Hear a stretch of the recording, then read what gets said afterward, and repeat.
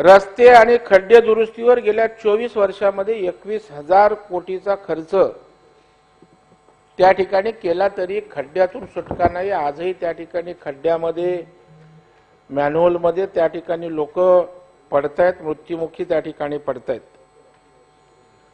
सभापती महोदय, दरवर्षी रस्ते चरभरणे, त्याच्यामध्ये साधारणतः 300 कोटीचा भ्रष्टाचार झालेला सभापती महोदय आहे आणि योग्य देखभाल अभावी त्या ठिकाणी रस्त्याची दुर्दशा आपल्याला आजही त्या ठिकाणी पाहायला मिळते। सभापती महोदय, या ठिकाणी वाहतूक कोंडी आज मुंबईचा मोठा विषय आहे। त्या नियोजनाकडे बारकाईनं लक्ष देण्याची सभापती महोदय आवश्यकता आहे। सभापती महोदय, 2007 साली निवडणुकीला सामोरं जात असताना दादा मुंबईकरांना वचन दिलं होतं 24 तास पाणी पुरवठा आम्ही त्या ठिकाणी करू। 24 तास पाणी पुरवठा दिला का? आजही त्या ठिकाणी मुंबईमध्ये पुरेसं पाणी मिळत नाही, स्वच्छ पाणी मिळत नाही। आजही मुंबईच्या ज्या टेकड्या आहेत त्या टेकड्यांवर पाण्याचा फोर्स नसल्या कारणानं आज महिला भगिनींना सुद्धा खाली 1-1 किलोमीटर ज्या टेकड्या आहेत, घाटकोपर, बोरिवली, शिवडी, त्यांना त्या ठिकाणी सभापती महोदय यावं लागतं आणि त्यामुळे दूषित आणि अपुरा पाणी पुरवठा ही सभापती महोदय आजही त्या ठिकाणी समस्या आहे। पाणी गळतीच्या बाबतीत आम्ही वारंवार बोलतो, परंतु आजही पाणी गळती रोखण्यात त्या ठिकाणी मुंबई महानगरपालिकेला पुरेसं यश सभापती महोदय या ठिकाणी आलेलं नाही। सभापती महोदय, 2000 कोटीचा खर्च होऊनही आज मिठी निधीचा प्रकल्प त्या ठिकाणी अपूर्ण अवस्थेमध्ये आहे।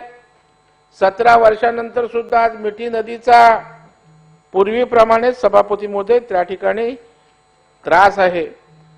नाले सफाई, नाला दुरुस्तीवर 6000 कोटीचा सभापती महोदय खर्च केला, तरीही मुंबई आजही त्या ठिकाणी पाण्यामध्ये आहे। सभापती महोदय, मोगरा, माहुल, पजवा उदंचन केंद्र 15 वर्षानंतरही कागदावर खर्च 1200 कोटीवरनं 4000 कोटीवर सभापती महोदय या ठिकाणी गेलेला आहे। सभापती महोदय, नद्याच्या शुद्धीकरणाची त्या ठिकाणी गोष्टी केल्या गेला, कंत्राटाचा सपाटा त्या ठिकाणी लावला गेला, परंतु अजूनही ते काम पूर्णत्वाकडे सभापती महोदय या ठिकाणी जात नाही आणि पाणी तुंबणाऱ्या नवनवीन ठिकाणामध्ये सभापती महोदय वाढ होताना दिसते। सभापती महोदय, मला या ठिकाणी शिंदे फडणवीस सरकारचं अभिनंदन करायचं आहे की नव्या 7 एसटीपी प्लांटचं भूमिपूजन त्या ठिकाणी केलं गेलं। खरं म्हणजे सांडपाणी प्रक्रिया केंद्र एसटीपी प्लांट ज्याला आपण म्हणतो, गेले अनेक वर्ष हा विषय त्या ठिकाणी प्रलंबित होता, परंतु या नव्या सरकारच्या नेतृत्वाखाली, मार्गदर्शनाखाली आता त्याचं काम सभापती महोदय या ठिकाणी सुरू झालेलं आहे। सभापती महोदय, आजही मुंबईसारख्या शहरामध्ये 40% ठिकाणी मलनिसारण वाहिनी नाहीये। सर्व असणाऱ्या सांडपाणी प्रकल्पाची दुरावस्था सभापती महोदय आहे। मलनिसारण वहन क्षमता वाढवण्यात त्या ठिकाणी आजही आम्हाला पूर्णपणे यश आलेलं नाही आणि त्याच्यामुळे सभापती महोदय 2005 पासून 17 वर्षानंतरही 10,000 करोड खर्च झाल्यानंतर या ठिकाणी ब्रिमस्टोन प्रकल्प पूर्ण करण्यामध्ये त्या ठिकाणी अजूनही यश सभापती महोदय या ठिकाणी आलेलं आहे आणि सभापती महोदय साधारण 30 ते 60% पालिकेची लूट या अशा प्रकारच्या कंत्राटाच्या माध्यमातून झाल्याचं सभापती महोदय दिसतंय। सभापती महोदय, कचरा निर्मितीचा, कचऱ्याचं त्या ठिकाणचं कचरा व्यवस्थापनामध्ये सुद्धा त्या ठिकाणी अजूनही पुरेसं यश आलेलं नाही। माझी या ठिकाणी आपल्या माध्यमातून सरकारला विनंती राहणार आहे की देवनार कचऱ्यापासूनचा वीज निर्मिती प्रकल्प त्या ठिकाणी पूर्णपणे परिपूर्ण करण्याच्या सभापती महोदय या ठिकाणी अपेक्षा आहे। कचरा डेपोतील आगी रोखण्यामध्ये त्या ठिकाणी सातत्यानं महापालिकेला सभापती महोदय या ठिकाणी अपयश येत आहे। सभापती महोदय, आजही मुंबईमध्ये त्या ठिकाणी पुरेसे सफाई कामगार नाही आहेत। सफाई कामगारांच्या त्या ठिकाणी मालकी हक्काच्या घरांच्या बाबतीत सातत्यानं बोललं जातं, वेगवेगळ्या प्रकारच्या योजना आणल्या जातात, पण मध्येच काय होतं, त्या योजना त्या ठिकाणी पूर्णत्वाकडे जात नाहीत।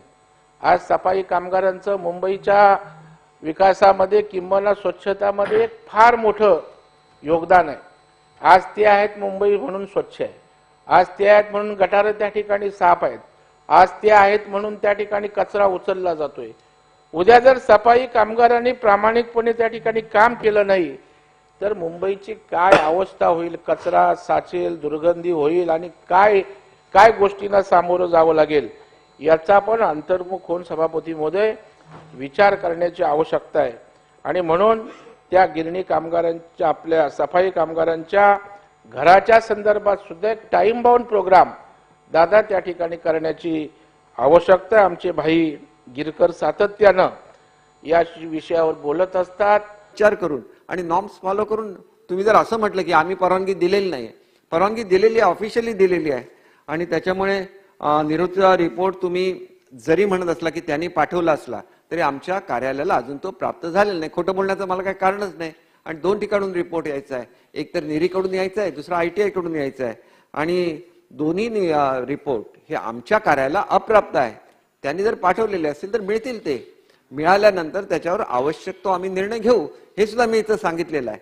त्याच्यामुळे असा काही प्रश्न उद्भवत नाही की कोणाला तरी दंड केलेला आहे आणि तो वसूल केलेला नाही, असं बिलकुल नाही। ज्यावेळेला आम्ही कारणे दाखवा नोटीस देतो त्यावेळेला त्याच्यामध्ये एवढा दंड आपल्याकडून का वसूल करण्यात येऊ नये त्या ऍक्ट प्रमाणे ही अमाऊंट त्याच्यामध्ये लिहिलेली असते, आणि ते जर त्या ठिकाणी त्यांचा दोष आढळला नाही तर प्रश्न उद्भवत नाही त्याच्यामध्ये। अनुभव बोला। मी मंत्र्यांना पर्यावरण विभागाने जो दंड त्यांच्यावर ठोठवलेला आहे त्याच प्रश्न विचारतो, काही प्रकल्प बाहेर पाठवा असं काही म्हटलंच नाही। मंत्री काय एवढं डिस्टर्ब झालं मला कळालं नाही। अध्यक्ष महाराज, एकदम साधा विषय आहे।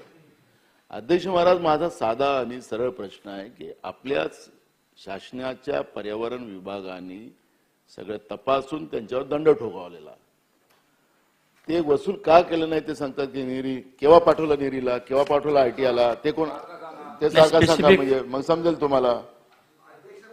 आताच प्रश्न विचारताना चुकीच्या माहितीच्या आधारे विचारला जातोय। आपल्याकडे असं काही डॉक्युमेंट असेल की आम्ही दंड केला, आम्ही नोटीस दिली की तुम्हाला एवढा दंड का करण्यात येऊ नये, प्रिन्सिपल ऑफ नॅचरल जस्टिस प्रमाणे अशी नोटीस द्यायलाच लागते, आणि त्याच्यामध्ये समोरच्या माणसाला आपलं म्हणणं सादर करण्याची संधी द्यायला लागते। त्याच्यामुळे आपण जे म्हणता की दंड त्या ठिकाणी ठोठावलाय, दंड अजिबात केलेला नाहीये। नोटिसीमध्ये ह्या अमाऊंटचा उल्लेख आहे की एवढा आपल्यावर दंड का करण्यात येऊ नये, तर त्याला अधिकार आहे आपलं म्हणणं सादर करण्याचं।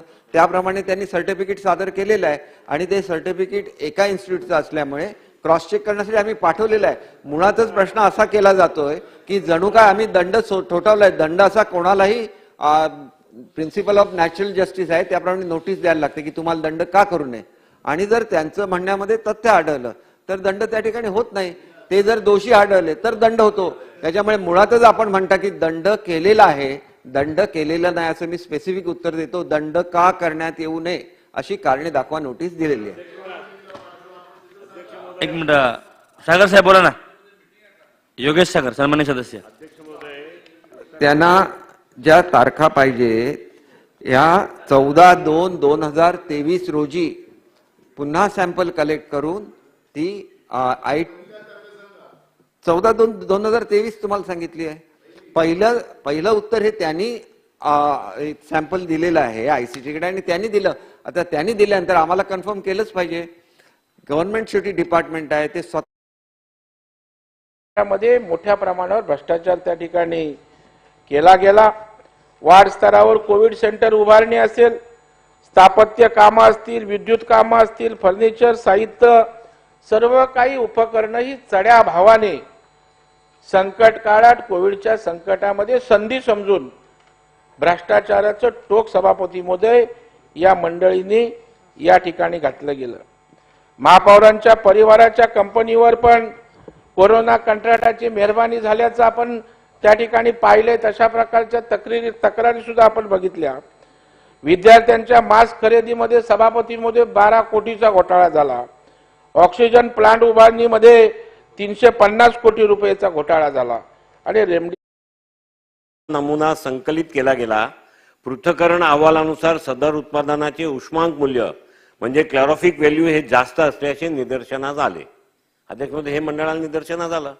त्यानंतर अध्यक्ष महोदय 31/11/2022 रोजी सादर करण्यात आलेल्या माहितीच्या आधारे मंडळाच्या उत्पादन व घातक घनकचरा समितीने मंडळाची उत्पादन व घातक घनकचरा समिती 15/12/2022 च्या बैठकीमध्ये हे लेटेक्स पॉलिमर केक हे उपउत्पादन घातक घनकचरा संवर्गात मोडत असल्याचे निश्चित करण्याचे त्याची विल्हेवाट शास्त्रीय म्हणजे मंडळाने ठरवलं आहे ते. आणि आता आपण निरीकडे पाठवतायत. आपण आता प्रदूषण नियंत्रण मंडळांच्या अधिकाऱ्यामार्फत राष्ट्रीय रासायनिक प्रयोगशाळा पुणे आणि राष्ट्रीय पर्यावरण अभियांत्रिकी संशोधन संस्था नागपूर निरीकडे पाठवतायत. अध्यक्ष महोदय, तुमच्याच लोकांनी ठरवलंय की हे बरोबर आहे. पहिला तुमच्याच लोकांनी कंप्लेंट घेतली आणि त्याला क्लॅरोफिक व्हॅल्यूची जास्त आहे, उष्मांकन व्हॅल्यू जास्त आहे हे आपणच ठरवतो. आणि अध्यक्ष महोदय, यामुळे या संदर्भामध्ये काहीतरी वेगळा प्रकार त्या मंडळाच्या आतमध्ये शिरते असा शंका येणं सर्व सदस्यांना स्वाभाविक आहे. मंत्री महोदय, या संदर्भामध्ये निरीचा अहवाल येईपर्यंत आपण या कंपनीला हा बाय प्रोडक्ट बंद करण्यासाठीचा निर्देश देणार का? अध्यक्ष महोदय, या ठिकाणी आपण जे म्हटलेलं आहे की जी कॅलोरिफिक व्हॅल्यू जी असते हे तो पदार्थ ज्वलनशील असला तर तो भट्टीमध्ये सुद्धा वापरला जाऊ शकतो ज्वलनशील पदार्थ म्हणून. वेगवेगळे यूज असतात. याच्यामध्ये असं आहे की अनधिकृत याच्याकडे पाठवलं ट्रेडरकडे आणि म्हणून त्यांना जो दंड करायचा तो दंड ऑलरेडी केलेला आहे. त्यांना जो दंड केलेला आहे तो आपण ज्याप्रमाणे उल्लेख केलेला आहे त्याप्रमाणे 9 लक्ष रुपयाची त्यांची जी बँक हमी होती ती जप्त केलेली आहे आणि 18 लक्ष रुपयाचा दंड केलेला आहे. आता हे हॅझार्डस आहे का?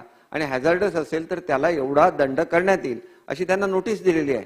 आणि रिपोर्ट मी आपल्याला मगाशीच सांगितलं, मी आपल्याला तारखा सुद्धा देतो. मी मगाशी चुकून IIT म्हणालो, परंतु NCL कडे पाठवलेली तारीख आहे 3/3/2023. नॅशनल केमिकल लॅबोरेटरी आहे पुण्याला, त्यांच्याकडे पाठवलेलं आहे. आणि निरीचं जे नागपूर कार्यालय आहे त्याच्याकडे 15/2/2023 ला हे पाठवलेलं आहे. सन्मान्य सदस्य पृथ्वीराज चव्हाण साहेब. अध्यक्ष महोदय, या प्रश्नामध्ये आणि उत्तरामध्ये प्रचंड मोठी विसंगती आहे. अध्यक्ष महोदय, रोम अँड हास नावाची एक प्रसिद्ध केमिकल कंपनी जगातली आहे. ती इथं काही प्रोडक्शन करत होती. ती कंपनी नंतर हस्तांतरित झाली आणि डाव केमिकल्स नावाच्या कंपनीने ती घेतली. त्या डाव केमिकलचे काय बॅकग्राऊंड आहे आपल्या सर्वांना माहिती आहे, कुठं कुठं काय काय केलेलं आहे. तर त्यामुळं ते वॉटर बेस्ड लेटेक्स पॉलिमर नावाचा पदार्थ करतात. आता जेव्हा 4 मार्च 2021 ला तक्रार झाली की इथं काहीतरी बेकायदेशीर चाललेलं आहे, अनधिकृत विल्हेवाट लागलेली आहे, तेव्हा जी पाहणी करण्यात आली 8 मार्चला, त्यामध्ये आपल्या उत्तरात आपण काय म्हटलेलं आहे की या पाणीमध्ये लेटेक्स पॉलिमर केक विल्हेवाटीसाठी अनधिकृत व्यवसायाकडे पाठवण्यात येत असल्याचे निदर्शनात आले होते. हे आपलंच उत्तर आहे की अनधिकृतपणे म्हणजे मान्यता नसताना कुठल्या तरी दुसऱ्या व्यवसायाकडे विल्हेवाटीकरता पाठवण्यात येत होते अनधिकृतपणे. हे आपण मान्य केलं नाही. त्याबरोबर आहे ना, आता अनधिकृत व्यवसायाकडे पाठवलं म्हणजे चालेल ना. आता ते चुकीचं लिहिलं, व्यवसायाकडे म्हटलेलं आहे. पण एक आपण मान्य केलेलं आहे की अनधिकृत व्यवसायाकडे म्हणजे मान्यता नसताना काहीतरी त्यांनी केलेलं आहे आणि त्यामुळे आपण दंड केला. आता तो 9 लक्ष होता, 16 लक्ष हमी होती. पण आपल्या लक्षात आलं की प्रकार फार गंभीर आहे. नसता तर मग 9 लक्ष दंड घेऊन तुम्ही समाधान झालं असतं. मग तुम्ही कार्डे दाखवा नोटीस 200 कोटी दंडाची का दाखवली? का हा प्रकार गंभीर आहे. म्हणजे मुद्दामच कोणी त्रास देण्याकरता अशा नोटीस काही पाठवत नाही. आता कधीच झालंय हे 2022चा विषय आहे. म्हणजे 11 ऑगस्ट 2022 मध्ये ही दंडाची रक्कम जमा केली. आतापर्यंत काय चाललेलं आहे? आतापर्यंत याची विल्हेवाट अनधिकृतपणे चाललेली आहे का? आता आपण कुठेतरी 2-3 ठिकाणी NCL ला पुण्याला, नंतर निरीला आणि IIT ला तिघांना अहवाल पाठवलेले आहेत. आता तो अहवाल जर त्यामध्ये हे बेकायदेशीर आहे, अनधिकृत आहे, हानिकारक आहे हे दिसलं तर मग हा दंड आपण जो कारणे दाखवा नोटीस दिलेला आहे 200 कोटीचा दंड वसूल करणार का? कारण त्यामध्ये काहीतरी अनधिकृत झालेलं आहे, तुम्ही मान्य केलेलं आहे, स्वतः सांगितलेलं आहे की यामध्ये अनधिकृत चाललेलं म्हणून तुम्ही दंड केला. आता दंड 9 लाखाचा केला, 10 लाखाचा केला का 200 कोटीचा केला? ज्या अधिकाऱ्यांनी 200 कोटीचा दंडाची कारणे दाखवा नोटीस पाठवलेली आहे त्या अधिकाऱ्यांनी काहीतरी विचार करून पाठवली असेल. तेही तुमचे तज्ञ अधिकारी आहेत, प्रशिक्षित अधिकारी आहेत. ही बाब अतिशय गंभीर आहे. मंत्री महोदय, आपण फार मला वाटतं लाईटली घेता विषय. नानाभाऊंनी अत्यंत महत्वाचा विषय सभागृहासमोर आणलेला आहे आणि कोकणाच्या पर्यावरणाचा प्रश्न आहे. त्यामुळे आपण हा गंभीर घ्यावा आणि काहीतरी ठोस उत्तर यामध्ये द्यावं की कधीपर्यंत हे अहवाल येतील आणि अहवाल आले की आपण 200 कोटीचा दंड सुनावणार का? मंत्री महोदय, महोदय, जर दोषी आढळले तर त्यांना 200 कोटीचा दंड होणारच आहे. कोणी नाही म्हणून सांगितलेलं आहे. 200 कोटीचा दंड आज झालेला नाहीये. कारणे दाखवा नोटीस दिलेली आहे आणि कारणे दाखवा नोटीस दिल्यानंतर हे हॅझर्डस प्रोडक्ट नाही हे त्यांनी आयसीटी काही खासगी इन्स्टिट्यूट नाही, ही गव्हर्नमेंटची इन्स्टिट्यूट आहे, त्यांचं सर्टिफिकेट ऑलरेडी त्यांनी दिलेलं आहे. तरी पण नॅशनल केमिकल लॅबोरेटरीकडे पुन्हा पाठवलेलं आहे की हॅझर्डस आहे का, पाठवलेलं आहे. आणि जे काय येईल त्याच्यामधून निष्पन्न त्याच्यावर दंड आम्ही अजूनही रद्द केलेला नाही, प्रोसेसमध्ये आहे तो. आणि त्याच्यामुळे आम्ही असं कुठे म्हटलेलं आहे की दंड आम्ही रद्द केलेला आहे म्हणून. दंडाची नोटीस दिलेली आहे की नॅशनल केमिकल लॅबोरेटरीकडे पुण्याला हे पाठवलेलं आहे आणि त्याच्यामुळे त्यांच्याकडून जर हॅझर्डस आहे असं झालं तरच पुढची कारवाई सुरू होईल. आणि नॉन हॅझर्डस आहे असं जर आढळलं तर मग त्याच्यामध्ये पुढची कारवाई होण्याचा प्रश्न उद्भवत नाही, कारण ती कारणे दाखवा नोटीस आहे. दुसरं असं आहे की पृथ्वीराज बाबांनी जे सांगितलेलं आहे त्याच्यामध्ये सुद्धा त्यांनी डिस्पोजल करत असताना नवीन प्रपोजल दिलेला आहे की सिमेंट कंपनीला हे बाय प्रोडक्ट आम्ही देऊ. कारण सिमेंट कंपनी असते ती रेग्युलर ह्याच्यामध्ये करू शकते, ट्रेडरकडे गेल्यानंतर पुढे त्याचा काय वापर झालेला आहे हे समजू शकत नाही, म्हणून त्याला ती नोटीस आणि दंड केलेला आहे. आणि ते हॅझार्डस असेल तर मग त्याला मोठा दंड होईल, कारण आपणच त्याला परमिशन दिलेली आहे बाय प्रोडक्ट म्हणून. तशी ऑफिशियल परमिशन बाय प्रोडक्ट म्हणून दिलेली आहे. परमिशन एक तर रिव्होक करायला लागेल आणि कारवाई करायला लागेल, ही पुढची कारवाई आहे. आणि ती कारवाई करत नाही असं आम्ही कधीही म्हटलेलं नाही. जर दोषी आढळले तर कारवाई होईल. नाना भाऊ, आता आणि सरळ प्रश्न आहे त्याला क्लिष्ट करण्याचं काम मंत्री महोदय करतात आहे. हे मान्य करतात अध्यक्ष महाराज की त्या ठिकाणी चुकीचं प्रॉडक्ट होत होतं, त्याच्या आधारावर जे मंडळ होतं आणि पर्यावरण विभागाने त्यांच्यावर दंड ठोकावला. मग मंडळातच डाळ काळी आहे का पूर्ण डाळच काळी आहे हा एक प्रश्न आहे. मग असं ब्लॅकमेलिंग होतं का, कंपन्यांना ब्लॅकमेलिंग करतं का तुमचं मंडळ? तुम्ही आता जे फिरवत आहेत मग कशाला तुम्ही त्याला दंड ठोकवला त्यावेळेस? का नाही निरीचा रिपोर्ट मागून घेतला पहिले आणि मग सगळ्या नंतर का कारवाई केली नाही तुम्ही? मला असं वाटतं अध्यक्ष महाराज याच्यामध्ये विधिमंडळाची एक समिती बनवतं का? म्हणजे तुम्हाला खरंच दूध का दूध पाणी पाणी येणार याच्यात. जॉईंट कमिटी करा ना. काय बोलायचं काय तुम्ही? एक बघा तुमच्या उत्तरात तुम्ही दीपकराव नाही तुम्ही मंत्री महोदय ऐका ना, ऐका माझं पूर्ण ऐकून घ्या ना, माझं ऐकून घ्या ना. काय मी ऐकून घ्या ना. मग मी बोलण्यातच मी तुम्हाला सांगतो, तुम्हीच उत्तराला क्लिष्ट केलेला आहे. मी सगळं रेकॉर्ड काढून मी तुम्हाला सांगतो. तुम्ही आमच्या मित्रात तुम्ही अडचणीत ना, मी तुम्हाला मुद्दाहून सांगतोय खरं, मी तुम्हाला सांगतोय. कशासाठी मग त्यांना दंड? नाना भाऊ, स्पेसिफिक प्रश्न म्हणजे आपण उत्तर घेता येईल. आपण सांगताय की त्या ठिकाणी चुकीचं प्रॉडक्ट केलं गेलं, पर्यावरणाचं नुकसान झालं आणि त्याच्यामुळे आम्ही दंड ठोकावलेला आहे. हा दिलं पाहिजे. मी जे काय बोललो ते ऑन द रेकॉर्ड आहे. ऑन रेकॉर्ड मी सांगितलेलं आहे की या प्रोडक्टला बाय प्रोडक्ट म्हणून मान्यता दिलेली आहे. ती लेखी स्वरूपामध्ये आहे. आपण कन्फर्म करून बघू शकता. हा कोणाची तरी कंप्लेंट आली की ती कंप्लेंट कन्फर्म करायलाच लागते आणि अशी कन्फर्म झाली कंप्लेंट तर त्यांचं बाय प्रोडक्टचं लायसन्स रद्द करण्यात येईल आणि त्यांना दंड ठोठावण्यात येईल. हे मी फ्लोर ऑफ द हाऊसवर सांगितलेलं आहे. ह्याच्यामध्ये दडवण्याचा काय प्रश्न येतो? आणि दुसरं सुद्धा असं सांगितलं आहे की जर ट्रेडर असले तर ट्रेडर कुठे पाठवतात याचा ट्रेस पुन्हा पोल्युशन कंट्रोल बोर्डला होऊ शकत नाही. आणि म्हणून त्यांना असं सांगण्यात आलं होतं की तुम्ही हे कुठे प्रक्रिया केली जाते हे तुम्ही सांगा. त्याप्रमाणे त्यांनी सिमेंट उद्योगाचं हे दिलेलं आहे की आम्ही सिमेंट उद्योगाला हे देऊ, कारण तो बाइंडिंग एजंट आहे, सिमेंटमध्ये वापरता येतो. शेवटी तो बाइंडिंग एजंट आहे. तो हॅझार्डस आहे की नाही हा टेक्निकल सब्जेक्ट आहे. टेक्निकल लोक त्याच्यावर उत्तर देतील आणि टेक्निकल उत्तर जर कंपनीच्या विरोधात आलं तर कारवाई करतो. हे मी फ्लोर ऑफ द हाऊसवर सांगितलेलं आहे. त्याच्यामुळे कोणाला प्रोटेक्ट करण्याचा प्रश्नच उद्भवत नाही. टेक्निकल सब्जेक्ट आहे, त्याचा रिपोर्ट येऊन दे, ठीक आहे, त्यानंतर पुढे जाऊ आवश्यक आपण. ती कारवाई केली जाईल. स्पेसिफिक प्रश्न एवढाच आहे, त्यांनी उत्तर द्यायचं नाही. मी आता सगळं रेकॉर्ड काढून मी करतो, मी सगळं तुम्हाला देतो अध्यक्ष महाराज. माझा एवढा स्पेसिफिक प्रश्न आहे. मंत्री महोदय सांगतात की आम्हाला कंप्लेंट आली, कंप्लेंटच्या आधारावर आम्ही तपासणी केली, आम्हाला पोल्युशन विभागाने आणि आमच्या मंडळाने त्या पद्धतीचा आम्ही दंड ठोठावला. मग आता दंड ठोठवल्यानंतर आता तुमची नंतरची प्रक्रिया सुरू झाली. ज्यावेळेस ह्या सगळ्या गोष्टी तुमच्या निदर्शनास आल्या त्यावेळेस तुम्ही निरी असेल, तुम्ही वेगवेगळ्या एजन्सीला तुम्ही हे सगळ्या तपासणीसाठी पाठवलं.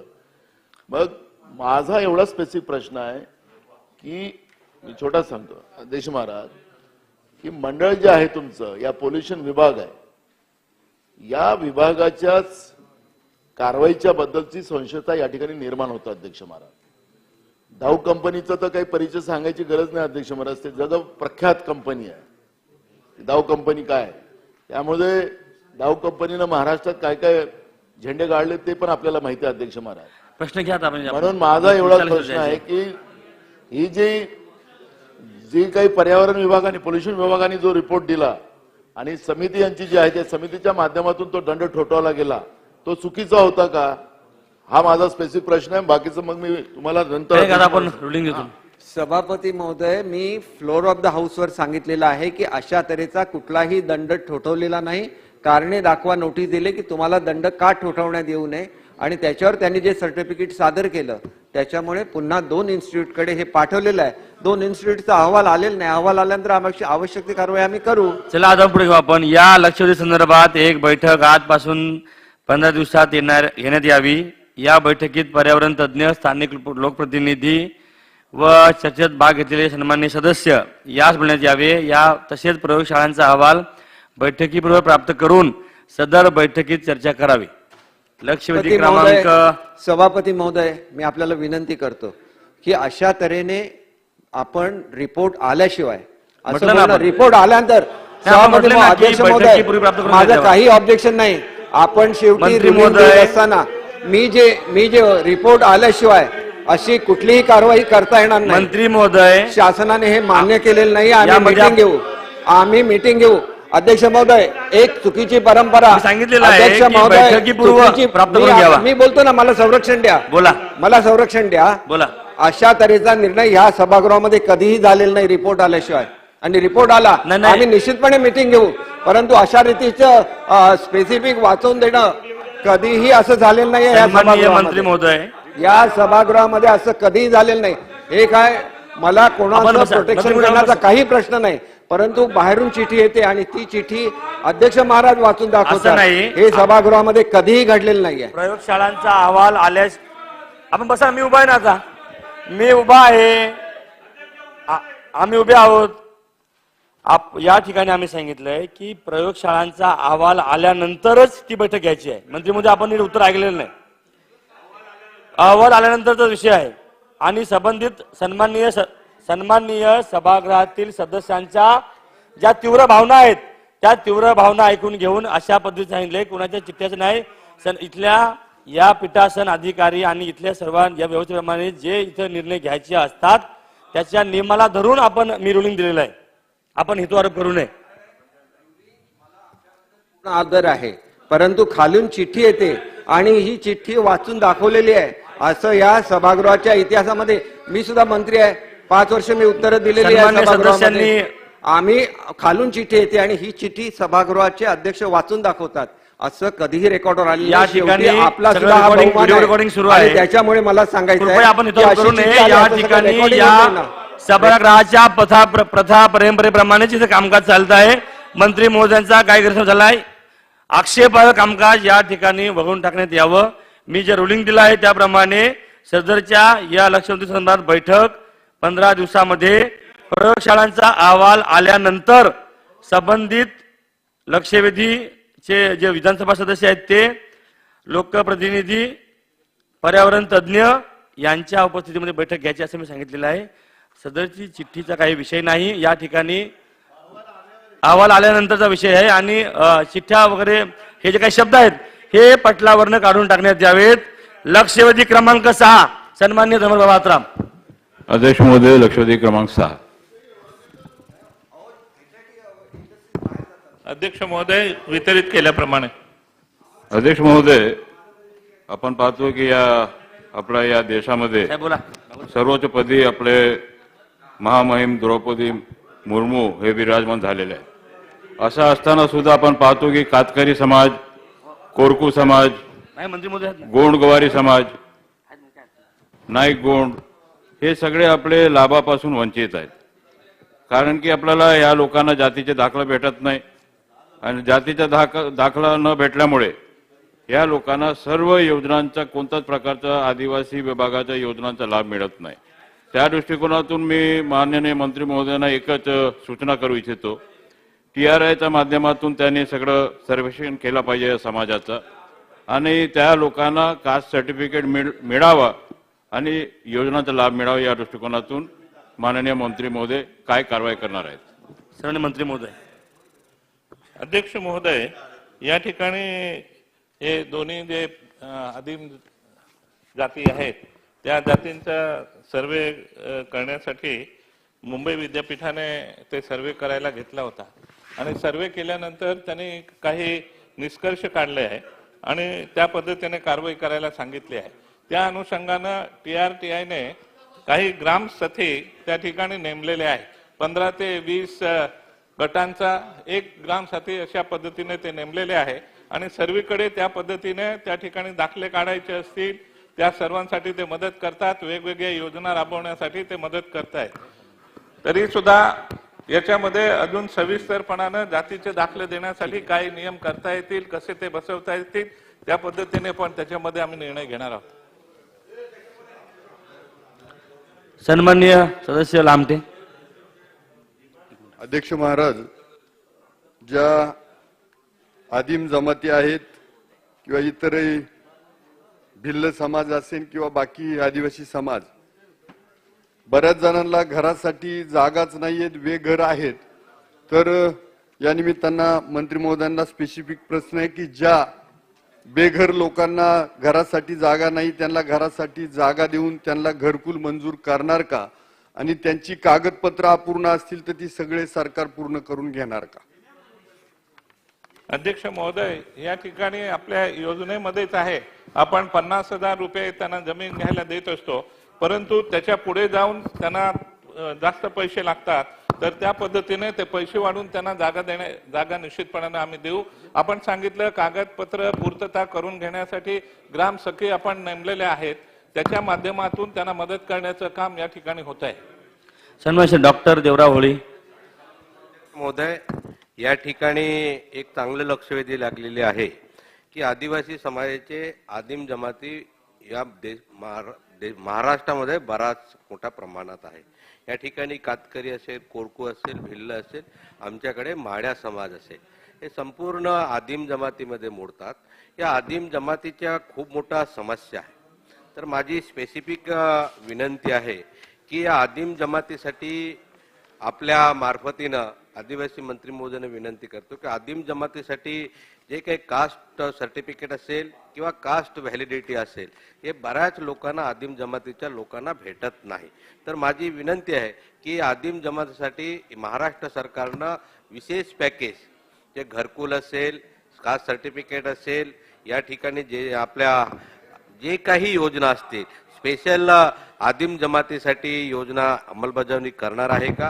या लक्षवेधीमध्ये जे खडकवासला हवेली प्रांत श्री संजय आसवले आणि मुळशी तहसीलदार अभय चव्हाण या लोकांना, हे कातकरीच्या लोकांना खूप जमातीच्या सर्टिफिकेटसाठी ज्या पद्धतीनं त्यांना देत नाही की उद्धट बोलतो, अशा अधिकाऱ्यांना आपण कारवाई करणार आहात का? मंत्री महोदय. अध्यक्ष महोदय, मी सुरुवातीला सांगितलं मुंबई विद्यापीठानं या तिन्ही आदिम जातीसाठी सर्वे केलेला आहे आणि त्या सर्वे करून त्यांनी ज्या शिफारशी केल्या आहेत त्या अनुषंगानं आपण TRTIच्या माध्यमातून त्या ठिकाणी ग्राम साथी त्याचबरोबर त्यांच्यावर समन्वयक अशा पद्धतीचे पदं आपण निर्माण केली आणि निर्माण करून त्यांना आपण त्या ठिकाणी सर्वे करून ज्या त्रुटी आहेत त्या भागातल्या त्यांना मदत करण्याचं काम त्याच्या माध्यमातून होत आहे. सन्मान्य सदस्याने मुळशीच्या बाबतीमध्ये जो प्रश्न विचारला त्यांनी राजस्व अभियानाच्या अंतर्गत 1 जानेवारी 2021 पासून 28 फेब्रुवारी 2023 पर्यंत त्यांनी सुमारे 35 कॅम्प घेतलेले आहे आणि त्या 35 कॅम्पच्या माध्यमातून त्यांनी 907 दाखले दिलेले आहे. मग आधार कार्ड असेल, उत्पन्नाचे दाखले, जात प्रमाणपत्र, जॉब कार्ड आणि रेशन कार्ड. सर्वसाधारण आधार कार्ड 539, उत्पन्नाचे दाखले 74, जात प्रमाणपत्र 108, जॉब कार्ड 74, रेशन कार्ड अशा पद्धतीचे दिलेले असल्यामुळे कारवाई करण्याचा प्रश्नच उद्भवत नाही. सन्माननीय अशोक पवार. महोदय, आपण महाराष्ट्र सरकार इकडनं डीपीडीसीला मोठ्या प्रमाणात निधी वेगवेगळ्या विभागाला देतो, त्याचबरोबर हा आदिवासी विभागाला पण आपण देत असतो. आज अनेक नवनवीन योजना आलेल्या आहेत, म्हणून या आदिवासी लोकांना वैयक्तिक लाभाचे विषय आपण तिथं काही त्यांना देण्यासाठी उदाहरणार्थ वेगवेगळ्या योजना आणणं गरजेचं आहे. कुठेतरी जुन्याच योजनांना आपण वैयक्तिक लाभाच्या फायदे देतात आणि वैयक्तिक लाभाचे फायदे जास्त दिले तर आदिवासींना फायदे होतील आणि म्हणून वैयक्तिक लाभाचे फायदे जास्तीत जास्त डीपीडीसी मधल्या योजनेतनं आपण देणार का, असा एक प्रश्न आहे. दुसरा, जी 50,000ची मर्यादा आहे, समजा उदाहरणार्थ हवेली म्हणजे माझा पुणे जिल्ह्याला लागून आहे, तिथं पण काय आदिवासी आहे माझे भिल्ल समाजाचे, मग त्या ठिकाणी तुम्ही जमिनीचं मूल्यांकन वाढून देणार आहेत का नाही, हा दुसरा माझा प्रश्न आहे. आणि हवेली प्रांतचं काम अत्यंत चांगलं चालू आहे, त्यामुळं ह्या 2 प्रश्नाची उत्तर आपल्याकडनं अपेक्षित आहे. अध्यक्ष महोदय, निश्चितपणानं मूल्यांकन कसं वाढवून देता येईल या दृष्टीने आम्ही करणार आणि आता आम्ही बाकीच्या योजना राबवतो आहे, पण आता आम्ही अशी सुरुवात केली आहे की सर्वसाधारणपणे आदिवासी बांधवाला काय पाहिजे त्या पद्धतीच्या योजना बनवून त्यांना देण्याचा आम्ही निश्चितपणानं सुरुवात केली आहे. चला एक मिनिट. भुसारा, सुनील भुसारा. सन्माननीय मंत्री महोदय, धन्यवाद अध्यक्ष महोदय. या कातकरी समाजातील कुटुंबांना ज्या काही आपण मागील काळामध्ये योजना सुरू केल्या आहेत त्या अनेक योजनांचं आता नव्याने गठन करणं गरजेचं आहे.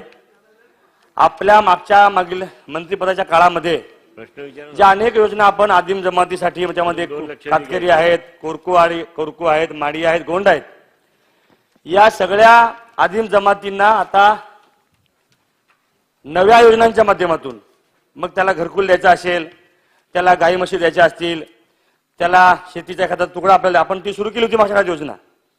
जे भूमिहीन आहेत, ज्यांना 2 वेळचं जेवणाची भ्रांत आहे, अशा लोकांसाठी मंत्री महोदय मागील काळामध्ये आपण खूप चांगलं काम केलेलं आहे. खावटीच्या अनुदानाच्या माध्यमातून संबंध देशाला दिशा देणारा उपक्रम आपण सुरू केला. माननीय तत्कालीन मुख्यमंत्री शरदचंद्रजी पवार साहेबांनी खावटीची योजना आपण आणली आणि आता ती आपण यंदा चालू नाही केली, ती सुरू करायची आहे. या आदिम जमातींसाठी साहेब आपल्याला त्याचा सगळा अभ्यास आहे. आपण तर डॉक्टर MBBS मला वाटतं सर्जन आहात, परंतु या स्पेसिफिक ज्या आपल्या 48 जाती आहेत त्यासाठी आपण आपली PhD त्यामध्ये झालेली आहे. तर एक चांगली योजना आपण आणणार का, हा माझा एक बेसिक प्रश्न आहे. आणि या योजनांच्या माध्यमातून या आदिम जमातीचं संरक्षण खऱ्या अर्थाने जे आपल्याला, तुम्हाला, आम्हाला, आमच्या समाजाला अपेक्षित आहे ते आपण करणार का. अध्यक्ष महोदय, या ज्या काही जुन्या योजना पूर्वी चालू होत्या त्या चालूच आहे, फक्त त्या मोठ्या प्रमाणामध्ये राबवण्याची गरज आहे, ती आम्ही निश्चितपणानं राबवू. हे प्रामुख्यानं कातकरी समाज, मी मंत्रिपदाचा कारभार सांभाळल्यानंतर मी 21/9/2022 या कातकरी समाजाचे सर्व लोकप्रतिनिधी त्या भागातले, त्या जिल्ह्यातले यांना आम्ही बोलवून घेतलं होतं आणि त्यांना विचारलं तुम्हाला कुठल्या गोष्टीची गरज आहे, काय केलं पाहिजे, आणि त्या पद्धतीने तुम्ही अर्ज करा, आम्हाला सांगा, निश्चितपणानं करू म्हणून. आणि त्याच पद्धतीनं त्यांनी सर्वसाधारणपणे कातकरी समाज आहे हा पशुपालन मोठ्या प्रमाणामध्ये करतो, मच्छीमारी करतो, वीट भट्टीची कामं वगैरे करतो आणि त्याचबरोबर त्या भागातले वन उपज आहे ते वन उपज गोळा करतो आणि त्याच्यावर प्रक्रिया वगैरे करत असतात. तर त्या अनुषंगानं आम्ही न्यूक्लियस बजेट असेल, केंद्र केंद्र शासनाकडून प्रिमिटिव्ह ट्राईबसाठी असलेला निधी असेल, या माध्यमातून आम्ही मोठ्या प्रमाणामध्ये त्यांना ज्याची मागणी येईल त्यांना सर्वांना देण्याचा आमचा प्रयत्न सुरू झाला आहे. नाना पटोले. महाराज, हे लक्षवेधीचा आदिवासी जमातीला आणखीन करायचे. लाभ मिळण्याच्या बाबतचा विषय आहे अध्यक्ष आणखीन महाराज. 2 लक्ष सन्मान्य सदस्य बाबा आत्रामजींनी पण या ठिकाणी विषय मांडला की अध्यक्ष महाराज, गोंडगोवारी ही जात त्याला प्रमाणपत्र न मिळणं विदर्भामध्ये. खरं तर आमच्याकडे दिवाळी जेव्हा येतं त्या दिवाळीचा दुसरा दिवस जो असतो लक्ष्मीपूजेच्या, जे गायगोदन त्याला म्हणतात, त्याला गोंडा गोवारीची दिवाळी असं म्हणतात. आणि ही दोन्ही जमात एकाच भागामध्ये राहतं. आता डॉक्टर होळीला माहिती आहे, बाबा आत्राम साहेबांनाही माहिती आहे. आणि गोंडगोवारी जात, कारण की टाटा कन्सल्टन्सीचाही रिपोर्ट त्याच्यामध्ये आलेला आहे.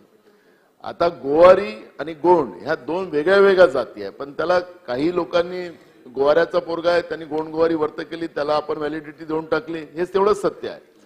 मला वाटतं की या ज्या काही जाती आहेत त्याला मुद्दामून प्रमाणपत्र दिलं जात नाही, काय त्याच्यातलं मला माहिती नाही. पण मी तुम्हाला सांगतो, मी रेकॉर्डवर आणतो की गोवारी ही स्वतंत्र जात आहे आणि ती आदिम जात आहे, पण तिला आपण मान्यता देत नाही.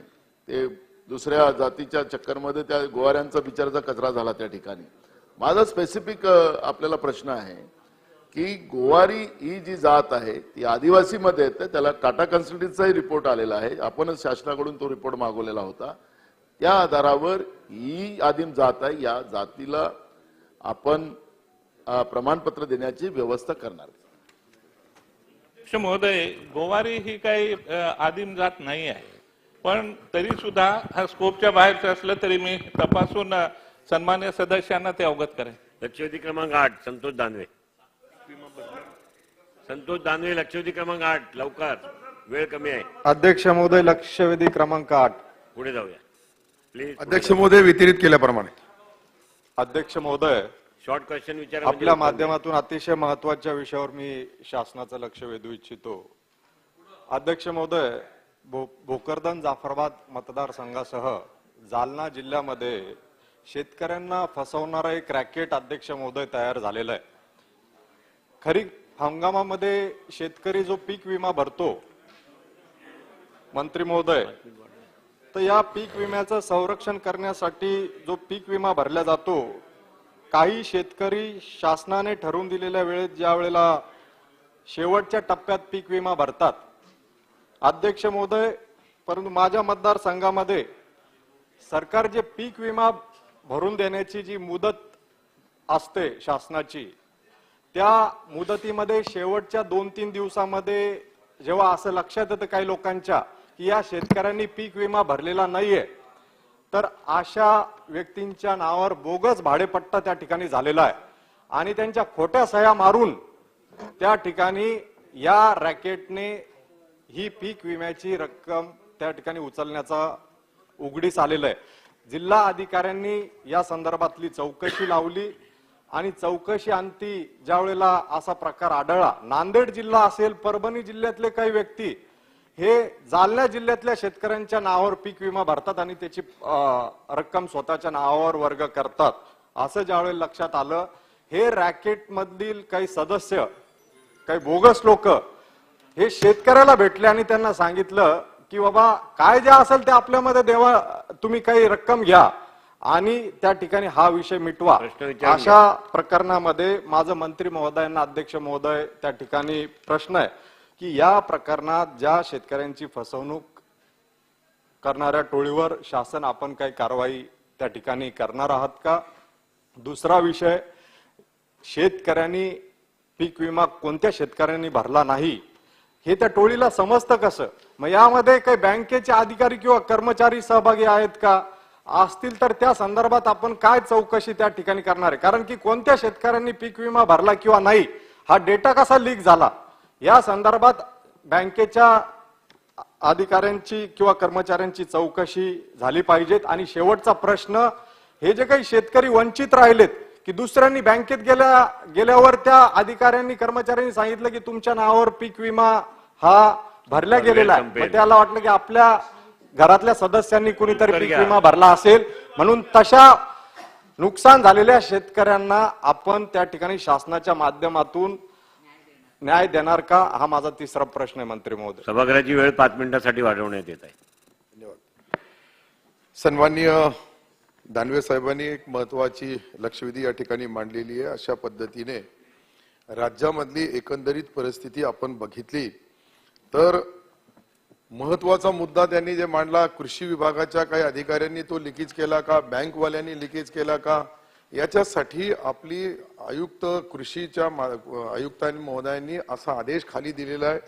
त्यामध्ये विशेषतः आपण पाहिलं तर 7,265 आतापर्यंत याच्यामध्ये जे रॅकेटमध्ये सामील झालेल्या लोकांनी शेतकऱ्याच्या नावाने बोगस विमा काढला आणि बोगस विमा काढल्यानंतर त्यांना ते ज्या वेळेस तक्रार झाल्यानंतर राज्यामधल्या अनेक ठिकाणी जळगाव असेल, सांगली असेल किंवा आपला जालना असेल, या ठिकाणी ज्या वेळेस झाला त्यांच्या माध्यमातून आता आपल्या मतदारसंघामध्ये भोकरदन आणि जाफराबाद मध्ये असे शेतकऱ्यांची संख्या 25 आणि जाफराबाद मध्ये 22 अशी आढळलेली आहे. हे निश्चित हे गंभीर प्रश्न आहे. अशा पद्धतीने हे शेतकऱ्याच्या नावाने अडवणूक, लुबाडणूक किंवा लूटमार करणारी जी टोळी आहे, तुम्ही जे सांगितल्याप्रमाणे त्यांच्या विरुद्ध आपण कडक कारवाई, जे काही फळबाग विमा कंपनीच्या नियमामध्ये जे आहे त्याच्यामध्ये जे काही कडक कारवाई करता येईल ते करण्यात येईल. आणि जे लोक अरे अजून आहे ना 2 प्रश्न आहे. तर याच्यामध्ये सन्माननीय सदस्यांनी जे काही आपल्या भावना मांडल्या का, ज्यांनी आता भरलं नाही त्यांच्यासाठी काही करता येईल का, तर निश्चित याचा विचार करू. पण शेवटी जे भरलेच नाही अशा लोकांना आपण देण्याचा निर्णय घेतला तर पुढे अडचण निर्माण होऊ शकते. म्हणून याला आपण जो मुद्दा सन्माननीय सदस्यांनी मांडला तेही तपासून घेऊ आणि याच्यामध्ये योग्य तो निर्णय घेण्यात येईल. पृथ्वीराज बाबा देतो, परत देतो. अध्यक्ष महोदय, बाबांचं झाल्यावर देतो. एक चांगल्या उद्देशानं प्रधानमंत्री कृषी फसल योजना, विमा योजना आणण्यात आली होती. पण या योजनेमध्ये अनेक दोष आहेत आणि एक आत्ता जो प्रश्न मांडला गेला की एक मोठी टोळी यामध्ये कार्यरत आहे, याचं उत्तर मंत्री महोदयांनी दिलेलं आहे. पण माझा स्पेसिफिक प्रश्न आहे की मराठवाड्यातल्या काही जिल्ह्यामध्ये शेतकऱ्याच्या नावावर जमीन नसताना किंवा अतिशय कमी 1 आर किंवा 2 आर जमीन असताना त्या शेतकऱ्यांनी 10-10 हेक्टरचा 5-5 हेक्टरचा विमा नोंदवलेला आहे. कारण त्यांना माहिती असतं की या ठिकाणी बहुतेक हवामान पाहून विमा भरायच्या तारखेच्या आधी बरोबर ते हप्ता भरतात. हप्ता शेतकऱ्याला फारच कमी भरावा लागतो आणि त्यामुळं अतिशय मोठ्या प्रमाणात जमीन दाखवून तिथं हप्ता भरला जातो. विमा कंपन्या त्यामध्ये सामील आहेत कारण त्यांचं काहीच जात नाही. तुम्ही विमाचे रक्कम दिली तर ते सहज मान्य करतात आणि त्यानंतर जर काही अडचण आली तर त्यामध्ये फार मोठ्या प्रमाणात शासनाला प्रीमियम त्याचं द्यावं लागतं. ही भयंकर मोठी रॅकेट आहे. माझा स्पेसिफिक प्रश्न असा आहे की माहिती आहे मंत्री महोदयांना याबद्दल कल्पना आहे की अशा प्रकारचा प्रकार चाललेला आहे. माझा प्रश्न असा आहे की यामध्ये तुम्ही विमा कंपन्यांना, विशेषतः खाजगी कंपन्यांना दोषी धरणार का? कारण आज आपले सगळे 7/12चे रेकॉर्ड आपले ऑनलाईन आहेत. त्यामुळे विमा काढताना 7/12 तपासण्याची जबाबदारी विमा कंपन्यांवर दिली पाहिजे आणि त्यांनी अशा प्रकारचा खोटा बोगस विमा उतरवला तर त्यांच्यावर कारवाई करणार का, हा माझा स्पेसिफिक प्रश्न आहे. नाही, निश्चित आपण जे सांगितल्याप्रमाणे काही लोकांकडे ऍक्च्युअल 7/12मध्ये जमीन कमी आहे. त्याच्या व्यतिरिक्त ज्यांनी हे भाडेपट्टे बोगस तयार केलेले आहे त्यांची चौकशी करण्यासाठी आपण मराठवाड्यामध्येही आणि राज्यभर कृषी आयुक्ताच्या माध्यमातून आदेश दिलेले आहे की याची संपूर्ण चौकशी करा. या रॅकेटमध्ये अजून किती लोक अजून याच्यामध्ये सहभाग आहे. आपण सांगितल्याप्रमाणे कृषी विभागाचे लोक असतील किंवा बँकवाले असतील, सन्माननीय सदस्यांनी सांगितलं. त्यानंतरही याच्या व्यतिरिक्त जे इन्शुरन्स कंपन्या सहित यांचा संयुक्त आता आमचा पंचनामा, आपली माहिती गोळा करणं चालू संयुक्तरित्या. कारण की आपला विभाग कलेक्टर महोदय स्वतः याच्यावर मॉनिटरिंग करू लागले आणि त्यांच्या माध्यमातून पीक विमा कंपन्या ज्या दोषी आहे तो अधिकार केंद्राचा आहे. परंतु राज्यातर्फे आपण ज्या भावना मांडल्या त्या पद्धतीने त्यांच्यावर बी कारवाई करण्याचा केंद्राला विनंती करण्यात येईल. शेवटचा प्रश्न, चला लवकर विचारून घ्या. नाही विमा आता संपली ना वेळ. वेळ आता कुठे 10 मिनिटाची वेळ, बेल 5 मिनिटात जाते. नाही, आपण- प्राजक्त तनपुरे.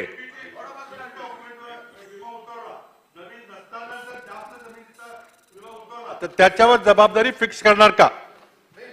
निश्चित आपण जे बोलल्याप्रमाणे मी तेच बोललो का ही केंद्र याचा शेवटचा अधिकार केंद्र सरकारकडे आहे. राज्य सरकार आपण जे माहिती दिली त्याची तंतोतंत अशा पद्धतीने केंद्र सरकारला विनंती करणार का या ज्या विमा कंपन्या आहे या विमा कंपन्या तितक्याच जबाबदार आहे का जमीन नसताना भाडेपट्टे बोगस करून शेवटच्या 3 दिवसामध्ये ज्या पद्धतीने ते विमा भरतात याच्या पाठीमागे निश्चित आपण बोलल्याप्रमाणे ते त्या पद्धतीने केंद्र सरकारला अशी विनंती करण्यात येईल आणि राज्य सरकारला अधिकार असला तर निश्चित राज्य सरकार त्या पीक विमा कंपन्यांवर कारवाई करेल. सभागृहाची नियमित बैठक 11 वाजता भरेल.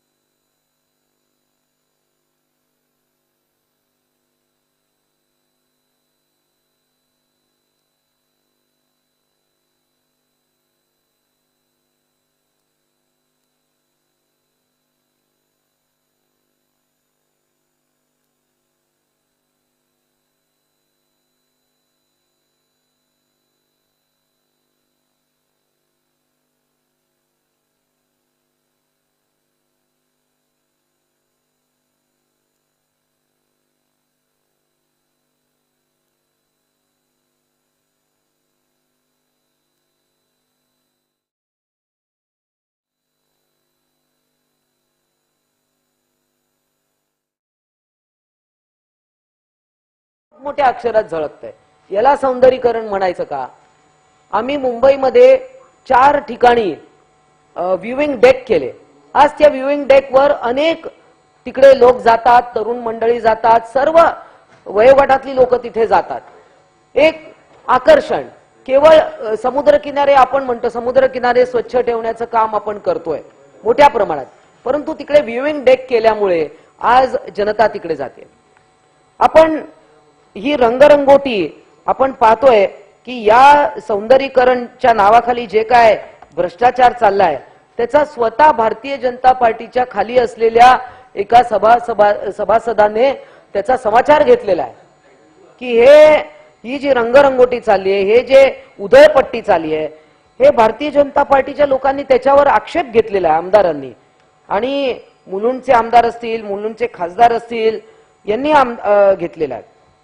3 कोटी रुपयांची फक्त सफेदी भांडूप, कांजूरमार्ग, विक्रोळी या ठिकाणी चाललेला आहे. आता या उड्डाण पुलांच्या खाली सुप्रीम कोर्टाच्या निर्णयाप्रमाणे आपण वाहनतळ करायची नाहीत. मग तिथे काय केलं? तिकडे आपण वॉकिंग ट्रॅक केले, जॉगिंग ट्रॅक केले, ओपन जिम केले, बसायला लोकांना कुठे विरंगुळ्याच्या जागा नाही त्या केलं. हे कोणाच्या कार्यकाळात झालं याचाही विचार करायला पाहिजे. 25 वर्ष जे आमच्या सोबत होते सत्तेमध्ये ते देखील स्टँडिंग कमिटीवर होते, इम्प्रूव्हमेंट कमिटीवर होते, तेव्हा त्यांनी 25 वर्षात कधी ब्र काढला नाही. तेव्हा त्यांना चांगलं वाटत होतं सगळं. मंजारी साहेब, तेव्हा यांनी अजिबात कधी कांगावा केला नाही, किंबहुना त्यातलं त्यांना कळत सुद्धा नव्हतं महानगरपालिका म्हणजे काय. आता कुठे त्यांना समजायला लागलं तर ते नावं ठेवतायत. आता एक जिजामाता उद्यान याचा विषय घ्या. सारखं पेंग्विन पेंग्विन पेंग्विन जे चाललंय, अहो त्या पेंग्विनमुळे आज लाखो करोडोचा महसूल महानगरपालिकेला मिळतोय. आणि आज देश विदेशातली लोक ज्या म्हणजे गरीब जनतेने, साधारण महानगरपालिकेत शिकणाऱ्या मुलांनी कधी पेंग्विन बघायचे नाही का?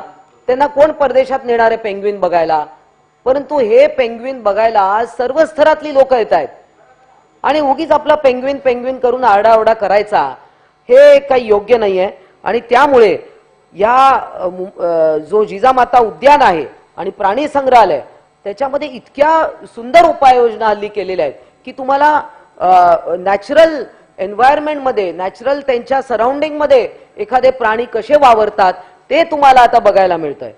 परंतु स्वतः काही करायचं नाही आणि दुसऱ्यांनी केलं की त्यात मात्र केवळ यांना भ्रष्टाचार, काहीतरी घोटाळा हेच सगळं त्यांना दिसतं. कारण त्यांना चांगलं बघायची त्यांनी स्वतःच्या डोळ्याला सवयच लावून घेतली नाही. म्हणून त्यांना पेंग्विन मध्ये देखील भ्रष्टाचार दिसतो, वाघांमध्ये देखील दिसतो. बरं, त्यांनी चित्ते आणलेले चालतात, त्यांनी चित्ते आणावे. मग आम्ही पेंग्विन आणलं तर काय, म्हणजे आमच्या पेंग्विन वरूनच त्यांनी खरं प्रेरणा घेतली आहे. परंतु नाही, ते त्याच्यातही त्यांना दोष दिसतात. दुसरा मुद्दा जो आहे तो म्हणजे मेट्रो प्रकल्प. आता मेट्रोचं काम आम्ही केलं. आता मला सांगा, या मेट्रोच्या मुख्यमंत्र्यांच्याच एरियामध्ये जवळजवळ 180 जवळजवळ लोकांना पुनर्वसनाचा तिकडे शॉर्टलिस्ट केलं. त्यातले 114 बोगस निघाले. म्हणजे तुम्ही प्रोजेक्ट एफेक्टेड लोकांची तरी तुम्ही काळजी घेताय का? आम्ही मेट्रो आरे वाचवण्यासाठी आम्ही सर्वतोपरी प्रयत्न केले. तुम्ही रातोरात 2000 झाडं कापली. रातोरात का कापली? कारण तुम्हाला सगळ्या गोष्टी अशा छुप्या पद्धतीने कट कारस्थान करून करायची सवय लागली आहे. त्याचं पुढचं मोठं उदाहरण तर आहेच. जे सत्ता पालट झालं ते तसंच कट कारस्थान करून केलं. ज्या पद्धतीने 2000 झाडं रात्री तुम्ही कापलीत आणि मुंबईकरांचा इकडे तुम्ही आता हवेच्या आणि मुंबईच्या एअर क्वालिटी इंडेक्स बद्दल आम्हाला दोष देता, म्हणजे झाडं कत्तल तुम्ही करायची आणि त्याचा दोष आमच्यावर, हे बरोबर नाहीये. आज आरे हा जो पूर्ण हे जंगल आहे हे एक उत्तम नमुना आहे अर्बन फॉरेस्टचा. आणि यामध्ये तुम्ही केवळ ऑक्सिजन म्हणून नाही, पण तिकडची जी जैव विविधता आहे ते राखण्याचं काम देखील केलं. परंतु जे तरुण मंडळी आरे वाचवण्यासाठी आले त्यांच्यावर तुम्ही केसेस टाकल्या. केवळ तुमचं सरकार होतं म्हणून त्यांच्यावर तुम्ही केसेस टाकल्या. त्यांचं करिअर खराब करण्याचं काम या सरकारने म्हणजे त्यावेळच्या लोकांनी केलं. जे ओरडत होते की मेट्रो मेट्रो करून. परंतु या मेट्रोमध्ये आता अनेकदा आपण पाहिलं की पुणे आणि मुंबईच्या नागपूरच्या मेट्रोमध्ये कॅगने ताशेरे ओढलेले आहेत. आता तुम्ही मेट्रोचे कामं वाढवताय, त्याच्यामुळे धुळीचं प्रदूषण वाढतंय. ठीक आहे, धूळ ओढणार, पण त्याच्यावर तुम्ही काही उपाययोजना करणार की नाही? आज 25 वर्षात एअर क्वालिटी इंडेक्सवर इतके कधीच ताशेरे कोणी ओढले नाही किंवा टीका केली नाही. परंतु ही एअर क्वालिटी इंडेक्स आताच गेल्या 5 महिन्यात का खराब होते? हवेचं प्रदूषण रोखण्यामध्ये कमिशनर असो, सर्व यंत्रणा असो, जी तुमच्या अंडर चालली आहे, ते सबशेल फेल ठरलेले आहेत. तुमचे तिकडे प्रशासक ठिकठिकाणी बसलेत. निवडणुका तुम्हाला घ्यायच्या नाही, निवडणुका तुम्हाला का घ्यायच्या नाही तो वेगळा विषय आहे. परंतु तुम्हाला तुमची माणसं बसवून दरेकर साहेबांच्या बोलण्यातून कळत नकळत बाहेर पडलंच. आता आमची माणसं तिकडे बसली आहेत, म्हणजे आमची माणसं बसली आहे म्हणून तुमचा मनमानी कारभार चालू आहे. आज CST स्टेशनचा तुम्ही निविदा न काढता तुम्ही नारळ वाढवता नूतनीकरणाचं, हे चालतं. म्हणजे आम्ही केलं तर कॅरेक्टर ढिला आणि तुम्ही केली तर रास लीला, हे सगळे प्रकार हे सगळे चालू आहेत. आणि यामध्ये आता पुढचा मुद्दा द्या ना, मुंबई बरं. आता बघा ना, मुंबईमध्ये आगी वाढतायत, आग लागण्याचे आग लावण्याचे प्रकार देखील वाढतायत. मग हे का नाही कंट्रोल करतायत? काय करतात तुमचे चीफ फायर ऑफिसर? परमिशन देताना कुठल्या यांच्या यंत्रणांवर ताबा नाहीये का? कारण महानगरपालिकेमध्ये जे ट्रस्टी आहेत, जे नगरसेवक आहेत, तेच नाही आहेत.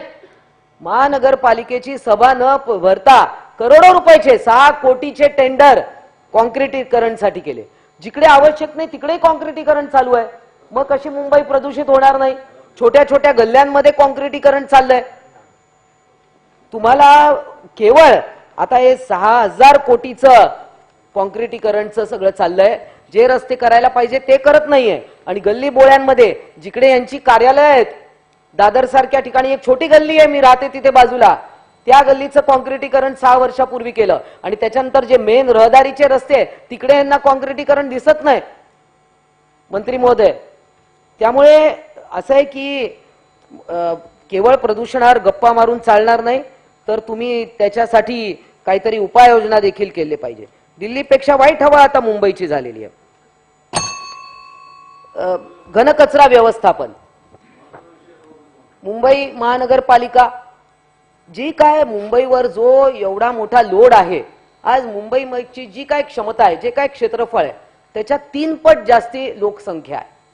आणि असं असताना आपण घनकचरा वर्गीकरण असेल, आज आज मुंबईच्या प्रत्येक वॉर्डामध्ये आपण वेगवेगळ्या गाड्या लावल्या आहेत. ओला कचरा, सुका कचरा, आता तुम्हाला त्याच्यात सुद्धा त्रास होऊ लागलाय.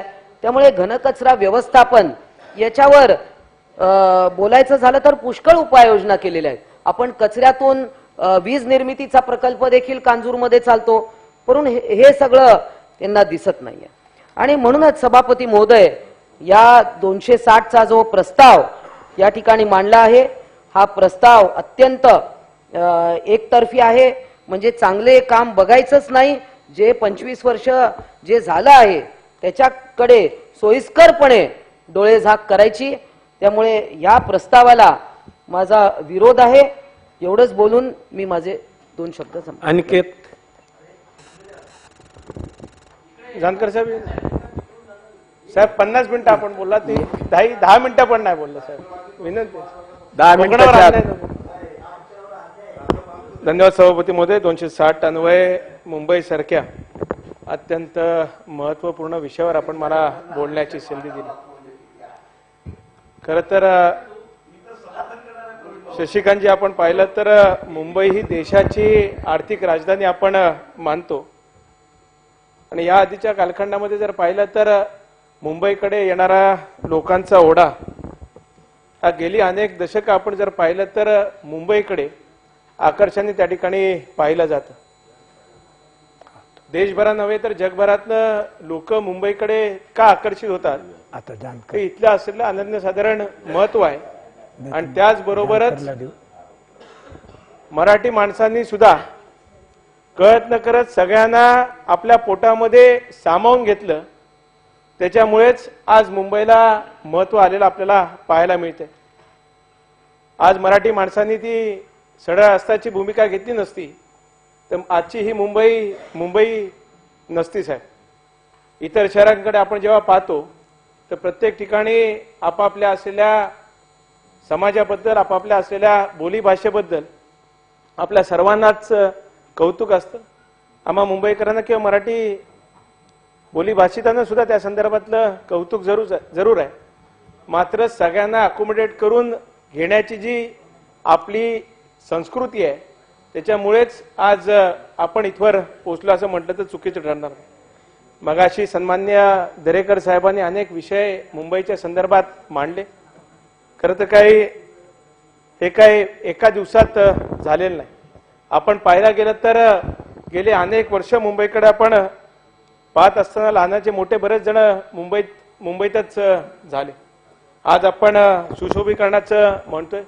काही दिवसापूर्वी दरेकर साहेब G20चं आपण समिट मुंबई सारख्या ठिकाणी झालं. निश्चितच आम्हाला सुद्धा पहिल्यांदाच G20 सारखं एक आंतरराष्ट्रीय स्तरावरचं एक संमेलन मुंबई सारख्या ठिकाणी झाल्याचा आनंद निश्चितच आहे.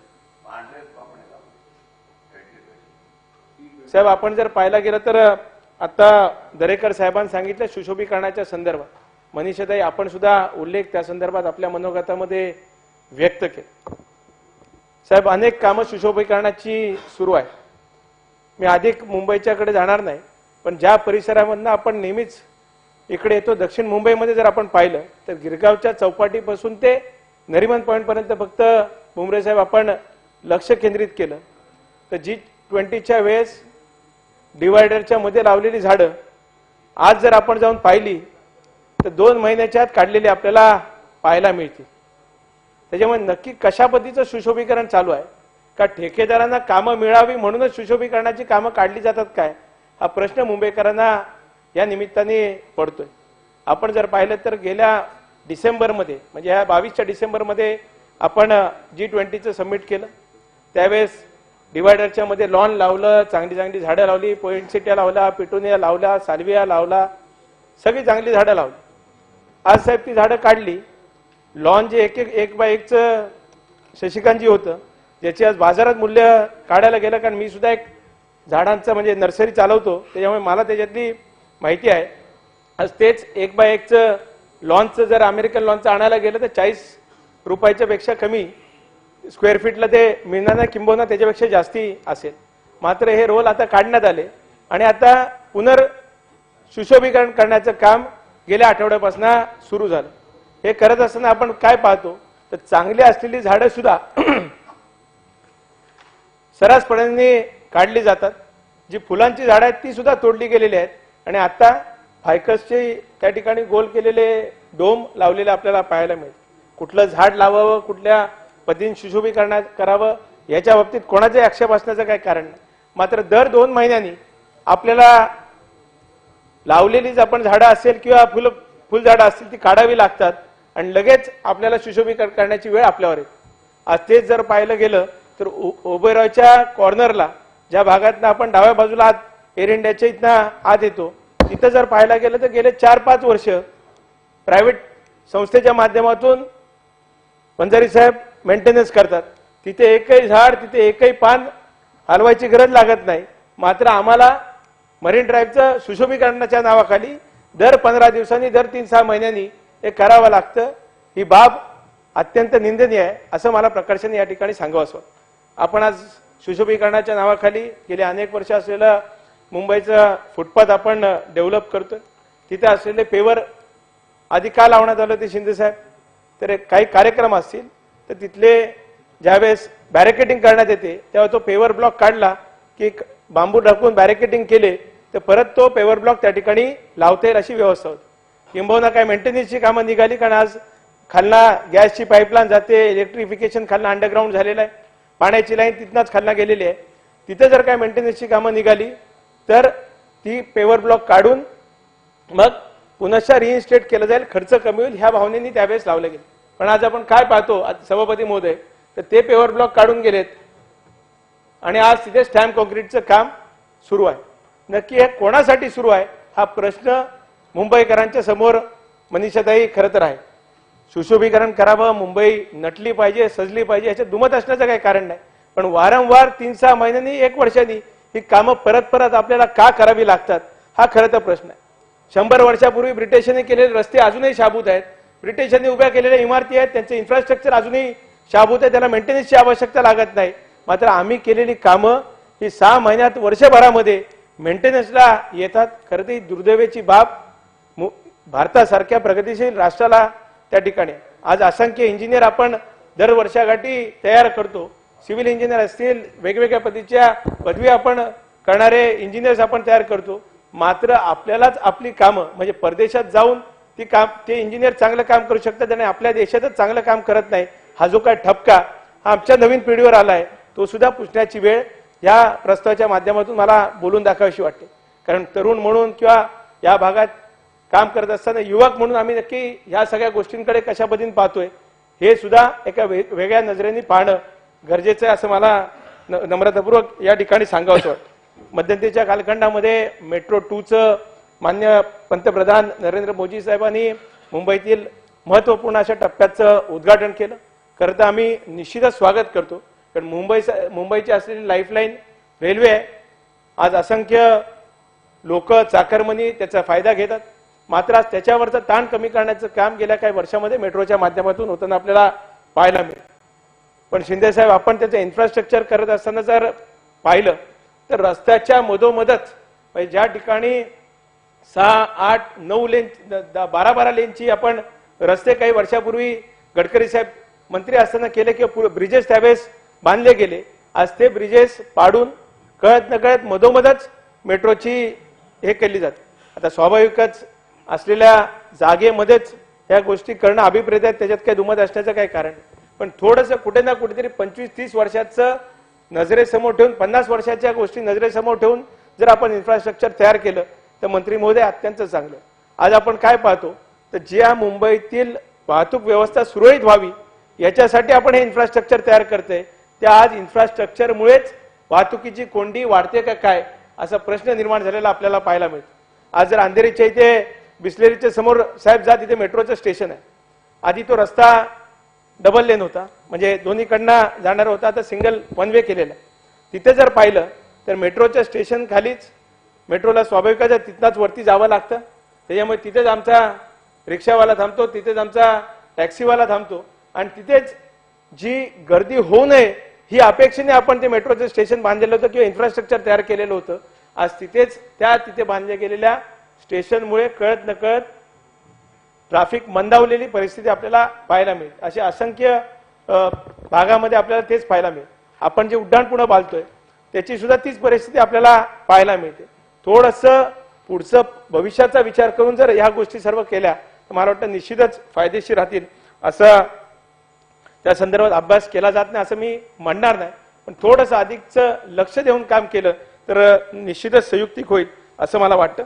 आपण मगाशी एअर क्वालिटी इंडेक्सच्या संदर्भात म्हटलं, एक ग्लोबल रिपोर्ट जो मध्यंतरी आला स्विस गव्हर्नमेंटनी म्हणजे स्वित्झर्लंडच्या गव्हर्नमेंटनी तो प्रदर्शित केला.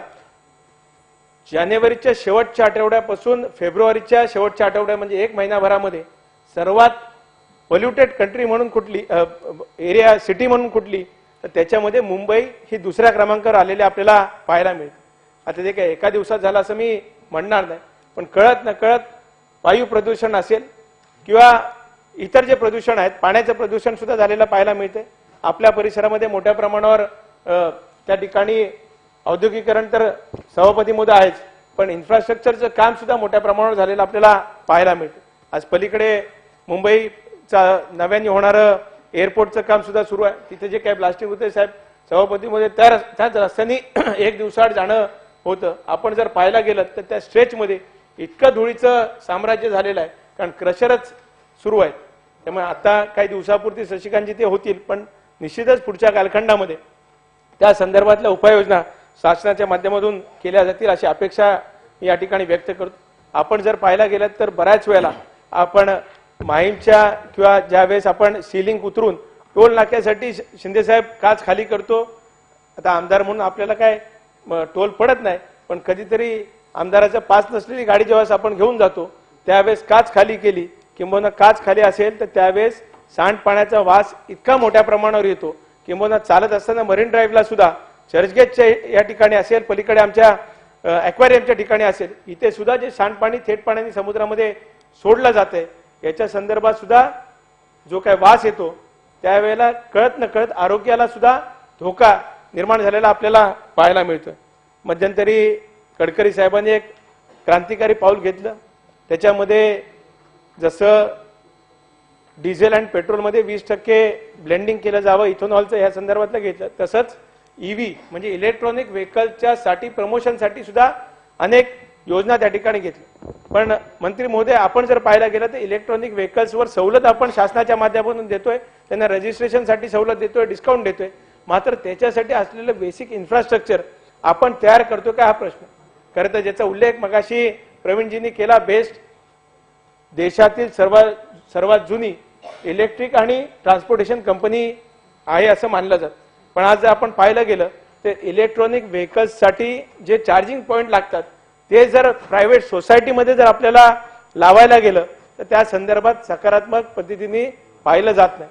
बऱ्याच वेळेला आडकाठी त्या संदर्भातली केली जाते.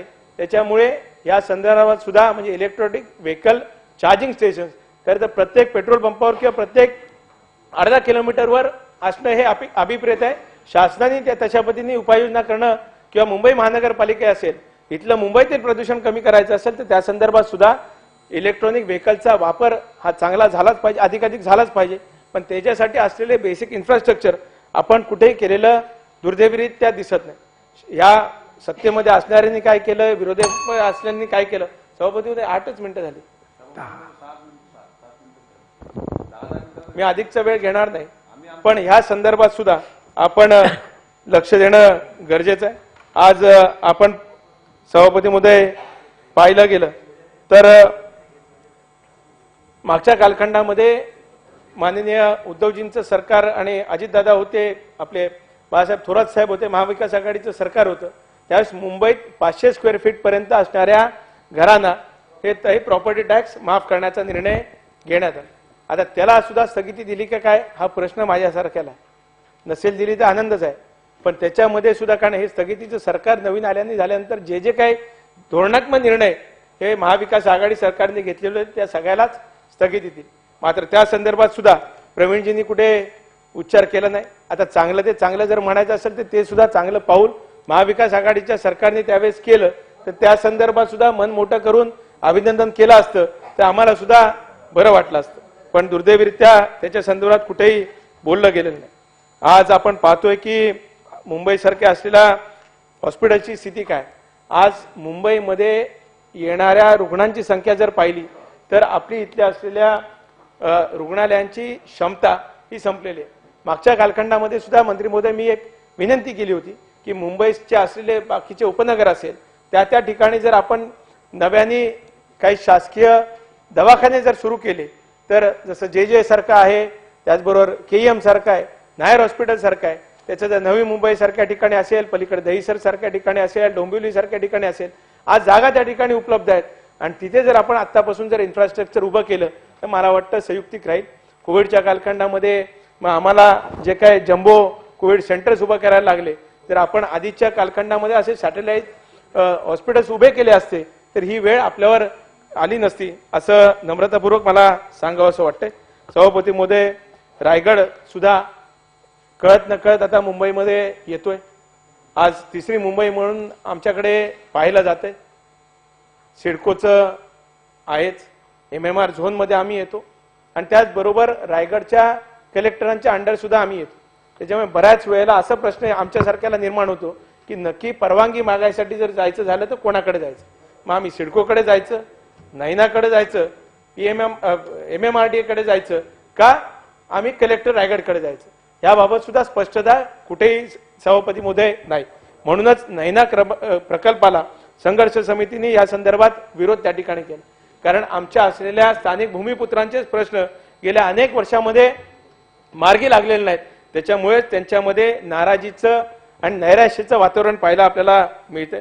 सभापती महोदय, त्याचबरोबरच आपण जर पाहायला गेलं तर कोळी समाज मुंबईतील उपेक्षित राहिलेला आपल्याला पाहायला मिळतोय. वारंवार ज्या वेळेस मुंबईच्या संदर्भातली चर्चा मी सभागृहामध्ये ऐकली तर कोळी समाज हा मुंबईचा मूळ मालक म्हणून नेहमीच आपण संबोधतो, पण आज मूळ मालकच त्याच्या सातबाऱ्यावरना काढला जातोय का काय असा प्रश्न त्यांच्या समोर, त्यांच्या चिंता त्यांच्या समोर आहे.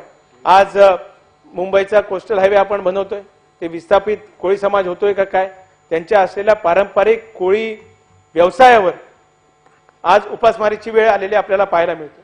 आपण आज मोठ्या प्रमाणावर मुंबईचं पोर्ट असेल, पलीकडचं असलेलं अनेक JNPTचं पोर्ट असेल, तिथल्या होणाऱ्या मालवाहतुकीच्या जहाजामुळे सुद्धा आज मच्छी या परिसरातली कमी झालेली आपल्याला निदर्शनास येते.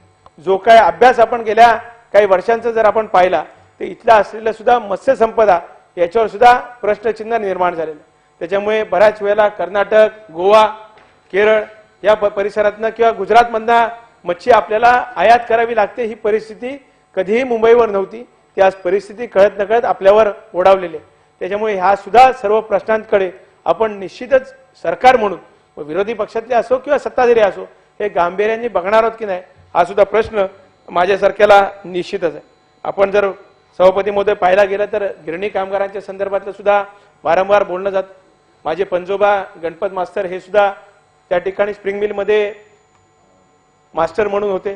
त्या कालखंडामध्ये मंत्री महोदय त्यांना 2000 रुपयाचा पगार होता. ही सांगतोय गोष्ट 1940 सालची. तेव्हाचे 2000 म्हणजे आता किती, ह्याचं जर आपण मूल्यांकन केलं तर आजच्या तुलनेत मोठं त्या ठिकाणी होऊ शकतं. मात्र त्या कालखंडामध्ये त्यांना हार्ट अटॅक आला म्हणून मग त्यावेळेस डॉक्टरांनी सांगितले की गावाकडे घेऊन जा, म्हणूनच आज आम्ही गावाकडे, नाही तर आम्ही सुद्धा मुंबईमध्येच असतो, आम्ही सुद्धा इथंच कुठेतरी वणवण फिरत असतो. मात्र आज गिरणी कामगारांचे सुद्धा प्रश्न मोठ्या प्रमाणावर आहेत. आज जे काही गिरणी कामगार आहेत त्यांना सुद्धा घरं हक्काची मिळालेले सभापती महोदय नाहीत. त्याच्यामुळे त्या संदर्भात सुद्धा कधीपर्यंत निर्णय घेतला जाणार याबाबत साशंकता त्यांच्या गेल्या 3 पिढ्यांची गिरणी कामगारांची आपल्या शासनासमोर पदर पसरून बसलेत. मात्र त्यांची घरं कधी हक्काची मिळणार याबाबत कुठेही आपण विचार करत नाही. ही दुर्दैवी बाब मला खेदाने नमूद करावीशी वाटते.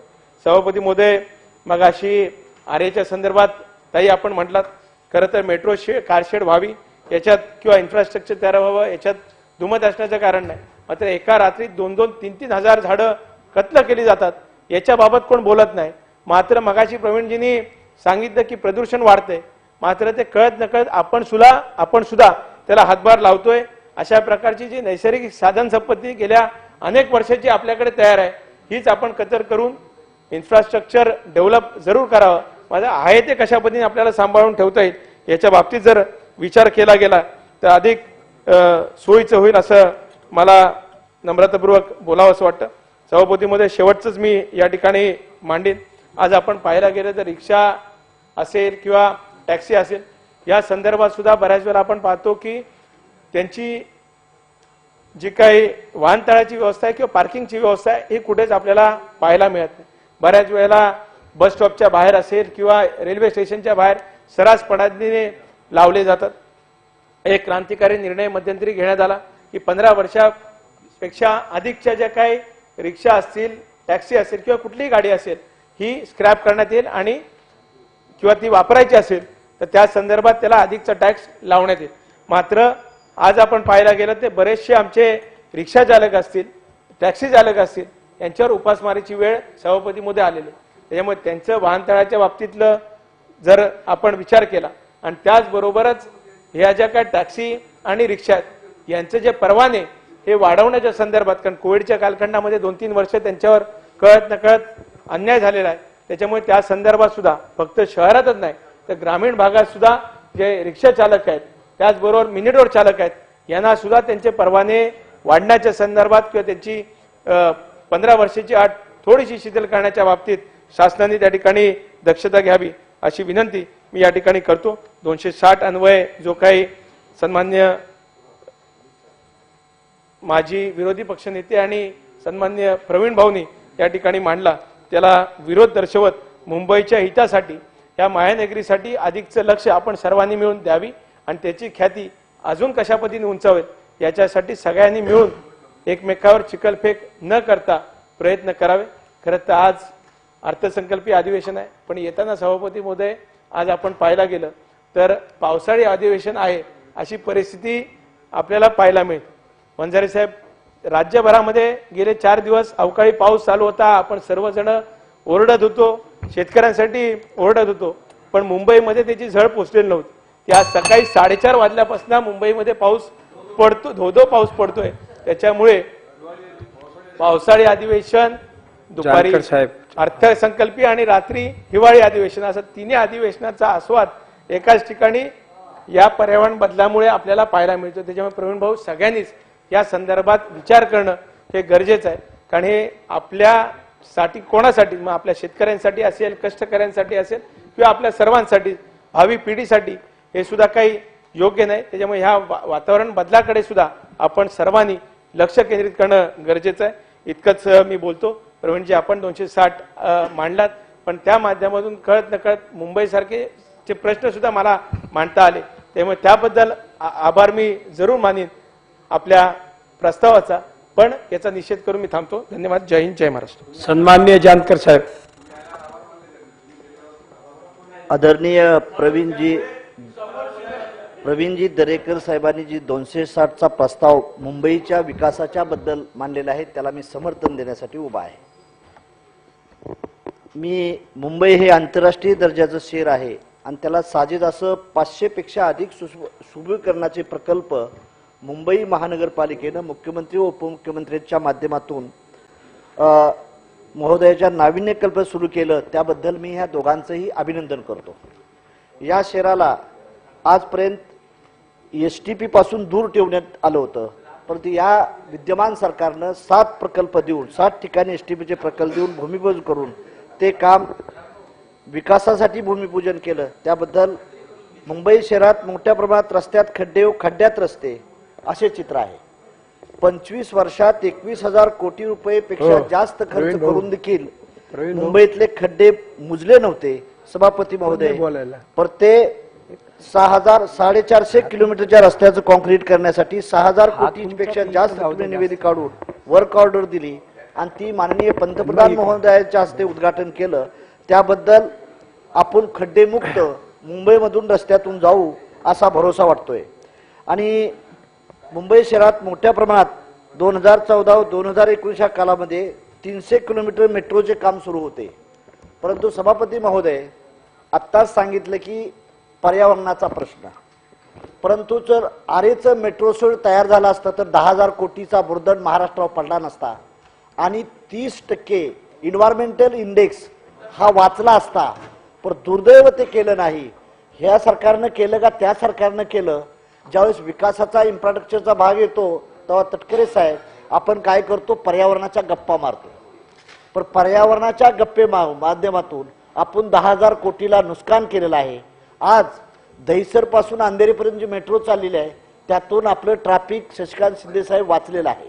मग ह्या गोष्टीचं हे सरकारचं राज्य आहे, त्या सरकारचं राज्य आहे, अशा विकासाच्या कामात आपण अडथळा आणला नाही पाहिजे, एवढीच माझी आपल्याला या सभागृहाला सभापती महोदय नम्र विनंती आहे.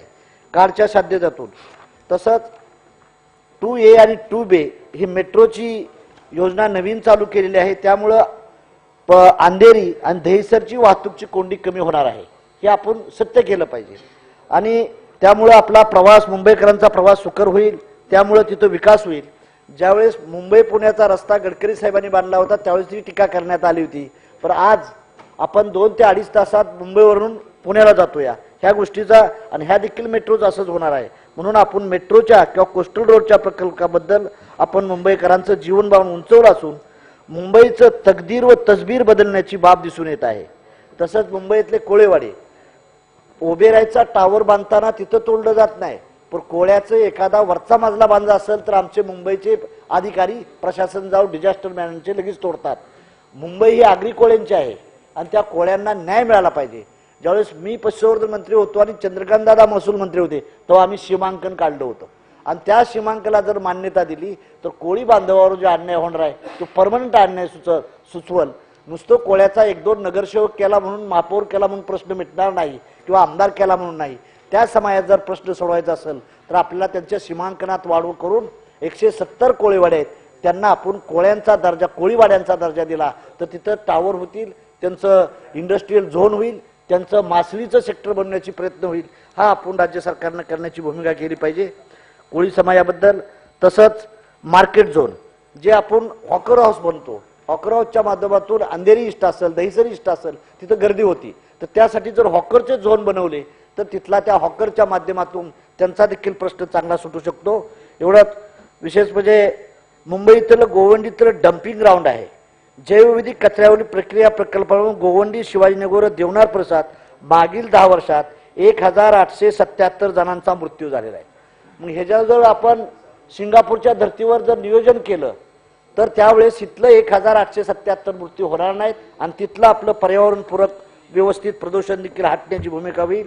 क्षयरोगाची बाधा होणार नाही. पर्यावरण संतुलन राखण्यासाठी मोजता येईल अशा क्वांटिटिव्ह गोलच्या आधारावर पर्यावरण धोरण देखील आपल्याला आखावं लागेल आणि त्या दृष्टीनं मुंबईच्या राज्यकर्त्यांनी प्रयत्न केला पाहिजे, राज्य सरकारनं प्रयत्न केला पाहिजे. मुंबई उपनगरातील महानगरपालिका, नगरपालिका क्षेत्रात भरावं लागणारा बिगर शेती कर रद्द केला पाहिजे. कारण बार बार आपण त्या बिगर कर शेती कर भरल्यामुळं ह्या मुंबईकरांवर बोजा पडतोय. विद्यमान शासनाच्या काळात कायदा व सुव्यवस्था झालेली प्रचंड सुधारणा, त्यामुळे मुंबईवर मोकळा श्वास घेता येत असल्याची बाब निदर्शनास येते. तसंच कॅगचा अहवाल हा मुंबईच्या लोकांना समजला पाहिजे. काय झाली कंडिशन, कुणाचंही सरकार असू द्या, त्यातून वस्तुस्थिती समोर आली पाहिजे. म्हणून कॅगचा अहवाल वर्षाभरातून एकदा तरी तयार झाला पाहिजे. तसंच मुंबई महानगरपालिकेत 194 शाळा आहेत, मराठी शाळा, त्या अधिकृत आहेत. परंतु मी मुंबईच्या शिक्षण धोरणाबद्दल राज्याच्या विचारू इच्छितो की या देशामध्ये 1712 नोबेल पारितोषिक फक्त अमेरिका देशाला मिळतात आणि आपण 10 ते 12 सुद्धा पारितोषिक मिळत नाही. आणि त्यात आमचं महाराष्ट्र आणि त्यात आमची मुंबई 0 आहे. मग एज्युकेशनवर पैसा जातोय, तो जातोय कुठं, ह्याचं देखील चिंतन आणि मनन अंजारी साहेब झालं पाहिजे. कारण एकही नोबेलमध्ये आम्ही इंटेलेक्च्युअल क्लासमध्ये नाही. मग हा शिक्षणाचा पैसा जातोय कुठं आपला. मग ह्याचंही करून आज आपण मराठी शाळेवर आग्रह धरतो, पण मराठी शाळेला देखील म्हणजे न्याय कुठे मिळाला. 194 शाळा जर मुंबईच्या शहरासारख्या ठिकाणी बोगसचं परमिशन देत असेल तर संबंधित अधिकाऱ्यावर त्या राज्य सरकारनं काय कारवाई केलेली आहे आणि त्यातून आमचं शिक्षण तसं मिळालंय का. आज आम्ही कर्मचाऱ्यासाठी पगार देतोय, वेतन देतोय, भांडण करतोय, तर आमच्यातल्या विद्यार्थ्यांचा IQ रेट कुठं आहे, इंटेलेक्च्युअल क्वेश्चन कुठं आहे, त्या देखील आमच्या शिक्षक मंडळींनी सर्वांनीच चिंतन आणि मनन केलं पाहिजे. नुसतं आम्ही पगार वाढला पाहिजे त्या कर्मचाऱ्यांच्या बद्दल दुमत नाही, परंतु त्यातून आम्ही जेवढा पगार घेतोय तेवढा आम्ही त्याला टॅलेंट देतोय का, इंडियाला टॅलेंट देतोय का मुंबईला, ह्याचं चिंतन आणि मनन आपण मंडळींनी केलं पाहिजे. किती आम्ही सायंटिस्ट तयार केले. उद्याच्या देशानं पर्यावरण असेल किंवा ॲग्रिकल्चर असेल किंवा एज्युकेशन स्टेटमेंटमध्ये आमची डेव्हलपमेंटचा इंडेक्स काय आहे, पर्यावरणाचा इंडेक्स बघतो, इन्फ्रास्ट्रक्चरचा इंडेक्स बघतो, पण इंटेलेक्च्युअल इंडेक्स का चेक करत नाही. आणि जगावर अमेरिका राज्य का करते, ज्यांचा IQ जास्त आहे तेच या देशावर राज्य करतात. मग इंडेक्स आमचा इंटेलेक्च्युअल इंडेक्स हा वाढला पाहिजे. ह्यासाठी आपल्याला ह्यानं केलं नाही, त्यानं केलं नाही. काही तुमच्या काळात बी चांगलं झालं असेल, दुमत नाही, नेहरूपासून सुरुवात आलेली आहे, पण हे वाढण्याचा आता नवीन जे टेक्नॉलॉजी अडॉप्ट करण्याचा प्रयत्न केलेला आहे त्याचं देखील आपण स्वागत केलं पाहिजे. मोदी साहेबांनी जे आज ग्लोबलची म्हणजे इंटरनेट सिस्टम तयार केलेली आहे, त्यातून आपण DBTच्या माध्यमातून लोकांना कुठंतरी करप्शन थांबत आहे, ह्याचं आपण जरूर स्वागत केलं पाहिजे. म्हणून आपल्याला विनंती करतो की आपण ह्या मंडळीने ह्याचा विचार करून शाळेच्या भवनाबद्दल असेल, आज ग्रामीण भागातून नाही तर बाहेरच्या राज्यातून देखील आपल्या मुंबईला येणारे पेशंट हे मोठ्या प्रमाणात आहेत. त्या पेशंटला भुमरे साहेब आजही त्यांना व्हेंटिलेटर नाहीत. पश्चिम बंगालवरून येतात, उत्तर प्रदेशवरून येतात, बिहारमधून येतात, हरियाणा येतात, परंतु आम्ही त्यांना नीट सोयी देऊ शकत नाही. आमच्याही ह्या हेल्थ सिस्टमला थोडं डेव्हलप करण्यासाठी, स्ट्रेंथनिंग करण्यासाठी आपल्या राज्य सरकारनं मदत केली पाहिजे. याच्यात हे करू इच्छितो. आपला जास्त वेळ न घेता नंतर एक आमचा दुसरा 17 राम शिंदे साहेबांनी जो प्रस्ताव मांडलेला आहे की राज्यातील पुणे, नाशिक शहरे व्यापारी केंद्र असल्याने मुंबई, नागपूर, मराठवाडा व पश्चिम महाराष्ट्राशी जोडलेले आहेत. तर पुण्याच्या ठिकाणी देखील वाहतूक व्यवस्था ठीक नाही. आम्ही DPTC असताना देखील तो मुद्दा उपस्थित केला. तीच अवस्था आपण ह्या पुणे, मुंबई, नाशिक, नागपूर यांचं डेव्हलपमेंट करत असताना काही दुष्काळी भागात जर आपल्याला काही असं डेव्हलप करता येईल का, काही डोंगराळ प्रदेशात देखील ह्याच टाईपचं मुंबईच्या टाईपचा आपल्याला विकास करता येईल का, आणि ह्यातलाच थोडा रेव्हेन्यू जर आपण ग्रामीण भागासाठी केला तर ग्रामीण भागातले लोंढे मुंबईला येणारे कमी होतील. आज अकोला असेल, वाशिम असेल, जे अक्षिजित जिल्हे आहेत, ज्यातले दुष्काळी तालुके आहेत, पारनेर असेल, मान खटाव असतील, म्हणजे जे जे तालुके, मंगळवेढा आहे, जत आहे, अशा लोकांच्यावर जर आपण थोडंसं पैशाचं जर पुणेवाल्यांनी थोडा रेव्हेन्यू जर त्या तालुक्यांच्या डेव्हलपमेंटसाठी दिला तर आपली अजून प्रगती होईल. आपण मुंबई, पुणे, नाशिक हे GDP वाढवणारे प्रदेश आहेत, त्यांचं स्वागत केलं पाहिजे. पण ह्या श्रीमंतातून ही माणसं एसीत फिरतात आणि त्या माणसांना एसी मध्ये काहीच माहित नाही. एक समाज हेलिकॉप्टरनं चाललाय आणि दुसऱ्या समाजाला बैलगाडी सुद्धा मिळत नाही. ही जर इक्वॅलिटी आणायची असेल तर राज्याच्या आर्थिक विकासानं राज्यकर्त्यांनी ह्याच्यावर समतोल विकास साधण्याचा प्रयत्न करावा, एवढी आपल्याला विनंती करतो आणि आपली रजा घेतो. जय हिंद, जय भारत. अभिजित. सभापती महोदय, सत्ता पक्षाच्या वतीनं सन्माननीय सदस्य प्रवीण दरेकर साहेबांनी या ठिकाणी 260चा प्रस्ताव सादर केला. त्याच्यावर चर्चा या सभागृहामध्ये सुरू आहे आणि मुंबईच्या बद्दल त्यांनी वेगवेगळ्या विषयावर या ठिकाणी आपल्या प्रस्तावाच्या माध्यमातून चिंता व्यक्त केली आहे. खरं म्हणजे सत्ता पक्षाचा प्रस्ताव असल्या कारणाने विरोधी पक्षाच्या सर्व आमदारांनी विरोध केलाच पाहिजे असं जरी गृहीत असलं तरी मी काही पूर्णतः त्यांचा विरोध करत नाही. कारण 80% 90% या ज्या मुंबईबद्दलचे जे काही विषय या ठिकाणी मांडलेले आहेत ते सत्य आहेत. परंतु काही गोष्टींमध्ये त्यांनी या ठिकाणी उल्लेख केला आहे की साधारणतः मोदी साहेब या देशाचे पंतप्रधान झाल्यानंतर 2014 ते 19 आणि राज्यामध्ये सुद्धा त्यांची सत्ता आल्यानंतर मुंबईची या ठिकाणी विकासाची कामं जास्त मोठ्या प्रमाणामध्ये गतिशील झाली असं त्यांनी उल्लेख केलेला आहे. आणि 2019 नंतर 2-2.5 वर्ष या राज्यामध्ये कुठल्याही प्रकारचं काम झालं नाही, त्या गोष्टीला माझा विरोध आहे. याचं कारण असं की 2019 मध्ये महाविकास आघाडीची जेव्हा सरकार या राज्यामध्ये तयार झाली तेव्हा 2-4 महिन्यानंतरच मार्च महिन्यामध्ये 2020 मध्ये या राज्यामध्ये, या देशामध्ये, या जगामध्ये वैश्विक अशा प्रकारचं त्या ठिकाणी संकट आलं आणि अभूतपूर्व अशा पद्धतीची परिस्थिती त्या सर्व परिस्थितीमध्ये आपण त्या ठिकाणी बघितली. आणि कोरोनाच्या काळामध्ये संपूर्ण जग जेव्हा स्तब्ध झालं होतं तेव्हा या ठिकाणी कोरोनाच्या संकटाला सामना करून त्या ठिकाणी ते कसं आपल्याला दूर करता येईल याचा प्रयत्न महाविकास आघाडीच्या सरकारनं केला. आणि आपल्या सगळ्यांना आठवण असेल की त्या काळामध्ये खरं म्हणजे आपल्याला घराच्या बाहेर सुद्धा निघण्याची परवानगी नव्हती, सगळं काही स्तब्ध झालं होतं. आणि त्या काळामध्ये मोठ्या प्रमाणामध्ये जेव्हा आपल्या आसपासचे लोक हे मृत्युमुखी पडत होते त्या काळामध्ये त्या संकटाचा सामना करण्याचं काम, ते धाडस हे उद्धव ठाकरे साहेबांच्या नेतृत्वामध्ये झालं, हे सुद्धा विसरता येणार नाही. आणि म्हणून त्या कोरोनाच्या त्या संपूर्ण 1-1.5 वर्षाच्या काळामध्ये संपूर्ण जेवढे काही या ठिकाणी वर्तमानपत्र आपल्या देशामध्ये आहे त्या सर्वच्या सर्व वर्तमानपत्रामध्ये आवर्जून त्या ठिकाणी मुंबईचा आणि महाराष्ट्राचा उल्लेख झाला की इतर राज्यांच्या तुलनेमध्ये सर्वाधिक त्या ठिकाणी जर चांगल्या पद्धतीनं ती स्थिती हाताळण्याचं काम जर कोणी केलं असेल तर ते फक्त उद्धव ठाकरे साहेबांनी केलं. आणि म्हणून त्यांची जी लोकप्रियता होती ती अधिक मोठ्या प्रमाणामध्ये वाढली आणि घराघरामध्ये जसं पॉप्युलर टीव्ही शोज असतात, सिरियल असतात, त्याच्यामध्ये महिलांना खूप आवड असते, त्याच पद्धतीनं उद्धवजींना सुद्धा घरातल्या महिला असतील, बाकीचे कुटुंबातले सदस्य असतील, यांची त्यांना पसंती मोठ्या प्रमाणामध्ये होती. आणि म्हणून ते काम सुद्धा या ठिकाणी विसरता येणार नाही. अनेक प्रकारचे प्रकल्प आहेत 2021चे या ठिकाणी मला सांगता येईल, उल्लेख करता येईल की अनेक प्रकल्पांना या ठिकाणी उद्धव ठाकरे साहेबांच्या नेतृत्वामध्ये त्या ठिकाणी त्यांनी मान्यता दिली, महाविकास आघाडी सरकारनं मान्यता दिली. मी शिवसेनेचा नाही आहे, मी आहे काँग्रेसचाच आमदार आहे, परंतु ज्या पद्धतीनं ज्या ताकदीनं उद्धव ठाकरे साहेबांनी हा महाराष्ट्र सांभाळण्याचं काम केलं तर त्याला सुद्धा त्या ठिकाणी चांगलं म्हटलं पाहिजे. आणि खऱ्या अर्थानं मी तर म्हणेल की मुंबई ही जी लाईफलाईन आहे ना ही तर बाळासाहेब ठाकरेंची लाईफलाईन आहे. बाळासाहेब ठाकरे एकच मर्द माणूस या देशामध्ये, एकच मर्द माणूस.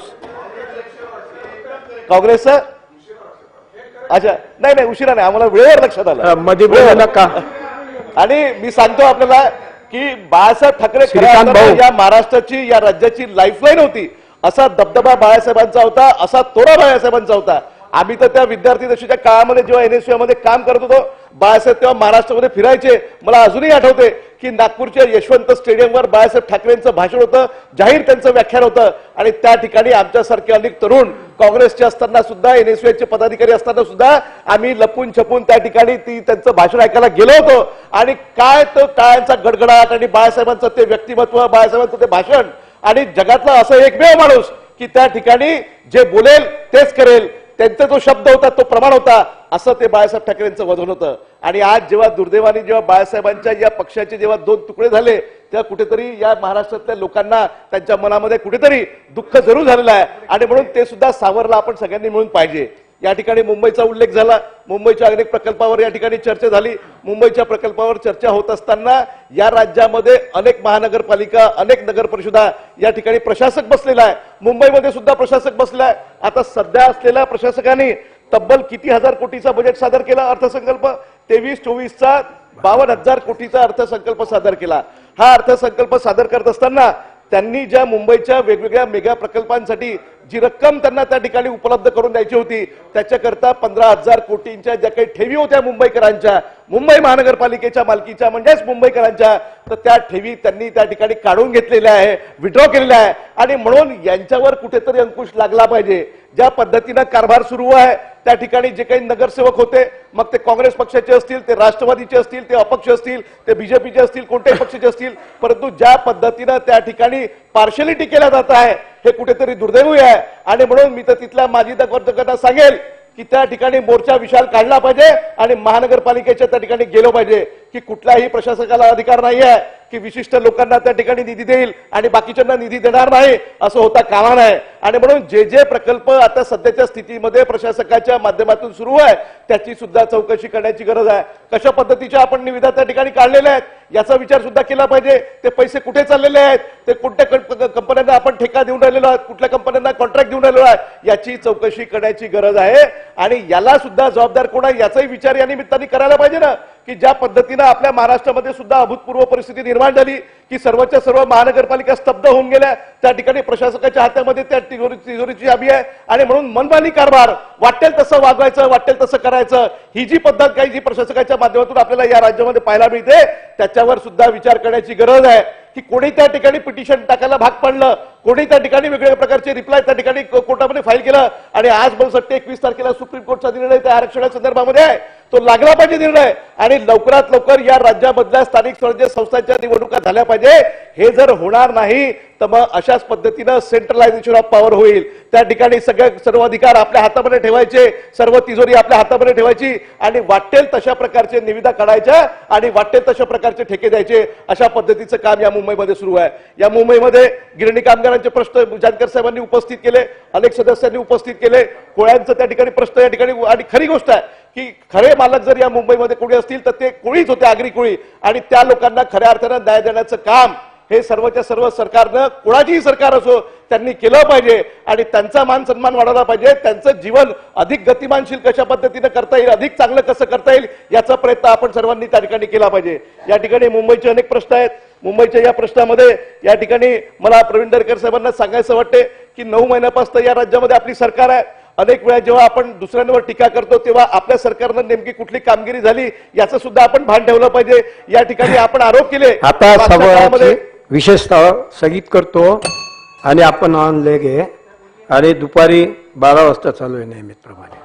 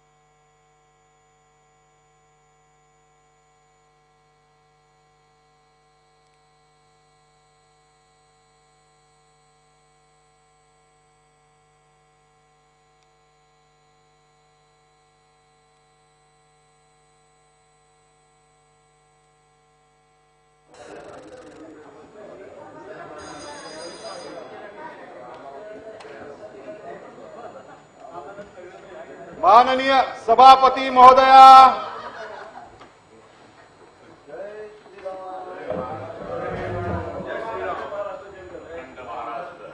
जय महाराष्ट्र, जय श्रीराम.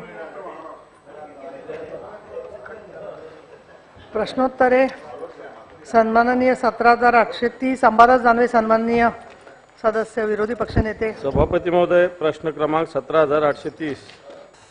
मान्य सभापती महोदय, वितरित केल्याप्रमाणे. सभापती महोदय, प्रधानमंत्री आवास योजना या योजनेत महाराष्ट्राला जे उद्दिष्ट दिलेले आहे म्हणून त्या उद्दिष्ट पूर्ण न झाल्यामुळं 1,16,955 घरकुल केंद्र सरकारने अन्य राज्यात पाठवल्याची माहिती आहे. आपण उद्दिष्ट पूर्ण न केल्यामुळं जर आता ही माहिती खरी असेल तर राज्य काय पावलं उचलणार आणि जर खोटी असेल ते उद्दिष्ट आपण कसं पूर्ण करणार हा माझा प्रश्न आहे. पुढे जोडून याला माझा प्रश्न असा आहे माननीय मंत्री महोदय की संभाजीनगरमध्ये सुद्धा असंच घरकुलाची मोठी योजना सुरू आहे आणि या घरकुलामध्ये प्रत्यक्षात टेंडर 7,000 घरकुलाचं असताना 40,000 घरकुलाची वर्क ऑर्डर दिलेली आहे त्याच दरामध्ये. आणि ज्या 4 कंपन्या आलेल्या आहे एकाच IP ऍड्रेसहून या 4ही कंपन्यांनी टेंडर टाकलेलं आहे आणि याच कंपन्यांना आजूबाजूचेही आमचे जे तालुके आहेत या तालुक्याचं सुद्धा घरकुलाचं काम याच एकाच IP ऍड्रेसहून मिळालेलं आहे. सांगण्याचा मुद्दा हा की अशा प्रकारचे टेंडर होत असताना आता इथं ईडीची इन्क्वायरी लागलेली आहे मंत्री महोदय त्या घरकुलाची आणि जर ईडीची इन्क्वायरी लागली जर 40,000 घराची योजना ही वापस गेली तर मला असं वाटतं याला जबाबदार कोण आणि म्हणून राज्य सरकार अशा पद्धतीनं सगळ्या घरकुलाची एक SIT चौकशी करणार का हा माझा प्रश्न आहे. आणि दुसरा प्रश्न असा आहे हो जाऊ शकतं गेले नाही अजून जाऊ शकतं. माझा हा प्रश्न आहे की अशा पद्धतीनं जी ईडीची इन्क्वायरी लागलेली पोलिसात गुन्हा दाखल झालेला आहे अजूनही सरकार याविषयी कारवाई करत नाही. संबंधित लोकांनी खऱ्या अर्थानं 40,000 सर्वसामान्य माणसाची फसवणूक केली आहे. याच्यावर आपण काय कारवाई करणार हा माझा याला जोडून प्रश्न आहे. माझे 2-3 प्रश्न आहे. 1,16,955 घरकुलाचा, नंतर IP ऍड्रेस खोटे टाकले त्याचा आणि नंतर याच्यावर काय कारवाई करणार हा तिसरा. मान्य सभापती महोदय, अतिशय महत्त्वाचा प्रश्न राज्यातील जे बेघर आहेत त्यांच्या घरकुलाच्या बाबतीतला हा आहे. केंद्र शासनाची भूमिका आहे, मान्य देशाचे पंतप्रधान त्यांची भूमिका आहे की प्रत्येकाला घर, ज्याला घर नाही, ज्याच्या डोक्यावर छत नाही, ज्याच्या घराला भिंती नाहीत, कुणाच्या घरामध्ये राहतोय, कुठे प्लास्टिकचा कागद टाकून राहतोय, त्याला प्रत्येकाला घर हक्काचं मिळालं पाहिजे आणि चांगलं घर मिळालं पाहिजे ही केंद्र शासनाची भूमिका आहे. तसं मग पाणी मिळालं पाहिजे, त्याला शौचालय असलं पाहिजे, त्याला लाईट असला पाहिजे, त्याला सिलेंडर प्रत्येकाच्या घरात असलं पाहिजे. तर ही भूमिका केंद्र सरकारची आणि या योजनेच्या माध्यमातूनच प्रधानमंत्री घरकुल योजना ही या ठिकाणी अस्तित्वात आली.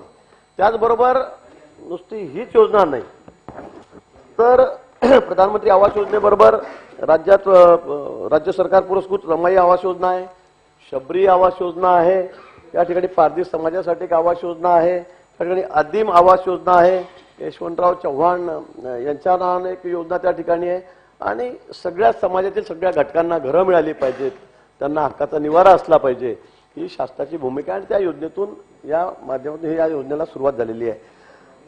सर्वांसाठी घरं ही 2024 पर्यंत देण्याची जबाबदारी राज्य सरकारने घेतलेली आहे.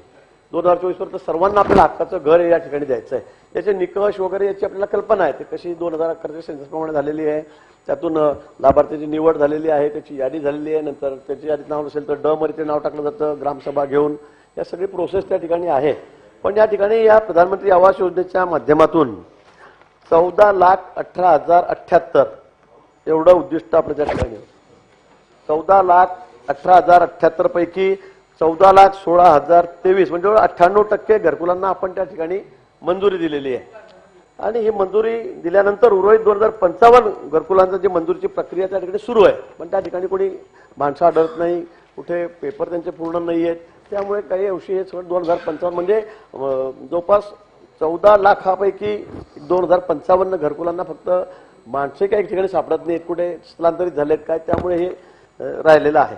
आणि म्हणून मंजूर केलेल्या 14,16,023 घरकुलांपैकी 9,93,771 घरकुलं ही पूर्ण झालेली आहेत. आणि म्हणून असं मला वाटतं की केंद्र शासनाचे दिनांक 27 डिसेंबर 2022च्या पत्रांमध्ये उर्वरित घरकुलांना 31 डिसेंबर 2022 पर्यंत आपण मंजुरी द्यावी, अन्यथा सदरचे उद्दिष्ट दुसऱ्या राज्यांना देण्यात येतील असं त्या ठिकाणी पत्रात म्हणण्यात आलेलं होतं. आणि खरं आहे, असं पत्र त्या ठिकाणी आलं. या मागचा उद्देश केंद्र सरकारचा एवढाच होता की टाइम बाउंड कार्यक्रम हा झाला पाहिजे, सगळ्यांना प्रत्येकाला हक्काचं घर मिळालं पाहिजे. त्या संदर्भामध्ये त्या सरकार त्या मागच्या सरकारच्या थोडी उदासीन ठीक आहे. तर या मागची भूमिका एवढीच होती. आणि म्हणून आमचं सरकार त्यासाठी प्रयत्नशील आहे की प्रत्येकाला हे घर मिळालं पाहिजे. 2055 घरकुलाच्या संदर्भामध्ये आम्ही पुन्हा प्रयत्न करतोय, त्यांना शोधतोय. ती लवकरात लवकर ती प्रक्रिया पूर्ण करून त्यांनाही घर आम्ही त्या ठिकाणी बांधून देण्याच्या संदर्भामध्ये प्रयत्न करतो. पण यामुळे काही घरं दुसऱ्या राज्यामध्ये गेली असं याच्यामध्ये प्रश्नाचा थोडा रोख आहे. पण असं कुठलंही दुसरीकडे ही योजना वळवण्यात आलेली नाही किंवा काही एक घर सुद्धा दुसरीकडे वळवून दुसऱ्या राज्याला देण्यात आले. पण निश्चित आपल्याला अलर्ट कार्डच्या दृष्टीने त्यांनी ते पत्र दिलं होतं की तुम्ही टाइम बाउंड कार्यक्रम आहे आणि तो त्या ठिकाणी पूर्ण करावा असं त्या ठिकाणी त्यांनी म्हटलेलं होतं. आणि म्हणून असं आपण तो प्रश्न विचारलेला आहे की ते दुसरीकडे गेले का घर, तसं नाही. पण आपला दुसरा जो प्रश्न आहे विरोधी पक्षनेत्यांनी विचारलेला हा सुद्धा अतिशय महत्वाचा आहे. पण खरं ग्रामविकास खात्याचा हा प्रश्न आहे. हा प्रधानमंत्री आवास योजनेच्या संदर्भातला ग्रामीणचा प्रश्न आहे.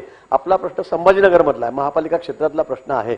त्यामुळे याची माहिती माझ्याकडे नाही आहे किंवा मला तो विषय माहिती मी फक्त वर्तमानपत्रात वाचलं तेवढी मला माहिती आहे. त्यामुळे आपण दुसरा प्रश्न विचारून नगरविकास खातं किंवा जी एजन्सी असेल त्या संदर्भातली ती त्याला उत्तर देईल. सन्माननीय एक मिनिट बंधारी राम शिंदे इकडे तिकडे घेऊन सभापती महोदया, गरिबांसाठी घर देण्याचा माननीय पंतप्रधानांचा या देशासाठी कार्यक्रम आणि त्या अनुषंगाने राज्यात राबवलेली योजना, खरं तर हा प्रश्न उपस्थित झाला की आप्पाराव पवार यांचा उपोषणकर्त्याचा मृत्यू झाला आणि मंत्री महोदयांनी त्याच्यात उत्तर दिले की हे खरे आहे. शेवटी एखाद्या प्रश्नाला न्याय मिळावा, गोरगरिबांना घरं मिळावीत या दृष्टिकोनातून लोकशाही पद्धतीनं लोकांना न्याय मिळण्यासाठी एखाद्याचा जर जीव गेला असेल, विरोधी पक्ष नेत्यांनी या संदर्भामध्ये प्रश्न उपस्थित केला असेल तर याला सहानुभूतीपूर्वक विचार करून माननीय मंत्री महोदय त्या कुटुंबाला मदत करण्याच्या संदर्भामध्ये घोषणा करतील काय? प्रश्न क्रमांक 2 की या अनुषंगाने जो प्रश्न उपस्थित केला आणि त्या प्रश्नाचं उत्तर मिळालं नाही की एकाच IP वरून हे 4 टेंडर भरले होते आणि याच्यामध्ये फ्रॉड झाला होता, ईडीची चौकशी लागली आणि SITची चौकशी मागणी केली.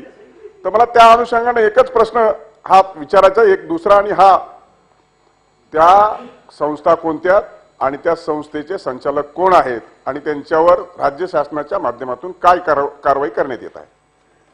माननीय सभापती महोदय, आता पुन्हा हा प्रश्न येऊ नये म्हणून मी सर्वांसाठीच मी बोलतोय. मी आधीच सांगितलं की संभाजीनगरचा प्रश्न हा शहरी भागातला आहे, हा महापालिका क्षेत्रातला आहे. हा जो प्रश्न आहे हा प्रधानमंत्री आवास ग्रामीण या संदर्भातला आहे. त्यामुळे आता त्यांची नावं कोण, ठेकेदार कोण, कोणत्या याच्यावरून भरली गेली, आता प्रश्न परत पुन्हा मला असं वाटतं जो ग्रामीणचा प्रश्न आहे हा तुम्ही मला महानगरपालिकेतला प्रश्न विचारताय, त्याचा आणि याचा अर्थार्थी संबंध या दोन्ही गोष्टींचा नाहीये. नाही, मला एक कळलं नाही सन्माननीय शासन म्हणून मंत्री जरी महोदय, प्रॉपर्टी असली ग्रामीणचा प्रश्न आहे तुम्ही आता असं घरांचं म्हणजे मग तुमच्याकडे म्हाडाचं मला लागलं सांगा कसं? असं म्हणाल तुम्ही कसं काय म्हाडाचं इथे सांगतो घर नाही नाही नाही असं सभापती महोदय आपण मला संरक्षण द्या. हा प्रश्न ग्रामीणचा आहे. प्रधानमंत्री आवास योजना ग्रामीणचा आहे आणि ठराविक सोलापूर आणि बीडपूरचा आहे. आता संभाजीनगर मध्ये कोण एजन्सी होती, कोणाला घरं दिले, कसा भ्रष्टाचार झाला, हे तर मी कसं सांगावं. आता आपणच मला हो ते सांगतो. पण ते बीडचा व्यक्ती दगावलेला आहे ना, म्हणजे ग्रामीण भागातलाच आहे. हा. नाही सभापती महोदय मी ते सांगतोय, पण हे म्हणतात संभाजीनगरचं पुन्हा सांगा की आम्हाला तो कोण ठेकेदार होता. बीडचा प्रश्न आपलं लक्ष नसेल कदाचित, पण ते मला विचारलं की बाबा त्या ठिकाणी कोण टेंडर भरलं, कसं बीड केलं एका ठिकाणाहून, त्याची नावं सांगा, कोणी संभाजीनगरचे घर कोणी भरले, टेंडर कोणी भरलं. तर हा प्रश्न याच्याशी संबंधित नाहीये संभाजीनगरचा, हा वेगळा प्रश्न आहे. पण सन्मान्य सदस्य शिंदे साहेबांनी जो प्रश्न विचारला की तो बीडच्या बाबतीत जिथे एक जणाचा मृत्यू झालेला आहे उपोषणाला बसल्यानंतर अप्पाराव त्यांचा, त्या संदर्भातलं मी त्याचं उत्तर या ठिकाणी देतो. पण पुन्हा मी मुद्दाम सांगितले ते जे आहे ते उत्तर द्या ना, बीडचं त्यांनी मृत्यूबद्दल ते द्या उत्तर. तेच सांगतो मी. सभापती महोदय, शबरी घरकुल योजना ग्रामीण ही सन 2020 अंतर्गत बीड तालुक्यातील वासनवाडी येथील बाबा अप्पाराव पवार, गणेश चंद्र पवार, साखर मोती पवार, अप्पाराव भुजा पवार यांना घरकुल त्या ठिकाणी मंजूर झालेलं होतं. या वाडीमध्ये या 5 लोकांना घरकुल मंजूर झालेलं होतं आणि संबंधित लाभार्थ्यांना ग्रामपंचायत मार्फत सदर केलेल्या PTR म्हणजे त्याला आपण ते प्रॉपर्टी टॅक्स रजिस्टर त्या ठिकाणी म्हणतो, त्याच्यामध्ये त्यांचं नाव त्या ठिकाणी घेतात. त्याला आपण नमुना 8च्या आधारे त्यांनी तिथे ग्रामसेवकांनी त्याची नोंद केलेली होती आणि म्हणून त्या नोंदीच्या आधारे त्याला ते घराची जागा त्या ठिकाणी दिली. पण संबंधित ती जागा आहे ती तो दिलेला घर क्रमांक 166 वरील जागा ही पोलीस अधीक्षक बीड यांना पूर्वी ते ठरलेलं होतं, पण ते ग्रामपंचायतमध्ये त्याची नोंद नव्हती आणि म्हणून थोडा गोंधळ झाला आणि ग्रामसेवकांनी सांगितलं की हे तुम्हाला देता येईल आणि म्हणून त्या ठिकाणी त्याला घर त्या ठिकाणी मंजूर झालंय. खरं आहे, पण नंतर लक्षात आलं की ही जागा तर अधीक्षक बीड यांना दिलेली आहे, त्यामुळे त्यांना ही जागा हे जे लाभार्थी त्यांना ती देता येत नाही, त्यामुळे ते जागा रद्द झाली. आणि मग नंतर त्या ठिकाणी जागा 2 एकर 18 गुंठे होती आणि ती सर्वची सर्व त्या ठिकाणी देऊन टाकलेली आहे आणि म्हणून ती जागा न दिल्यामुळे त्या ठिकाणी अडचण निर्माण झाली. आणि त्या ठिकाणी हे जे पवार आहेत, हे अप्पाराव आहेत, हे 4 लोक आहेत, हे त्या ठिकाणी उपोषणाला बसले. 2 दिवस ते त्या ठिकाणी उपोषणाला बसले आणि त्यामुळे मग नवीन पर्याय शोधायला सुरुवात झाला. मग तहसीलदार BDO यांनी सांगितलं की त्यांनी आणि स्वयंसेवी संस्थांनी मिळून त्यांनी सुचवलं की जागेवर मौजे दगडी शहाजनपूर, सोमनाथवाडी, मुलुकवाडी, घाट सावळी, पिंपरे गव्हाण या ठिकाणी दाखवलेल्या जागेवर घरकुल जे लाभार्थी आहेत त्यांना त्या जागा दाखवल्यात, पण त्यांनी या सगळ्या गोष्टींना नकार दिला की आम्हाला इथे जागेवर जायचंच नाही, आम्हाला ही आधीची जागा आहे तीच त्या ठिकाणी द्यावी असा त्यांनी आग्रह धरला. परंतु ही जागा त्यांना कायद्याने नियमानुसार मिळू शकत नव्हती, कारण ती गायरांची जागा होती आणि त्याच्यावर चुकून त्या ठिकाणी ग्रामसेवकांनी तो पिटाटँक टाकलेला होता आणि म्हणून त्यांना ही जागेचा नकार देण्यात आलेला होता आणि ती जागा पोलीस अधीक्षकांना आधी दिलेली होती. आता यांना दाखवलेल्या पर्यायी जागा या त्यांना अजिबात नको होत्या, त्यामुळे नाही आम्हाला तिथे जागा, ती थोड्या लांब होत्या आणि ही जागा अतिशय मध्यवर्ती ठिकाणी आहे आणि म्हणून त्यांनी तो आग्रह त्या ठिकाणी ते उपोषणाला त्या ठिकाणी बसले. 2/12/2022ला ते उपोषणामध्ये जिल्हाधिकाऱ्यांसमोर हे 4-5 लोक त्या ठिकाणी उपोषणाला बसले. या दरम्यान अप्पाराव भुजा पवार त्यांचं अंदाजे वय 60 वर्ष होते आणि थोडे ते आजारी होते, तब्येत त्यांची खराब होती, पूर्वी 2-4-5 वेळेला हॉस्पिटलचे ऍडमिट होते. हा विषय वेगळा आहे, तो विषय आत्ता नाहीये. पण त्यांचं 4/12 म्हणजे 2 दिवसांनी 4/12/2022ला त्यांचं त्या ठिकाणी निधन झालं. त्यांचा पोस्टमॉर्टमचा रिपोर्ट आला फुफ्फुसातल्या याच्यामुळे, तो असेल तो रिपोर्ट, त्याच्याबद्दल आपलं म्हणणं नाही. पण एक गोष्ट नक्की आहे की त्यांचा उपोषणाला बसल्यामुळे त्या ठिकाणी मृत्यू झालेला आहे. पण स्वर्गीय अप्पाराव पवार यांच्या मृत्यूनंतर जिल्हा परिषदेने पोट कलम 2 अन्वये Mumbai metro rail corporation limited यांचा सन 2021-22 वर्षाचा आर्थिक वार्षिक अहवाल सभागृहासमोर ठेवतो. अहवाल सभागृहासमोर ठेवण्यात आला. सदर अहवाल विधिमंडळाच्या संकेतस्थळावर उपलब्ध करून देण्यात येईल. खनिकर्म मंत्री.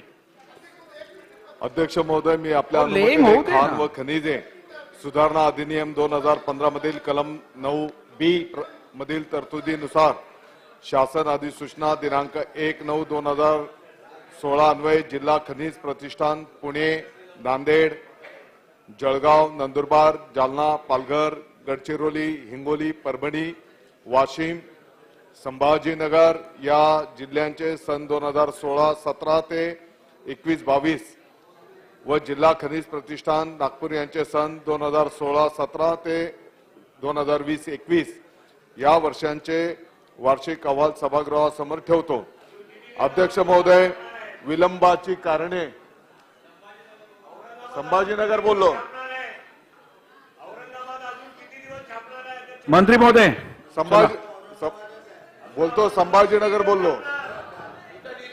रेकॉर्डवर संभाजीनगर बोललो आणि म्हणून अध्यक्ष महोदय विलंबाची कारणे सोबत जोडलेली आहेत. अहवाल सभागृहासमोर ठेवण्यात आला. सदर अहवाल विधिमंडळाच्या संकेतस्थळावर उपलब्ध करून देण्यात येतील. कामगार मंत्री. अध्यक्ष महोदय, मी आपल्या अनुमतीने महाराष्ट्र कामगार कल्याण निधी नियम 1953च्या नियम 20 मधील तरतुदी अन्वये महाराष्ट्र कामगार कल्याण मंडळ यांचे सन 2014-15 ते 2020 ते 2021 या वर्षाचे वार्षिक अहवाल सभागृहात ठेवतो. सदरहून अहवाल विधानसभेच्या पटलावर ठेवण्यास झालेल्या विलंबाची कारणे सोबत जोडली आहेत. सदर अहवाल सभागृहासमोर ठेवण्यात आला. सदर अहवाल विधिमंडळाच्या संकेतस्थळावर उपलब्ध करून देण्यात येतील. दिनांक 21 मार्च 2023 रोजी स्थगन प्रस्तावाच्या एकूण 6 सूचना प्राप्त झाल्या आहेत. परंतु आज सन 2023-2024 या वर्षाच्या अर्थसंकल्पीय अनुदानाच्या मागण्यांवर चर्चा व मतदान 5वा दिवस असल्यामुळे महाराष्ट्र विधानसभा नियम 251-2 अन्वये स्थगन प्रस्ताव घेता येणार नाहीत. आता या सर्व सूचनांना मी दालनात अनुमती नाकारित आहे.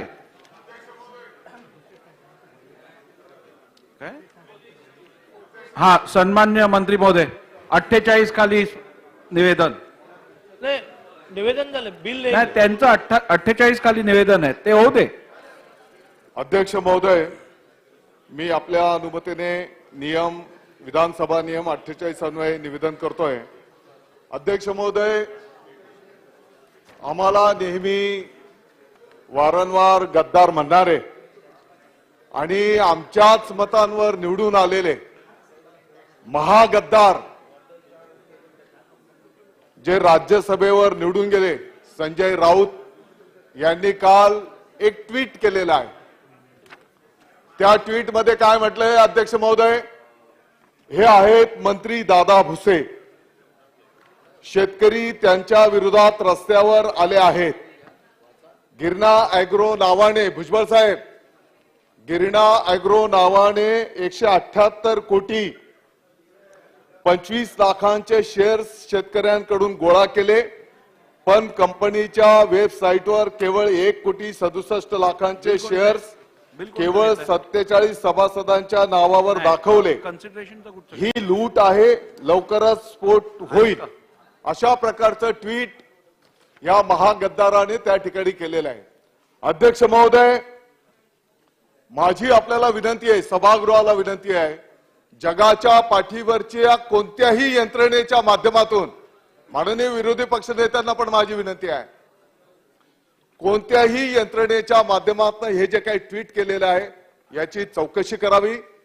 त्या चौकशीमध्ये जर मी दोषी आढळलो, आमदारकीचा, मंत्रीपदाचा नव्हे, राजकारणात पण मी त्या ठिकाणी निवृत्त होईल. अध्यक्ष महोदय, माझी विनंती आहे, जर याच्यामध्ये खोटं आढळून आलं तर हे जे महागद्दार आहेत, या महागद्दाराने पण आम्हाला नेहमी गद्दार बोलतात, आमच्याच गद्दारांच्या मतावर हे महागद्दार निवडून आलेले आहेत, तर त्यांनी राज्यसभेच्या खासदारकीचा राजीनामा द्यावा. दैनिक सामना हे जे आहे, दैनिक सामनाच्या संपादक पदाचा राजीनामा त्यांनी त्या ठिकाणी द्यावा. अध्यक्ष महोदय, हे भाकरी मातोश्रीची खातात आणि चाकरी राष्ट्रवादीची, माननीय शरद पवारांची ही चाकरी करतात आणि हे आम्हाला शिकवतात. अध्यक्ष महोदय, माझी विनंती आहे, अध्यक्ष महोदय, माझी विनंती आहे. ठीक आहे मंत्री महोदय, आपण आता मालेगावच्या नागरिकांची, ठीक आहे, महाराष्ट्राची माफी मागावी आणि येणाऱ्या 26 तारखेपर्यंत जर याने मालेगावच्या नागरिकांची मालेगावच्या जनतेची महाराष्ट्राची जर माफी मागितली नाही ठीक आहे तर मालेगावचे शिवसैनिक हे हिंदू हृदय सम्राट शिवसेना प्रमुख माननीय बाळासाहेब ठाकरे धर्मवीर आनंदजी दिघे साहेबांचे ते शिवसैनिक आहेत. हे शिवसैनिक ठीक आहे मंत्री महोदय. या गद्दाराला त्याची जागा दाखवून दिल्याशिवाय राहणार नाही. सन्मान्य मंत्री महोदय, इंट्रोडक्शन महोदय सन 2023 एवढं बिल झाल्यावर घेऊया ना दादा. सन 2023 विधानसभा विधेयक क्रमांक 12 एक मिनिट. महाराष्ट्र केसरकर साहेब. कर व्याज केसरकर शास्ती- साहेब बसून घ्या. सन 2023 विधानसभा बसून घ्या. विरोधी पक्षनेते बोलतायत. बसून घ्या. बसून घ्या. विरोधी पक्षनेते बोलतायत. बसून घ्या. विरोधी पक्षनेते बोलतायत. अध्यक्ष महोदय, सन्माननीय दादा भुसे साहेब, तुम्हाला जे काही मांडायचं ते तुम्ही मांडा, त्याच्यावर बसून घ्या. मला काही ते म्हणायचं बोलतायत. नाही. बसून घ्या. परंतु तुम्ही कारण नसताना आमचे राष्ट्रीय नेते आदरणीय पवार साहेबांचं नाव घ्यायचं काहीच कारण नाही इथं. एक मिनिट, ते सभा ह्याच्यात काढून टाका.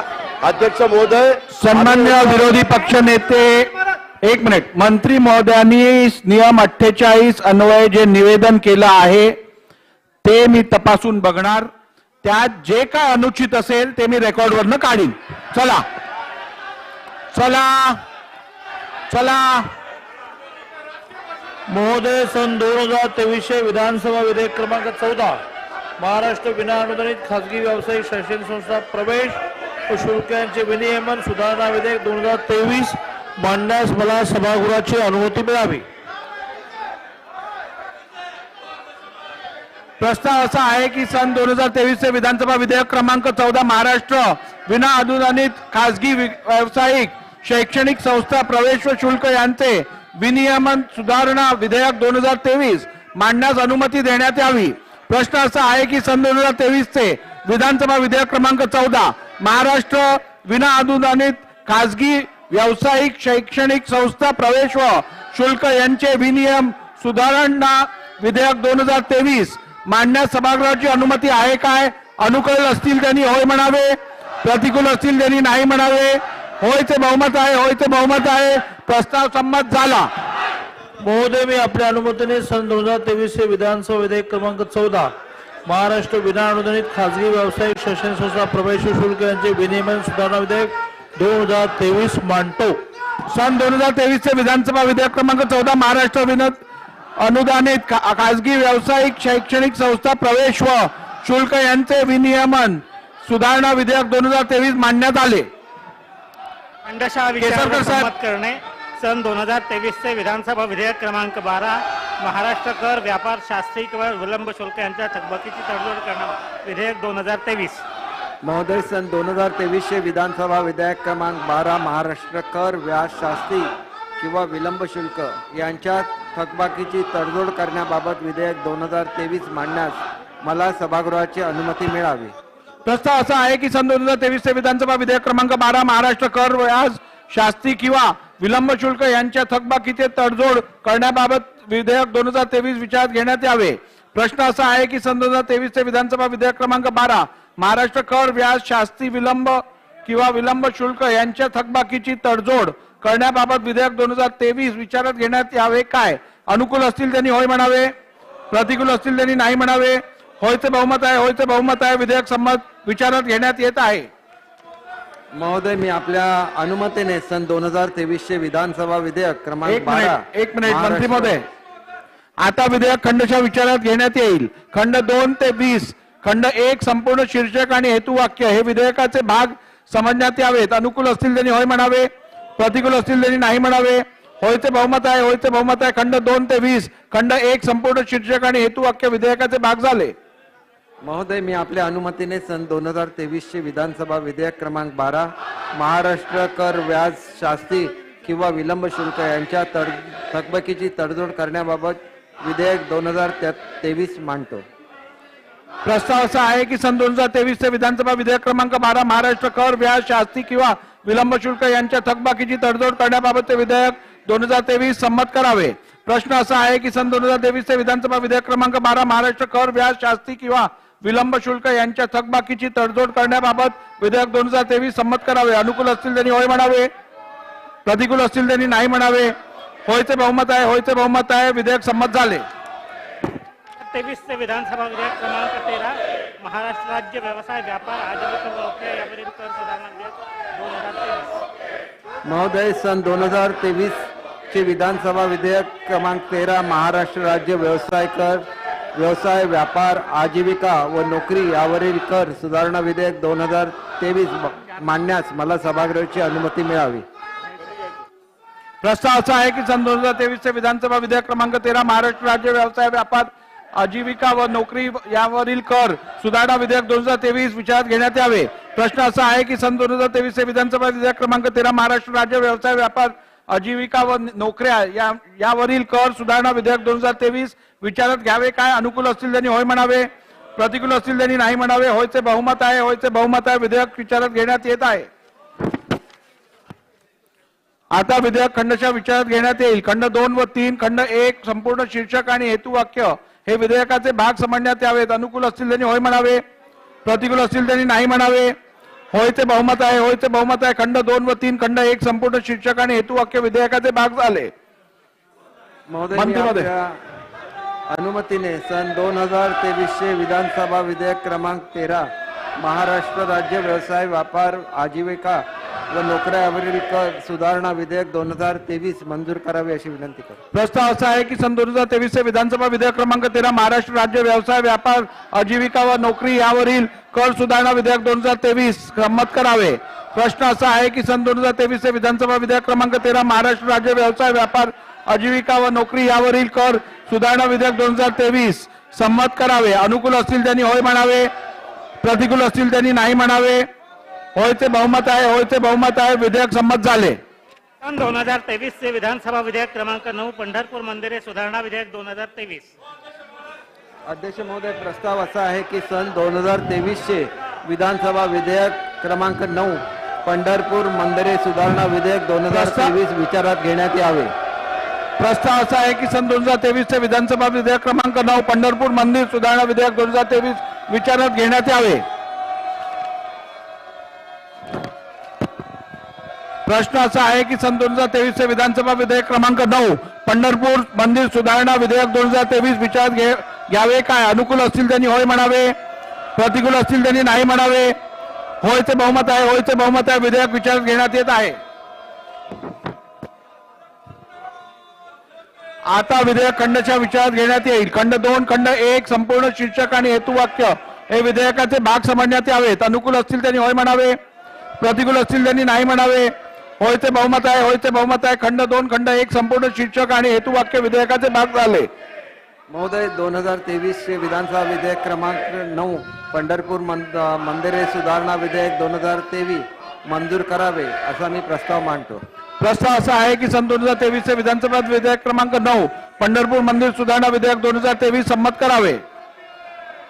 प्रश्न असा आहे की सन 2023 चे विधानसभा विधेयक क्रमांक 9 पंढरपूर मंदिर सुधारणा विधेयक 2023 संमत करावे. अनुकूल असतील त्यांनी होय म्हणावे, प्रतिकूल असतील त्यांनी नाही म्हणावे.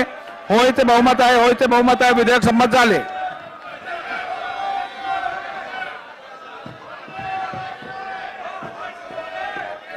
विधान परिषदेकडून एक संदेश आला आहे. प्रधान सचिव तो वाचून दाखवतील.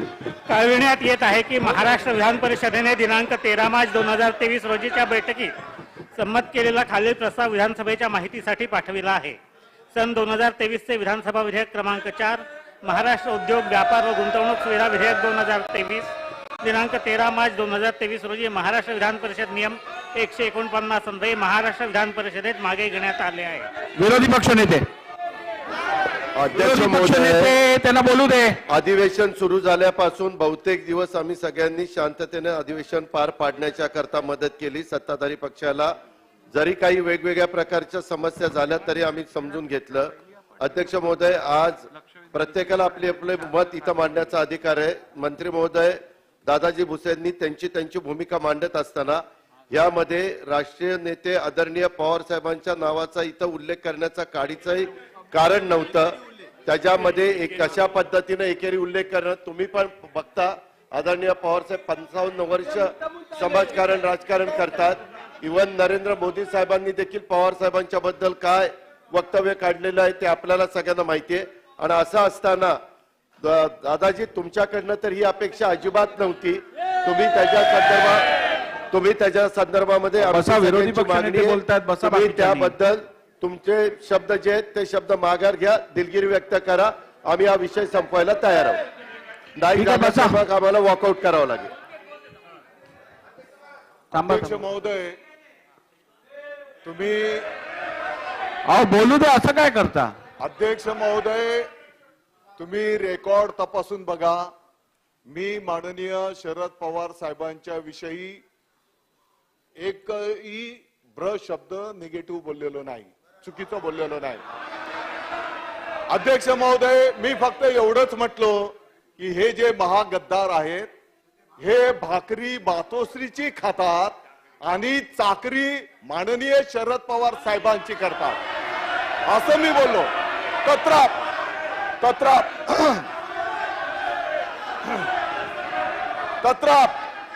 बसून घ्या. अध्यक्ष महोदय बसून घ्या. माननीय विरोधी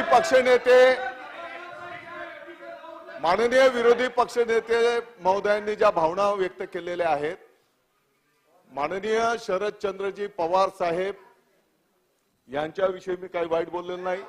त्यांची चाकरी करतात एवढं मी बोललेलो आहे. तत्राप आपण जर सूचना असेल तर मी बोला. अध्यक्ष महोदय माझी आपल्याला विनंती आहे, मी जर माननीय शरद पवार साहेबांच्या विषयी जर चुकीचं बोललेलो असेल तुम्ही तपासून घ्या, तुम्ही योग्य तो निर्णय करा. ठीक आहे आता बस बोला. ठीक आहे. माननीय अध्यक्ष महोदय देतो. आमचे सहकारी माननीय मंत्री महोदय दादाजी भुसे यांनी एका संस्थेच्या अनुषंगानं जे त्यांच्या संदर्भातलं स्पष्टीकरण होतं ते देत असताना या ठिकाणी काही गोष्टी आदरणीय पवार साहेबांच्या बद्दल महाराष्ट्रालाच नव्हे तर संपूर्ण देशाला आदर आहे. राज्याचं नेतृत्व पवार साहेबांनी देशामध्ये केलं आणि कृषी मंत्री म्हणून काम करताना पवार साहेबांनी जे काही निर्णय घेतलेत राज्याच्या हिताचे ते आम्हाला सगळ्यांना माहिती आहे. विशेषतः साखर उद्योगाच्या संदर्भामध्ये पवार साहेबांचं योगदान सगळ्या देशाने पाहिले. पण अध्यक्ष महोदय सन्मान्य दादा भुसे साहेब जे बोलले ते श्री संजय राऊत ज्यांनी अध्यक्ष महोदय दादा भुसे असतील आम्ही असो आमच्या मतावर निवडून आले आणि आम्हाला ज्यांच्या एक मिनिट आता ऐकून घ्या अध्यक्ष महाराज आमच्या मतावर निवडून आले. आम्ही या सभागृहाचे सदस्य आहोत. आम्हाला डुक्कर, आम्हाला गटारातलं पाणी, आम्हाला प्रेत म्हणजे हे या सभागृहातल्या सदस्य. एक मिनिट ऐका आता. तुम्हाला बोललेलं चालेल का? मंत्री पवार साहेबांच्या बद्दल आम्ही बोललो ना. पवार साहेबांच्या बद्दल सन्मान्य मंत्री महोदय आजही म्हणतायत अध्यक्षांनी तपासून घ्यावं. पवार साहेबांच्या बद्दल अनुद्गार हे सन्मान्य दादा भुसे यांनी काढलेले नाही. पण अध्यक्ष महोदय आमच्याबद्दल कुणी काही बोलल हे या ठिकाणी आम्ही सहन करणार नाही. त्यामुळे हा जो महागद्दार आहे जो आमच्या मतावर निवडून आलाय त्याला निश्चितपणाने अशा पद्धतीने आमच्याबद्दल वक्तव्य करण्याचा अधिकार नाही. पवार साहेबांबद्दल आम्हाला आदर आहे. पवार साहेबांचा अवमान करण्याचा आमचा कुठलाही उद्देश नाही. त्यांनी आमच्या 40 लोकांच्या मतावर निवडून आले. त्यांनी पहिला राजीनामा द्यावा. त्यांच्यात हिंमत असेल तर परत निवडून यावं आणि मग आमच्याबद्दल बोलावं. अध्यक्ष महाराज. अध्यक्ष महोदय सन्माननीय दादा भुसे यांनी बाकीच्यांनी बसून घ्या. एक मिनिट जयंत पाटील साहेब एक मिनिट बाकीच्यांनी बसून घ्या. आता नेते बोलतात त्यात तुम्हाला त्यांचं पण ऐकायचं नाही का? बसून घ्या पहिली बसून घ्या. दादा भुसे यांनी सांगितलं की माझा तसा उद्देश नाही वगैरे. आपण म्हटलं की ते तपासू. माझं म्हणणं त्या दरम्यान प्रसार माध्यमात हे सगळं जात असतं. आपण दिरंगाई लावली तर याला सगळीकडे प्रसारित झाल्यानंतर आपण काढलं काय नाही काढलं काय फरक पडत नाही. म्हणून आमची मागणी अशी आहे की त्यांनी दादा भुसेंनी एकेरी उल्लेख जो पवार साहेबांचा केलाय तो कामकाजातून काढून टाकावा. चुकीचं आहे. बसून घ्या सगळ्यांनी बसून घ्या. आता तुम्हाला रुलिंग नको आहे का? रुलिंग नको आहे का सांगा? तुमची मागणी रुलिंगची आहे ना? तुमची मागणी रुलिंगची आहे. बसून घ्या जागेवर बसून घ्या. आधी सन्मान्य विरोधी पक्ष नेते आता रुलिंग नेता आता बसायला सांगा ना. बसून घ्या सगळ्यांनी बसून घ्या. राम सातपुतेची प्रत्येक ह्याच्यात बोलायची गरज नाही. बसून घ्या तुम्ही. आता हे बघा, सन्मान्य मंत्री महोदयांनी नियम 48 अन्वये वैयक्तिक स्पष्टीकरण दिलेलं आहे, जे नियमानुसार आहे. स्पष्टीकरण देत असताना त्यांनी ज्या व्यक्तींचा अथवा ज्या बाबींचा उल्लेख केलेला आहे त्याचं मी संपूर्ण रेकॉर्ड तपासीन आणि आज दिवसभराचं कामकाज संपण्यापूर्वी जर का त्यांनी एकेरी भाषेत कुठच्याही नेत्याबद्दल वक्तव्य केलं असेल तर ते मी काढून टाकीन. थांबा, बसा मंत्री महोदय बसा. सन्मान्य शरद पवार साहेबांबद्दल जर का त्यांनी एकेरी भाषेत वक्तव्य केलं असेल अथवा कोणतंही अपमानार्थ वक्तव्य केलं असेल तर ते मी रेकॉर्डवरनं काढीन. आता आपण पुढे जाऊ. नाही, बसा सागर साहेब बसा. चला आता लक्षवेधी घ्या. लक्षवेधी क्रमांक 3. बसा. बिलं आपण काढणं, किती बिलं निघाली? 3 निघाली, म्हणजे 2. अच्छा, लक्षवेधी क्रमांक 3. डीसीएम साहेब आपण देत आहे ना, वितरित केल्याप्रमाणे. कुठे गेले? कोणाची आहे ती लक्षवेधी? अध्यक्ष महोदय, लक्षवेधी क्रमांक 3. बोला आपण. अध्यक्ष महोदय, एका महत्वाच्या विषयासंदर्भात ही लक्षवेधी अध्यक्ष महोदय उपस्थित केलेली आहे. ह्याला बोलवा ना. अध्यक्ष महोदय, उपाध्यक्षांना बोलवा. एक मायनीमध्ये BMS मेडिकल कॉलेज अध्यक्ष महोदय आहे आणि या कॉलेजमध्ये गेल्या 15 वर्षापासून अध्यक्ष महोदय एक रॅकेट काम करते, जे रॅकेट अख्ख्या राज्यामध्ये काम करते. आणि हे रॅकेट अध्यक्ष महोदय जे BMS ला ऍडमिशन घेत असणाऱ्या विद्यार्थ्यांच्या क्वालिफिकेशन क्रायटेरिया पूर्ण करण्यासाठी ज्या विद्यार्थी क्वालिफाय होत नाहीत त्यांची मार्क वाढवून त्यांची बोगस सर्टिफिकेट तयार करून अध्यक्ष महोदय ऍडमिशन देण्याचं काम गेल्या अनेक दिवसापासून या कॉलेजमध्ये अध्यक्ष महोदय चाललेलं आहे. या संदर्भात अध्यक्ष महोदय पोलीस स्टेशनला 18/5/2021 ला अध्यक्ष महोदय एक तक्रार आली आणि तेही तक्रार अध्यक्ष महोदय यामध्ये ज्या विद्यार्थ्यांनी बोगस मार्कशीट दाखल करून ऍडमिशन घेतले त्यांच्या नावासह त्यांनी कुठल्या कॉलेजमध्ये मूळ कुठल्या कॉलेजमध्ये शिकले आणि त्यांनी कुठली बोगस सर्टिफिकेट जोडली या संदर्भातली माहिती अध्यक्ष महोदय तक्रारदाराने पोलीस स्टेशनला सातारा SP ने अध्यक्ष महोदय दिली होती. परंतु अध्यक्ष महोदय ही तक्रार तिथं आले असताना राजकीय दबावापोटी सातारा SP किंवा पोलीस असेल यांनी 1 वर्ष या तक्रारीची दखल घेतली नाही. तात्कालीन परिस्थिती अध्यक्ष महोदय सांगायला लागेल. तात्कालीन विरोधी पक्ष नेते यांनी सुद्धा या संदर्भात अध्यक्ष महोदय सातारा SP ना किमान 4 वेळा फोन करून हे रॅकेट मोठा आहे, या ठिकाणी बोगस मार्कशीट 12वीची तयार होतात, सर्टिफिकेट तयार होतात, मायग्रेशन सर्टिफिकेट तयार केली जातात, याच्यावर कारवाई करावी, याच्यावर गुन्हा दाखल करून घ्यावा म्हणून सांगितलं. अध्यक्ष महोदय पोलिसांनी गुन्हा दाखल करून घेतला नाही. या संदर्भात पुन्हा विधानसभेमध्ये लक्षवेधी आल्यानंतर अध्यक्ष महोदय तो गुन्हा दाखल केला. पण गुन्हा दाखल केल्यानंतर अध्यक्ष महोदय तक्रारदाराचं जे म्हणणं होतं की महादेव देशमुख, चंद्रकांत देशमुख आणि एक गुहा, त्रिदेव गुहा म्हणून एक इसम आहे, यांनी रॅकेट करून यांनी या मार्कशीट तयार करण्याचं काम केलं.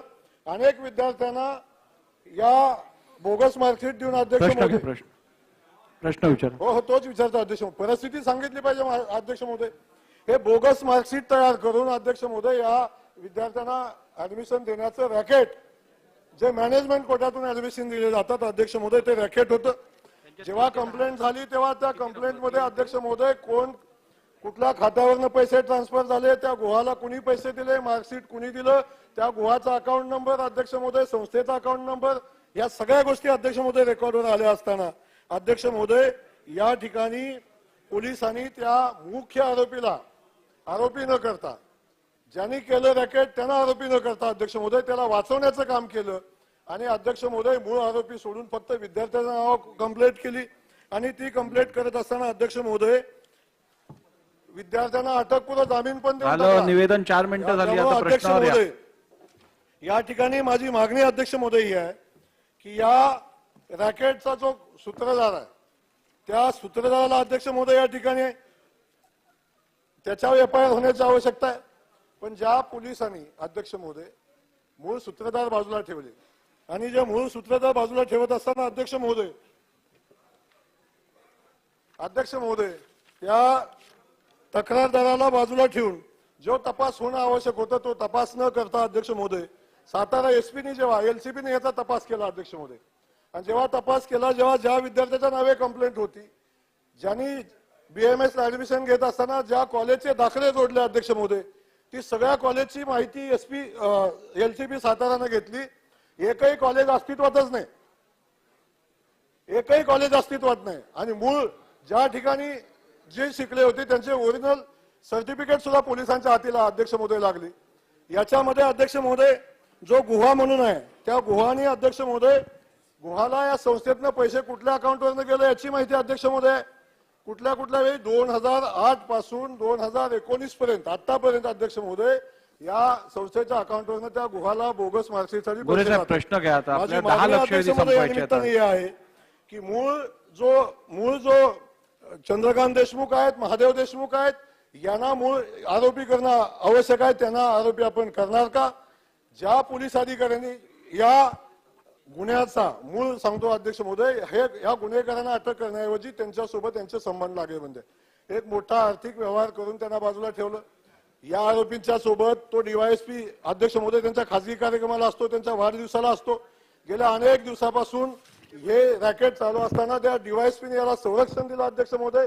एवढा मोठा रॅकेट राज्यस्तरीय अध्यक्ष महोदय असताना जवळजवळ शेकडो विद्यार्थ्यांनी असं ऍडमिशन बोगस 12वीच्या मार्कशीटवर घेतला असताना या गुन्ह्याला संरक्षण देणाऱ्या त्या पोलीस स्टेशनचा तपासी अधिकारी जो मालोजी देशमुख आहे, निलेश देशमुख अध्यक्ष महोदय तिथला डीवायएसपी आहे, यांनी या आरोपींना संरक्षण देण्याचं काम केलं.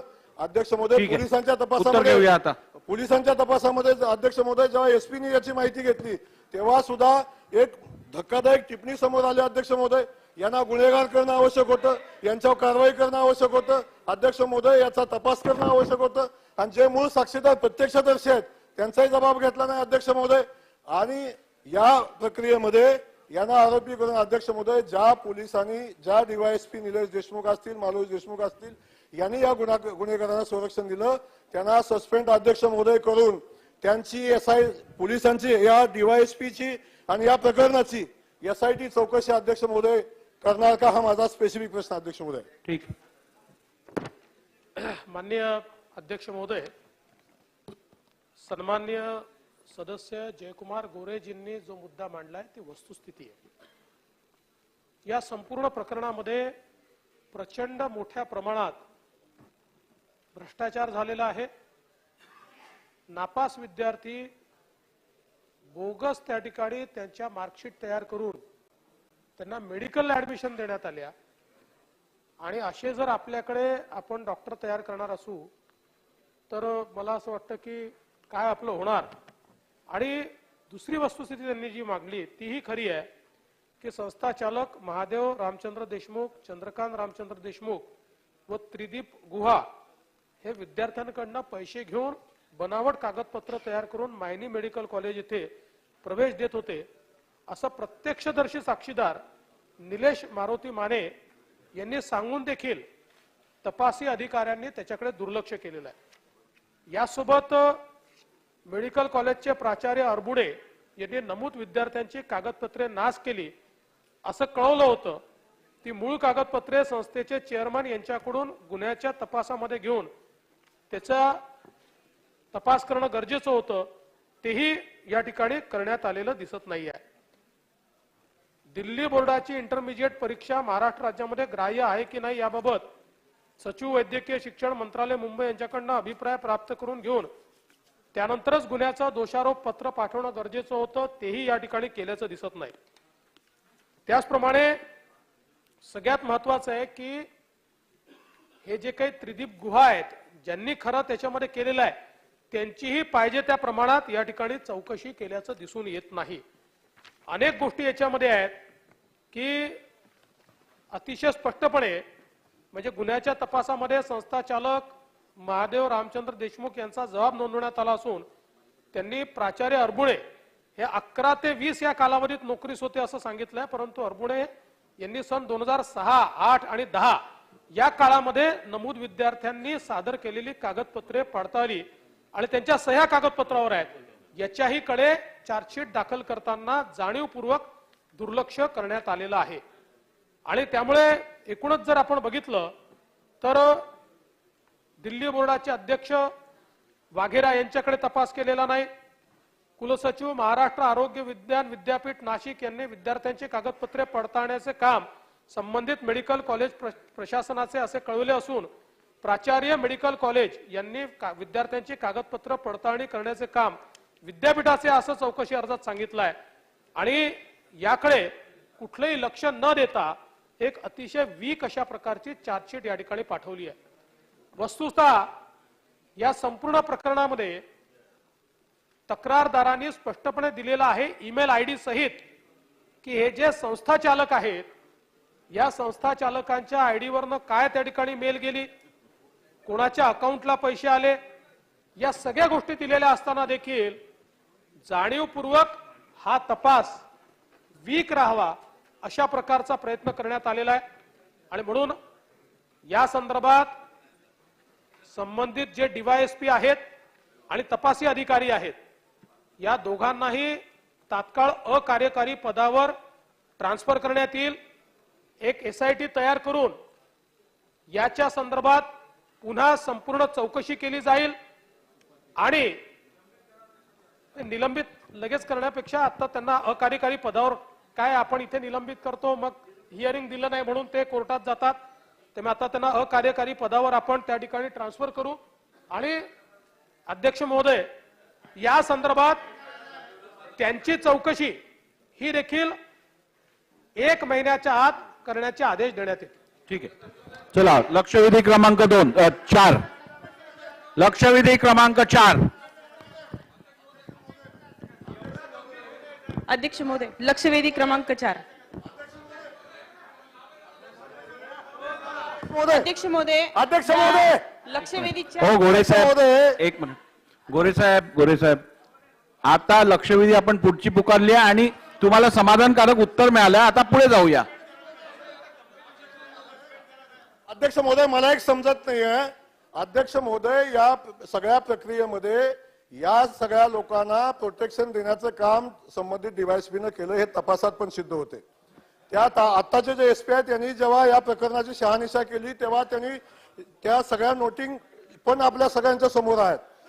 असं असताना अध्यक्ष महोदय जर एवढ्या बेफिकीरपणे हा अधिकारी तपास करत असेल आणि एवढं मोठं रॅकेट एवढा छोटा विषय नाही अध्यक्ष महोदय.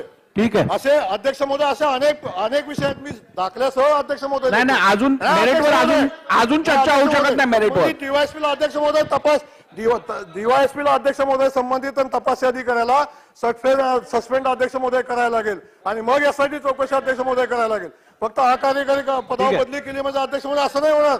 अध्यक्ष महोदय माझी विनंती आहे सरकारला अध्यक्ष महोदय माननीय उपमुख्यमंत्री महोदय आपल्याला या केस संदर्भातील सगळी माहिती आहे. अशा अधिकाऱ्यांना आपण प्रोटेक्शन अध्यक्ष महोदय कसं देणार. गोरे साहेब माननीय गोरे साहेब एक मिनिट. माननीय गोरे साहेब या संदर्भात त्यांना मी अकार्यकारी पदावर ट्रान्सफर करतोय. त्यांना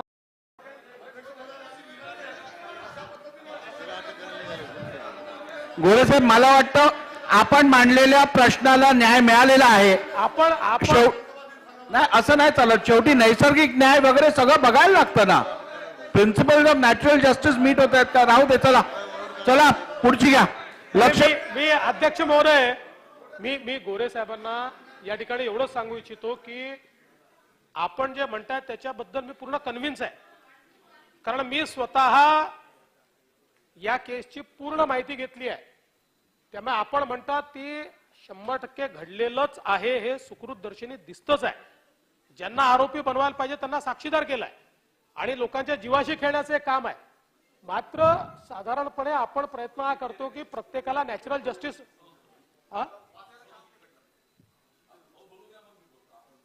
नॅचरल जस्टिस हा मिळाला पाहिजे एवढ्यापुरता हा विषय आहे. आणि म्हणून मी त्या ठिकाणी सांगितलं की त्यांना अकार्यकारी पदावर त्या ठिकाणी जिल्ह्याबाहेर अकार्यकारी पदावर ट्रान्सफर करण्यात येईल. त्यांना सक्तीच्या रजेवर पाठवण्यात येईल आणि या प्रकरणाच्या संदर्भातली त्यांची चौकशी वरिष्ठ अधिकाऱ्याकडनं 1 महिन्याच्या आत करण्यात येईल. चला, लक्षवेधी क्रमांक 4. अध्यक्ष महोदय, या लक्षवेधीच्या अनुषंगाने मी शासनाचे लक्ष वेधू इच्छिते. लक्षवेधी क्रमांक 4 आपण पुकारा. मग ते लक्षवेधी क्रमांक 4 वितरित केल्याप्रमाणे बोला. सन्माननीय अध्यक्ष महोदय, या लक्षवेधीच्या निमित्ताने मी शासनाचे लक्ष वेधू इच्छिते की मी ज्या नाशिक जिल्ह्यातून प्रतिनिधित्व करते त्या माझ्या देवळाली मतदारसंघामध्ये एकलहरे औष्णिक वीज प्रकल्प हा कार्यान्वित आहे. अध्यक्ष महोदय, ह्या प्रकल्पासाठी माझ्या मतदारसंघातील जवळपास 9 ते 10 गावाच्या लोकांनी, शेतकऱ्यांनी आपली काळी आपली जमीन या प्रकल्पासाठी दिलेली होती. परंतु जे उत्तरामध्ये दिलेलं आहे अतिशय उदासीनता प्रशासनाने या उत्तरामध्ये दाखवलेली आहे. अध्यक्ष महोदय, मी माननीय फडणवीस साहेबांचं 28 सप्टेंबर 2022 चे एक ट्विट वाचते. The prepared smart meters has to be of good quality. Upcoming generation projects at Koradi, Nashik, Chandrapur and Sinnar Thermal Power Limited. म्हणजे मंत्री महोदय सकारात्मक असताना प्रशासन इतकी उदासीनता का दाखवते? हा प्रोजेक्ट एमओडी मध्ये का येऊ शकत नाहीये? तर याच्यामध्ये मुख्य कारण आहे इथे येणारा कोळसा. अध्यक्ष महोदय, जो कोळसा तिकडने येतो तो सिन्फर ह्या कंपनी ह्या प्रयोगशाळेच्या माध्यमातून त्याची चेकिंग होते आणि इथे जेव्हा अनलोडिंग केलं जातं त्यावेळेला आपल्या कोळशाची ग्रेड जी आहे ही खाली दाखवली जाते. पण आपण जे पेमेंट करतो, महाराष्ट्र शासन जे पेमेंट करतं ती केंद्र शासनाची जी काही प्रयोगशाळा आहे त्या सिन्फर कंपनीच्या प्रयोगशाळेच्या माध्यमातून जे काही रेट येईल, जी काही ग्रेड येईल त्याचंच आपण पेमेंट करतोय. म्हणजे तिकडनं ज्या क्वालिटीचा कोळसा दाखवला जातो आपल्याकडे येईपर्यंत त्याची क्वालिटी, त्याची ग्रेड घसरलेली असते. ही जी तफावत ज्या रेटच्या माध्यमातून येते आहे त्याला हा एमओडी मध्ये हा प्रकल्प जाऊ शकत नाही. म्हणून नाशिक विद्युत प्रकल्पाची, ह्या एकलहरे प्रकल्पाची वीज ही महाग आहे या पद्धतीचं एक बाऊ हा प्रशासनाने करून ठेवलेला आहे. अध्यक्ष महोदय, आता प्रश्न घ्या. आता त्याची एक पार्श्वभूमी 1च मिनिटात संपवते. Central electricity authority, ministry of power, government of India यांनी 2 सप्टेंबर 2022 याच्या परिपत्रकाप्रमाणे ग्रिड स्टॅबिलिटीसाठी 2030 पर्यंत या संचाचे रिटायरिंग व कमिशनिंग न करता त्याचे नूतनीकरण व आधुनिकीकरण करून घेणे क्रमप्राप्त आहे असे आदेश पारित केलेले आहे. मग जर जो संच 2030 पर्यंत किंवा त्यानंतरही सुस्थितीत चालू शकतो त्या बाबतीत शासन इतकी उदासीनता का दाखवते? माननीय तत्कालीन ऊर्जा मंत्री तिथे आलेले होते आणि त्यांनी 660 मेगावॅटचा संच हा मंजूर केलेला अशी घोषणा आमच्या एकलहरामध्ये करून गेलेले आहेत. मग 660चा संच येण्यासाठी इतका वेळ का लागतो आहे? अध्यक्ष महोदय, ज्या जवळपास मागच्या वर्षी म्हणजे 2020 ला 12 डिसेंबर 2020 ला जेव्हा संपूर्ण मुंबई ही अंधारात गेलेली होती त्यावेळेला हा एकलहर संचच मुंबईच्या मदतीला धावून आला आणि 12 तासांच्या आत संपूर्ण मुंबई ही प्रकाशमय केलेली आहे. म्हणजे इतका चांगला हा प्रकल्प आहे. मग आवश्यकतेच्या वेळेला ह्या प्रकल्पाची गरज भासते, मग इतर वेळेला का हा प्रकल्प महाग वाटतो, त्याची वीज महाग वाटते? तर कुठेतरी शासनाने याचा प्रॅक्टिकल विचार करावा. अध्यक्ष महोदय, हजारो कुटुंब या प्रकल्पाच्या माध्यमातून आपलं उदरनिर्वाह चालवत आहे आणि जर हा प्रकल्प 660 चा संच नवीन जर आला नाही तर मात्र ह्या एवढ्या कुटुंबांचं काय होणार आहे? प्रश्न घ्या. आज राखेच्या बाबतीत आपण बघितलं तर आपण जेवढे आपले नागपूर ते सगळं तुमच्या निवेदनात आलेलं आहे, हो, हो. लक्षवेधी झालं. आपण नागपूर प्रश्न जिल्ह्यातले- विचारा. नागपूर जिल्ह्यातले जे काही संच आहेत तिथे आपल्याला शासनाला पैसे देऊन देऊन राख घ्यावी लागते, उचलायला आमंत्रण द्यावं लागतं. परंतु इथे एकमेव हा झाला भुसावळ झाला असे प्रकल्प आहे की राखेच्या माध्यमातून हजारो गोरगरीब लोक आपली उपजीविका चालवत आहेत. तर अध्यक्ष महोदय, माझा स्पेसिफिक प्रश्न सन्माननीय मंत्री महोदयांना असा आहे की याबाबत काही धोरणात्मक निर्णय 660 एकलराचा 660 प्रकल्प या बाबतीमध्ये काही धोरणात्मक निर्णय शासन घेणार आहे का? आणि जर हा 2030 नंतर हा संपूर्ण प्रकल्प बंद करण्याचा जो प्रशासनाच्या माध्यमातून घाट घातला जात आहे, जर हा प्रकल्प बंद पडला तर इथे ज्या माझ्या शेतकरी बांधवांनी आपली काळी आई, आपली काळी जमीन जी दिलेली आहे, त्यांच्या मुलांना, त्या प्रकल्पग्रस्त मुलांना आपण शासन सेवेमध्ये डायरेक्ट कुठली अटी शर्ती न घालता, कारण शिक्षणाचा त्यांचा अभाव आहे, कुठली अटी शर्ती न घालता आपण त्यांना शासन सेवेत रुजू करून घेणार आहात का? आणि अध्यक्ष महोदय, तिसरा माझा प्रश्न आहे, अध्यक्ष महोदय, या 2 प्रश्नाचं उत्तर मिळाल्यावर मी अजून हा प्रश्न उपस्थित करेल. धन्यवाद. अध्यक्ष महोदय, सन्माननीय सदस्य सरोजताई अहिरे यांनी जो प्रश्न या ठिकाणी विचारला आहे, मुळामध्ये नवीन आपण एखादा त्या ठिकाणी संच सुरू करायचा किंवा या संदर्भात जनरेशन सुरू करायचं तर आपल्याला पहिल्यांदा पूर्वी काय होतं की आपण ठरवायचो त्याप्रमाणे तिथनं वीज घेऊ शकायचो. आता MERCने मेरिट ऑर्डर डिस्पॅच म्हणजे ज्यावेळी ज्याचा रेट कमी असेल त्याच्याकडनं तुम्हाला घ्यावं लागेल. प्रायव्हेट असो, म्हणजे ज्यांच्याशी आपलं MOU झाले, प्रायव्हेट असो का सरकारी असो, ज्याचा रेट जास्त असेल त्याच्याकडनं आपल्याला घेताच येत नाही. आता या प्लॅनचा जर आपण विचार केला तर आपण बघा साधारण ऍव्हरेज काय आहे की त्या ठिकाणी जे आपल्याला त्याच्याकरता ज्या कोल माइन्स अलॉट झालेल्या आहेत त्यातल्या अगदी WCLच्या कोल्ड माइन ज्या नाशिक TPSला दिलेल्या आहेत त्याचाही विचार केला तर माजरी 660 किलोमीटर आहे, वडी 670 किलोमीटर आहे, घुगुस 690 किलोमीटर आहे, डुमरी 685 किलोमीटर आहे, उमरेड 663 किलोमीटर आहे आणि पांढरपावणी ही 730 किलोमीटर आहे. आणि आपल्याला काही तर हे WCLचं झालं, काही आपल्याला SCCL मधनं कोळसा मिळतो, काही अजून कुठनं मिळतो, महानदीमधनं मिळतो. आता हजार 1,500 किलोमीटरवरनं कोळसा आणल्यानंतर आजची याची जर आपण परिस्थिती बघितली तर याच्यामध्ये साधारणपणे आता जी त्याची फिक्स कॉस्ट येते ती ₹1.80 ते ₹2 येते आणि याची ऍव्हरेज व्हेरिएबल कॉस्ट जी आहे ती ₹5.50 येते. म्हणजे आपली जनरेशन कॉस्ट किती होईल? ₹7 वर जनरेशन कॉस्ट आहे. आता याच्यामध्ये तुम्ही जसं सांगितलं की ग्रेड स्लिपेज वगैरे सगळं केलं तरी एक 10 पैसे 20 पैशाच्यावर फरक पडणार नाहीये. आता जर आपली त्या ठिकाणी जनरेशनची कॉस्ट ही ₹7 झाली आणि मग त्याच्यामध्ये पारेषण हानी, वितरण हानी हे सगळं करता करता आपल्याला ₹10 ही वीज द्यावी लागेल तर ती वीज कधीच आपल्याला MERC परवानगी देणार नाही त्या वीज खरेदीची. आणि त्यामुळे आपण हजारो कोटी रुपयाची गुंतवणूक करायची आणि वीज खरेदीची परवानगीच त्या ठिकाणी मिळणार नाही. जुने जे संच आहेत त्या संदर्भात हे खरं आहे की जुन्या संचांच्या संदर्भात केंद्र सरकारने आपल्याला सांगितलेलं आहे की हे राईट ऑफ करू नका, 2030 पर्यंत ठेवा. पण याचा अर्थ 2030 पर्यंत ठेवा कशाकरता म्हटलंय? ग्रीड स्टॅबिलिटी करता. ग्रीड स्टॅबिलिटी करता त्यांना आपल्याला नेहमी वापरावं लागत नाही, आपल्याला ते बॅकडाऊन करून ठेवता येतात कारण त्याच्यावरचा सगळा खर्च आपला वसूल झालेला आहे. त्यामुळे 2030 सालापर्यंत ते सुस्थितीत ठेवले तर जशी मुंबईमध्ये परिस्थिती आली, कुठे अन्यत्र परिस्थिती आली, अशा वेळी ग्रीड स्टॅबिलाइज करण्याकरता एखादा चालू संच बंद पडला तर ग्रीड स्टॅबिलाइज करण्याकरता आपल्याला ते वापरता येतात तेवढ्यापुरतं. आणि आपण ते बॅकडाऊन करून ठेवले तरी त्याची फिक्स कॉस्ट कमी आहे आपली, त्याच्यामुळे आपल्याला त्याकरता ते ऍडवाइस करण्यात आलेलं आहे. आणि म्हणून या ठिकाणी हा जो निर्णय घेतलेला आहे तो निर्णय योग्य आहे.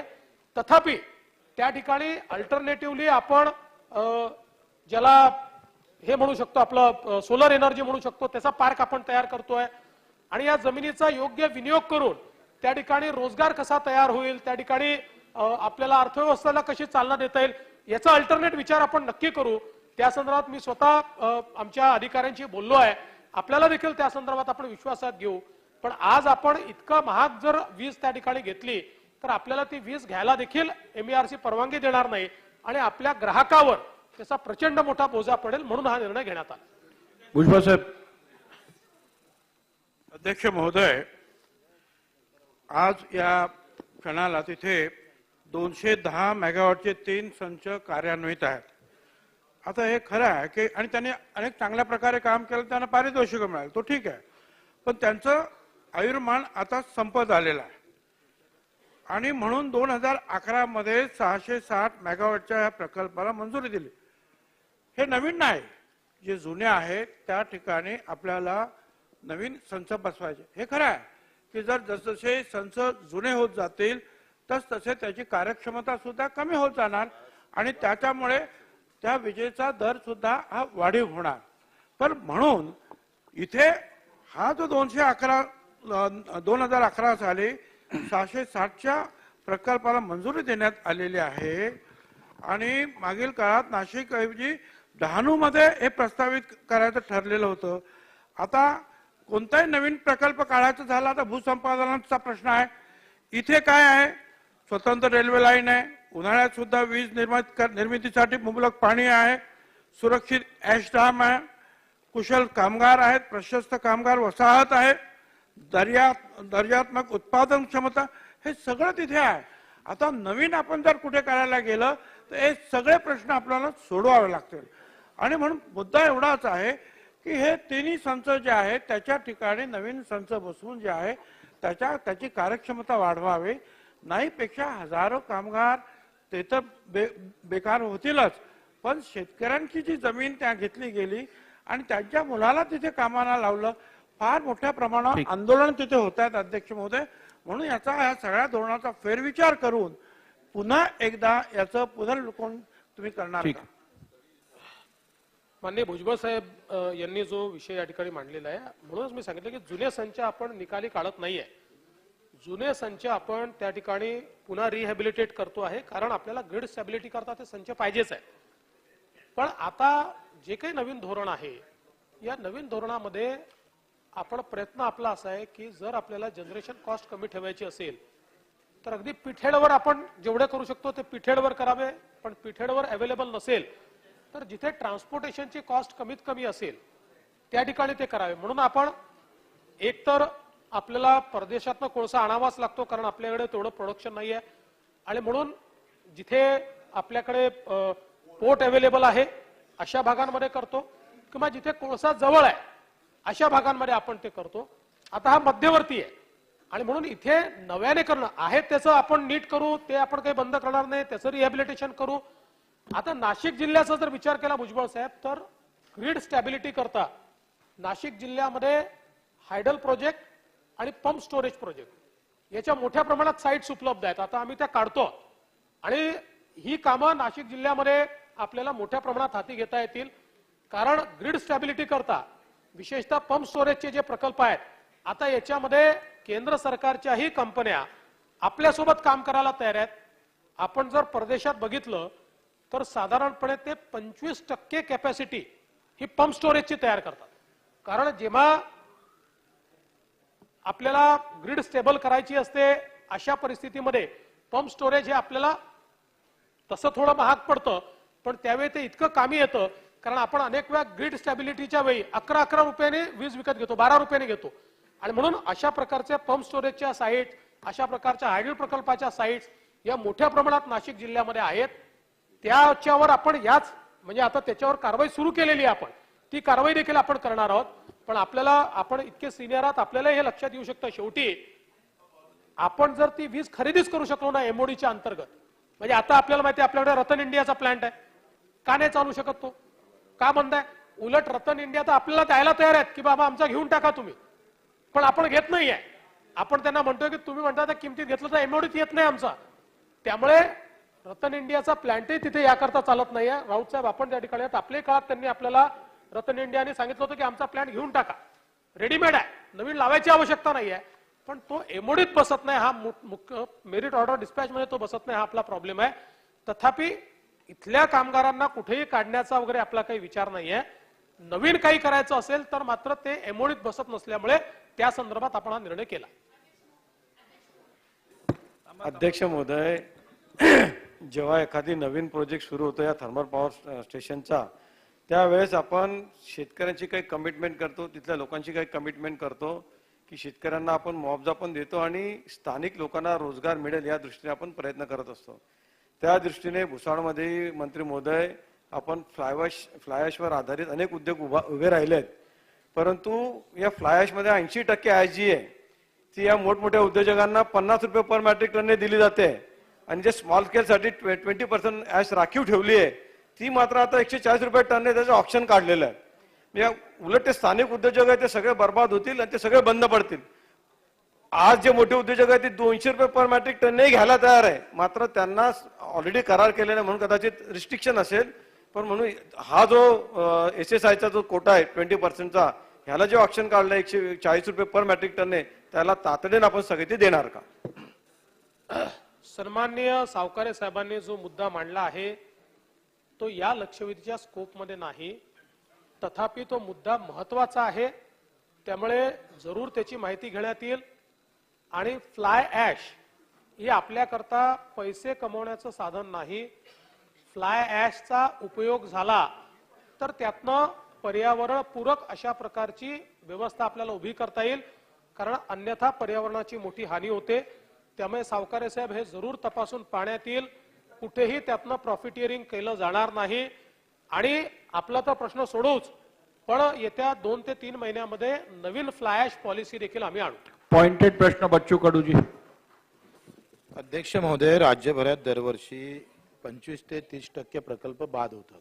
मोठे मोठे प्रकल्प उभे राहतात आणि मग ते काही कारणास्तव फेल होतात. याच्यामध्ये ताईचा जो दुसरा नंबरचा प्रश्न आहे, काही विस्थापित होऊन जातं. कामगार रस्त्यावर येतं, शेतकरी रस्त्यावर येतं. काही राज्याचं धोरण असलं पाहिजे का नाही?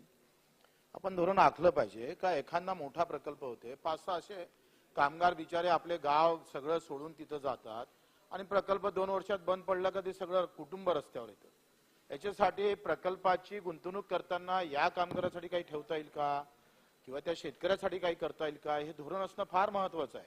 आणि आता आपण पाहतोय आमच्या गावची फिनले मिल झाली, बंद झाली, मग त्यांनी काय करावं आता? म्हणजे लग्न कामगार आहे म्हणून केलं, आता लग्न तुटलं, कोण जबाबदार आहे? तुम्ही तरी घेतली पाहिजे ना सरकारनं जबाबदारी. याच्यासाठी काही धोरण आखणार आहे का, हा मूळ प्रश्न आहे. साहेब, लग्न जोडण्याची जबाबदारी सरकारची, तुटलं तर त्याला सांभाळण्याची जबाबदारी सरकारची आहे. पण आपण जी सूचना केली आहे जरूर ती तपासून पाहता येईल आणि त्या संदर्भात काही धोरण तयार करता येईल का आपण बघू. शेवटचा प्रश्न आदित्य ठाकरे. धन्यवाद अध्यक्ष महोदय. ह्याच विषयाला घेऊन थोडा स्कोप वाढवू इच्छितो मी. मंत्री महोदयांना माझे 2-3 पॉइंटेड प्रश्न आहेत. एक म्हणजे आता त्यांनी फ्लॅश पॉलिसी बद्दल सांगितलं. अनेक ठिकाणी नाशिक जिल्हा तसंच नागपूर जिल्ह्यात देखील नांदगाव, वारेगाव हे जे ॲश पॉन्ड आहेत अध्यक्ष महोदय, तिथे आता 7-7, 8-8 फुटाची ॲश 700 एकर 800 एकर मध्ये जमलेली आहे. आम्ही सरकारमध्ये असताना आता पूर्ण नांदगावचा जो ॲश पॉन्ड आहे तो क्लिअर करण्याचा प्रयत्न करत होतो. आता परत अनेक ठिकाणी हे ॲश डम्पिंग सुरू झालेलं आहे आणि ॲश बंड झालेले आहेत. पावसाळ्याच्या आधी हे ॲश बंड क्लिअर करणं गरजेचं असतं, नाहीतर ती सगळी ॲश ही शेतकऱ्यांच्या शेतात जाईल. तर ती ॲश लवकरात लवकर क्लिअर करणार का, ॲश बंड मोकळे करणार का, हा माझा पहिला प्रश्न आहे. दुसरा म्हणजे हे 700-800 एकरची जमीन आहे जिथे ॲश पॉन्ड नॉन सायंटिफिकली बनवलेत, म्हणजे जे काही लाइनिंग लागतं वगैरे, तर ते क्लिअर करून ह्या सगळ्या जागा, जरी हजारो एकर आपल्याला सोलरसाठी लागत असेल तरी 700-800 एकर जी मोकळी जागा आहे आजूबाजूची, तिथे सोलर प्लांटची काही आपण प्रोव्हिजन करणार आहोत का, जेणेकरून तिकडच्या स्थानिक लोकांना रोजगार देखील मिळेल. अनेक ठिकाणी कोल वॉशरीज ह्या इलिगली सुरू होतात. वारदा गावात देखील आता मध्यंतरी आंदोलन झालं, तिथे केसेस झाल्या. त्यांच्यावर केसेस मागे घेऊन माझी विनंती राहील की त्या शेतकऱ्यांचं ऐकून कोल वॉशरीज ज्या इलिगली सुरू झाल्यात ते शेतात जे पाणी जातं ते बंद करणं गरजेचं आहे. आणि शेवटची गोष्ट म्हणजे हे सगळे जे थर्मल पॉवर प्लांट्स आहेत पूर्ण महाराष्ट्रभरात आहेत, त्यांना FGD फ्लू गॅस डिस्पेन्सर हे लवकरात लवकर लावण्याची गरज आहे. त्याची टेंडर प्रोसेस लवकर सुरू होईल का? पहिल्यांदा तर माननीय बच्चू कडूंनी प्रश्न आदित्यजींकडे पाहून विचारला होता का सरकारने लग्न लावायचं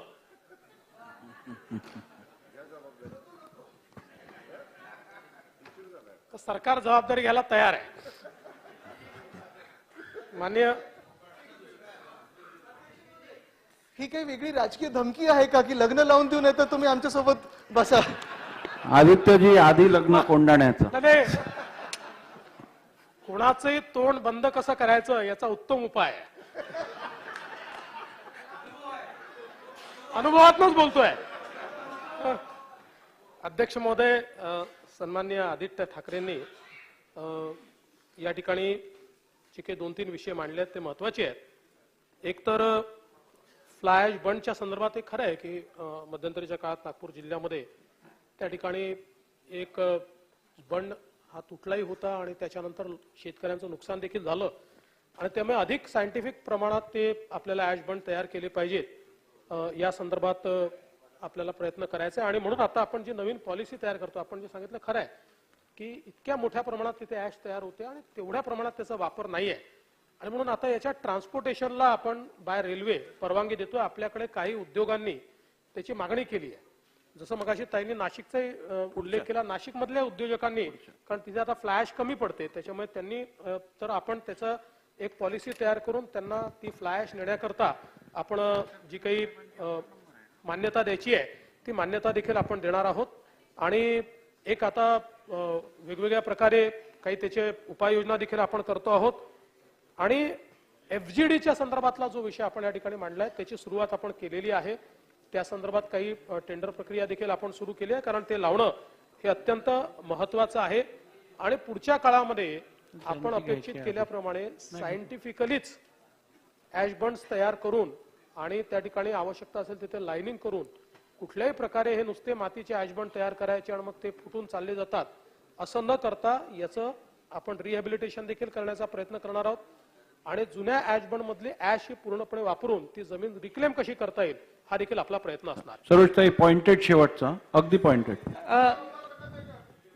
अध्यक्ष महोदय, माझा प्रश्न असा आहे की इथले जे प्रकल्पग्रस्त शेतकऱ्यांची जी मुलं आहे त्यांना शासन सेवेत कुठली अटी शर्ती न घालता शासन सेवेत उत्तर दिलं मगाशी, मी ऐकलं स्वतः. पण अध्यक्ष महोदय, त्याच्यामध्ये त्यांनी सांगितलं की तपासून बघू, हे करू, पण आज त्या लोकांवर अशी वेळ आलेली आहे की हा प्रकल्प नसला तर आम्ही काय करायचं. हे आपल्या दालनात मंत्री महोदय, एक मिनिट, माननीय अजितदादांनी आपल्याला एक पत्र दिलेलं आहे. साधारण 2 महिने झाले. मागच्या एका माझ्या भाषणामध्ये मी आपल्याला विनंती केली की आपण एक बैठकीची वेळ द्यावी जेणेकरून आम्ही 2-3 प्रकल्पाचे जे काही प्रकल्पग्रस्त आहे त्यांना आपल्या समवेत थोडी चर्चा करून त्याच्यातून काहीतरी मार्ग काढू. कृपया आपली मीटिंगची वेळ आम्हाला मिळेल का? पहिल्यांदा यांची जी बैठक आहे ती महानिर्मिती आणि आपल्या ज्या सचिव आहेत त्यांच्यासोबत करून देण्यात येईल. त्यातनं काही प्रश्न उरले तर मग आमच्याकडे बैठक. ठीक. लक्षवेधी क्रमांक 11 आपण आता घेऊ.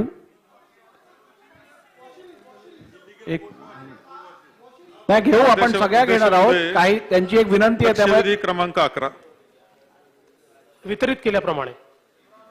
अध्यक्ष महोदय, हे शाही संस्थांमधल्या कर्मचाऱ्यांच्या संदर्भातला हा प्रश्न आहे. साधारणतः येथे 598 कर्मचारी म्हटलं तुम्ही, त्यात काही बदल सुद्धा आकड्यामध्ये होऊ शकतो. पण तो अध्यक्ष महोदय, हे 20-22 वर्षापूर्वी हे कर्मचारी कामाला लागले. त्यामध्ये मध्यंतरी 1052 कर्मचाऱ्यांना आपण सेवेमध्ये घेतलं. यांना कंत्राट म्हणजे आहे संस्थांकडे, कंत्राटर संस्थांकडे, आणि त्या पद्धतीनं त्यांना आतापर्यंत 20-22 वर्ष सेवेमध्ये ठेवले. माझा अत्यंत सिंपल प्रश्न आहे. वेळोवेळी प्रस्ताव सुद्धा शासनाकडे आलेले आहे, बऱ्याच वेळा मान्य आहे, परंतु जे काही थोड्याशा अडचणी सांगितल्या गेल्या त्याचा विचार करता आपण शेवटी म्हटलेलं याच्यामध्ये की तथापि म्हणजे काही असलं तरी त्यांच्या पॉझिटिव्ह आपण पाहण्यास तयार अशा पद्धतीचं आपलं म्हणणं यामध्ये दिसत आहे. उच्च न्यायालयाचा काही प्रश्न असेलच. यांना आज 10,000 रुपये मिळतात.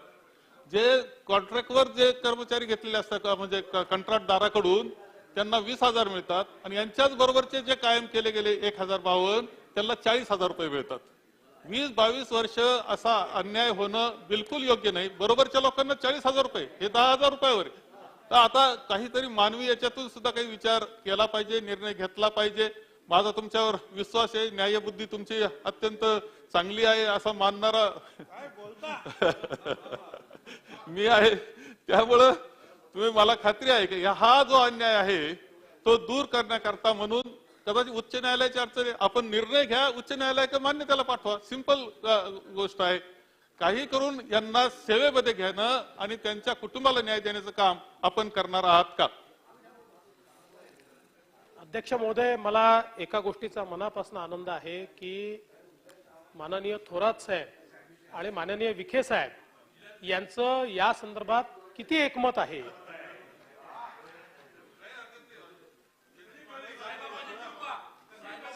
साईबाबांचीच कृपा दिसते आहे की विखे पाटील,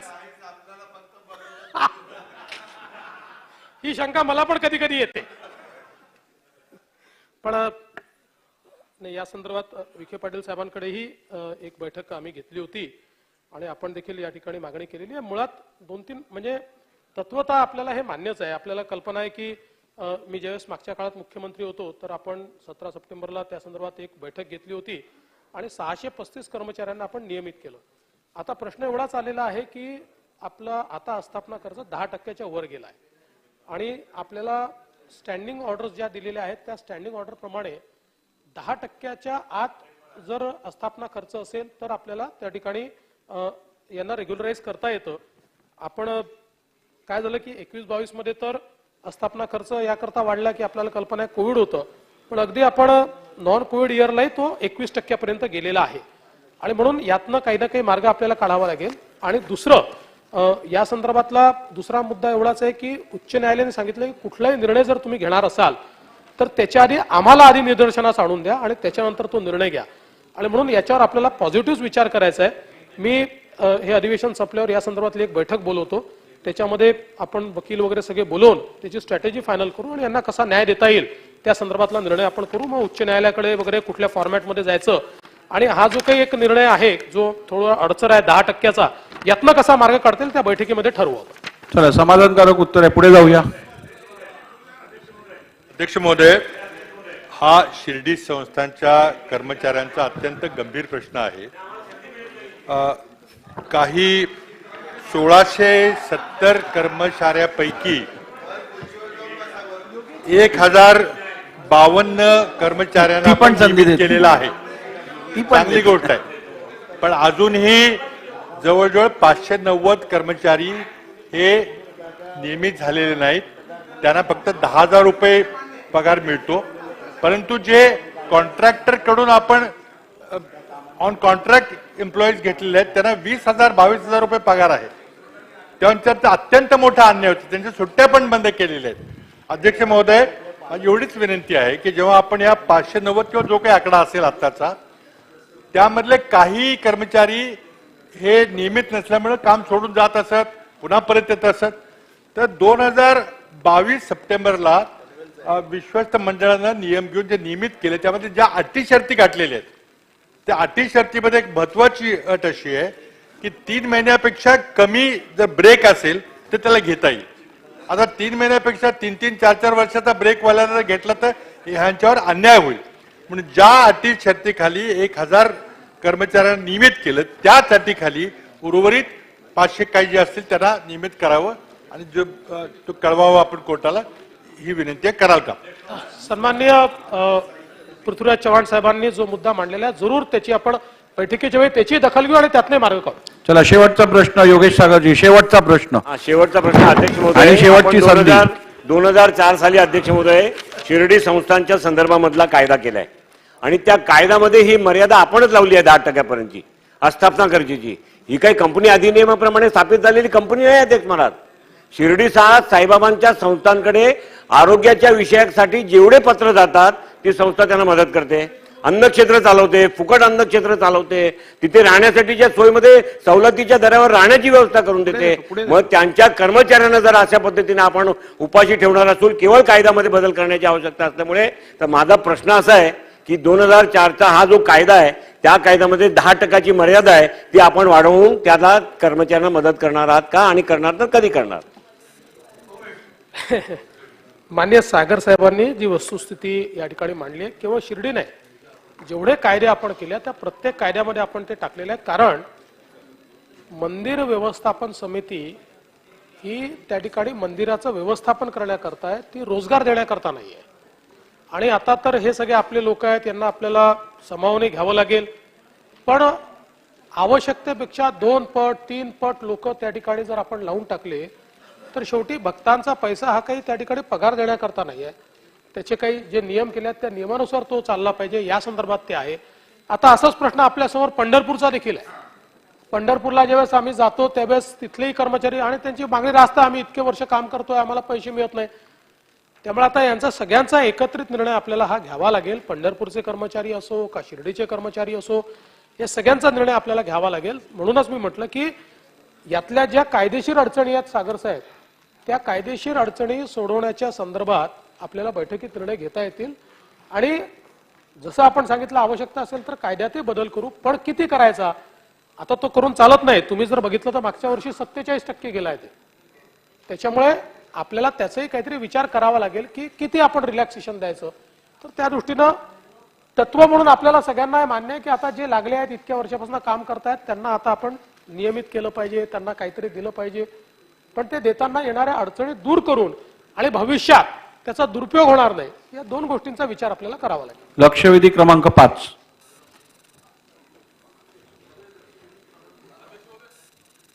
अध्यक्ष महोदय, लक्षवेधी क्रमांक 5 वितरित केल्याप्रमाणे. अध्यक्ष महोदय, खडकवासला धरण हे ब्रिटिशकालीन धरण असून या धरणामध्ये वरसगाव, पानशेत, टेमघर या धरणातून पाणी सोडले जात असतं.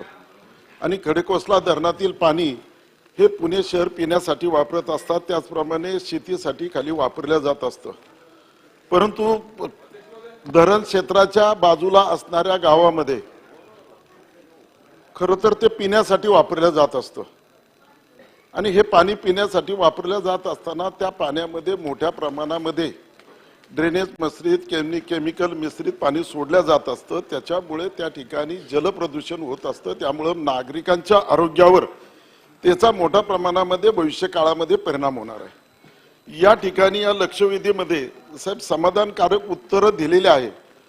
या ठिकाणी लक्षवेधी मध्ये सर्व उत्तर मान्य सुद्धा केलेलं आहे आणि कबूल सुद्धा केलेलं आहे. परंतु त्याची जबाबदारी आपण कोणावरती दिली पाहिजे, तरच या ठिकाणी ह्या सर्व उत्तराला, या लक्षवेधी उत्तरामध्ये जे उत्तर दिलेलं आहे ते त्या ठिकाणी समाधानकारक मिळू शकेल.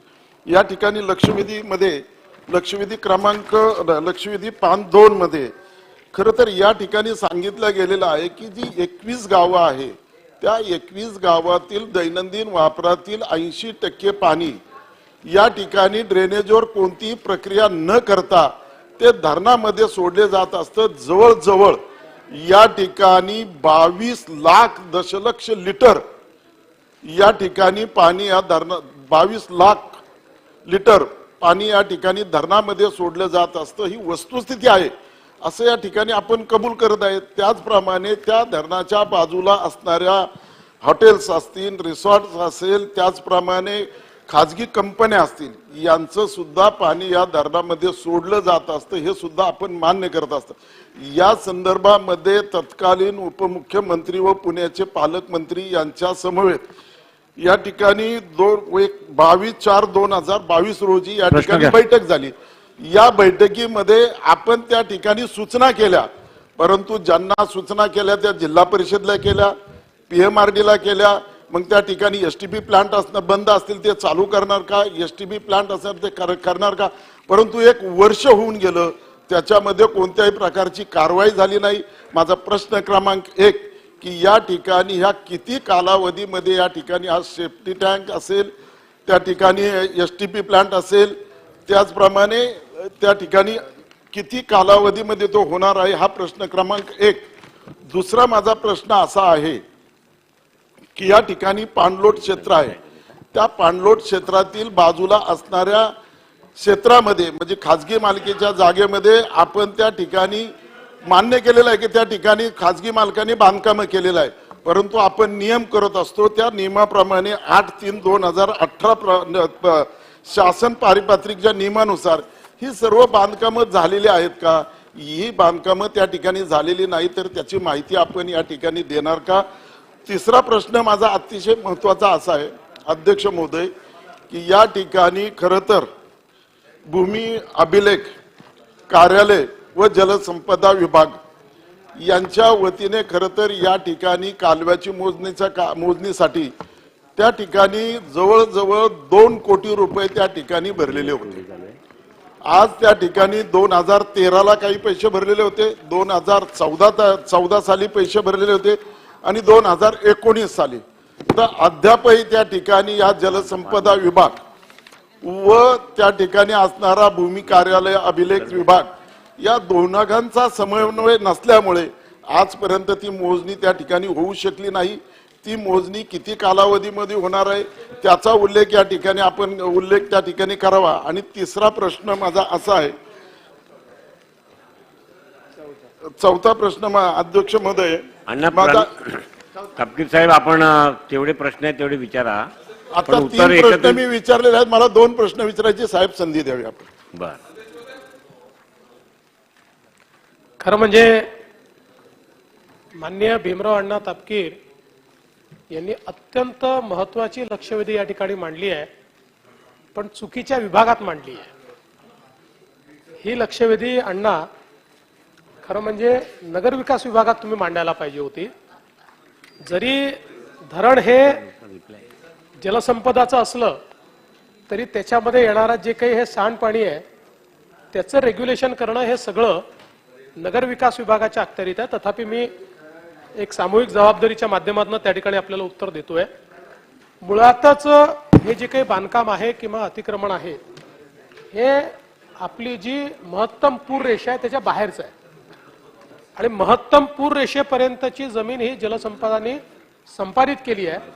त्याच्या बाहेरची जमीन ही काही जलसंपदाने संपादित केलेली नाही.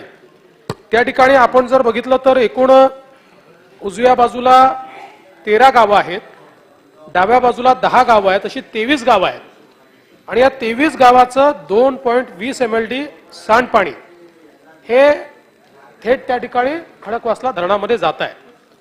आपण सांगितलं ती वस्तुस्थिती आहे की मागच्या काळामध्ये तत्कालीन उपमुख्यमंत्री आणि पुणे जिल्ह्याचे तत्कालीन पालकमंत्री यांच्या माध्यमातून 22/4/2022 रोजी एक बैठक झाली होती आणि त्या बैठकीमध्ये या ठिकाणी निर्णय केला होता की जिल्हा परिषदेमार्फत जुन्या गावठाणाकरता STP उभारून आणि त्या संदर्भातली कारवाई करावी.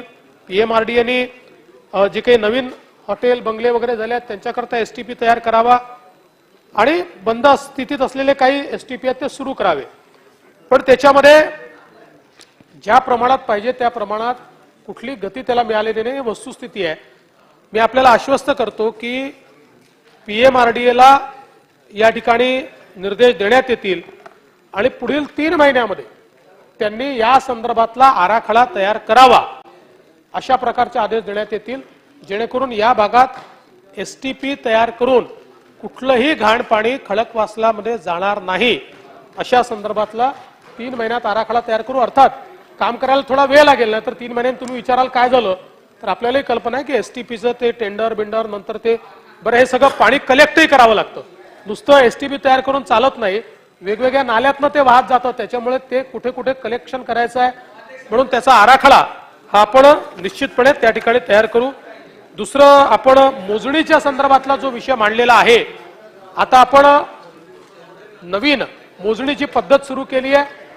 एंड टू एंड डिजिटाइज 3 महिन्यात कुठल्याही परिस्थितीत मोजणी करायची असा निर्णय केलाय. त्यामुळे तात्काळ 3 महिन्याच्या आत ही मोजणी पूर्ण करण्याचे निर्देश देण्यात येतील. राहुल कोळ देतो, अण्णा देतो. अध्यक्ष महोदय, माझे 3च प्रश्न आहेत. एक, माननीय उपमुख्यमंत्र्यांनी सांगितल्याप्रमाणे नगरविकासचा सामुदायिक जबाबदारी म्हणून एक मी प्रश्न विचारतो. त्याच्यामध्ये जायकाचा जो प्रकल्प आहे त्याच्यामध्ये संपूर्ण परिसराचं नदीच्या माध्यमातून जे प्रदूषण होतं त्यासाठी केंद्र शासनाच्या अर्थसहाय्याच्या आधारे जायकाचा प्रकल्प सध्या कार्यान्वित करण्याचा प्रयत्न महानगरपालिकेचा चालू आहे. तो कधीपर्यंत कार्यान्वित होणार हा माझा पहिला प्रश्न आहे. आणि माझे 2 माननीय उपमुख्यमंत्री जलसंपदा मंत्री असल्यामुळे आणि नागपूर अधिवेशनामध्ये काही उत्तरं त्यांनी दिलेली असल्या संदर्भात माझे 2 स्पेसिफिक प्रश्न आहेत. हा प्रकल्प पुणे शहर आणि पुणे ग्रामीणच्या दृष्टीने अतिशय महत्वाचा खडकवासला प्रकल्प आहे. खडकवासल्यापासून लोणी काळभोर पर्यंत जो टनेल आपल्या विचाराधीन आहे त्याचं टेंडर काढलं जाईल असं आपण नागपूर अधिवेशनामध्ये जाहीर केलं होतं. ते कधीपर्यंत काढलं जाईल हा माझा पहिला प्रश्न आहे. आणि या संपूर्ण खडकवासला कालव्याची दुरावस्था पाहता, त्या ठिकाणी असणारी अव्यवस्था पाहता, पुणे शहराचा अति पाणी वापर पाहता, यासाठी एशियन बँकच्या माध्यमातून एक संपूर्ण असा इंटिग्रेटेड दुरुस्तीचा प्रकल्प हाती घेतला जाईल अशा प्रकारचं दुसरं आश्वासन त्यांनी दिलं होतं. हा प्रकल्प कधीपर्यंत सुरू होईल हा माझा दुसरा प्रश्न आहे. माननीय अध्यक्ष महोदय, जायकाचा जो प्रकल्प आहे या संदर्भात नुकतंच माननीय पंतप्रधानांनी त्याचं भूमिपूजन केलेलं आहे आणि त्याचं काम जे आहे ते आता त्या ठिकाणी सुरू होतं आहे.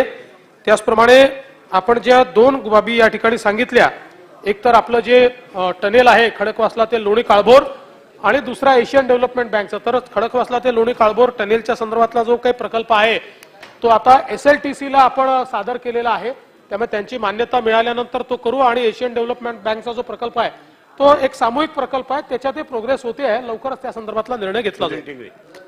अध्यक्ष महोदय, हा जो धरणाच्या संदर्भातला म्हणजे खडकवासला असेल किंवा पुण्याच्या आसपास जवळजवळ एक धरणाचा विषय नाही हा. नाही, स्कोप मध्ये विचार. त्या धरणातनं पाणी सगळं पुणे शहराला दिलं जातं. आणि आता भीमराव अण्णांनी जो उपस्थित केलेला प्रश्न आहे की प्रत्येक गाव म्हणजे 21 गाव आहे त्यातनं ते पाणी डायरेक्टली नाल्यात सोडलं जातं, हा तर एक प्रकार आहेच आहे. परंतु आपण सर्वांनी पाहिलं असेल की धरणाच्या लगत मुळशी धरण असेल, पानशेत धरण असेल, त्या ठिकाणी अप अँड डाऊन्स खूप आहे. आपण जरी STP प्लांट बसवला तरी तिथपर्यंत त्या ड्रेनेज लाईन नेणं, तिथपर्यंत फिल्टर करून पाणी धरणात सोडणे मला जरा पॉसिबल वाटत नाही. तर मला असं विचारायचं आहे, ज्या वेळेस तिथं कोणत्या फार्म हाऊसला असेल किंवा तिथल्या रिसॉर्टला असेल, ह्यांना जेव्हा तुम्ही परमिशन देता तेव्हा PMRDला एक अट घालणं गरजेची आहे की त्यांनी वॉटर ट्रीटमेंट प्लांट लावल्याशिवाय त्याला परमिशन देऊ नये. दुसरी गोष्ट, त्या ठिकाणी जेव्हा आपण वॉटर ट्रीटमेंट प्लांट म्हणजे सिवेज ट्रीटमेंट प्लांट ज्या गावाच्या बाजूला लावणार आहोत त्याच्यामध्ये गावातली सगळी मैला वाहून नेऊन तिथे ट्रीटमेंट करता येईल. जर ही गावं ही जे फिल्टर करून म्हणजे पाणी सोडलं जाईल तेही बंदिस्त नालीतनं त्या ठिकाणी धरणापर्यंत टाकावं, म्हणजे बाकीचं वेस्टेज त्याच्यामध्ये जाणार नाही, एवढी माझी एक विनंती आहे. दोन्ही विषय सजेशन फॉर ऍक्शन. चला, भीमराव अण्णा आपके शेवटचा प्रश्न विचारा. अध्यक्ष महोदय, या ठिकाणी कालव्याच्या संपादित झालेल्या जागेवर खरं तर मोठ्या प्रमाणामध्ये अनधिकृत बांधकामं झालेली आहेत. आज त्या ठिकाणी नागरिक त्या ठिकाणी वास्तव्याला राहत आहे. तर मला असं वाटतं एक धोरणात्मक निर्णय आपण त्या ठिकाणी घेऊन ती 100 ते 200 एकर जागेमध्ये त्या ठिकाणी ती बांधकामं झालेली ती आपण नियमित करण्यासाठी दंडात्मक कारवाई करून आपण ती नियमित करण्यासाठी करणार का? माननीय भीमराव अण्णा, तुमच्या पहिल्या प्रश्नाशी हा प्रश्न थोडा विसंगत होतोय. तथापि शेवटी आता ती फेट अकम्प्ली आहे, ते झालेले आहे. म्हणून जे नियमात बसत असतील, आताच्या प्रचलित नियमात बसत असतील, त्यांना नियमित करण्याचा आपण आदेश काढू. चला, शेवट पुढे जाऊ. सुनील शेळके, शेवटचा प्रश्न. चला. अध्यक्ष महोदय, आता जो सगळ्यात महत्वाचा ज्वलंत प्रश्न या ठिकाणी उपस्थित केला भीमराव अण्णांनी, त्यामध्ये आपण फक्त खडकवासला ह्या धरणाचा स्पेसिफिक फक्त विषय या ठिकाणी मांडतोय.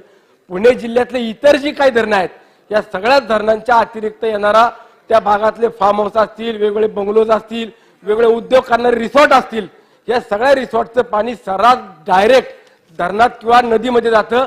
मी माननीय उपमुख्यमंत्री महोदयांना विनंती करतो की आपण PMRDला एक सक्तीनं चांगल्या पद्धतीने निर्देश द्यावे की जेणेकरून मोठमोठ्या टाउनशिप असतील, मोठमोठे रिसॉर्ट असतील, डायरेक्ट पाणी जे इंद्रायणी आणि पवना नदीमध्ये सोडलं जातं त्याच्यावरती आपण कारवाई करावी. आणि दुसरं, आपण इंद्रायणी नदी ही उगम ते संगम हा प्रकल्प जो आपण हातामध्ये घेतला त्याच्यावरती देखील तात्काळ आपण लवकरात लवकर कारवाई करावी. होय अध्यक्ष महोदय. मान्य विरोधी पक्षनेते महोदय, याच्यामध्ये खरं तर मी मगाशी ऐकलं की नगर विकास खात्याकडे हा प्रश्न जायला पाहिजे होता. पण उपमुख्यमंत्री महोदय, पुण्याच्या आजूबाजूला सर्वात जास्त माझ्या माहितीप्रमाणे महाराष्ट्रात सगळ्यात जास्त धरणं पुणे जिल्ह्यामध्ये आहे.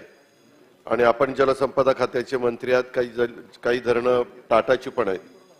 सुरुवातीच्या काळामध्ये त्या धरणांच्या आजूबाजूला एवढे काही सेकंड होम म्हणून जे काही पुणेकर आता बांधायला लागलेत किंवा ज्याचा उल्लेख आता केला काही सन्माननीय सदस्यांनी रिसॉर्ट, तर ते आता बऱ्यापैकी पैसे कमवतात. ते काही आता कमी पैसे कमवतात अशातला भाग नाही.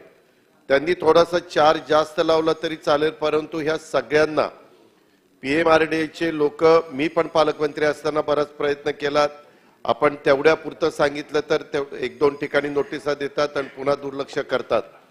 या संदर्भामध्ये कुणाला तरी जबाबदार धरून त्याच्यामध्ये काही लोक इन्व्हॉल्व करून, कारण पुण्यामध्ये विभागीय आयुक्त आहेत, कलेक्टर आहेत, PMC commissioner, PCMC commissioner, PMRDA commissioner असे खूप अधिकारी वर्ग आहे. ह्या सगळ्यांची मदत घेऊन हे जे काही पाणी मोठ्या प्रमाणावर खडकवासला, पानशेत, वरसगाव, त्याच्या टेमघर, पवना, चासकमान, भामास, केड हे आजूबाजूच्या सगळ्या धरणामध्ये जे काही आता मोठ्या प्रमाणावर बांधकामं झाली आणि अजूनही अध्यक्ष महोदय दिवसेंदिवस वाढतात आणि सगळं यांचं ड्रेनेज शेवटी ओढ्या नाल्यांनी त्या धरणातच येतं.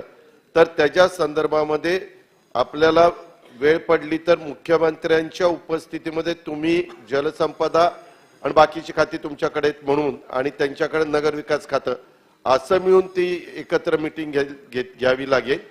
त्याच्यामध्ये ग्रामीणच्या आणि शहरी भागातल्या दोन्ही लोकप्रतिनिधींना आपण बोलवा. तर तशा प्रकारचा निर्णय मिटिंग अधिवेशन झाल्यावर घेऊन आपण ह्याबद्दलचा काहीतरी एक ठोस कार्यक्रम राज्य सरकार म्हणून राबवणार का? सन्माननीय विरोधी पक्षनेत्यांनी 2 मुद्दे उपस्थित केले आहेत. पहिले तर मगाशी देखील काही सदस्यांनी सांगितलं त्याप्रमाणे ज्या काही मोठ्या कमर्शियल आस्थापना आहेत यांना परवानगी देतानाच त्या 0 डिस्चार्ज झाल्या पाहिजेत. त्यांनी आता इतकी टेक्नॉलॉजी आहे की ते STP वगैरे त्या ठिकाणी त्यांचे लावू शकतात, त्यामुळे त्या 0 डिस्चार्ज झाल्या पाहिजेत. अशा प्रकारचा प्रयत्न आपण निश्चितपणे करू. किंवा मोठ्या ज्या स्कीम्स होत आहेत, सेकंड होम होत आहेत, या सगळ्यांना अशा प्रकारे त्यांनी 0 डिस्चार्ज व्हावं अशा प्रकारच्या सूचना PMRDA ला देण्यात येतील. आणि दुसरं, या संदर्भात PMRDA ची आता बैठक होणार आहे. PMRDA च्या येत्या बैठकीमध्ये हा मुद्दा देखील त्या ठिकाणी डिस्कशनला ठेवू, म्हणजे मग सगळेच लोकप्रतिनिधी त्या ठिकाणी असतील आणि शेवटी PMRDA लाच हे केलं पाहिजे, कारण मॅक्झिमम क्षेत्र त्यांचं आहे आणि म्हणून त्यांना त्या संदर्भातले निर्देश देण्यात येतील. लक्षवेधी क्रमांक 6 दादाराव केचे. अध्यक्ष महोदय, लक्षवेधी क्रमांक 6 वितरित केल्याप्रमाणे. अध्यक्ष महोदय, आष्टी आणि कारंजा या 2 तालुक्यातील हा महत्वाचा प्रश्न आहे. दोन्ही तालुक्यातील जे गाव आहे, मौजा, थार, चांबला, बांबर्डा, बोरखेडी, बोटोना, पारडी, एकांबा, किनीमोई आणि मुबारकपूर हे डोंगराळ आणि पहाडी भागामध्ये असलेले गाव आहेत. या गावामध्ये तीव्र पाणी टंचाई आहे. उन्हाळ्यामध्ये लोक दूध दुभत्यासाठी दुधाळू गाईचा हा एरिया आहे आणि त्यांना उन्हाळ्यामध्ये बाहेर गावी जावे लागते आपले गाई गुरेढोरे घेऊन. आणि अनेक प्रत्येक गावामध्ये शेतकरी सुद्धा सिंचनाची व्यवस्था आणि पहाडी भाग असल्यामुळं आणि या गावाला लागूनच जाम नदी प्रकल्प आहे. जाम नदीला पाणी आहे, 12 पाणी आहे. या नदीवर जर नवनिर्मित मध्यम प्रकल्प जर झाला, त्या 10 गावाची पाण्याची समस्या मिटू शकते. तसंच सिंचनाची व्यवस्था सुद्धा, शेतकऱ्यांना सिंचनाची व्यवस्था सुद्धा होऊ शकते आणि पिण्याच्या पाण्याचा प्रश्न सुद्धा निपटू शकते. अशा पद्धतीची हे मी सूचना करतो आहे. आणि या माध्यमातूनच या राज्याचे सन्माननीय मुख्यमंत्री या अगोदर या राज्याला एक दिशा देण्याच्या दृष्टीनं धोरणात्मक निर्णय घेऊन सर्व समाजाला दिशा देण्याचं काम केलं. याच माध्यमातून या प्रकल्पाला धोरणात्मक निर्णय घेऊन हा प्रकल्प मार्गी लावणार का आणि जेणेकरून जो कोरडवाहू शेतकरी आहे त्या शेतकऱ्यांच्या शेतीला पाणी मिळेल, गावकऱ्यांच्या पिण्याची व्यवस्था होईल, अशा पद्धतीचा धोरणात्मक निर्णय घेणार काय, ही माझी मागणी आहे. माननीय दादा, आपण या आर्वी विधानसभा मतदारसंघामध्ये एकूण वेगवेगळ्या ठिकाणी KTVRची मागणी केलेली आहे आणि त्या माध्यमातून जलसंधारणाच्या माध्यमातून तुमच्याकडे काही जमीन पाण्याखाली यावी असा तुमचा प्रयत्न आहे. एकूणच आम्ही या संदर्भात आपले जे वेगवेगळे प्रपोजल्स आहेत ते तपासले. या प्रपोजल पैकी 20 KTVR जे आहेत हे फिजिबल आहेत. त्या 20 KTVR ला मान्यता देण्यात येईल. चला, धन्यवाद. पुढे जाऊया दादा. दादा, झालं का? नाही, माझा प्रश्न, हे जे 10 गावं आहेत, तीव्र पाणी टंचाईचे गाव, या 10 गावाचा विचार करण्याची आज गरज आहे. आणि मागील कालखंडामध्ये महाराष्ट्र जलसंधारण महामंडळ औरंगाबाद हे त्या कार्यालय न सोडता त्या स्पॉटवर सुद्धा जात नाही आणि चुकीचा अहवाल शासनापुढे आणतात. त्यामुळं अनेक प्रकल्प असे रखडले जातात. म्हणूनच विशेष बाब म्हणून धोरणात्मक निर्णय घेऊन हा प्रकल्प मार्गी लावणार काय, हा माझा प्रश्न आहे. सर, असं आहे की जिथे पैसे लागतात तिथे विशेष बाब देता येते, पण जिथे पाणीच नाही तिथे विशेष बाब म्हणून पाणी आणता येत नाही, हा प्रश्न आहे. आणि म्हणून जे फिजिबल आहेत दादा, म्हणून त्यातले 20 फिजिबल आहेत ते आम्ही करून देऊ. ज्यांना तुम्हाला असं वाटतंय की याची नीट चौकशी झाली नाही आहे, त्यांना पुन्हा सांगू की पुन्हा जाऊन बघा. काही दादांच्या म्हणण्यानंतर ऍडिशनल पाणी तिथे आलेलं आहे का, आणि त्या दादांच्या म्हणण्याप्रमाणे काही अतिरिक्त पाणी आलं असेल तर त्याचाही विचार करण्यात येईल. पण जिथे पाणी नाही किंवा जिथे फिजिबिलिटी नाही किंवा जिथे केटीव्हीआरची साईट नाही किंवा ज्या ठिकाणी जलसंधारणाची साईट नाही, अशा ठिकाणी विशेष बाब म्हणूनही दादा आपल्याला करता येत नाही. आणि म्हणून विशेष बाब करण्यापेक्षा जे रेग्युलर याच्यात बसतात ते सगळं मी तुम्हाला करून देतो. चला, धन्यवाद. लक्षवेधी क्रमांक 7 अशोक पवार साहेब. अध्यक्ष महोदय, लक्षवेधी क्रमांक 7 ते तपास करून घेतील म्हणाले, वितरित केल्याप्रमाणे. अध्यक्ष महोदय, चासकामांच्या डाव्या कालव्याचा अस्तरीकरणाचा हा विषय. खरं म्हणजे अध्यक्ष महोदय, या ठिकाणी माननीय उपमुख्यमंत्री साहेब आहेत, त्यांनी त्यांच्या अर्थसंकल्पीय भाषणामध्ये जलसिंचनासाठी करोडो रुपयाच्या घोषणा केल्या. आम्हाला आनंद वाटला. शेतकऱ्याला पाणी महत्वाचं आहे. अध्यक्ष महोदय, 40 वर्षापूर्वी झालेलं ते काम, या डाव्या चासकामान कालव्याची लांबी एकूण 144 किलोमीटर आहे. अध्यक्ष महोदय, मूळ प्रकल्पामध्ये 930 क्युसेकनं पाणी सोडायचं होतं, परंतु हा कालवा रोजगार हमी योजनेतनं झालेला आहे. आणि रोजगार हमी योजनेतनं झाल्यामुळं सुरुवातीच्या या धरणाच्या मुखातनं 930 क्युसेकच्या ऐवजी 560 क्युसेकने फक्त पाणी अनेक वर्षापासून आपण सोडत आहात. त्यामुळे जवळजवळ 360-370 क्युसेकचं पाणी सुरुवातीलाच कमी मिळतंय. मग 144 किलोमीटरची जी लांबी आहे, त्या टेलच्या भागामध्ये आमचा शेतकरी वंचित राहतो. त्याला त्या ठिकाणी 60-70 क्युसेकने सुद्धा पाणी मिळत नाही. हे अस्तरीकरण झालं तर त्याला 150 क्युसेक पेक्षा शेवटच्या टेलच्या भागामध्ये पाणी मिळू शकतं. आवर्तनाची जे काही दिवस आहेत ते केवळ कमी क्युसेकनं पाणी सुटल्यामुळं आवर्तनाचे दिवस खूप वाढतात आणि शेतकऱ्यामध्ये नाहक ज्या वेळेला पाणी सोडलं जातं त्यावेळेला दिवस कमी झाल्यामुळं एकमेकाशी वादविवाद सुरू होतात. एकूण 44,000 हेक्टर क्षेत्र या चासकामान प्रकल्पाच्या अंतर्गत बागायती होणार होतं. प्रकल्पामध्ये 44,000 हेक्टर आहे, परंतु आज केवळ ह्या मोठ्या गळतीमुळं केवळ 22,000 हेक्टर क्षेत्रालाच पाणी मिळतंय. या ठिकाणी मी आशावादी आहे की आदरणीय अर्थमंत्री उपमुख्यमंत्री महोदय सकारात्मक भूमिका त्यांनी अनेक पाण्याच्या योजनेवरती शेतकऱ्यांच्यासाठी घेतलेले आहे. आणि म्हणून माझे स्पेसिफिकच प्रश्न आहे की ज्या वेळेला 2008 मध्ये कृष्णा खोरे विकास महामंडळाने सुप्रमासाठी प्रस्ताव पाठवले, 15 वर्ष झाल्यात सुप्रमाचे प्रस्ताव झालेले, मध्यंतरी घोषणा झाल्या 27 प्रकल्पाला काही मागच्या महिन्यामध्ये शासनाने मंजुरी दिली, करोडो रुपयाच्या मंजुरी दिल्या, शेतकऱ्यासाठी केलं, त्याचा आनंद आहे. मग आमचा पण हा शेतकरी वंचित राहू नये म्हणून जे वित्त व नियोजनचे काही अधिकारी फाईल इकडे तिकडे फिरवतात यांना कुठेतरी नीट जाग्यावरती त्या ठिकाणी काय आदेश दिले पाहिजे. आणि मुख्य माझी मागणी आहे की या कालव्याला हे काम होत असताना जो काही निधी लागणार आहे त्यासाठी शासनानं सुधारित प्रशासकीय मान्यता देणार आहेत का. आणि ते देत असताना आपल्याला माहिती की कॅबिनेट पुढे न्यावं लागते, कारण मागचे सगळे निर्णय आम्ही कॅबिनेटची मीटिंग झाली आणि वाचलं की आम्हाला आनंद वाटायचा की कुठल्या का होईना धरणारा कालव्याला सुप्रमा दिली. तर ही सुप्रमा उद्याच्या महिन्याच्या आत जी काय कॅबिनेट कधी होईल त्या कॅबिनेटमध्ये घेणार का, असा एक माझा प्रश्न आहे. आणि दुसरा, जे काही उपचार्य आहेत त्या उपचार्या जर या ठिकाणी आदरणीय उपमुख्यमंत्री महोदय आपण बंदिस्त नळ्याद्वारे नेली तर जमीन भूसंपादनाचा आपला जो खर्च आहे तो अत्यंत कमी होतो. जवळपास 1000 कोटीचा तर हजारो कोटी रुपयाचा खर्च कमी होऊ शकतो. म्हणून जे आपल्या पोटचारे आहे त्यासाठी आपण काही उपाययोजना करणार आहेत का, असे माझे 3 मुख्य प्रश्न आहे. धन्यवाद.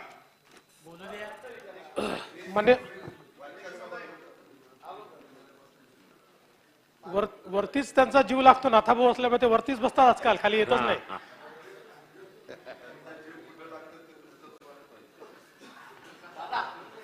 हे काही रेकॉर्डवर नाही, खाली बसून आहे. अध्यक्ष महोदय, एकूण सन्माननीय सदस्यांनी जो विषय मांडलेला आहे, हा जो डावा कालवाची एकूण लांबी 144 किलोमीटर आहे आणि त्यापैकी 72 किलोमीटरचं लाईनिंग आपण हातामध्ये घेतलंय, 16 किलोमीटरचं पूर्ण झालंय. एकूण लाईनिंगची किंमत जी आहे ती 315 कोटी रुपये आहे आणि आता याची सुप्रमा देण्याची आवश्यकता आहे. जवळपास 1956 कोटी रुपयाची याची सुप्रमा आहे. त्याचा प्रस्ताव आता शासनाकडे आम्ही प्राप्त करून घेतला आहे. त्याच्यामध्ये आता प्लॅनिंग डिपार्टमेंट आणि फायनान्स डिपार्टमेंटचे रिमार्क्स होतील आणि त्यानंतर आपण तो कॅबिनेट पुढे नेऊ. साधारणपणे 2 महिन्यामध्ये याची सुप्रमा देण्यात येईल. चला, धन्यवाद. लक्षवेधी क्रम घ्या. अध्यक्ष महोदय, सदरचं धरण हे माझ्या कार्यक्षेत्रामध्ये आहे आणि जो मूळ कालवा आहे तो माझ्या क्षेत्रातून जातो. परंतु त्या काळामध्ये 72च्या दुष्काळामध्ये सदरच्या कालव्याचं कामकाज हे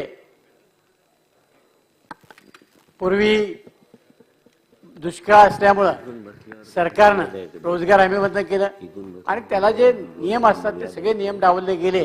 त्याला आतल्या बाजूला काळी माती भरायला पाहिजे, ती न भरली गेल्यामुळं अनेक वेळा कालवा त्या ठिकाणी फुटतो. त्याचबरोबर फार पूर्वी त्या पोटचाऱ्या आल्या, लोकांनी त्या सगळ्या बुजवल्यात, त्यामुळे बऱ्याच लोकांच्या शेतीला पाणी मिळत नाही. आता तर अलीकडच्या काळामध्ये काही लोकांनी पोटचाऱ्या बनवून तिथं प्लॉटिंग केले. म्हणजे जी ह्या सरकारच्या मालकीच्या चाऱ्या आहेत, पोटचाऱ्या आहेत, त्याचं रक्षण करणार कोण? दुसरी, कॅनॉलच्या कडेपर्यंत लोकांनी घरं बांधलीत. एकदा तुम्ही त्यांची हद्द फिक्स केली पाहिजेत. जसं फॉरेस्टने आपले नंबर लावलेत तसे सुद्धा इरिगेशननी कॅनॉलच्या दोन्ही बाजूला, की याच्या आतमध्ये तुम्ही येता कामा नये. कारण मध्यंतरी चाऱ्या कॅनॉल फुटल्यानंतर काही नुकसान झाली आणि लोक ते मागतात. जिथं आपले हद्द आहेत तिथं सुद्धा लोक नुकसान भरपाई मागतात. त्याचा एक विचार या निमित्ताने झाला पाहिजे. आणि दुसरा माझा प्रश्न याच्यात आहे की सुप्रमा जी आहे ती गेली कित्येक वर्ष मिळाली नाही. त्यामुळे धरणांतर्गत सुद्धा अनेक कामं बाकी आहेत, ती कामं होत नाही. याला सुप्रमा नसल्यामुळं याचं अस्थिरीकरण होत नाही. तर ही सुप्रमा तातडीने देऊन आम्हाला न्याय देणार का? अशोक पवार साहेबांसोबत दिलीप मोहिते पाटील यांना देखील न्याय देण्यात येईल आणि 2 महिन्यात ही सुप्रमा निश्चितपणे देण्यात येईल. आणि आपण जे या ठिकाणी सांगितलं आहे की काही ठिकाणी अतिक्रमण वगैरे झालेलं आहे त्याही संदर्भातल्या सूचना देण्यात येतील. बाहेरचा प्रश्न विचारू नका. राजेशजी, चला शेवटचा प्रश्न. अध्यक्ष महोदय, माननीय उपमुख्यमंत्री या ठिकाणी उपस्थित असल्यामुळे, सिंचन मंत्री आहेत पण उपमुख्यमंत्री तर आम्हाला माहिती आहे उपमुख्यमंत्री म्हणजे काय. त्यामुळे मी या विचाराने एवढंच म्हणेल की मराठवाड्यातलं सर्वात मोठं अर्धन डॅम हे जायकवाडी आहे. आणि नाही अध्यक्ष महोदय यांनी विचारलंय तर त्या या संबंधी अध्यक्ष महोदय डावा कालवा, उजवा कालवा हे सगळे खरोखर अत्यंत जीर्ण झालेले आहेत. तिथे तत्कालीन मंत्री जयंत पाटील असताना एक मोठा त्याच्या रिपेअर अँड मेंटेनन्सच्या संदर्भाने खूप मोठा कार्यक्रम हातात घेतलेला होता. अध्यक्ष महोदय, तो पुढे घेऊन जाणं गरजेचं आहे, तरच हजारो हेक्टरला पाणी मिळणार आहे. त्यामुळे ते अध्यक्ष महोदय करणार का आपण, आणि करावं अशी आग्रहाची विनंती. आणि दुसरा एक अतिशय धोरणात्मक अध्यक्ष महोदय, नेहमी आता आपण क्वांटमनी पाणी विकतो सोसायट्यांना, पाणी वापर सहकारी सोसायट्यांना, आणि नंतर ते चार्ज करताना वसुली होते. तर ते वसुली पण व्हावी, पुढे मेंटेनन्स पण व्हावं, शासनाने कायमस्वरूपी ह्या सगळ्या हस्तांतरण कराव्यात ह्या चाऱ्या वगैरे वगैरे. तर या संदर्भात अध्यक्ष महोदय धोरणात्मक निर्णय घेणार का? अध्यक्ष महोदय, स्कोपच्या बाहेर असला तरी सन्माननीय राजेश टोपे माझे फार जुने मित्र असल्यामुळे मी त्याच्यावर उत्तर देणार आहे.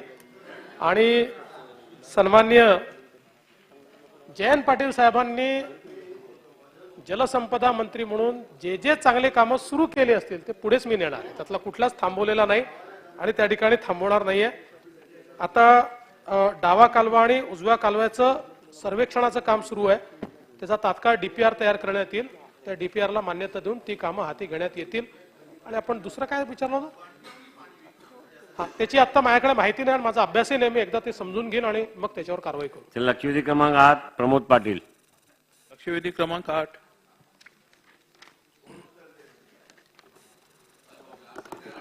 वितरित केल्याप्रमाणे. अध्यक्ष महोदय, कल्याण डोंबिवली महानगरपालिकेसाठी हा पाणी प्रश्न संबंधित अत्यंत महत्वाचा विषय आहे. त्याच्यावर ही लक्षवेधी घेतलेली आहे. मला जो उत्तर मिळालेलं आहे त्याच्या उत्तरामध्येच माननीय मंत्री महोदयांनी सांगितलेलं आहे की या भागाची लोकसंख्या ठाणे मुंबई नंतर सर्वात जास्त वाढत आहे. तिथे लागून असलेले 27 गावांमध्ये पाणी प्रश्न खूप बिकट आहे. तिथे पाणी टंचाई आहे हे पण उत्तरामध्ये मान्य केलेलं आहे. जवळजवळ केडीएमसीला आम्हाला 45 ते 50 MLD पाणी रोज दंड भरून उचलावं लागतोय. ही परिस्थिती तिथे आहे आणि ते उत्तरामध्ये मान्य पण केलेले आहे. तर माझे ह्यालाच अनुसरून 2 प्रश्न आहेत की मोरबे धरण कार्यान्वित झाल्यानंतर उल्हास नदी खोऱ्यातील प्रतिदिन 140 MLD पाणी कोटा कल्याण डोंबिवली महानगरपालिकेस वर्ग करण्याबाबत प्रथम 16/11/2005 व त्यानंतर 13/8/2009 रोजी जलसंपदा मंत्री यांच्या अध्यक्षतेखाली उच्चाधिकार समितीच्या 22व्या बैठकीत निर्णय घेण्यात आला होता. त्या अनुषंगाने अजूनही हा कोटा कल्याण डोंबिवली महानगरपालिकेसाठी वर्ग करण्यात आला नाहीये. तर हा कोटा वर्ग करण्याचे आदेश देणार का? आणि माझा दुसरा प्रश्न आहे की जी 27 गावांसाठी अमृत योजना चालू आहे ज्याच्यासाठी 105 MLD पाणी कोटा मंजूर आहे. अर्थात तो पाणी कोटा जसजसा लोकसंख्या वाढत जाईल त्या अनुषंगाने वाढणार होता. 2031 पर्यंत 105 पूर्ण रिलीज होणार होता. परंतु जी लोकसंख्या आता वाढली आहे तो जो आता पाणी कोटा आम्हाला दिला जातो त्यातला 60 ते 65 MLD तो पुरेसा नाही आहे तिथे. तर सद्य परिस्थिती तिथे बघता आमचा देशमुख होम्स असेल, रिजन्सी इस्टेट, भोपर, नांदिवली आणि हा जो परिसर जो वाढत आहे काही मोठमोठे प्रोजेक्ट तिथे येत आहेत. तर त्या अनुषंगाने तो 105 MLDचा पूर्णच्या पूर्ण कोटा आपण रिलीज करणार आहात का?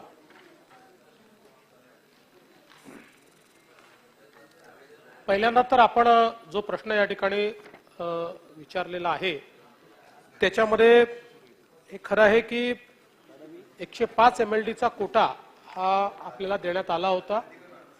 सद्यस्थितीत त्यातले 65 MLD पाणी आपल्याला मिळतं आहे. MIDCला सांगण्यात आलेलं आहे की त्यांनी जो काही कोटा अलॉट केलेला आहे त्या कोट्याप्रमाणे पाणी उपलब्ध करून द्यावं. या व्यतिरिक्त मुळात त्याच्यामध्ये नवी मुंबईकडचा जो पाणी कोटा आहे जो आता त्यांनी सोडायला पाहिजे होता तो अद्याप त्यांनी त्या ठिकाणी सोडलेला नाही. आणि मुळातच यात MIDCला आम्ही हे देखील सांगितलेलं आहे आता की नवी मुंबई महानगरपालिकेचं जे ट्रीटेड पाणी आहे तिथे टर्शरी ट्रीटमेंट करणारी ही नवी मुंबई महानगरपालिका आहे आणि त्याच्यापासून 50 किलोमीटरच्या आत आपली MIDC येते. आणि म्हणून MIDCने ते पाणी विकत घेतलं पाहिजे नवी मुंबई महानगरपालिकेतनं. आणि आपला जो धरणावरच्या पाण्यावरचा त्यांचा हक्क आहे तो थोडा कमी केला तर हे पाणी आपल्याला कल्याण डोंबिवली सारख्या किंवा इतर महानगरपालिकांना हे उपलब्ध करून देता येईल. आता याच्यामध्ये मुळातच हा प्रश्न जो आहे MMR रिजनचा हा जर सोडवायचा असेल तर हे जे काही आपण उपाययोजना करतोय त्याच्याने हा प्रश्न सुटेल अशी परिस्थिती नाही. कारण आपण इकडचं पाणी थोडं काढतो तिकडे देतो पण हा सगळा वाढता असा सगळा आपला एरिया आहे. आणि म्हणूनच आपल्याला कल्पना आहे की काळू जे धरण आहे त्या धरणाला आता आपण चालना दिलेली आहे. MMRDAला त्या संदर्भात काही पैसे देखील जलसंपदाने उपलब्ध करून दिलेत. MMRDAने जलसंपदाला उपलब्ध करून दिले आहेत. आणि काळू धरणातनं आपण MMR क्षेत्राकरता 1140 MLD पाणी हे त्या ठिकाणी उपलब्ध करून देणार आहोत. आणि या संदर्भातले जे काही आता कायदेशीर प्रॉब्लेम्स आहेत ते दूर करण्याचं काम चाललेलं आहे. मला विश्वास आहे कारण साधारणपणे एकूण त्या ठिकाणी आपण जर बघितलं तर काळू धरणातनं आपल्याला 398 दलघमी पाणी इतकं उपलब्ध होणार आहे. आणि म्हणून आता तरी राज्य सरकार काळू धरणाला चालना देऊन वेगानं त्याचं काम पूर्ण करायचं हा प्रयत्न आम्ही करू, जेणेकरून कल्याण डोंबिवली सारख्या महानगरपालिकेच्या वाढत्या क्षेत्राला आपल्याला हे पाणी उपलब्ध करून देता येईल. तोपर्यंत विविध उपाययोजनांच्या माध्यमातून जेवढं पाणी वाढवता येईल तो वाढवण्याचा प्रयत्न राज्य सरकार करेल. किसन कथोरे. अध्यक्ष महोदय, कल्याण महापालिकेचा हा भाग खूप मोठ्या प्रमाणात डेव्हलप होतो. पाण्याची आवश्यकता आहे ही मान्य आहे. त्याला लागूनच असलेलं कुशिवली धरणाचं काम त्या ठिकाणी त्याच्या निविदा झाल्यात. त्यामध्ये काही मध्ये भ्रष्टाचारही मोठ्या प्रमाणात झाला आणि त्यामुळे ते काम थांबलेले. ते धरण जर लवकर पूर्ण केलं तर मला वाटतं कुशिवली त्या धरणाचं पाणी या कल्याण महापालिकेला देण्याच्या बाबतीत जर निर्णय झाला तर मला वाटतं सगळ्यात मोठं काम त्या भागाचं पूर्ण मार्गी लागून जाईल. तर ते धरण लवकर पूर्ण करून हे कल्याण महापालिकेला धरणातलं पाणी देणार का हा एक महत्वाचा. आपण आताच उल्लेख केला की काळू धरणाच्या बाबतीतला, काळू धरण हे मुरबाड तालुक्यामध्ये होतंय आणि मुरबाड तालुक्यातली परिस्थिती जर पाहिली तर 12वी अगोदरच झालंय, अजूनही पुनर्वसनचे प्रश्न मार्गी लागलेले नाही. काळू आणि शाई या दोन्ही धरणांचा विषय जर मुरबाडमध्ये आला तर बहुतेक तालुका हा त्या पाण्याखाली जातोय. पुनर्वसनाचा प्रश्न मार्गी लागल्याशिवाय काळू धरणाच्या बाबतीमध्ये शासनाने कुठल्याही परिस्थितीत पुढचं पाऊल टाकू नये असं माझं ठाम मत आहे. आणि त्यामुळे पुनर्वसनच्या प्रश्नाच्या बाबतीत पहिल्यांदा चर्चा करतील का आणि त्या बाबतीमध्ये पुन्हा दिशा मिळेल का? अध्यक्ष महोदय, कुशिवली जे धरण आहे त्याचं नियोजन जे आहे ते मे 2026 पर्यंत त्या धरणाचं काम पूर्ण होणार आहे. त्यामुळे त्यानंतर बऱ्यापैकी हा प्रश्न सुटेल. आणि आपण सांगितलं ती वस्तुस्थिती आहे की काळू आणि शाई या दोन प्रकल्पांमुळे मोठ्या प्रमाणात आपल्याकडे त्या ठिकाणी पुनर्वसन अधिग्रहणाचं काम होणार आहे. म्हणूनच आता पहिल्यांदा आपण एकाच प्रकल्पावर त्या ठिकाणी जास्त कॉन्सन्ट्रेट करतोय, तो काळू प्रकल्प आहे. आणि निश्चित प्रकल्पग्रस्तांच्या समस्या सोडवल्याशिवाय आपण पुढे जातच नाही. प्रकल्पग्रस्तांच्या समस्या आधी सोडवू आणि त्यानंतरच आपण पुढे जाऊ. प्रमोद पाटील, शेवटचा प्रश्न. महोदय, मला माननीय मंत्री महोदयांना हे निदर्शनास आणून द्यायचं की ही जी धरणं आहेत ही काय लगेच होणार नाही, परंतु पाणी टंचाई आम्हाला आता चालू आहे सद्यस्थितीत. कालही आमच्या MIDCतल्या नागरिकांनी मोर्चा काढला होता. तिथे रविवार असून त्यांनी MIDC ऑफिसवर मोर्चा काढला होता. माझं म्हणणं हेच आहे की इथे एवढी भीषण पाणी टंचाई असताना हे समजा रोनवाल आहेत, पॅरेडाईज आहेत, लोढा आहेत, अनंत, म्हाडा यासारखे जवळजवळ 1.25 ते 1.5 लाख फ्लॅट्सचं वितरण येत्या 2 वर्षातच होणार आहे आणि हे सर्व माझ्या मतदारसंघात आहेत. तर अशा वेळेस पाण्याची टंचाई, भीषण टंचाई असताना आपण जी योजना सांगतो ती 5 वर्ष 10 वर्ष पुढे आपल्याला कामाला आहे. माझं म्हणणं एवढंच आहे की एकतर हा लाईव्ह कोटा आहे, आता सध्या आहे आपल्याकडे हा कोटा, हा रिझर्व्ह ठेवला होता कल्याण डोंबिवलीसाठी, हा तुम्ही तात्काळ एकतर देणार आहात का आणि नसेल देणार तर अशा बांधकामांच्या परवानग्या तुम्ही थांबवणार आहात का? सन्माननीय सदस्यांनी सांगितली वस्तुस्थिती आहे, कारण जवळजवळ एक पूर्ण शहरच त्या ठिकाणी वसत आहे आणि म्हणूनच 105 MLDचा कोटा दिला होता, त्यापैकी 65 MLD देण्यात येत आहे. उरलेलं पाणी हे मोजून त्या ठिकाणी कसं देता येईल या संदर्भातले निर्देश हे MIDCला दिलेले आहेत. MIDCचं म्हणणं असं आहे की 65 ने आम्ही 85 देतोय, पण मी त्यांना सांगितलं ते तुम्ही मोजून द्या. 85 ने 105चा कोटा मिळालेला आहे, तो कोटा पूर्ण कसा देता येईल या संदर्भात MIDCला सूचना देण्यात आल्या. माननीय उपमुख्यमंत्री महोदय, केवळ एक सूचना, पाण्याचा विषय आणि मी मुंबईमध्ये पाण्याच्या विषयावर खास करून बोलत असतो. माननीय उपमुख्यमंत्री महोदय, केवळ हे मुंबई, नवी मुंबई, ठाणा, पनवेल, कल्याण डोंबिवली, भिवंडी, निजामपूर, मीरा भाईंदर आणि वसई विरार ही महानगरपालिका, नगरपालिका MMR रिजनमध्ये आहेत. पाण्याचे स्रोत अध्यक्ष माननीय उपमुख्यमंत्री महोदय, त्यांना तानसा, वैतरणा, मिडल वैतरणा, मोडकसागर, काळू, नवी मुंबईचा मोरवे धरण, सूर्या धरण आणि दमणगंगा या अशा सगळ्या विषयामध्ये पिंजाळ आणि गारगाई अशा सगळ्यांच्या एकत्रित काहीतरी योजना पूर्ण येत्या काळासाठी करावी लागणार आहेत. अन्यथा जसे पायथ्याशी काम सुरू करायचं किंवा माथाशी सुरू करायचं आणि ते जुने बंधारे बांधले आणि डॅम बांधले आणि परिस्थिती पुढच्या नंतर लवाद नेमायला लागले आणि त्याचा सगळ्या डिस्ट्रीब्युशनच्या सिस्टम करायला लागले. माझी विनंती अशी आहे, सूचना विनंती आहे की आपण या संदर्भामध्ये काही एक्सपर्ट्स लोकांना बसवून, ज्या पाण्या खात्यातील एक्सपर्ट्स लोक आहेत, पाण्याचे रिसोर्सेस जे असलेले धरणं आणि 25 वर्षाचा प्लॅनिंग असं करून आपण जर केलं काही कमिटी नेमून तर ह्या सगळ्यांचा एकत्रित प्लॅन होईल अशी आमची आपल्याला विनंती आहे. आपली सूचना योग्य आहे, तो निश्चितपणे आपण ते काम त्या ठिकाणी करू.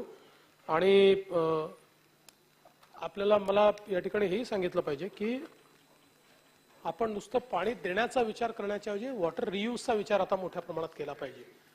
किमान MMR रिजन मधल्या मुंबईसहित सगळ्या महानगरपालिकेंनी आपलं पाणी टर्शरी ट्रीट करून औद्योगिक वापराकरता तेच पाणी वापरलं गेलं पाहिजे. पॉलिसी आपण केली आहे पण अद्याप ते होत नाही. म्हणजे नवी मुंबई सारख्या पहिली महानगरपालिका जी 100 MLD पेक्षा जास्त टर्शरी ट्रीटेड पाणी समुद्रात चाललंय. तर या पाण्याचा वापर आपण करू शकतो. त्याच्यामुळे आता मोठ्या प्रमाणात आपला प्रयत्न हाच आहे की सगळीकडे जिथे जिथे STP आहे तिथे टर्शरी ट्रीटमेंट करून हे पाणी उद्योगांपर्यंत नेलं तर आज धरणातनं उद्योगांना जे पाणी दिलेलं आहे त्यात काही प्रमाणात आपल्याला कटौती करता येईल आणि ते पाणी पिण्याच्या पाण्याकरता आपल्याला देता येईल. पण आपण दिलेल्या सूचनेचा निश्चितपणे अवलंब केला जाईल. लक्षवेधी क्रमांक 9 आशिष जयस्वाल. अध्यक्ष महोदय, आपण दरवर्षी आपला बजेटचा साईज वाढत आहे. अध्यक्ष महोदय, लक्षवेधी क्रमांक 9 प्रमाणे अध्यक्ष महोदय, दरवर्षी आपण हजारो करोड रुपयाचा निधी या राज्यामध्ये खर्च करतो. काही राज्य योजनेच्या माध्यमातून खर्च करतो आणि मोठा निधी आता जिल्हा योजनेमध्ये खर्च करतो. अध्यक्ष महोदय, मी जेव्हा नव्याने आमदार झालो होतो तेव्हा महाराष्ट्राची DPC 700 कोटीची होती. आज 15,150 कोटीची झाली. आपलं SCचा प्लॅन हा 2,789 कोटीचा झाला आणि आदिवासीचा प्लॅन DPCचा 2,158 कोटीचा झाला.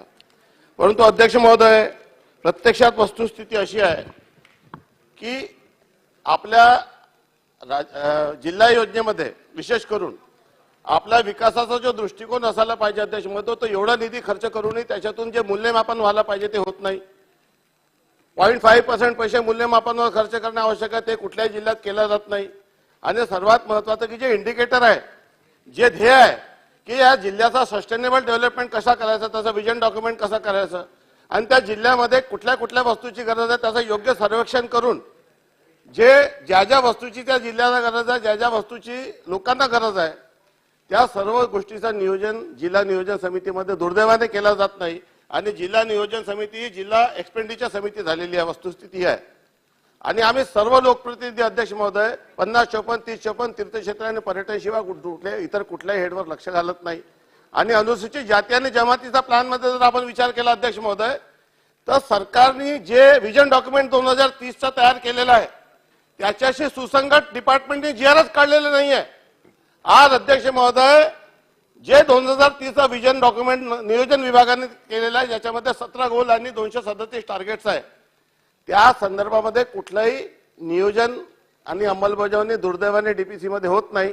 त्यामुळे आपण ज्या महाराष्ट्राला प्रगतीच्या दिशेने यशस्वी वाटचाल करण्याच्या दृष्टीने जे टार्गेट आपण करायला पाहिजे तो टार्गेट कुठल्याही जिल्ह्यामध्ये होत नाही. आणि त्याच्यामुळे आपण विकासाच्या दृष्टीमध्ये अनेक गोष्टीमध्ये अनेक इंडिकेटरमध्ये आपण मागे राहणार आहोत अध्यक्ष महोदय. आणि म्हणून माझी मंत्री महोदय उपमुख्यमंत्री महोदयांना विनंती आहे की जे आपलं टार्गेट आहे, जे आपली भविष्याची दिशा आहे, त्याचा विजन डॉक्युमेंट जिल्ह्याचा सर्वेक्षण करून आणि सरकारच्या सर्व विभागाला सांगून त्याच्याशी सुसंगत GR, कारण की GRच नाही अध्यक्ष महोदय, पॅरेंट डिपार्टमेंटने GRच काढले नाही आहे. आणि पॅरेंट डिपार्टमेंटने GR काढला नसल्यामुळे DPCचा तो निधी त्या कामावर खर्च केला जात नाही ज्या कामावर तो खर्च केला जायला पाहिजे. आणि म्हणून या संदर्भामध्ये सरकारच्या वतीने एक टाइम बाउंड कार्यक्रम आपण निश्चित करणार का आणि टाइम बाउंड कार्यक्रम करून याची अंमलबजावणी आपण करणार का, हा माझा पहिला प्रश्न आहे. आणि माझा दुसरा प्रश्न अध्यक्ष महोदय अतिशय महत्वाचा आहे की आज DPCच्या GR मध्ये आपल्याला 3 गोष्टी आपण प्रामुख्याने लिहिलेल्या आहे. कायमस्वरूपी मालमत्ता निर्माण झाली पाहिजे, दुसरा सामूहिक लाभ मिळाला पाहिजे आणि तिसरा आपला जो मेजर मिशन आहे की तो दरडोई उत्पन्नात वाढ झाली पाहिजे.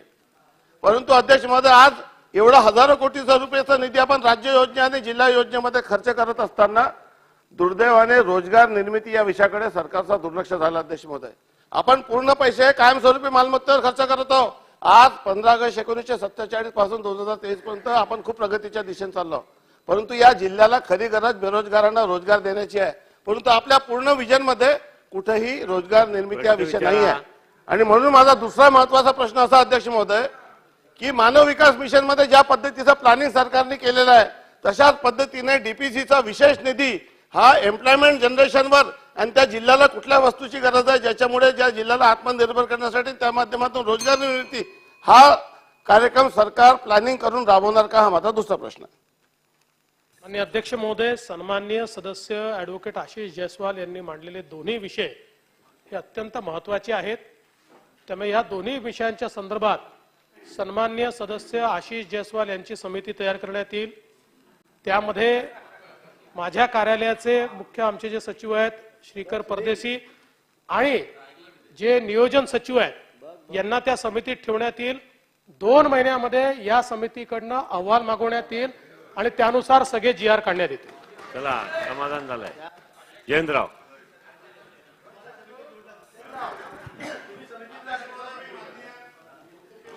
अध्यक्ष महोदय,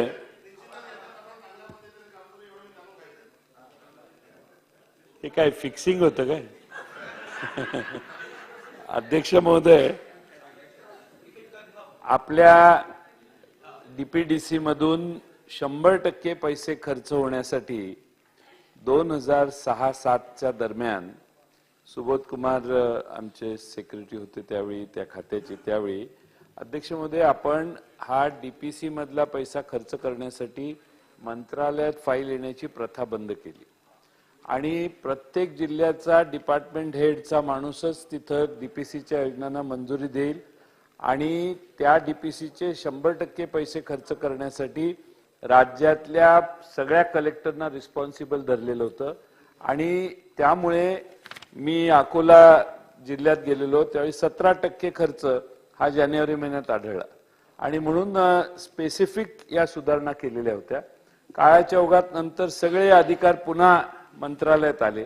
माझी सन्माननीय उपमुख्यमंत्र्यांना प्रश्न आहे की अध्यक्ष महोदय, असा GR 2007-08च्या दरम्यान कधीतरी जो काढलेला तो GR आपण अभ्यास करा आणि तो GR जर इम्प्लिमेंट केला तर महाराष्ट्रातल्या कुठल्याही जिल्ह्यात 95%च्या आत खर्च होणार नाही. त्याच जिल्ह्यातल्या त्याच डिपार्टमेंट हेडला रिस्पॉन्सिबल धरावं लागतं, धरता येतं. आता काय होतं, सध्या डायरेक्टरेटनं विचारू, सगळ्या फायली पुणे नागपूरला जातात, तिथून मुंबईला येतात, कुठेतरी थांबतात आणि काहीच होत नाही. म्हणून अध्यक्ष महोदय, मला आठवतं की त्यावेळी प्राथमिक आरोग्य केंद्र करायलाही वर हेल्थ डिपार्टमेंटला फाईल यायची. त्यांचा काय संबंध आहे? इथं त्या जिल्ह्यात एकदा प्लॅन प्रमाणे ठरलं तर त्या जिल्ह्याने ठरवून जिल्ह्यानेच निर्णय दिला पाहिजे. त्यामुळे जिल्ह्यात जो प्लॅन येतो तो आपल्या अर्थसंकल्पाचा भाग होतो, अशी देखील व्यवस्था त्यात केलेली. माझी उपमुख्यमंत्री मला विनंती आहे की कमिट्याला दिलेलाच आहे, परदेशींना आणि यांना दोघांना जोडून दिलेला आहे, पण आपण तो GR काढून आपण वाचा, आपल्या लक्षात येईल आणि 100% महाराष्ट्रात DPDCचे पैसे खर्च व्हायला लागतील. तर तो आपण अभ्यास किती काळात कराल आणि त्याच्यावर निर्णय किती काळात घ्याल? अध्यक्ष महोदय, जयंतरावने एखादी गोष्ट सांगितली की मी त्याच्यावर अभ्यासच करत नाही, ते सत्य असं समजूनच पुढे जातो. त्याच्यामुळे नियोजन विभागाच्या माध्यमातून कुठलेही अधिकार हे जर मंत्रालयामध्ये असतील तर ते खाली देण्यात येतील. पूर्णपणे अधिकारांचं विकेंद्रीकरण हे केलं जाईल. चला, लक्षवेधी क्रमांक 10 वर्षाताई गायकवाड. सुटलाय प्रश्न. सन्मान्य अध्यक्ष महोदय, लक्षवेधी क्रमांक 10 वितरित केल्याप्रमाणे. सन्मान्य अध्यक्ष महोदय, मी एका ज्वलंत आणि सार्वजनिक महत्वाच्या बाबी संदर्भामध्ये लक्षवेधी मांडली होती. सन्माननीय उपमुख्यमंत्री महोदय याच्या उत्तर देणार आहेत, परंतु मला सांगायचं आहे सन्माननीय उपमुख्यमंत्री महोदय, मी काही प्रश्न याच्यामध्ये विचारले होते, परंतु दुर्दैवाने त्या प्रश्नांची उत्तरं या लक्षवेधीच्या उत्तरामध्ये सन्माननीय अध्यक्ष महोदय मला दिसली नाहीत. काही उत्तरांची म्हणजे जवळपास सांगायचं झालं तर वर्क ऑर्डर न देणे, मी त्या संदर्भामध्ये प्रश्न विचारला, मी पुनर्वसन निविदा रद्द करून नव्याने निविदा करणार आहात का याच्या संदर्भामधला प्रश्न विचारला, परंतु त्याचं उत्तर आलेलं नाही. सन्माननीय उपमुख्यमंत्री महोदय, मला आपल्याला काही गोष्टी या ठिकाणी निदर्शनास आणायच्या आहे की आता आमच्याकडे इतकं असंतोषाचं, एक भीतीचं, घबराटचं वातावरण त्या ठिकाणी आहे. मी आपल्याला सन्माननीय अध्यक्ष महोदय सांगू इच्छिते की त्या ठिकाणी ज्या वेळेला ही निविदा प्रक्रिया झाली त्याच्या संदर्भामध्ये मोठ्या प्रमाणामध्ये त्या ठिकाणी खूप ती निरपक्षपणे झाली का, पारदर्शकपणे झाली का याविषयी चर्चा आहे. आमच्याकडे खूप मोठ्या प्रमाणामध्ये मोर्चे निघत आहेत सन्माननीय अध्यक्ष महोदय, काही लोक पिटिशनची तयारी करतात आणि म्हणून आजच्या या लक्षवेधीकडे आमच्या मतदारसंघामधल्या लोकांचं पूर्णपणे या ठिकाणी लक्ष आहे. आपल्यालाही माहिती आहे की अडाणी समूहाला या टेंडरच्या माध्यमातून टेंडर लागलं, परंतु आज परिस्थिती बघितली तर मागील 3 महिन्यामध्ये सन्माननीय अध्यक्ष महोदय त्यांची ज्या तऱ्हेने दिवसेंदिवस त्यांची आपल्याला माहिती आहेत की जे शेअर्स आहेत ते खाली पडत आहेत. हिंडनबर्गचा रिपोर्ट आला. हिंडनबर्गच्या रिपोर्टच्या नंतर अडाणी समूहावर गंभीर आरोप केले गेले.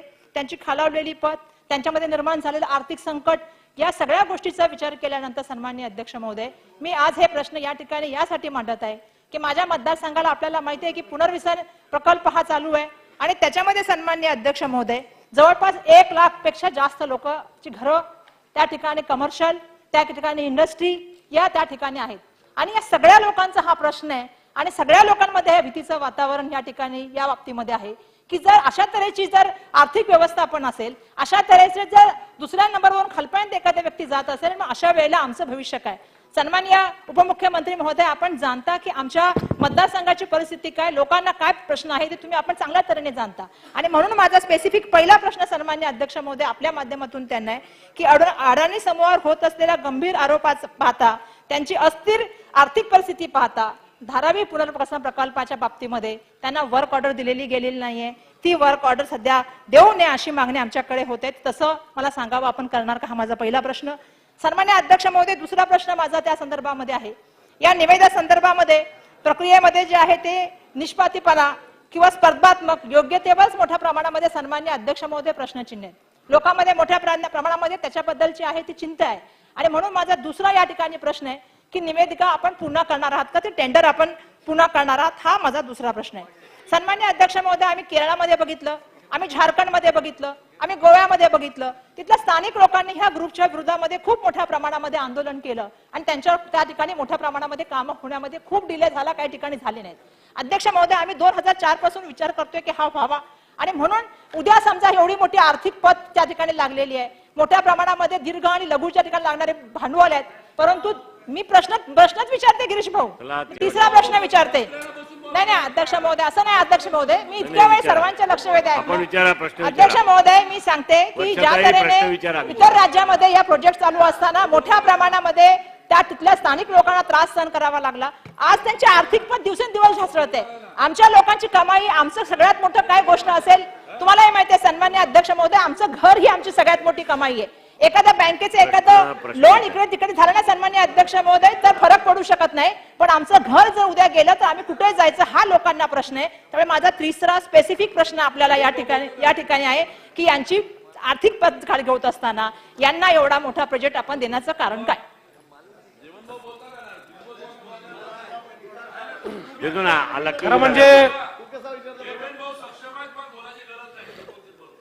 खरं म्हणजे मला असं वाटतं की लोकसभेतली चर्चा आता विधानसभेत यायला लागली. नाही ठीक आहे. पण सन्माननीय वर्षाताई, पहिल्यांदा तर याची जी काही प्रक्रिया झालेली ती पूर्ण पारदर्शीप्रमाणे झालेली आहे. ग्लोबल टेंडर काढण्यात आलं होतं. त्या ग्लोबल टेंडरमध्ये 3 लोकांनी त्याला रिस्पॉन्स दिला. त्यातल्या 2 लोकांचा रिस्पॉन्स हा प्रॉपर होता, एकाचा प्रॉपर नव्हता. ज्या 2 लोकांनी दिलं त्याच्यामध्ये जो हायएस्ट बिडर आहे त्याला हे देण्यात आलेलं आहे.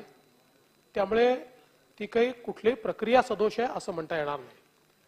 दुसरा मुद्दा असा आहे की अद्याप आपण याचा एलओआय त्यांना दिलेला नाही. याचं कारण टेंडरच्या प्रक्रियेप्रमाणे सगळ्या विभागाचे निर्णय झाल्यानंतरच आपल्याला एलओआय देता येईल. आता नगर विकास विभागाचा एक निर्णय बाकी आहे, तो झाल्यानंतर या संदर्भातला एलओआय देण्यात येईल. तिसरा, जे काही त्यांची पत कमी आहे जास्त आहे वगैरे, मुळात हे टेंडरच अशा प्रकारे डिझाईन करण्यात आलेलं आहे की याच्यामध्ये त्यांनी अपफ्रंट पैसे किती दाखवायचे आहेत, द्यायचे आहेत आणि उरलेली बँक गॅरंटी द्यायची आहे. त्याच्यामुळे ज्याच्याकडे पत आहे तोच व्यक्ती हा प्रोजेक्ट करू शकतो, त्यालाच एलओआय मिळू शकतो. हा प्रोजेक्टच आपण असाच आहे, कारण काय कन्स्ट्रक्शन करणं यातला मुख्य मुद्दा नाहीये. कन्स्ट्रक्शन तर करावंच लागेल, रिहॅबिलिटेशन करावंच लागेल, पण ते करत असताना त्यांची आर्थिक पात्रता आहे की नाही या संदर्भातलेच निकष आपण सगळे तपासलेले आहेत. त्यामुळे एलओआय द्यायच्या आधी त्यांना आपली आर्थिक पत आहे की नाही हे दाखवावं लागेल. बँक त्यांना पैसे द्यायला तयार आहे की नाही, बँकेचा दाखला त्यांना द्यावा लागेल. तेवढे पैसे त्या जो काही आपण डेडिकेटेड अकाउंट आहे त्या अकाउंटला त्यांना ठेवावे लागतील. हे सगळं जर त्यांनी केलं तर ते 100% प्रोजेक्ट करू शकतात. त्यामुळे त्यांना प्रोजेक्ट देण्यात येईल. आणि हे जर त्यांनी केलं नाही, जे काही आपल्या टेंडर प्रमाणे ज्या काही गोष्टी त्यांना करायच्या आहेत त्या त्यांनी केल्या नाहीत, तर त्यांना एलओआय देण्यात येणार नाही. प्रताप सरनाईक देतो ना, लक्षवेधी झाल्यावर देतो साहेब, लक्षवेधी झाल्यावर देतो. अध्यक्ष महोदय, मुद्दा जरी धारावी झोपडपट्टीचा असेल तरी या गृहनिर्माण विभागाच्याच अनुषंगाने माझा एक प्रश्न आहे. धारावीच्या घराचा प्रश्न जेवढा महत्वाचा आहे तेवढाच वर्तकनगर येथील पोलिसांच्या घराचा सुद्धा प्रश्न फार महत्वाचा असल्याने गेल्या अनेक वर्षापासून निविदा प्रक्रियेमध्येच अडकलेला वर्तकनगरचा पोलीस वसाहतीचा प्रश्न लवकरात लवकर गृहनिर्माण विभाग सोडेल की नाही हा माझा प्रश्न आहे, एकमेव प्रश्न आहे अध्यक्ष. तो प्रश्न लवकरात लवकर सोडवण्याचा प्रयत्न सुरू आहे, तो आपण सोडू. चला सुनील केदार. एक मिनिट देवन भाऊ, आपण एकाचे आपण चांगलं काम करता त्याबद्दल अडचण नाही, आणि आपण राजकारणाच्या पलीकडे जाऊन पाहिलं पाहिजे. खरं म्हणजे हा मुंबईतली ही झोपडपट्टी त्या ठिकाणी एकदम त्या ठिकाणी बदलली पाहिजे. इथे दोन मुंबई ज्या काल त्या भाषणामध्ये झालेल्या की एक फार गरीब लोक राहणार, एक फार श्रीमंत, याचं कुठेतरी समन्वय झाला पाहिजे. अशा प्रकारची भूमिका मुंबईतल्या महानगरपालिकेतल्या सगळ्या लोकांनी आतापर्यंत मांडलेली आहे. तीच अपेक्षा आम्ही आपल्याकडनं सुद्धा करतो. या खरं म्हणजे ह्या धारावीचं पुनर्वसन करण्यासंबंधी त्यावेळेस सुद्धा तत्कालीन पंतप्रधान राजीव गांधींनी घेतलं होतं, त्यांनी त्यावेळेस सुरू केलं होतं. त्यावेळेस त्या ठिकाणी मोठ्या प्रकारे इमारती झाल्या होत्या. त्याच्यानंतरही त्यावेळेस तत्कालीन मुख्यमंत्री विलासराव देशमुख साहेबांनी सुद्धा ही SRA स्कीम आणून सुद्धा ह्या मुंबईतली झोपडपट्टी त्या ठिकाणी निर्मूलन करा अशा प्रकारची भूमिका म्हणून काम सुरू केलं होतं.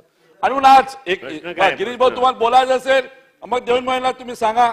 मी म्हटलं ना की देवेंद्र भाऊ सक्षम आहे, कशाला मदत करता तुम्ही त्याच्यामध्ये? त्यांच्या भरोशावर तुम्ही आहे, तुमच्या भरोशावर ते नाही, तुम्ही ऐकून आणि म्हणून माझी तुम्हाला एवढंच त्या ठिकाणी आहे की हा महत्वाचा प्रोजेक्ट आहे. एक स्पेसिफिक प्रश्न असा आहे की ह्या अडाणी ग्रुपला जसं उत्तर प्रदेशमध्ये सुद्धा एक कॉन्ट्रॅक्ट दिला होता इलेक्ट्रिसिटी बोर्डाचा, त्यांनी उत्तर प्रदेश सरकारने त्या योगी साहेबांनी त्यांचा कॅन्सल केलेला आहे. त्यांचा हा सगळा त्या ठिकाणी उपक्रम पाहता. आणि म्हणून आज वर्षा गायकवाड सन्मान्य आमदार इथे आहे, त्यांच्या मतदारसंघातला विषय आहे. आणि मुंबईतल्या तुमच्या दृष्टिकोन अत्यंत जसा कोस्टल रोड आहे तशातला प्रकारचा हा त्या ठिकाणी धारावीचा उपक्रम आहे. हा खऱ्या अर्थानं होणार आहे की स्वप्नच नाणार आहे. आणि म्हणून हे स्वप्न पूर्तता न स्वप्न न राहता हे पूर्ण होण्याच्या दृष्टिकोनातून एक त्या ठिकाणी भूमिका, एक सरकार म्हणून भूमिका, एक सक्षम त्या ठिकाणी मंत्री म्हणून भूमिका घेऊन या धारावीच्या लोकांना आपण योग्य अशा प्रकारचा समाधानकारक उत्तर दिलं पाहिजे. अशा प्रकारची भूमिका मी आपल्याकडे अपेक्षा करतो. धन्यवाद. अध्यक्ष महोदय, मुळातच हा जो काही प्रकल्प आहे, मागच्या काळात जेव्हा मी मुख्यमंत्री होतो तेव्हा आपण पहिल्यांदा याच्या निविदा काढल्या. आणि सगळ्यात महत्वाचं की हा प्रकल्प आता फिजिबल का होतोय तर केंद्र सरकारने रेल्वेची जागा आपल्याला दिली. आणि आता रेल्वेची जागा मिळाल्यामुळे पहिल्यांदा रिहॅबिलिटेट करून आपल्याला मग तो प्रकल्प करण्याकरता एक स्कोप तयार झाला. यापूर्वी आपल्याला लोकांना त्या ठिकाणी बाहेर न्यावं लागलं असतं, मग या ठिकाणी काम करावं लागलं असतं. त्याऐवजी ती जागा आणि केंद्र सरकारकडनं आपण त्यावेळेस अपफ्रंट 800 कोटी रुपये दिले आणि ती जागा आपण विकत घेतली. त्यामुळे आता हा प्रकल्प फिजिबल झालाय. म्हणून आता ह्या ज्या निविदा आहेत, मी पुन्हा एकदा सभागृहाला अतिशय स्पष्टपणे सांगतो की या संदर्भात टेंडर कंडिशनच अशा आहेत की त्या टेंडर कंडिशन निविदाधारकाला पहिल्यांदा पूर्ण करायच्या आहेत आणि त्या त्यांनी पूर्ण केल्या तरच त्यांना LOI मिळणार आहे. प्रश्न त्यांना पूर्ण करावाच लागणार आहे.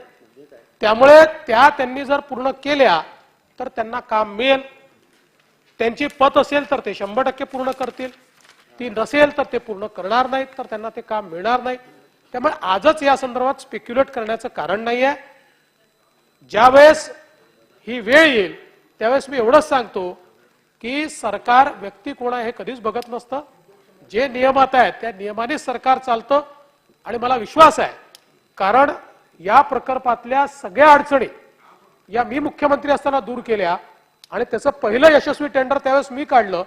मात्र त्यावेळी असं झालं की आपल्याला ही जागा मिळाली आणि ही जागा रेल्वेची जागा मिळाल्यावर एजींनी सांगितलं की याचा पुन्हा तुम्ही टेंडर काढा आणि म्हणून ते पुन्हा टेंडर निघालं आणि आता ते टेंडर अशा प्रकारे यशस्वी झालंय. कुठल्याही परिस्थितीमध्ये कुठल्याही अडचणी न येऊ देता धारावीचं पुनर्वसन झालं पाहिजे हा सरकारचा आग्रह असेल आणि ते काम आपण पूर्ण करू. चला शेवटचा प्रश्न जयंत पाटील शेवटचा प्रश्न. अध्यक्ष महोदय, प्रश्न रिपिटेशन वर करता चालेल. सन्माननीय उपमुख्यमंत्री महोदयांना माझा प्रश्न आहे की किती काळात धारावीचं सगळ्या सेक्टरचं रिडेव्हलपमेंट पूर्ण होईल, किती काळात होईल असा माझा प्रश्न आहे. साधारणपणे 7 वर्ष याला लागतील असा प्राथमिक अंदाज. विखे पाटील चला. लक्षवेधी क्रमांक 1, लक्षवेधी क्रमांक 1 चंद्रकांत निंबा पाटील. हा, वळसे पाटील साहेबांची पॉइंट ऑफ इन्फॉर्मेशन आहे.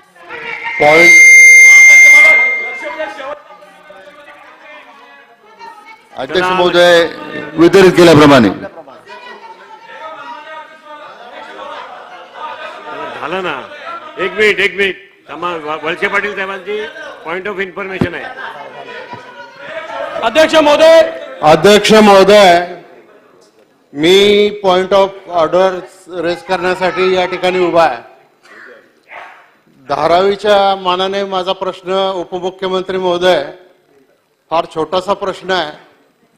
पुणे जिल्ह्यातल्या मंचर तालुका आंबेगाव या ठिकाणी उपजिल्हा रुग्णालय आणि ट्रॉमा सेंटर आहे. आज तिथं 100 पेक्षा जास्त क्रिटिकल पेशंट आहेत आणि अशा ठिकाणी आत्ता 1 तासापूर्वी वीज मंडळाच्या अधिकाऱ्यांनी तिथला वीज पुरवठा खंडित केलेला आहे. लोक रस्त्यावर आलेले आहेत, व्हेंटिलेटरवर आहे, डायलिसिस चालू आहे, सगळ्या गोष्टी चालू आहेत. अशा वेळेला माझे एक तर तो वीज पुरवठा तत्काळ आपण जोडणार का आणि ज्या अधिकाऱ्यांनी हे आदेश दिलेले आहे त्याला तत्काळ निलंबित करणार का? नाही, लगेच याची माहिती घेण्यात येईल आणि वीज जोडणी तर तत्काळ देण्यात येईल. कोणी जाणीवपूर्वक जर त्या ठिकाणी चूक केली असेल तर त्याच्यावर कारवाई केली जाईल. लक्षवेधी क्रमांक 1 नाही, पुढे गेलोय आपण आता. अध्यक्ष महोदय, चला पुढे गेलोय आपण. अध्यक्ष महोदय, माझ्या मतदारसंघात बोदवड तालुक्याच्या संदर्भामध्ये मी आपल्याकडे एक लक्षवेधी शासनाचे लक्ष वेधू इच्छितो. महालक्ष्मी स्टोन क्रेशरच्या माध्यमातून 2017 ते 19 प्लीज नाही गौण खनिज उत्खनन करत असताना महालक्ष्मी स्टोन क्रेशरने तिथे दोनदा संधी दिली असं नाही होत. चला, बेकायदा पद्धतीमध्ये स्टोन क्रेशरच्या माध्यमातून त्यांनी उत्खनन केलं याचा रिपोर्ट आपल्याकडे आलेला आहे. मधल्या काळामध्ये याच्या संदर्भामध्ये मी अनेक पत्रव्यवहार आपल्याकडे केलेले आहे, पण महसूल डिपार्टमेंटने मला जे पत्र दिलं आहे त्या पत्रामध्ये आपण त्याचं उत्तर जे दिलं आहे त्याच्यावर त्यांनी म्हटलं क्लिअर कट की संबंधित क्रेशर धारकाने जलचक्र खुर्द येथे 28/2 पैकी 9 या जमिनीचं वाटप करत अटी शर्तीचं वाटप झालेलं आहे. ते वाटपाचा शर्त भंग झाल्यामुळे ही जमीन शासन जमा करण्यात आली. याचा अर्थ शेती प्रयोजनासाठी दिली आणि खानपट्टा मंजूर नसताना तिथून गौण खनिज काढलं. म्हणजे 30,600 ब्रास हे पूर्णच्या पूर्ण गौण खनिज जे आहे हे बोगस आहे आणि या पूर्ण गौण खनिजाला त्यांनी दंडात्मक कारवाई केली पाहिजे होती, पण त्यांनी कारवाई करताना 4294 ब्रासला कारवाई केली आहे. मला आपल्याला सांगायचं की ही कारवाई कधी झाली, तर ही कारवाई झाली यांनी जे पत्र दिलं या पत्राच्या व्यतिरिक्त कारवाई जी झाली ती कारवाई 22/10/2021 च्या याच्यानुसार 24/12/2021 ला ही कारवाई झाली.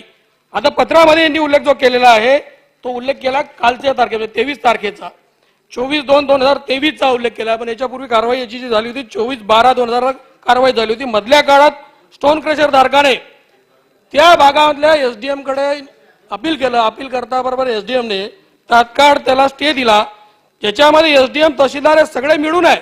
यांना माहित होतं खानपट्टा मंजूर नसताना तुम्ही याच्यामध्ये स्टोन क्रेशरचं त्याच्यामध्ये रॉयल्टी भरली पाहिजे नव्हती. अशा स्थितीत त्यांनी रॉयल्टी भरली.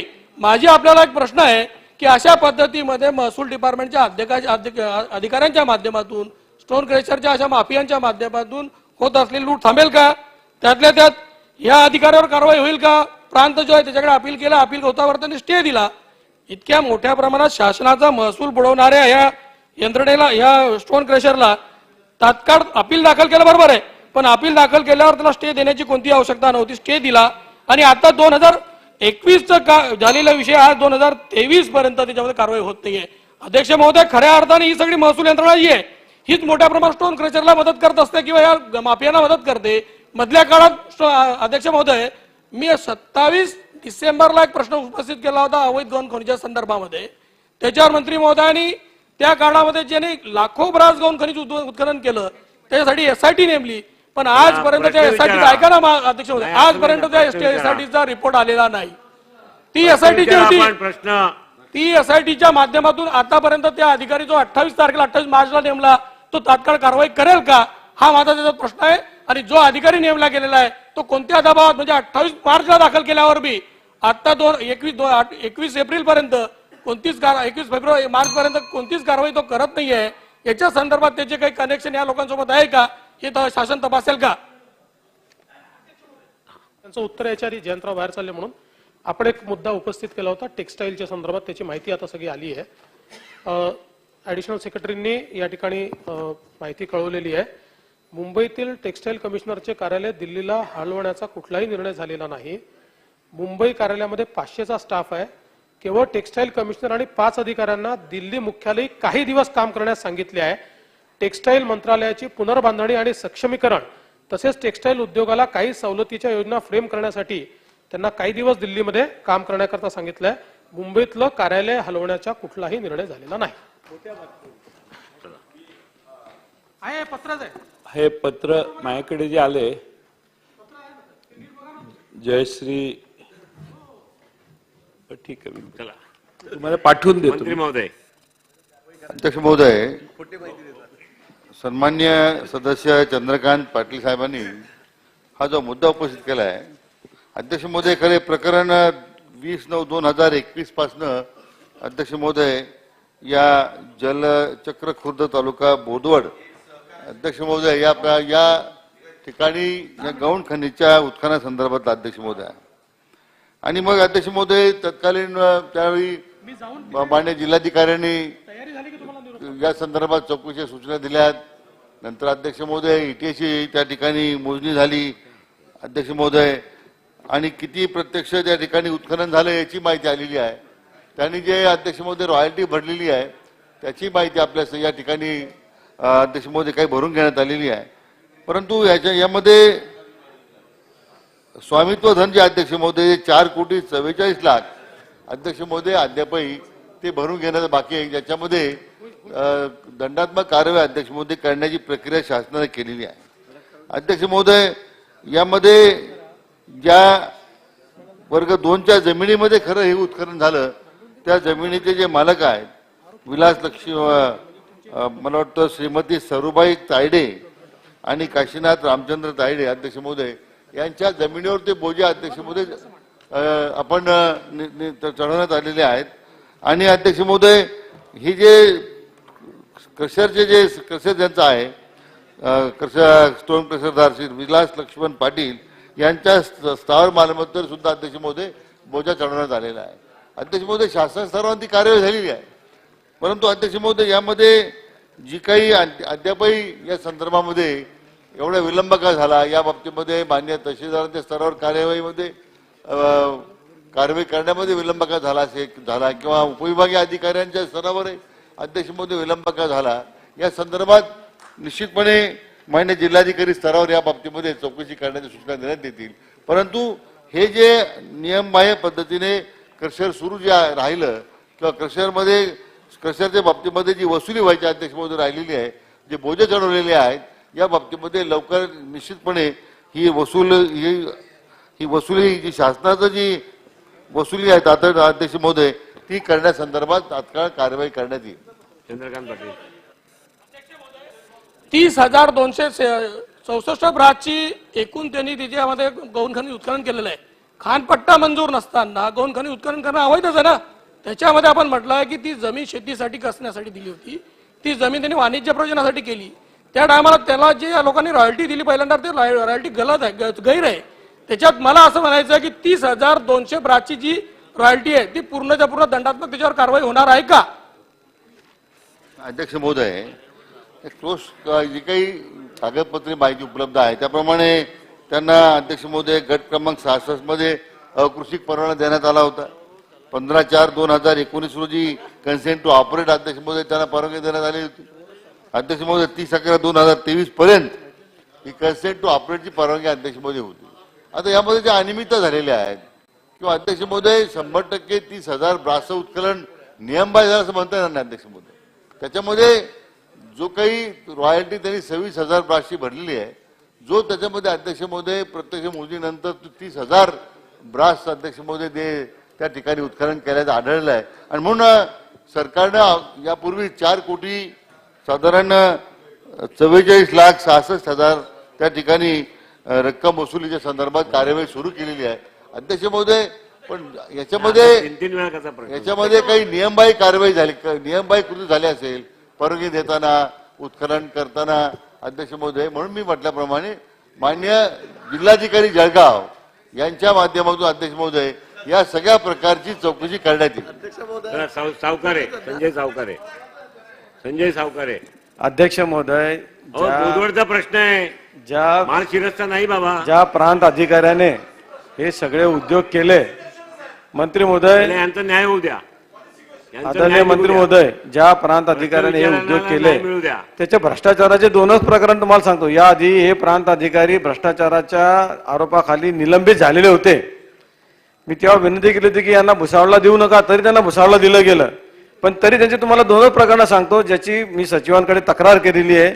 वेल्हाळा तालुका भुसावळ गट नंबर 456/15 आदिवासी जमीन 36 आणि 36A जे त्यांच्या अधिकार क्षेत्रातच नाही, ज्याची हस्तांतरण करायचं असेल तर शासनाकडे यावं लागतं आणि शासनाच्या नंतर तर आयुक्त त्याची ऑर्डर काढतात. यांनी त्यांच्या स्तरावरच ती जमीन हस्तांतरण करून टाकलेली आहे. त्याची सगळी चौकशी केली असता सगळं गोलमोल उत्तर पाठवून दिलेलं इथे. त्याची चौकशी करून त्यांच्यावर निलंबनाची कारवाई करणार का? दुसरं, मेझॉनिक लॉज भुसावळ याची पण काही एकर जागा आहे, ती नगरपालिका क्षेत्रामध्ये आहे. त्याला कूड कायदा लागू नये माझ्या माहितीनुसार. ती जमीनही कूड कायद्यानुसार ट्रान्सफर करून टाकली अध्यक्ष महोदय. म्हणजे पैसे द्या आणि मी काहीही विकून टाकीन. या माणसाचं स्टेटमेंट असं होतं मंत्री महोदय की हे माझं ज्युरिडिक्शन आहे, इथे जो निर्णय मी घेईल तोच फायनल, कलेक्टर वगैरे माझ्या निर्णयात बोलू शकत नाही, असं डायरेक्ट बोललेलं माझ्याशी. म्हणून या अशा अधिकाऱ्यावर आपण निलंबनाची कारवाई करून त्यांच्या संपत्तीची चौकशी करणार का? अध्यक्ष महोदय, या संपूर्ण प्रकारामध्ये वास्तविक एकदा एक कारवाई आपण केलेली आहे आणि त्यामध्ये सरकारची रॉयल्टी त्यांनी कमी बुडवली किंवा त्याच्यामध्ये ती वसुली करण्यासंदर्भात कारवाई चालू असताना उपविभागीय अधिकाऱ्याकडून अध्यक्ष महोदय अनियमितता झाली की वसुली करण्याऐवजी आणखीन 500 ब्रासची त्यांना टेम्पररी परमिट दिलं.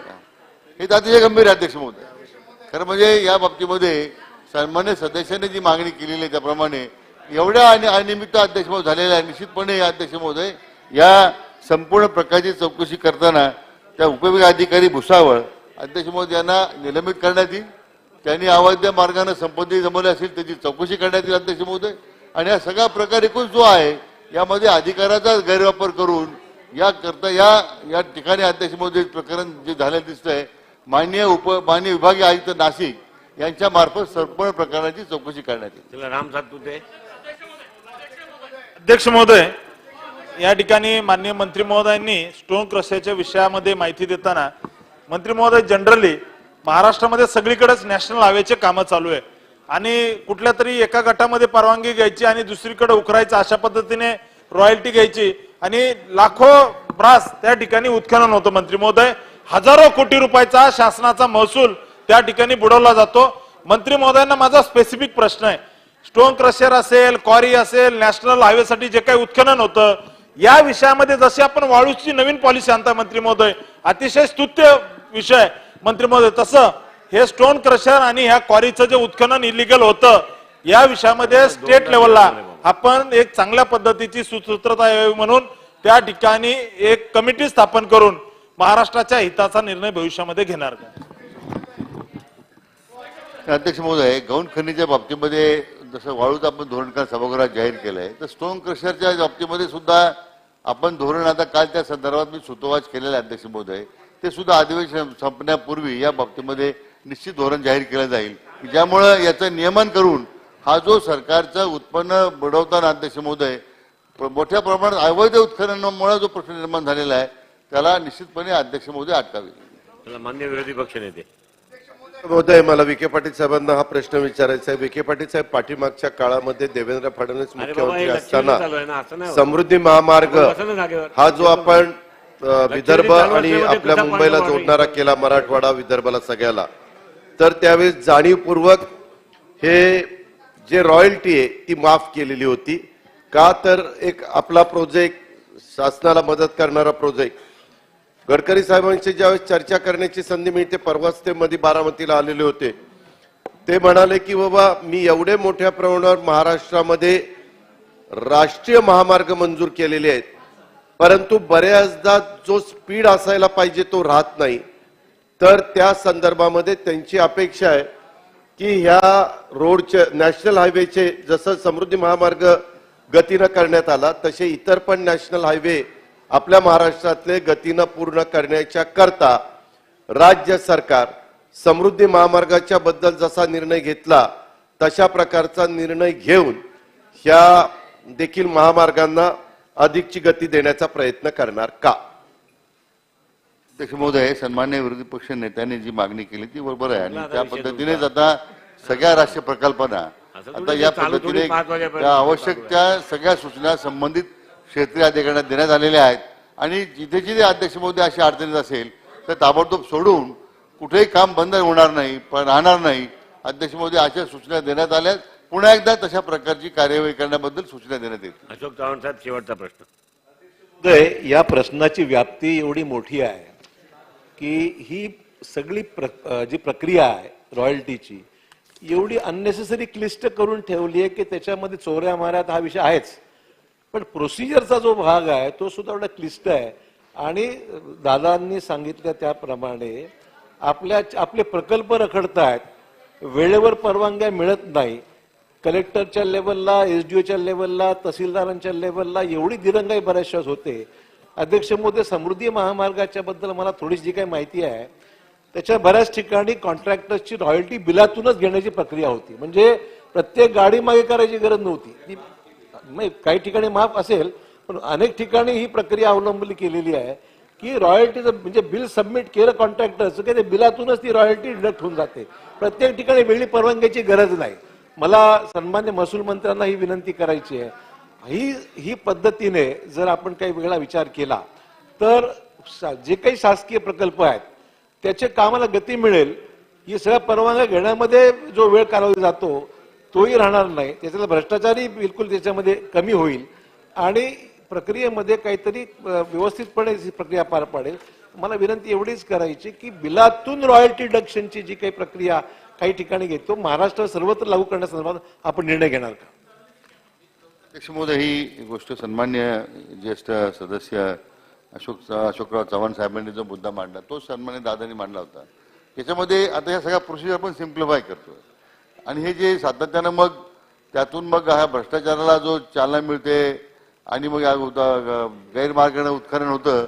अध्यक्ष महोदय, आता साधारण आम्ही त्या धोरणात्मक निर्णय करतोय आपण. मला वाटतं अधिवेशन संपण्यापूर्वी पुढच्या 2 दिवसामध्ये ते आपण धोरण जाहीर करतो, ज्यामुळं हे प्रोसिजर सिम्प्लिफाय होतील आणि आपल्या कामाला आपण म्हटल्याप्रमाणे निश्चितपणे गती येईल. चला, लक्षवेधी क्रमांक 2, अमीन पटेल. अध्यक्ष महोदय, लक्षवेधी क्रमांक 2.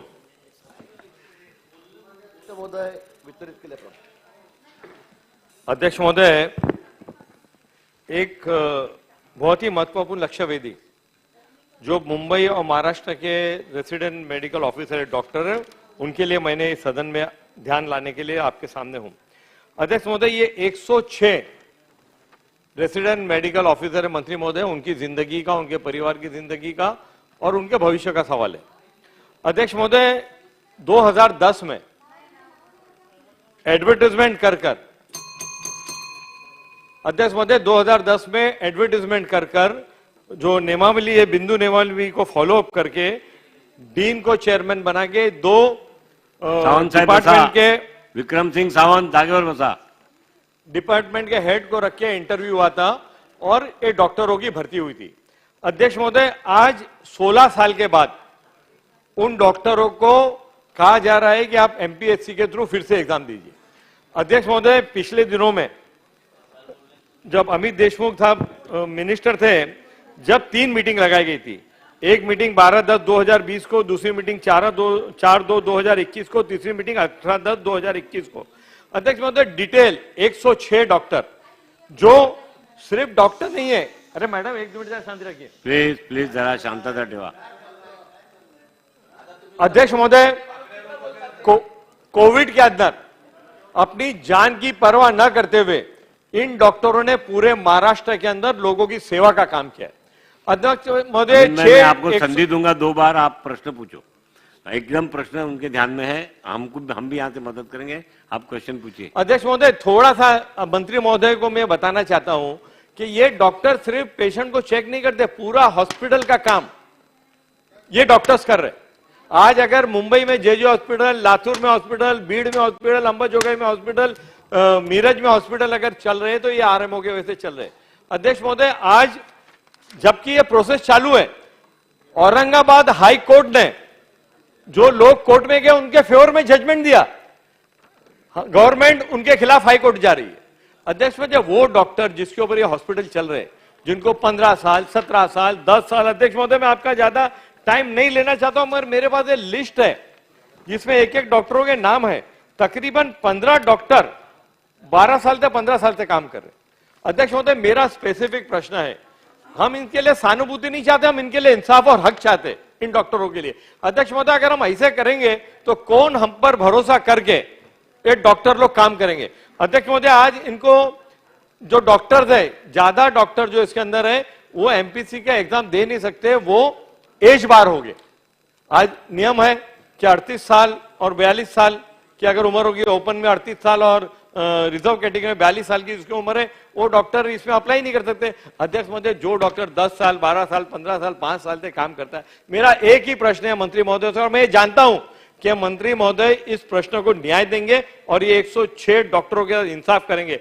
जो डॉक्टरों की सर्विस 4 साल से ज्यादा हो गए उसको आप परमानेंट करेंगे क्या? क्योंकि कोर्ट का ऑर्डर है, औरंगाबाद हाई कोर्ट का ऑर्डर है। मेरा एक, मैं इसमें दूसरा प्रश्न बाद में पूछूंगा अध्यक्ष महोदय, मगर मंत्री महोदय आपसे इन 106 डॉक्टर जो पूरे महाराष्ट्र के अंदर मेडिकल कॉलेजेस और हॉस्पिटल में काम करते हैं, जिनकी सर्विस 4 साल से ज्यादा हो गए, जो प्रोसीजर थे, जो इंटरव्यू से, जो एडवर्टीजमेंट देके बिंदु नियमावली फॉलो करके आए, आप उनको परमानेंट करेंगे क्या? ये मेरा पहला सवाल है, उसके बाद में मैं दूसरा सवाल आपसे पूछता हूं।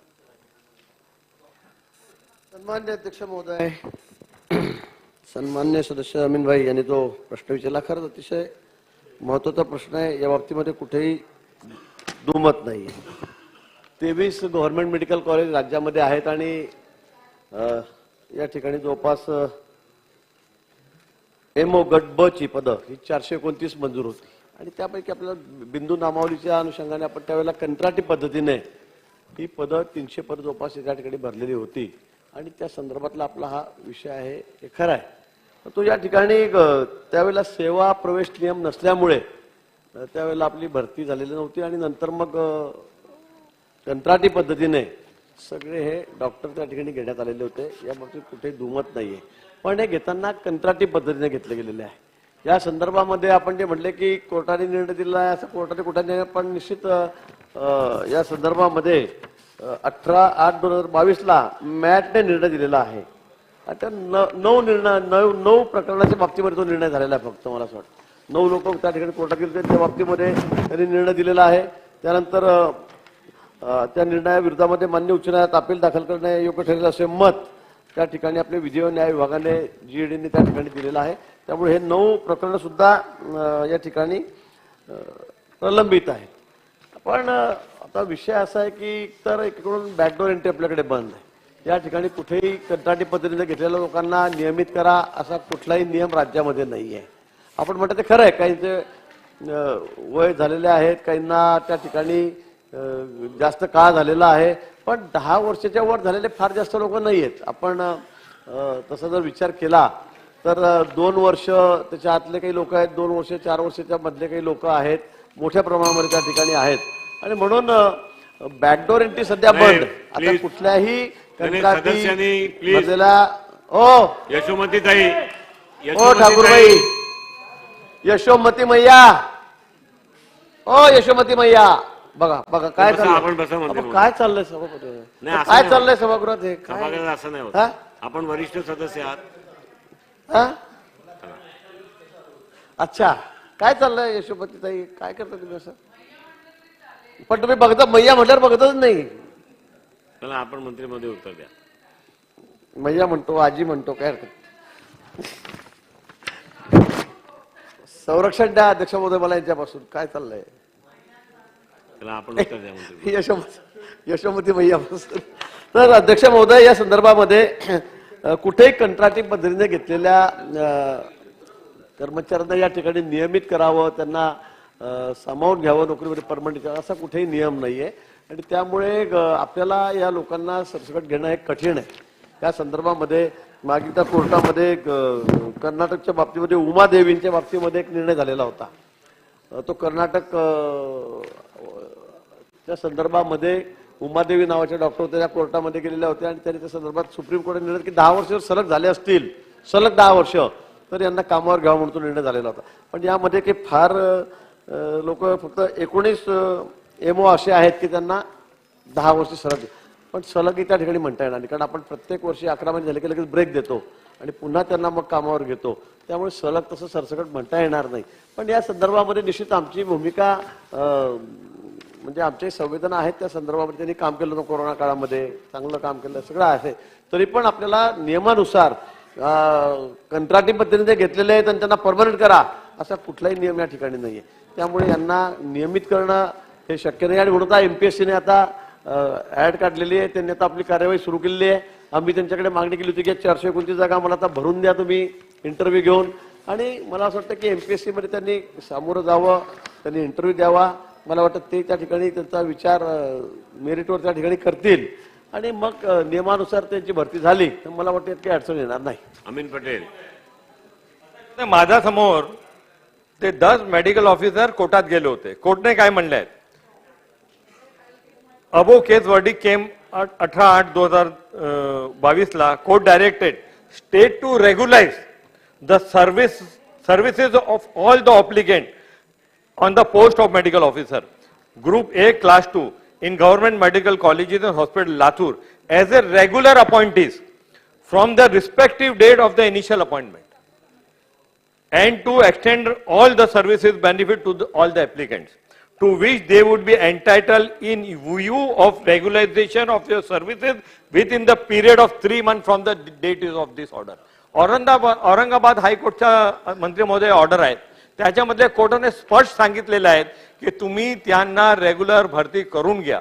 त्यांच्या विरोधात आपण हायकोर्टमध्ये गेलाय. अध्यक्ष महोदय, माझा म्हणणं एकच आहे याच्यामध्ये की हे सगळं डॉक्टर त्यांच्या एज बार झालेलं आहे, 10 वर्ष 12 वर्ष 15 वर्ष, आणि तुमचा अगोदरच्या मिनिस्टरने अध्यक्ष महोदय त्यांनी एक निर्णय घेतले होते, 3 मीटिंग झाली या 10 वर्षापासून.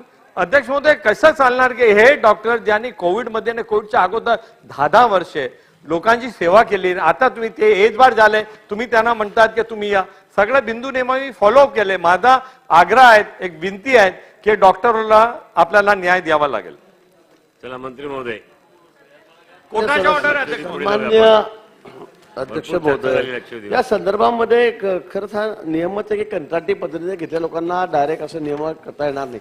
आता कोरोनाच्या काळामध्ये अनेक लोकांनी कामं केले, मग त्याच्यामध्ये अनेक लोक आहेत, टेक्निशियन आहेत, कर्मचारी आहे, क्लास 3 आहे, क्लास 4 आहेत. मग आपण म्हणू की त्यांनी खूप काम केलं, खरं आहे त्यांनी काम केलेलंच आहे, त्याबद्दल काही दुमत नाही. पण मग त्यांना आता कायम करून घ्या असं कुठल्याही नियमात नाही ना, असं कुठल्याही नियमामध्ये नाही. आपण जो त्या ठिकाणी नियम वाचला तो हायकोर्टाचा वगैरे आहे मला माहित नाही, मला कुठे औरंगाबाद हायकोर्ट आहे नाही, हा मॅटचा आहे, मॅटचा नाही, हायकोर्टाचा कुठलाही निर्णय नाही, हा मॅटचा निर्णय आहे. त्या संदर्भामध्ये आपले LNJD-ने यांनी सगळ्यांनी आपल्याला म्हटलेलं की असं आपल्याला करता येणार नाही, असं केलं तर मग बाकी सगळ्या लोकांना हा नियम लागू करावा लागेल. आणि म्हणून त्या संदर्भामध्ये त्यांनी समर्थ दाखवलेली आहे आणि म्हणून मला असं वाटतं की त्या संदर्भामध्ये आपण अपिलात जावं असं त्यांनी म्हटलेलं आहे.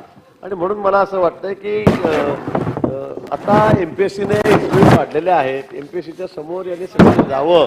आपण 10 वर्षाचा आपण त्या सुप्रीम कोर्ट निर्णयाचा जर आधार घेतला तर फक्त 19 लोक असे आहेत त्याच्यामध्ये की ते 10 वर्षाच्या वरचे आहेत, बाकी 2 वर्ष 3 वर्ष कामाला सर्व्हिसला लागले लोक आहेत.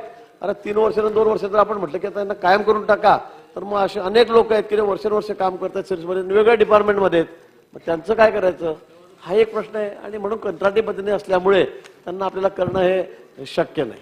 अशोक चव्हाण साहेब, शेवटचा प्रश्न. अध्यक्ष महोदय, हा विषय सन्माननीय आरोग्य मंत्र्यांना मला फक्त एवढंच विचारायचं आहे. नॉर्मल नोकऱ्या, इतर शासकीय नोकऱ्याप्रमाणे डॉक्टरांच्या सर्व्हिसकडे आपण पाहू नका अशी माझी विनंती आहे आपल्याला. आपण पाहतोय की ग्रामीण भागामध्ये PSCला, ग्रामीण रुग्णालयाला, सब सेंटरला डॉक्टर्स उपलब्ध नाही आहेत. वस्तुस्थिती अनेक वेकन्सीज आहेत.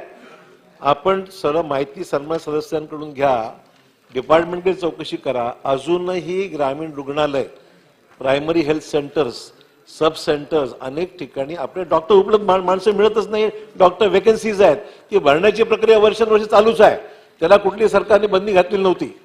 माझं म्हणणं एवढंच आहे, या मेडिकल सर्व्हिसेस आहेत ते लक्षात घेऊन या सन्मान्य डॉक्टर्सच्या बाबतीमध्ये एक पॉझिटिव्ह ॲटिट्यूड घेऊन पाहिजे धोरणात्मक निर्णय सरकारला घेता येतो ना. बऱ्याचशा वेळेस आपण धोरणात्मक निर्णय घेतलेले आहेत. आपण आता मराठा आरक्षणाच्या बाबतीमध्ये आधी संख्यपद निर्माण करून लोकांना ऍडजस्ट केलं आपण, कारण जागाच नव्हत्या. आमचं म्हणणं मेडिकल सर्व्हिसेस हा वेगळा विषय आहे. निव्वळ सरकारी नोकरी हा भाग नाहीये. आणि मुंबई शहरासारख्या ठिकाणी अशा प्रकारच्या सर्व्हिसेस उपलब्ध करून देणं मला वाटतं सहानुभूतीपूर्वक विचार केला पाहिजे. गरज पडल्यास एक तर औरंगाबाद हायकोर्टचा निर्णय असो, मॅटचा निर्णय असो, त्याचा आधार घेऊन आपल्याला काय करणं शक्य आहे हे बघा.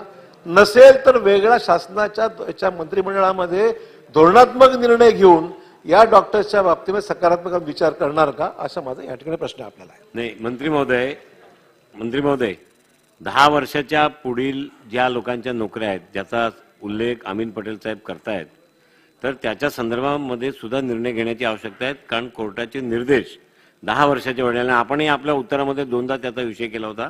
म्हणजे अशोक चव्हाण साहेब म्हणाले ते खरं आहेत की कंत्राटी कामदार आणि कंत्राटवर असलेले डॉक्टर याचा डिफरन्स जर शासनाने लक्षात घेतलं नाही तर हे ग्रामीण क्षेत्राच्या विषयामध्ये. आणि तिसरं महत्वाचा विषय, हे आकृतीबंध किंवा एस्टॅब्लिशमेंट शेड्यूल हे आपण कधी तयार केले होते त्या डॉक्टरांच्या पदाच्या संदर्भातील. आणि त्यामुळे फुटफॉल्स त्या हॉस्पिटलला किती आहेत, ग्रामीण रुग्णालय, जिल्हा रुग्णालय आणि शहरी रुग्णालयामध्ये ज्या फुटफॉल्स आहेत आणि पॉप्युलेशन ऑफ डेन्सिटी किंवा पॉप्युलेशनच्या धर्तीवरती आपण जे पद निर्माण करतो, ह्या तिन्ही गोष्टीचा विचार करून याच्या संदर्भात आपण शासनाने निर्णय करावा. सन्मान्य अध्यक्ष महोदय, हा विषय जो आहे म्हणजे हा सगळा पूर्ण महाराष्ट्राचा विषय नाही, हा मेडिकल कॉलेज पुरता विषय आहे आणि मेडिकल ऑफिसरच्या संदर्भातला हा विषय आहे. खरं म्हणजे आपण ज्यावेळेला तात्पुरती भरती किंवा कंत्राटी भरती करतो त्यावेळेला बिंदू नामावली, आरक्षण, जातीचं आरक्षणाचा विचार करत नाही. हे आपण ज्या वेळेला कंत्राटी भरती करतो त्यावेळेला असा कुठलाही बिंदू नामावली, आता त्यावेळेला बिंदू नामावलीचा विषय होता, सेवा प्रवेश नियम नव्हते, बिंदू नामावली नव्हती, आरक्षण नव्हतं. आपण कंत्राटी भरतो तेव्हा आता भरणं जरुरी होतं, सेवा बंद होत्या म्हणून आपण कंत्राटी पद्धती भरती केली. पण आता सेवा प्रवेश नियम आता झालेले आहेत, मी सांगितली तारीख आपल्याला 22 मध्ये झालेले आहेत. आणि आता आपण त्यांच्याकडे MPSC कडे आपण मागणी केलेली आहे, ते आता पुढच्या महिन्यामध्ये इंटरव्ह्यू घेत आहेत. आणि अशा वेळेला आपण आता म्हणू की बाबा यांना कायम करा. आपण म्हणतो ते खरं आहे की आपण त्याची सेवा याच्या धरू नका, पण इथे हे 300 डॉक्टर नाहीत, हजारो डॉक्टर असे आहेत, हजारो. हे फक्त मेडिकल ऑफिसर आहेत. पण आमच्याकडे वेकन्सी आहेत ना, पण आमच्याकडे असं करता येणार नाही की या डॉक्टरांना हा वेगळा विषय आरोग्याचा यांना भरून घ्या, बिंदू नामावली सोडून द्या, आरक्षण सोडून द्या आणि यांची भरती आम्ही परस्पर डिपार्टमेंटने करून घ्यायची, जे आले त्यांना कायम करून टाकायचं, असा कुठलाही नियमावली आपल्याकडे नाहीये. आणि म्हणून प्रत्येक डिपार्टमेंटला ते बिंदू नामावली आहे, आरक्षण आहे आणि त्यानुसार ज्या नियमानुसार भरत्या होत असतात. त्यामुळे याच्यामध्ये अडचण आहे. मला सहानुभूती आहे की आता काही लोकांना 19 लोक असे आहेत की 10 वर्ष झालेत, त्यांच्या संदर्भामध्ये आपण सहानुभूतीने निश्चित विचार त्या ठिकाणी करू, आम्ही करतो आहोत. पण 2 वर्ष 3 वर्ष झाले आणि तुम्ही म्हणाल त्यांना आता कायम करून टाका, तर मग तर मोठं संकटच या विषयामध्ये येणार आहे. आणि म्हणून मला असं वाटतं की ज्यांना जास्त वर्ष झालेले आहेत त्यांना आपण निश्चित त्या ठिकाणी 19 लोकांना मदत करण्याची भूमिका आमची आहे. पण सगळ्यांना कंत्राटी पद्धतीने घेतलं, 2-3 वर्षापूर्वी लोक आलेले आहेत त्यांना कायम करा असं म्हटलं तर मग सगळेच लोक या ठिकाणी आमच्याकडे पुढे म्हणतील उद्या की अनेक सगळे खालचे कर्मचारी म्हणतील, वर्ग ब म्हणतील, क म्हणतील की आम्ही इतक्या वर्षाला काम करतोय. अनेक लोक आपण राज्यामध्ये आता कंत्राटी पद्धतीनेच काम करतायत. मग ही सगळी अडचण निर्माण आहे. आरोग्य क्षेत्रात भरपूर आहेत, हजारो होत आहेत, अशी पद हजारो होत आहेत. त्यांना आपल्याला तसं करावं लागेल. म्हणून मला असं वाटतं की MPSCच्या माध्यमातून आपण त्यांनी या ठिकाणी इंटरव्ह्यूला यावं. त्यांचं त्या ठिकाणी आपण काय अजून काही जास्त सिनियर असतील त्यांचे आपण कसा विचार करता येईल ते बघू. पण मला असं वाटतं की जे 19 लोक आहेत त्यांच्या बाबतीमध्ये सकारात्मक निर्णय आम्ही घेऊ. प्रश्न सुटले आता मदनजी. अध्यक्ष महाराज, प्रश्न मी याच प्रश्नाच्या अनुषंगाने विचारतात. खरं म्हणजे मला फक्त मंत्री महोदयांना हा प्रश्न विचारायचा आहे की ही प्रक्रिया कंत्राटी जी होती आणि त्यांना कायम सेमेत सामावून घ्या हा विषय आहे, पण त्याच्यामुळे आपण कंत्राटी पद्धतीने जे आता यवतमाळचं मेडिकल काय विदर्भातले असेल मराठवाड्यातले असेल तिथे डॉक्टर्स तिथे पदच नाही भरलेले आहे.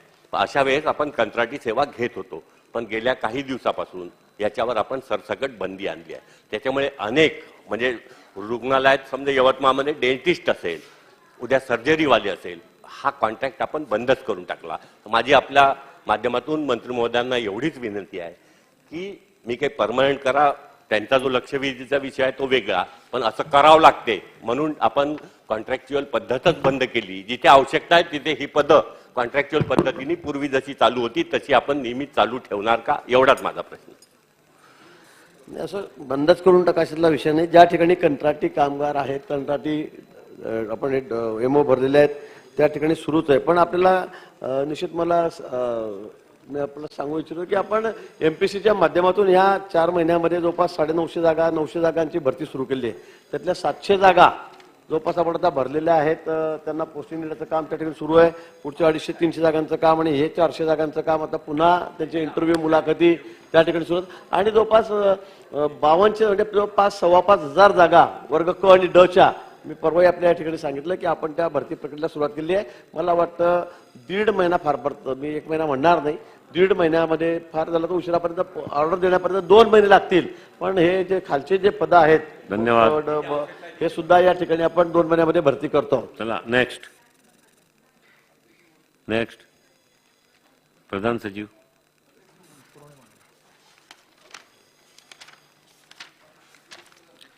सन 2023-24च्या अर्थसंकल्पावरील अनुदानाच्या मागण्यावर चर्चा व मतदान 5वा दिवस.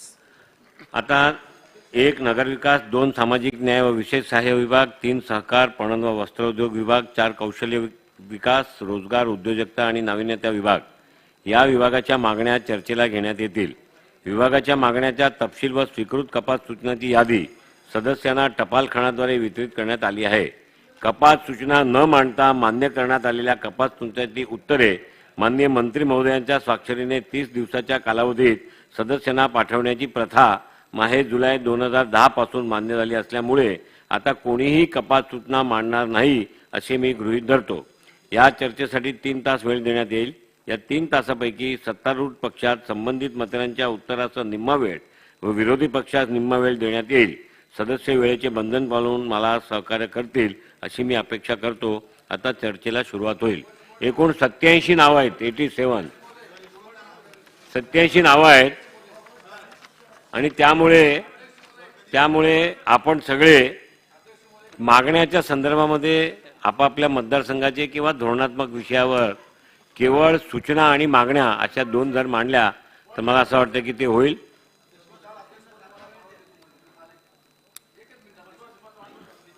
आता नाही सगळ्यांचे सुरू होतील परत. बाळासाहेब सगळ्यांना इथूनही हात वरती होतील ना. चला बोला.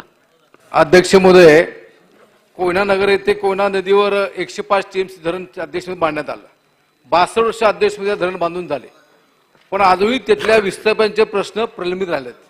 अध्यक्ष महोदय, त्या ठिकाणी जे श्रमिक मुक्ती दलाचे अध्यक्ष डॉक्टर भारत पाटणकर यांनी 14 फेब्रुवारी 23 रोजी शासनाला एक निवेदन दिलं आणि त्यांनी सांगितलं की आम्ही 27 तारखेपासून आम्ही आंदोलन त्या ठिकाणी करतोय, बैठं आंदोलन करतोय, शांतता मार्ग करतोय.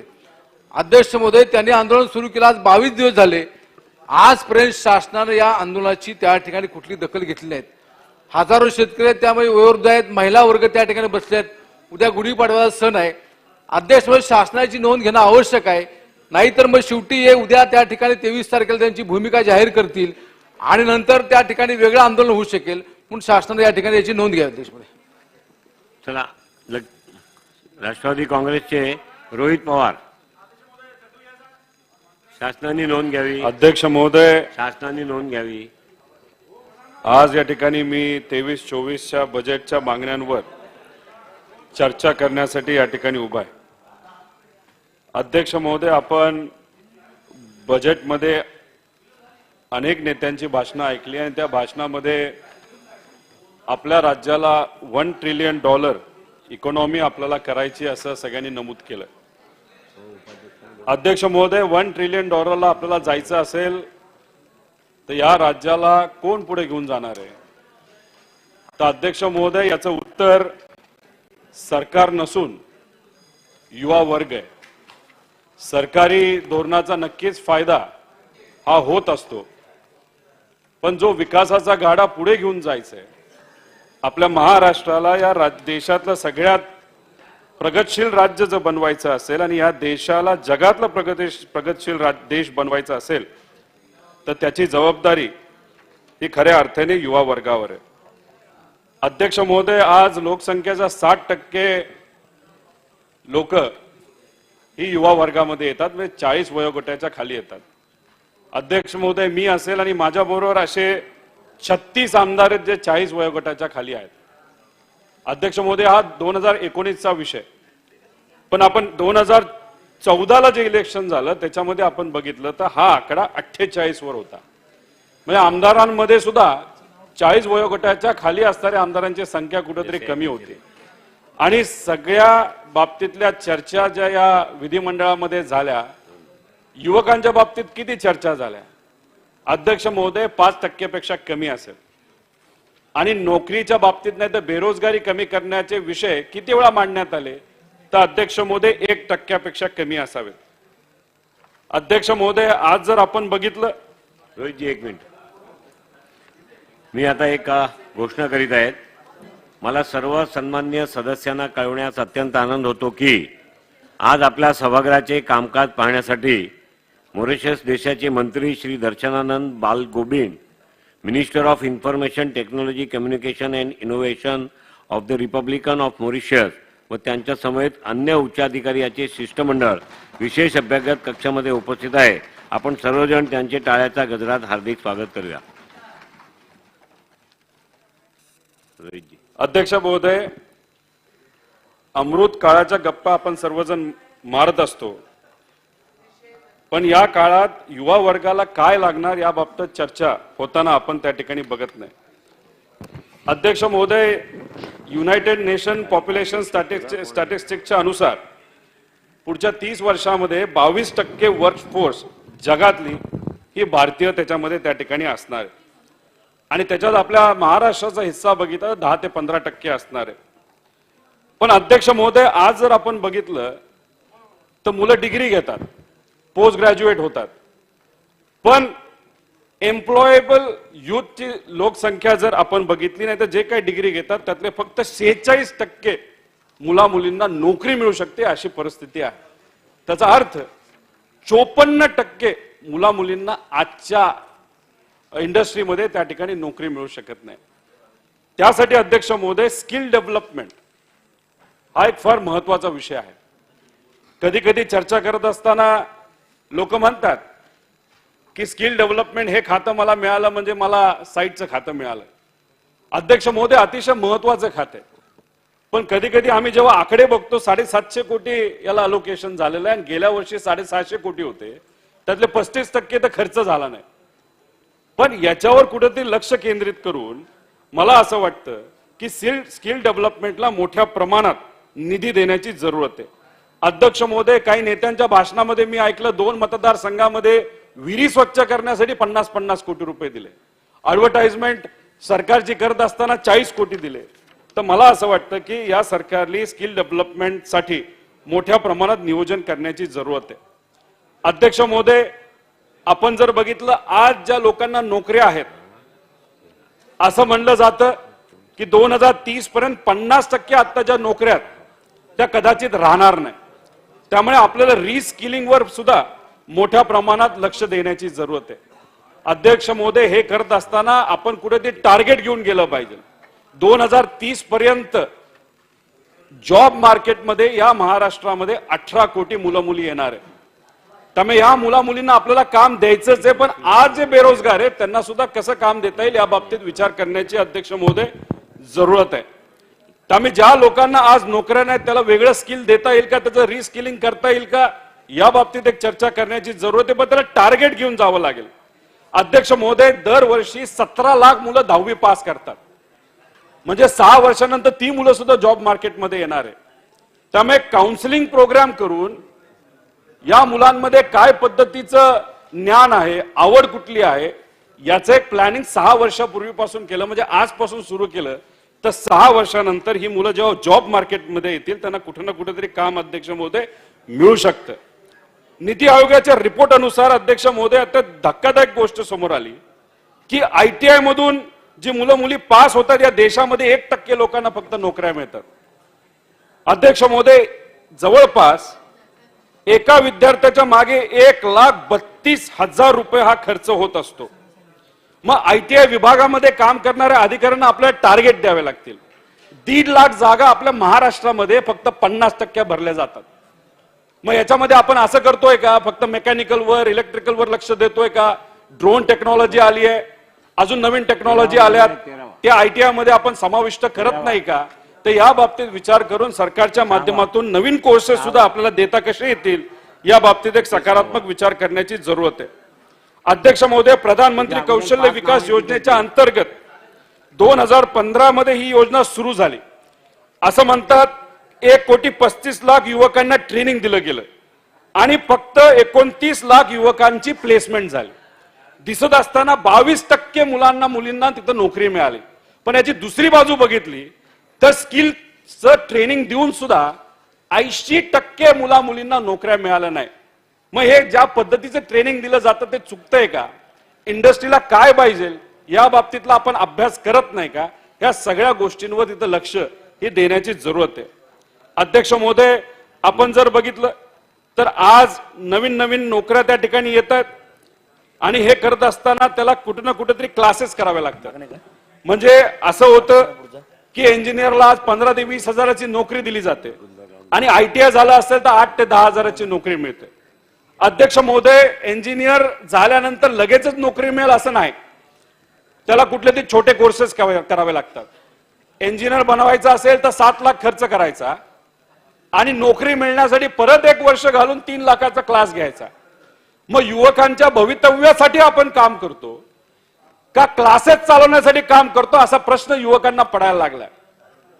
त्यामुळे पुढच्या 10 वर्षामध्ये आपल्याला काय लागेल याचा इंडस्ट्री विभागाकडनं अभ्यास करून तो हायर टेक्निकल एज्युकेशन आणि स्किल डेव्हलपमेंट या विभागाने त्याचा अभ्यास करून त्याच्या बाबतीतले सिलेबस आपल्याला हे प्रोफेशनल कोर्सेस करत असताना आणता येतील का? म्हणजे डिग्री झाल्या त्या मुलांना लगेच नोकरी मिळू शकते. वेगळा अतिरिक्त 2-3 लाख रुपये खर्च करून क्लास करण्याची जरूरत नाही. अध्यक्ष महोदय, हे करत असताना टीम लीडच्या रिपोर्ट प्रमाणे येत्या काळामध्ये 3 कोटी डिजिटली स्किल वर्कफोर्स आपल्याला लागणार आहे. मग आज जर आपली वर्कफोर्स डिजिटली स्किल नसेल तर मग आपल्याला असं बोलावं लागेल की पुढच्या 3-4 वर्षामध्ये ज्या लोकांना आज जे डिजिटली स्किल नाहीये त्यांना नोकऱ्या राहणार नाही. त्यामुळे त्यांचं अपस्किलिंग येत्या काळामध्ये कसं होईल याचा एक विचार करावा लागेल. चिप मॅन्युफॅक्चरिंग वगैरे हे सगळे विषय आहेतच. तर अध्यक्ष महोदय, आपल्या या विभागाला सायलोमध्ये काम न करता इंडस्ट्री, हायर टेक्निकल एज्युकेशन, त्याच्याच बरोबर एज्युकेशन डिपार्टमेंट, स्किलिंग या 3-4 डिपार्टमेंटच्या अधिकाऱ्यांनी एकत्रित बसून एक धोरणात्मक निर्णय घ्यायची जरूरत आहे आणि ते डायनामिक असणं फार महत्वाचं आहे, ज्याच्यामध्ये बदल हे सातत्याने त्या ठिकाणी कसे होतील या बाबतीत विचार करण्याची जरूरत आहे. अध्यक्ष महोदय, हे बोलत असताना युडी विभागाच्या बाबतीत बोलायचं झालं तर नगर विकास विभागाकडे 8,986 पैकी 4,000 पदं ही रिक्त आहेत. अध्यक्ष महोदय, महानगरपालिका, नगरपालिका, नगरपंचायती जर आपण घेतल्या तर 1,44,000 पदं आहेत. त्यापैकी 55,000 पदं ही रिक्त आहेत. अध्यक्ष महोदय, एखाद्याला घरकुल बांधायचं असेल, छोटं मोठं काम जर त्या महानगरपालिकेत नगरपालिकेत करायचं असेल तर त्याला अधिकाऱ्याकडे जावं लागतं आणि अधिकाऱ्यात जर पद रिक्त असेल तर सामान्य लोकांना नाही मिळत नाही. त्यामुळे ही पदं लवकरात लवकर येत्या काळामध्ये आपल्याला कशी भरता येईल या बाबतीत सरकारने एक विचार करण्याची जरूरत आहे. अध्यक्ष महोदय, माझ्या मतदारसंघामध्ये नगर विकास विभागात जरा आपण सभागृहात शांतता राखावी. नगरपंचायत कर्जत याला आम्ही 5 कोटी निधी महाविकास आघाडीच्या काळामध्ये मंजूर केला होता. त्याला अतिरिक्त 2 कोटी निधी लागेल म्हणून मी सरकारला विनंती करतो आपण द्यावी.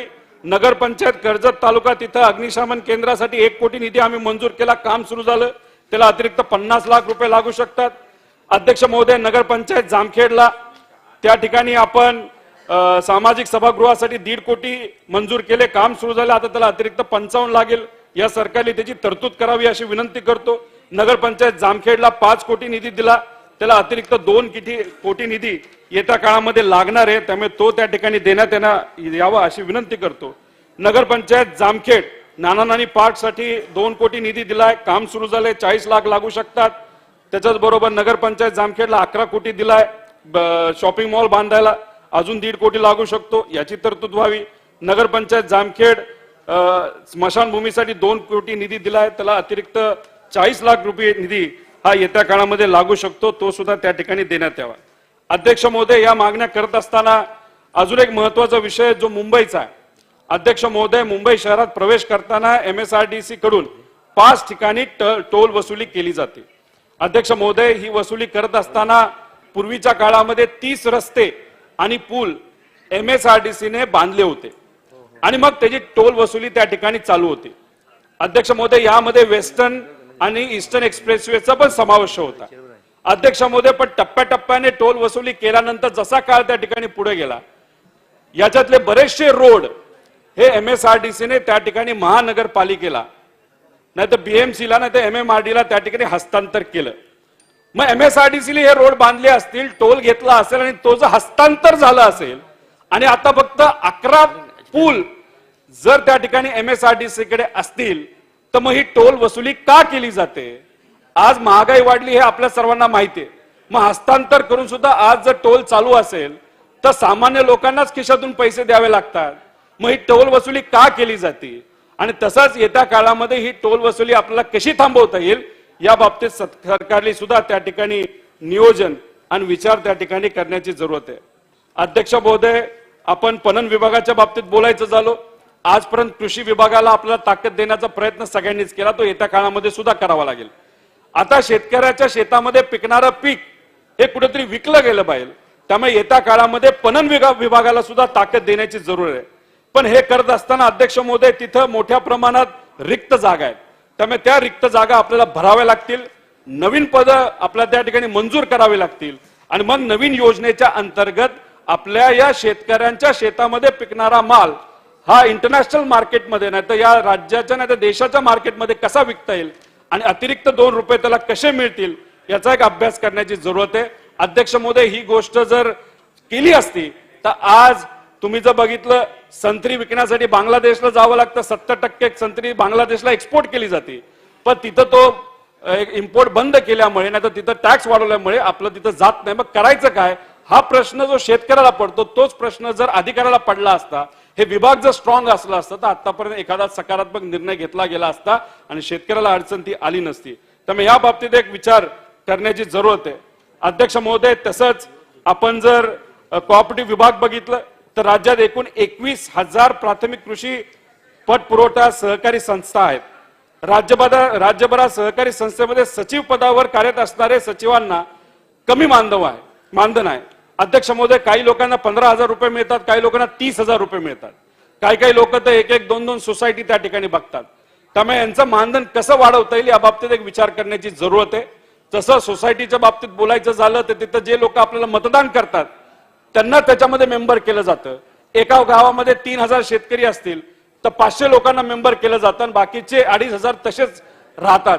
तर असं एक नियोजन केलं पाहिजे की या सर्व शेतकऱ्यांना याच्यामध्ये समाविष्ट करून आपल्याला या सोसायटीच्या मदतीने त्या सर्व शेतकऱ्याला हे लोन कसं देता येईल याचं एक धोरण येत्या काळामध्ये काढावं लागेल. नाहीतर फक्त निवडून येण्यासाठी ठराविक लोकांनाच मेंबरशिप दिली जाते आणि बाकी शेतकऱ्याला त्या ठिकाणी वाऱ्यावर सोडलं जातं.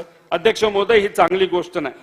तसंच अध्यक्ष महोदय, आपण मी पणन आणि याच्या बाबतीत मनुष्यबळाच्या बाबतीत तुम्हाला सांगितलंच.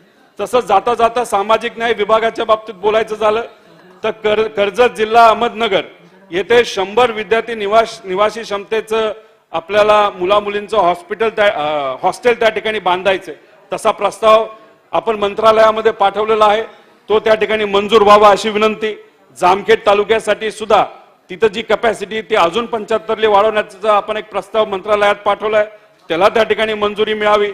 तसंच महाविकास आघाडी शासन काळामध्ये डॉक्टर बाबासाहेब आंबेडकर यांच्या स्मरणार्थ त्यांचे विचार पुढच्या पिढीपर्यंत जावेत यासाठी संविधान भवन बांधण्यासाठी मोठ्या प्रमाणात निधी हा दिला गेला होता. माझे दोन्ही तालुक्याचे प्रस्ताव हे मंत्रालयामध्ये त्या ठिकाणी आलेले आहेत, त्यामुळे त्या दोन्ही प्रस्तावाला येत्या काळामध्ये मान्यता मिळावी अशी विनंती या ठिकाणी करतो. अध्यक्ष महोदय, अनेक विषय अनेक गोष्टी आहेत, पण आपल्या सर्वांचा मी जास्त वेळ घेणार नाही, कारण अनेक नवीन युवा आमदारांना त्या ठिकाणी बोलायचंय. त्यामुळे आपण मला बोलण्याची संधी दिली, माझे मुद्दे या ठिकाणी मांडले. हे मुद्दे मांडत असताना विनंती आणि आशा एवढीच करतो की इथं सरकारने हे मुद्दे त्या ठिकाणी लिहून घेतले असावेत आणि येत्या काळामध्ये बजेटच्या विषयावर त्या ठिकाणी बोलत असताना ह्या सगळ्या गोष्टींना ते गृहीत धरतील अशी अपेक्षा करतो आणि थांबतो. जय हिंद, जय महाराष्ट्र. हा सुरेश बोला. Point of information. अध्यक्ष महोदय, माझ्या मतदारसंघामध्ये 2 दिवसापूर्वी रात्रीच्या सुमारास 2 गटांमध्ये मारामारी भांडण झालं. त्यामध्ये माझ्या पक्षाचा कार्यकर्ता आशिष नायर याच्यावर चॉपर, लोखंडी रॉड आणि इतर साहित्याने प्राणघातक हल्ला झाला.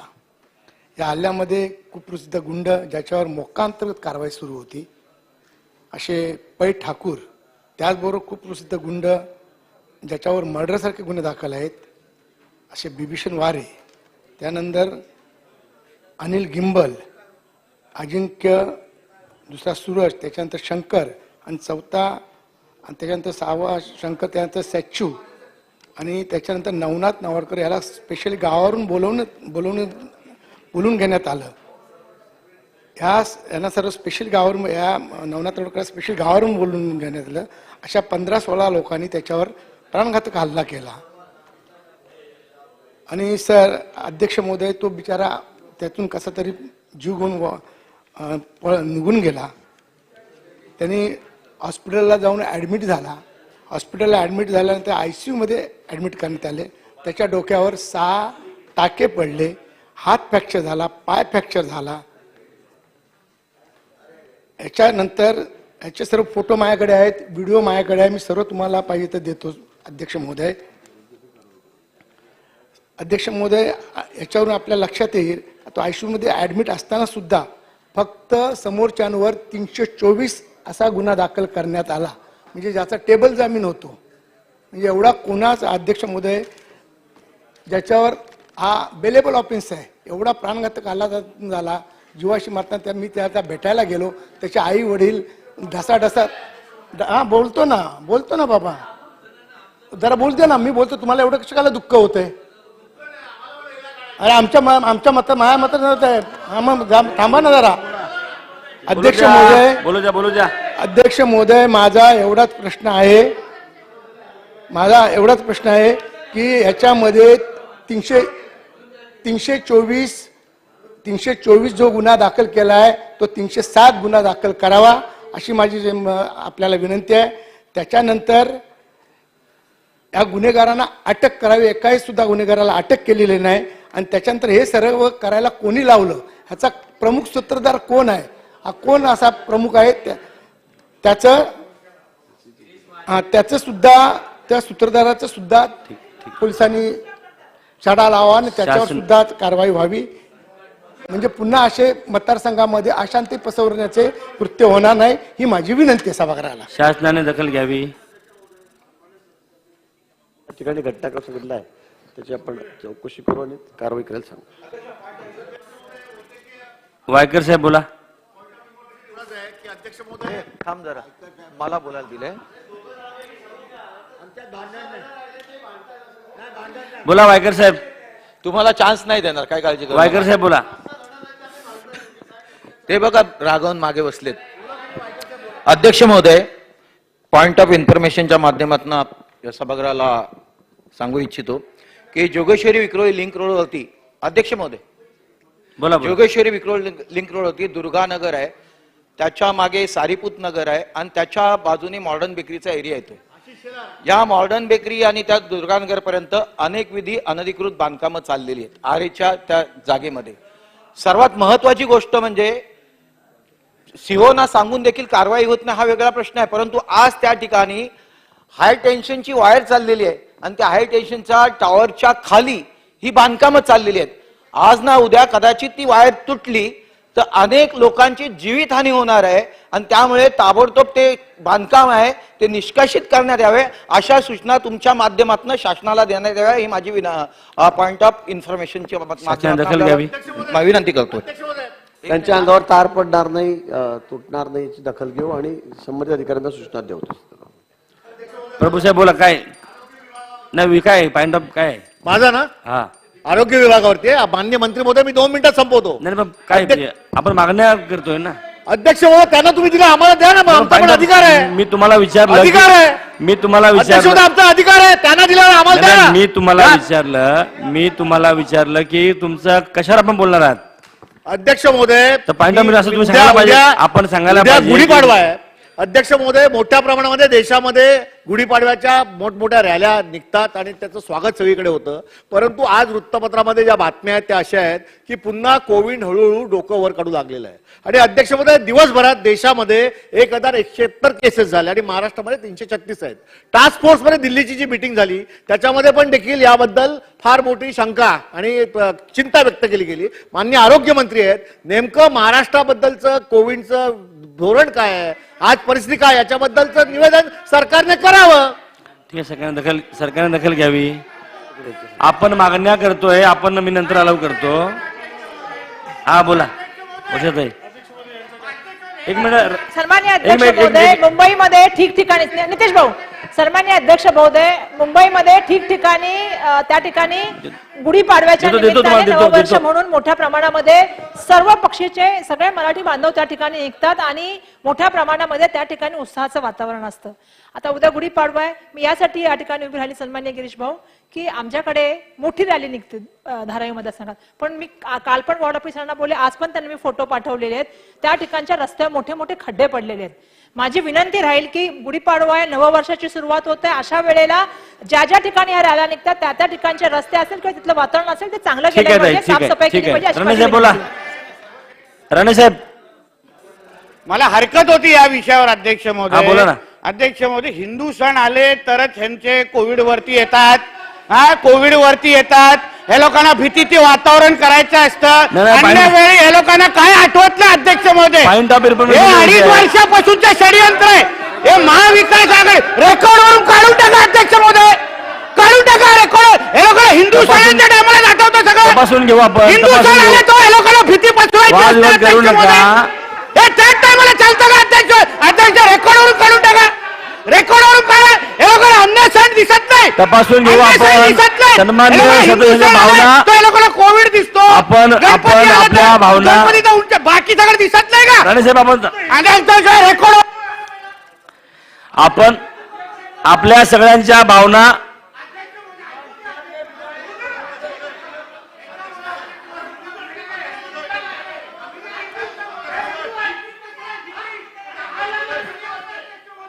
नाही ना आपल्या संसदीय कार्यमंत्री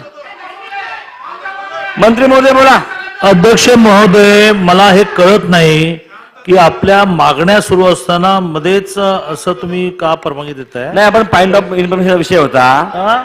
पॉइंट ऑफ इन्फॉर्मेशनचा विषय होता. पॉइंट ऑफ इन्फॉर्मेशन असा काय एवढा अर्जंट आहे की मागण्या नाही, मला बोलू द्या. बरोबर आहे. नाही, मला तुम्ही बोलू द्यायला अडचण नाही, पण यातून मग शब्दाला शब्द वाढतात. तुम्ही मागण्या सुरू करा. नाही, आपण अतुलजी बात आपण तपासून घेऊ आणि गरजेमध्ये काढून टाकू. अध्यक्ष महोदय, 2023 संकल्पातील नगरविकास, सामाजिक न्याय व विशेष सहाय्य विभाग, सहकार, पणन व वस्त्रोद्योग विभाग आणि कौशल्य विकास, रोजगार, उद्योजकता, नाविन्यता विभाग या मागण्यांवर बोलण्याकरता मी आज या ठिकाणी उभा आहे. स्वाभाविक या मागण्यांमध्ये नगर विकास हा एक अत्यंत महत्वाचा विभाग आहे आणि मी बोलायला उभं राहण्याच्या आधी मी पाहत होतो की उद्या गुढीपाडवा आहे आणि गुढीपाडव्याचा सण अत्यंत उत्साहामध्ये महाराष्ट्रात, देशात साजरा केला जातो. त्याला काहीतरी कोविडच्या नावाखाली अपशकुन करण्याचा प्रयत्न, स्वतःला मराठी हिंदुत्ववादी नाहीच, ते हिंदुत्ववादी पण नाही आणि मराठी पण नाहीत, अशी लोक का आणतायत?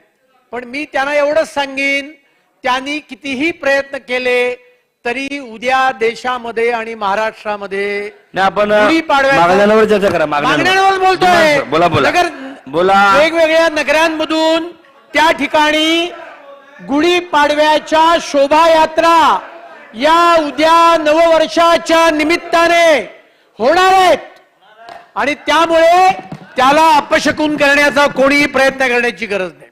अध्यक्ष महोदय, या देशामधलं महाराष्ट्र हे सर्वाधिक वेगाने नागरीकरण होणारं राज्य आहे.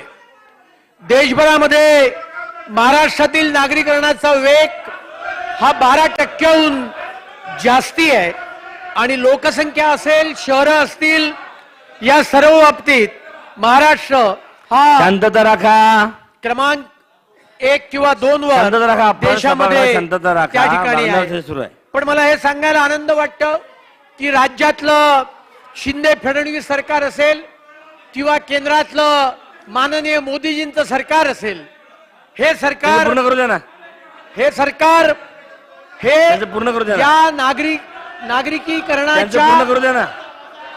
नागरिकीकरणाच्या या सगळ्या याला संकट न मानता त्यांनी त्याच्याकडे एक संधी म्हणून बघितलेलं आहे.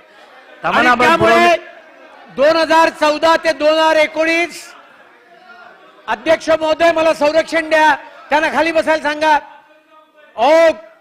केदार साहेब, केदार साहेब, केदार साहेब आता बसना.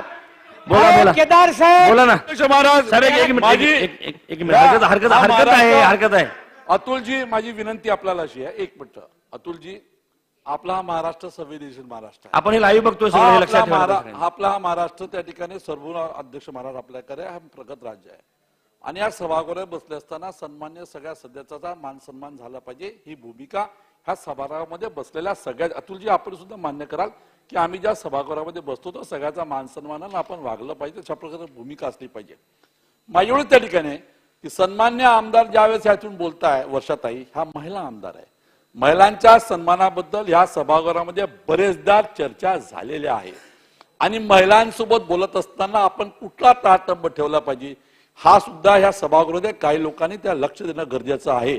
आणि ह्या ज्यावेळेस बोलत होतात यांच्याकडे हातवारे करून ज्या पद्धतीनं त्या ठिकाणी चालू होतं हे महाराष्ट्राला अध्यक्ष शोभणारं नाही आहे, हे लक्ष ठेवलं आहे अध्यक्ष महाराज.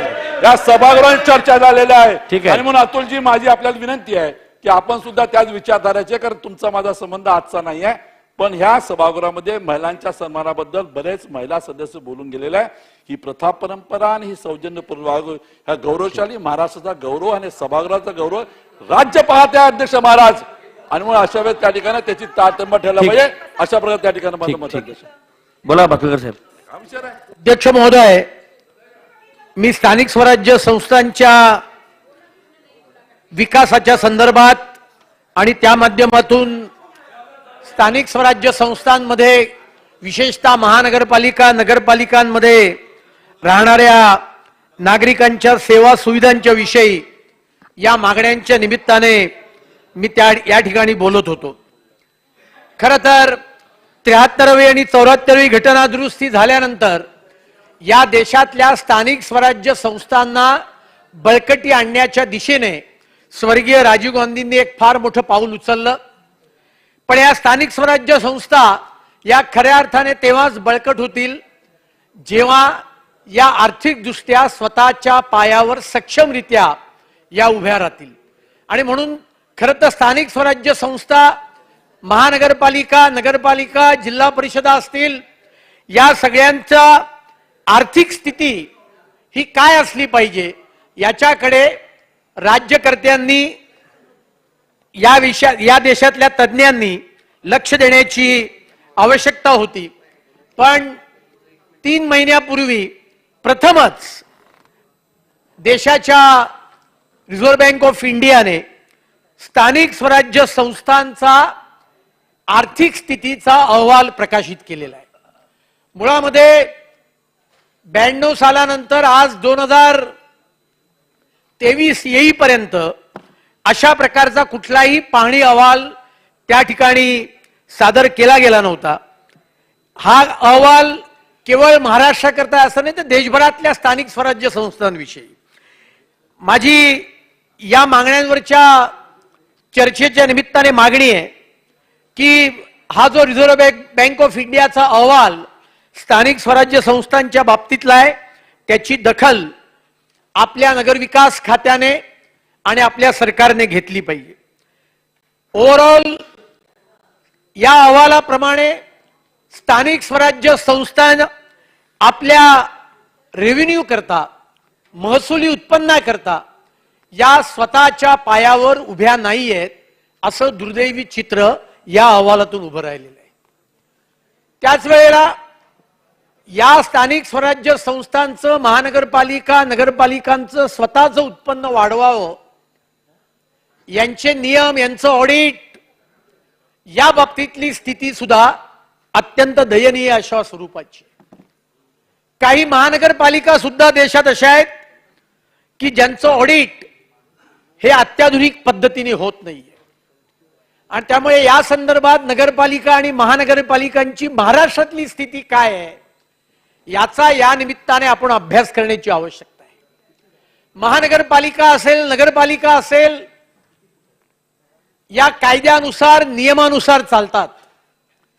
आपण कायदे पास करतो, हे सदन कायदे पास करतं, त्या कायद्याचे अंतर्गत नियम बनवले जातात आणि त्या नियमांच्या आणि कायद्याच्या आधारावर कुठलीही संस्था ही चालवली जाते. पण माझ्या माहितीप्रमाणे आजही महाराष्ट्रामध्ये 26 नगरपालिका अशा आहेत की त्यांच्या बैठका, सर्वसाधारण सभा, समितीच्या बैठका याचे कुठलेही नियम हे अद्याप पावतो ठरलेले नाहीयेत अशी माझी माहिती आहे. आजच्या या चर्चेच्या निमित्ताने मी म्हटल्याप्रमाणे महानगरपालिका, नगरपालिकांचं ऑडिट हे अत्याधुनिक पद्धतीने केलं गेलं पाहिजे, त्यातल्या हायएस्ट स्टँडर्डने केलं गेलं पाहिजे. त्याचबरोबर या 26 नगरपालिकांचे नियम येणाऱ्या काळामध्ये लवकरात लवकर हे ठरवले गेले पाहिजेत अशी माझी मागणी या निमित्ताने मी करतोय. अध्यक्ष महोदय, मी सुरुवातीलाच म्हटलं की नागरीकरण आधीच्या देवेंद्र फडणवीस सरकारने आणि या सरकारने एक संधी म्हणून त्याकडे बघितलंय. 2014 ते 2019 या कालखंडामध्ये नगरविकास मंत्री म्हणून आणि मुख्यमंत्री म्हणून सुद्धा माननीय देवेंद्रजींनी 1-2 वर्षाच्या कालखंडामध्ये 1 नव्हे 2 नव्हे 45 शहरांचे विकास नियोजन आराखडे त्या ठिकाणी त्यांनी मंजूर केले. एवढंच नव्हे तर MMR रिजनला एक सामायिक UDCPR असला पाहिजे. भाईंदरला गेला की वेगळे नियम, वसई विरारला गेले की वेगळे नियम, इकडे अंबरनाथला आला की अजून भलताच नियम. हे सगळं दूर करून माननीय देवेंद्रजीच्या सरकारने UDCPR आणला. पण तो आणेपर्यंत महाविकास आघाडीचं सरकार सत्तारूढ झालं होतं आणि मग त्या सरकारने त्या नियमात बदल करताना काय केलं होतं हे त्यावेळेला माननीय आशिष शेलारांनी आपल्या एका भाषणात सांगितलं. आणि माझी या निमित्ताने मागणी आहे की जर का आवश्यक असेल तर या UDCPR मध्ये जर का काही बदल करण्याची आवश्यकता असेल तर ते बदल सुद्धा या चर्चेच्या निमित्ताने केले गेले पाहिजेत अशी मागणी मी या निमित्ताने करतोय. खर तर महाराष्ट्र एक प्रगतिशील अशा स्वरूपाचं राज्य आहे. माननीय मोदीजींच्या केंद्र सरकारने स्मार्ट सिटीची योजना केंद्रामध्ये सत्तेवर आल्यानंतर आणली. या राज्यातल्या अनेक शहरं त्या स्मार्ट सिटीच्या योजनेत भाग घेतला आणि SPV फॉर्म करून, स्पेशल पर्पज व्हेकल फॉर्म करून त्या ठिकाणी त्या माध्यमातून अधिकचा निधी गोळा करण्याची एक सोय, संधी त्या महानगरपालिकेला, नगरपालिकेला करून देण्यात आली. मी परवा वृत्तपत्रात वाचलं, इंदूर महानगरपालिका जी गेले काही वर्ष, 4-5 वर्ष देशामध्ये स्वच्छतेच्या बाबतीत क्रमांक 1 येतोय, त्या इंदूर महानगरपालिकेने स्वतःच्या रिसोर्सेस करता बॉन्ड्स काढले आणि ते BSE आणि NSE वर लिस्टेड केले आणि त्या बॉन्डला प्रचंड मोठा प्रतिसाद हा त्या ठिकाणी लोकांनी दिला.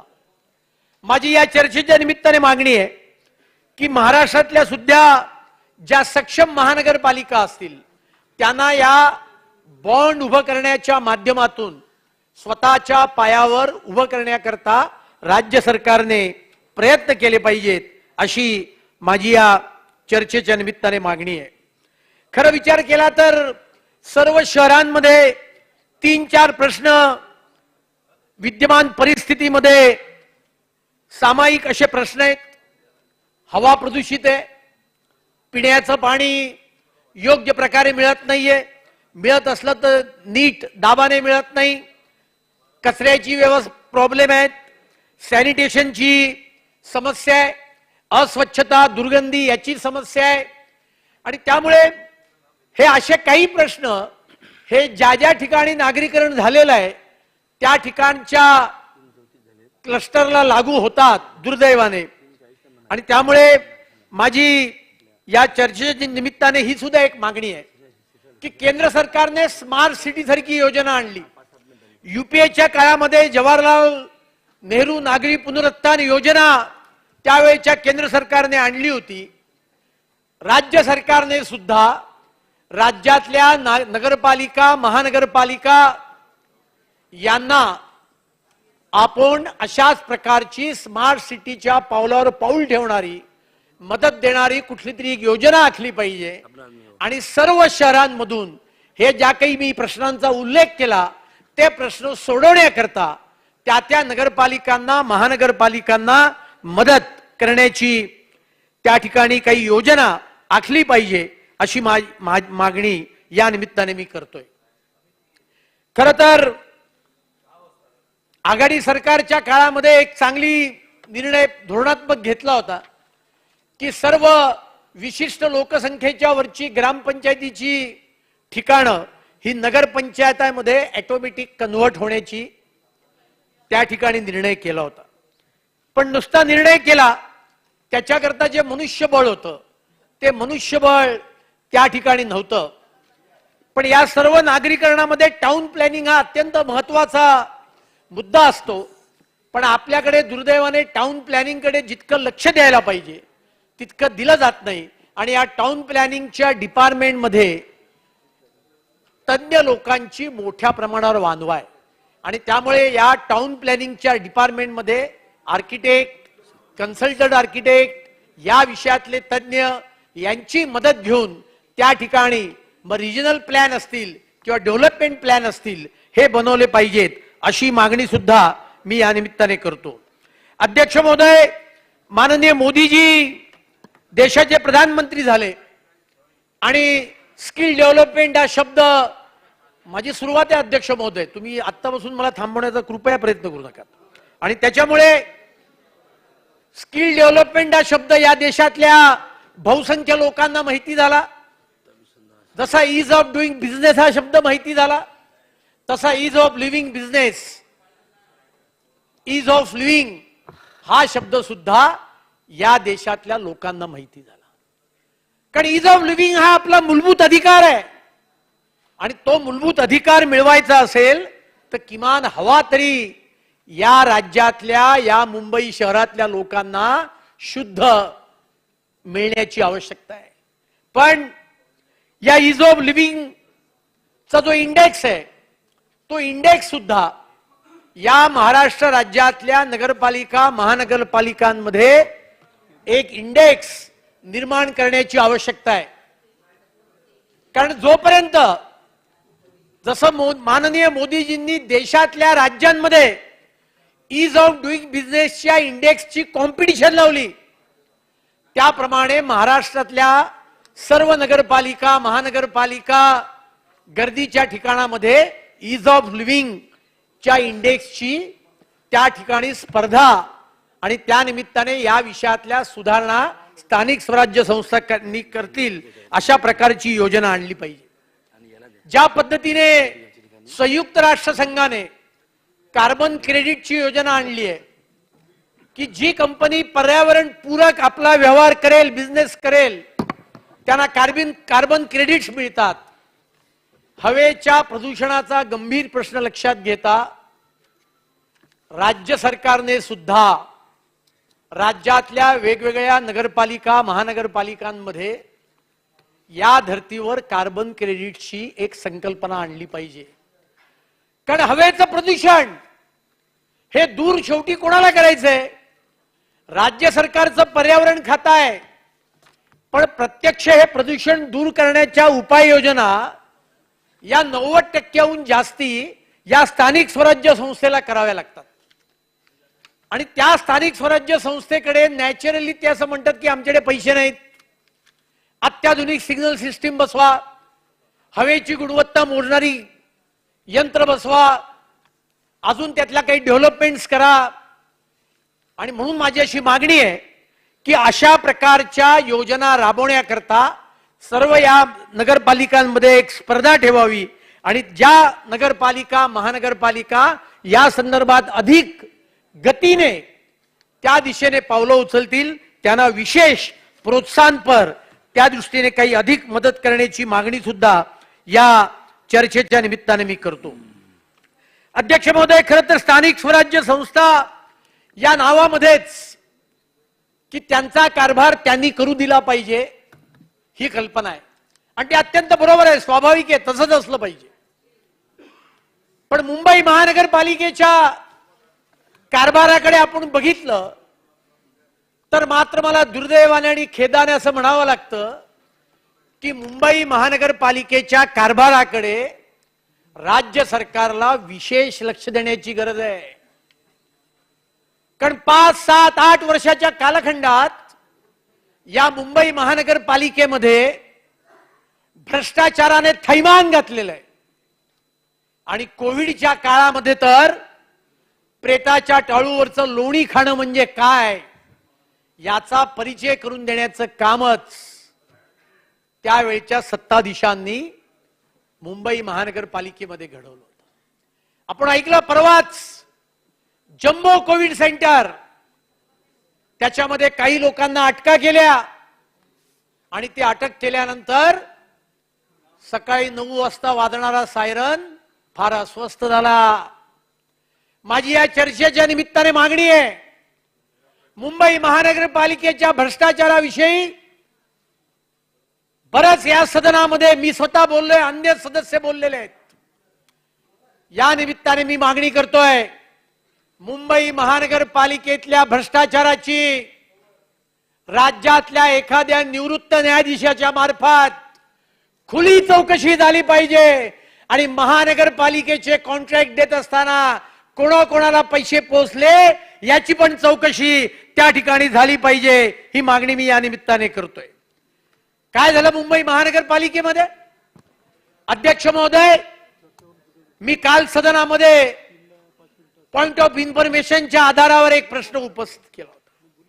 मुंबई महानगरपालिकेतलं राजकारण हे काही लोकांनी मराठीच्या नावावर केलं, मराठीच्या नावावर आपली राजकीय पोळी भरण्याचा प्रयत्न केला आणि मुंबई महानगरपालिकेच्या मराठी शाळांची अवस्था काय? मुंबई महानगरपालिकेच्या मराठी शाळांमधली 2059 शिक्षकांची पदं ही गेल्या 4 वर्षापासून रिकामी आहेत.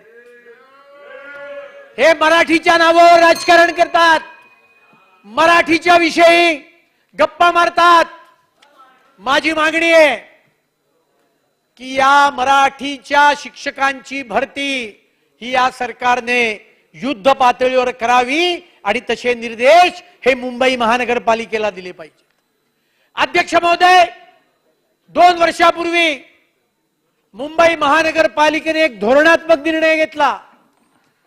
केदार साहेब, आपण ऐका, आपण सत्तेत होतात त्यावेळेला मुंबई महानगरपालिकेच्या मराठी शाळा या बंद करायच्या आणि त्या ठिकाणी मुंबई पब्लिक स्कूल या नावाखाली इंग्लिश मीडियमच्या शाळा त्या ठिकाणी चालू करायच्या आणि मग त्या हळूहळू कोणाला तरी भाड्याने चालवायला द्यायच्या. अध्यक्ष महोदय, आमचा इंग्लिशला विरोध नाही, सर्व भाषिकांच्या शाळेतल्या शिक्षकांची पदं भरली गेली पाहिजेत. मातृभाषेतलं शिक्षण हा घटनेने दिलेला मूलभूत अधिकार आहे. पण मराठीच्या नावावर राजकारण करत असताना मुंबईत कोणी मराठीची गळचिपी करत असेल तर ती भारतीय जनता पार्टी आणि हे सरकार सहन करणार नाही. हे सुद्धा या चर्चेच्या निमित्ताने मी आज सांगू इच्छितोय. विशेष पाया अध्यक्ष महोदय सुरुवात केली आहे, फक्त सुरुवात झालेली आहे. अजून नगर विकास तुमचे आता जवळपास 22 मिनिटं आपण बोलले आहेत. एकंदरीत आपल्या पक्षाला वेळ दिलेला आहे 42 मिनिटाचा आणि 10 मिनिटात संपवतोय अध्यक्ष महोदय. एकूण आता मी फक्त मुद्देच मांडतोय अध्यक्ष महोदय. सदस्य आहेत 42. अध्यक्ष महोदय मी फक्त मुद्देच मांडतोय. 2 मुंबई मिनिटात शहरामध्ये कन्क्लूड करा. आमच्या आग्रहामुळे 2 वर्षापूर्वी एक पॉलिसी डिसिजन मुंबई महानगरपालिकेने केला. विशेष पायाभूत सोयी सुविधा प्रकल्पाला त्याचा दर्जा देण्याचं काम मुंबई महानगरपालिकेने चालू केलं. त्या अंतर्गत प्रकल्पग्रस्तांना सदनिका मिळतात किंवा कॉम्पेन्सेशन मिळतं.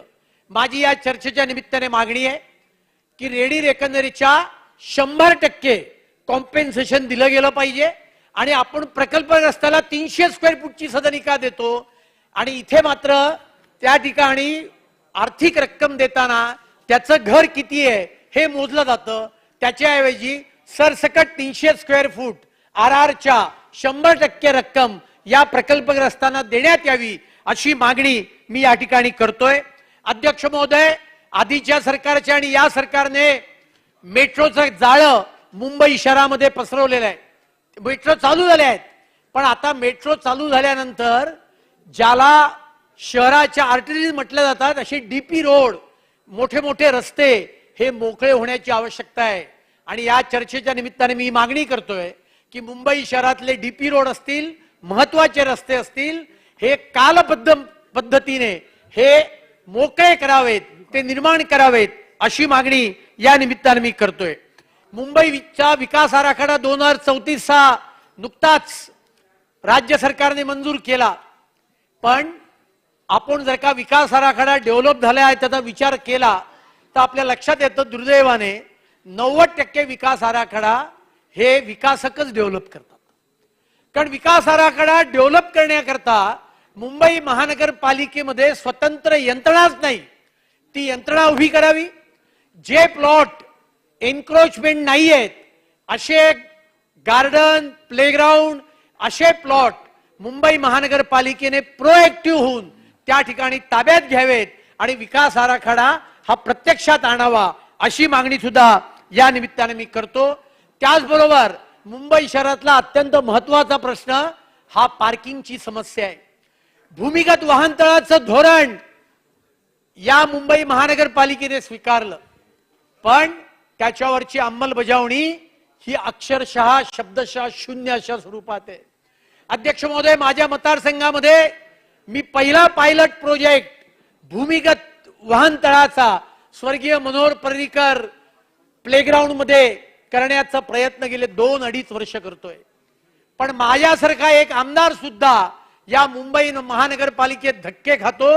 हे डिपार्टमेंट, ते डिपार्टमेंट, ते डिपार्टमेंट. माझ्याकडे पत्रव्यवहाराचा एवढा मोठा गठ्ठा आहे आणि त्यामुळे प्रत्येक वॉर्डात 2 किंवा 3 भूमिगत वाहनतळ हे युद्ध पातळीवर निर्माण करण्यात यावेत अशी मागणी मी या निमित्ताने करतोय. त्याचबरोबर मुंबई शहरातला वाहतुकीचा गंभीर प्रश्न सोडवण्याकरता आयुक्तांनी आपल्या अधिकाराचा वापर करत शहरातले काही प्रमुख रस्ते सकाळी आणि संध्याकाळी 3-3 तास पीक अवरला हे पूर्णपणे नो पार्किंग झोन म्हणून घोषित केले पाहिजेत. त्या ठिकाणी कोणी पार्किंग केलं तर त्यांना मोठ्या प्रमाणावर दंड भरण्याची एक त्या ठिकाणी नियम केले पाहिजेत. अन्यथा मुंबई शहरातला हा जो वाहतुकीचा प्रश्न आहे हा सकाळच्या अध्यक्ष महोदय 5 मिनिटं मला बोलतो. मग तुम्ही एक काम करा, पक्षाचा पूर्ण वेळ घ्या, एकदा बोलून घ्या. 42 सदस्य आहे तुमच्या सगळे बोलणार आहेत, काय काळजी करू नका. 42 सदस्य बोलणार आहेत. आज दुसरं काही काम नाही. वेळ दिलेला त्यामुळे आहे. अध्यक्ष 5 मिनिटात संपवतो. 5 Pointed, मिनिटात संपवतो अध्यक्ष please. महोदय. अरे बोलू द्या ना. काय तुमच्या पूर्वी मी त्यांना मी सांगतोय ना, तुम्हाला सांगायची बोलायची अरे ते गरज बोलू द्या म्हणतायत केदार साहेब. अरे पहिले वक्ते आहेत आणि मी अध्यक्ष महोदय, शॉर्टकट घ्या. हो Please, शॉर्टच please. बोलतोय आता. एकदम शॉर्ट. आणि त्यामुळे मुंबई महानगरपालिका या नगरविकास खात्याच्या चर्चेच्या निमित्ताने मी परवाच वृत्तपत्रात बातमी वाचली आमचा वेळ द्या की म्हणतो. मुंबई आय पुढच्या घेतल्यात सारखा वेळेत एक देतो. प्रकल्प MMRDA त्या ठिकाणी आधीच्या सरकारच्या आदेशामुळे राबवण्याचा प्रयत्न करते. 2000 कोटी रुपये त्याच्यावर खर्च करतायत. त्याच्याकरता जागा नाही, त्याच्याकरता कुठल्याही प्रकारच्या सुविधा नाहीत. त्यामुळे हा प्रकल्प त्या ठिकाणी रद्द करावा आणि हे 2000 कोटी चित्रनगरीच्या विकासाकरता वापरावेत आणि आंतरराष्ट्रीय स्तराचं एक पर्यटकांचं आकर्षण त्या ठिकाणी उभं करावं. या चित्रनगरीला लागूनच अध्यक्ष महोदय आरे कॉलनी आहे. 92च्या विकास आराखड्यापासून आरे कॉलनी ही नो डेव्हलपमेंट झोन मध्ये आहे. ती ना विकास क्षेत्रातच राहिली पाहिजे. पण ना विकास क्षेत्रात राहून आरे कॉलनी हे पर्यटनाचं एक क्षेत्र कसं होईल याच्याकरता सुद्धा काही विकास आराखडा त्या ठिकाणी करावा अशी मागणी मी या चर्चेच्या निमित्ताने करतोय. त्याचबरोबर सहकार विभागाच्या मागण्या सुद्धा आज आपण मंजूर करणार आहोत. अध्यक्ष महोदय, माननीय देवेंद्रजीच्या सरकारच्या काळामध्ये सहकार कायद्यामध्ये सहकारी गृहनिर्माण संस्थांकरता एक वेगळा चॅप्टर हा आपण निर्माण केला. पण त्याच्यामध्ये सुद्धा एक बिल आपण आणतोय, काही सुधारणा करण्याची आवश्यकता आहे. त्यातल्या 2च गोष्टींचा फक्त मी उल्लेख करतो. एक म्हणजे पूर्वीपासून नियम हा आहे की 5 सोसायट्यांचं फेडरेशन करण्याचं कायद्यामध्ये तरतूद आहे. मुंबई शहरामध्ये अशा अनेक ठिकाणं आहेत की जिकडे 2 सोसायटी आहेत आणि त्या 2 सोसायट्यांच्या कॉमन ॲम्युनिटीज आहेत. तरण तलाव असेल, जिम्नॅशियम असेल आणि त्यामुळे 2 सोसायट्या असल्या तरी सुद्धा फेडरेशन करण्याची परवानगी देण्यात यावी अशी मागणी या चर्चेच्या निमित्ताने मी करतोय. आवश्यक तो बदल कायद्यात करावा. फ्लॅट ओनरशिप ऍक्ट मध्ये काही बदल सहकार विभागाने प्रस्तावित केले आहेत आणि त्याच्यामुळे लोकांमध्ये अशा प्रकारचा संभ्रम निर्माण झाला आहे की डीम कन्व्हेन्सचा कायदा हा रद्द करण्यात येणार आहे की काय, याचं स्पष्टीकरण सहकार मंत्र्यांनी द्यावं. डीम कन्व्हेन्सचा कायदा कुठल्याही बाबमुळे हा रद्द होता कामा नये. मुंबई उपनगरामध्ये या संदर्भामध्ये सोसायट्यांना कन्व्हेन्स मिळण्याकरता विशेष अभियान राबवण्यात यावं. त्याच्याकरता फक्त एक DDR एका पूर्व उपनगराला, एक DDR पश्चिम उपनगराला आता आहे. या DDRच्या संख्येत अजून एकेकाने वाढ करावी, ज्या योगे उपनगरातल्या सर्व सोसायट्यांना झपाट्याने कन्व्हेन्स मिळेल. ही मागणी सुद्धा या निमित्ताने या ठिकाणी मी करतोय. त्याचबरोबर कमीत कमी हाऊसिंग सोसायट्यांच्या बाबतीत ज्या काही न्यायालयीन खटले चालतात त्यातले स्तर कमी केले पाहिजेत. DDRच्या निर्णयानंतर जॉईंट रजिस्ट्रार, जॉईंट रजिस्ट्रेशन नंतर मंत्र्यांकडे, मग हायकोर्टामध्ये यातले स्तर कमी करावेत.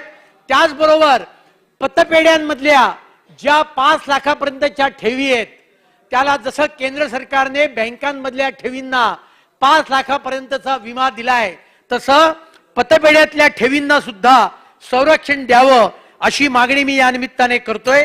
शेवटचा मुद्दा, कौशल्य विकास रोजगार योजनेच्या बाबतीत मी या सरकारचं मनापासून अभिनंदन करीन की 700 कोटी रुपयाचं बजेट त्यांनी या स्किल डेव्हलपमेंट या एका योजनेकरता या ठिकाणी केलंय. एवढंच नव्हे तर विधानसभा शहा रोजगार मेळावे हे सरकार भरवत आहे. पण स्किल डेव्हलपमेंटची जी आत्ताची तरतूद आहे राज्यातली ती एकेका तालुक्यामध्ये, मुंबई शहराच्या व्याप लक्षात घेता तालुके फार कमी आहेत आणि त्यामुळे मुंबई शहराकरता स्किल डेव्हलपमेंट सेंटर्स उभी करण्याकरता तालुक्याचा निकष न लावता लोकसंख्येचा निकष लावावा. त्याच्याकरता मुंबई महानगरपालिकेच्या जागा उपलब्ध आहेत, त्याचा वापर राज्य सरकार करू शकेल आणि त्या जागांचा वापर करून मुंबई शहरातली स्किल डेव्हलपमेंट सेंटर्स ही मोठ्या प्रमाणावर वाढवावीत ही या चर्चेच्या निमित्ताने मी मागणी करतो.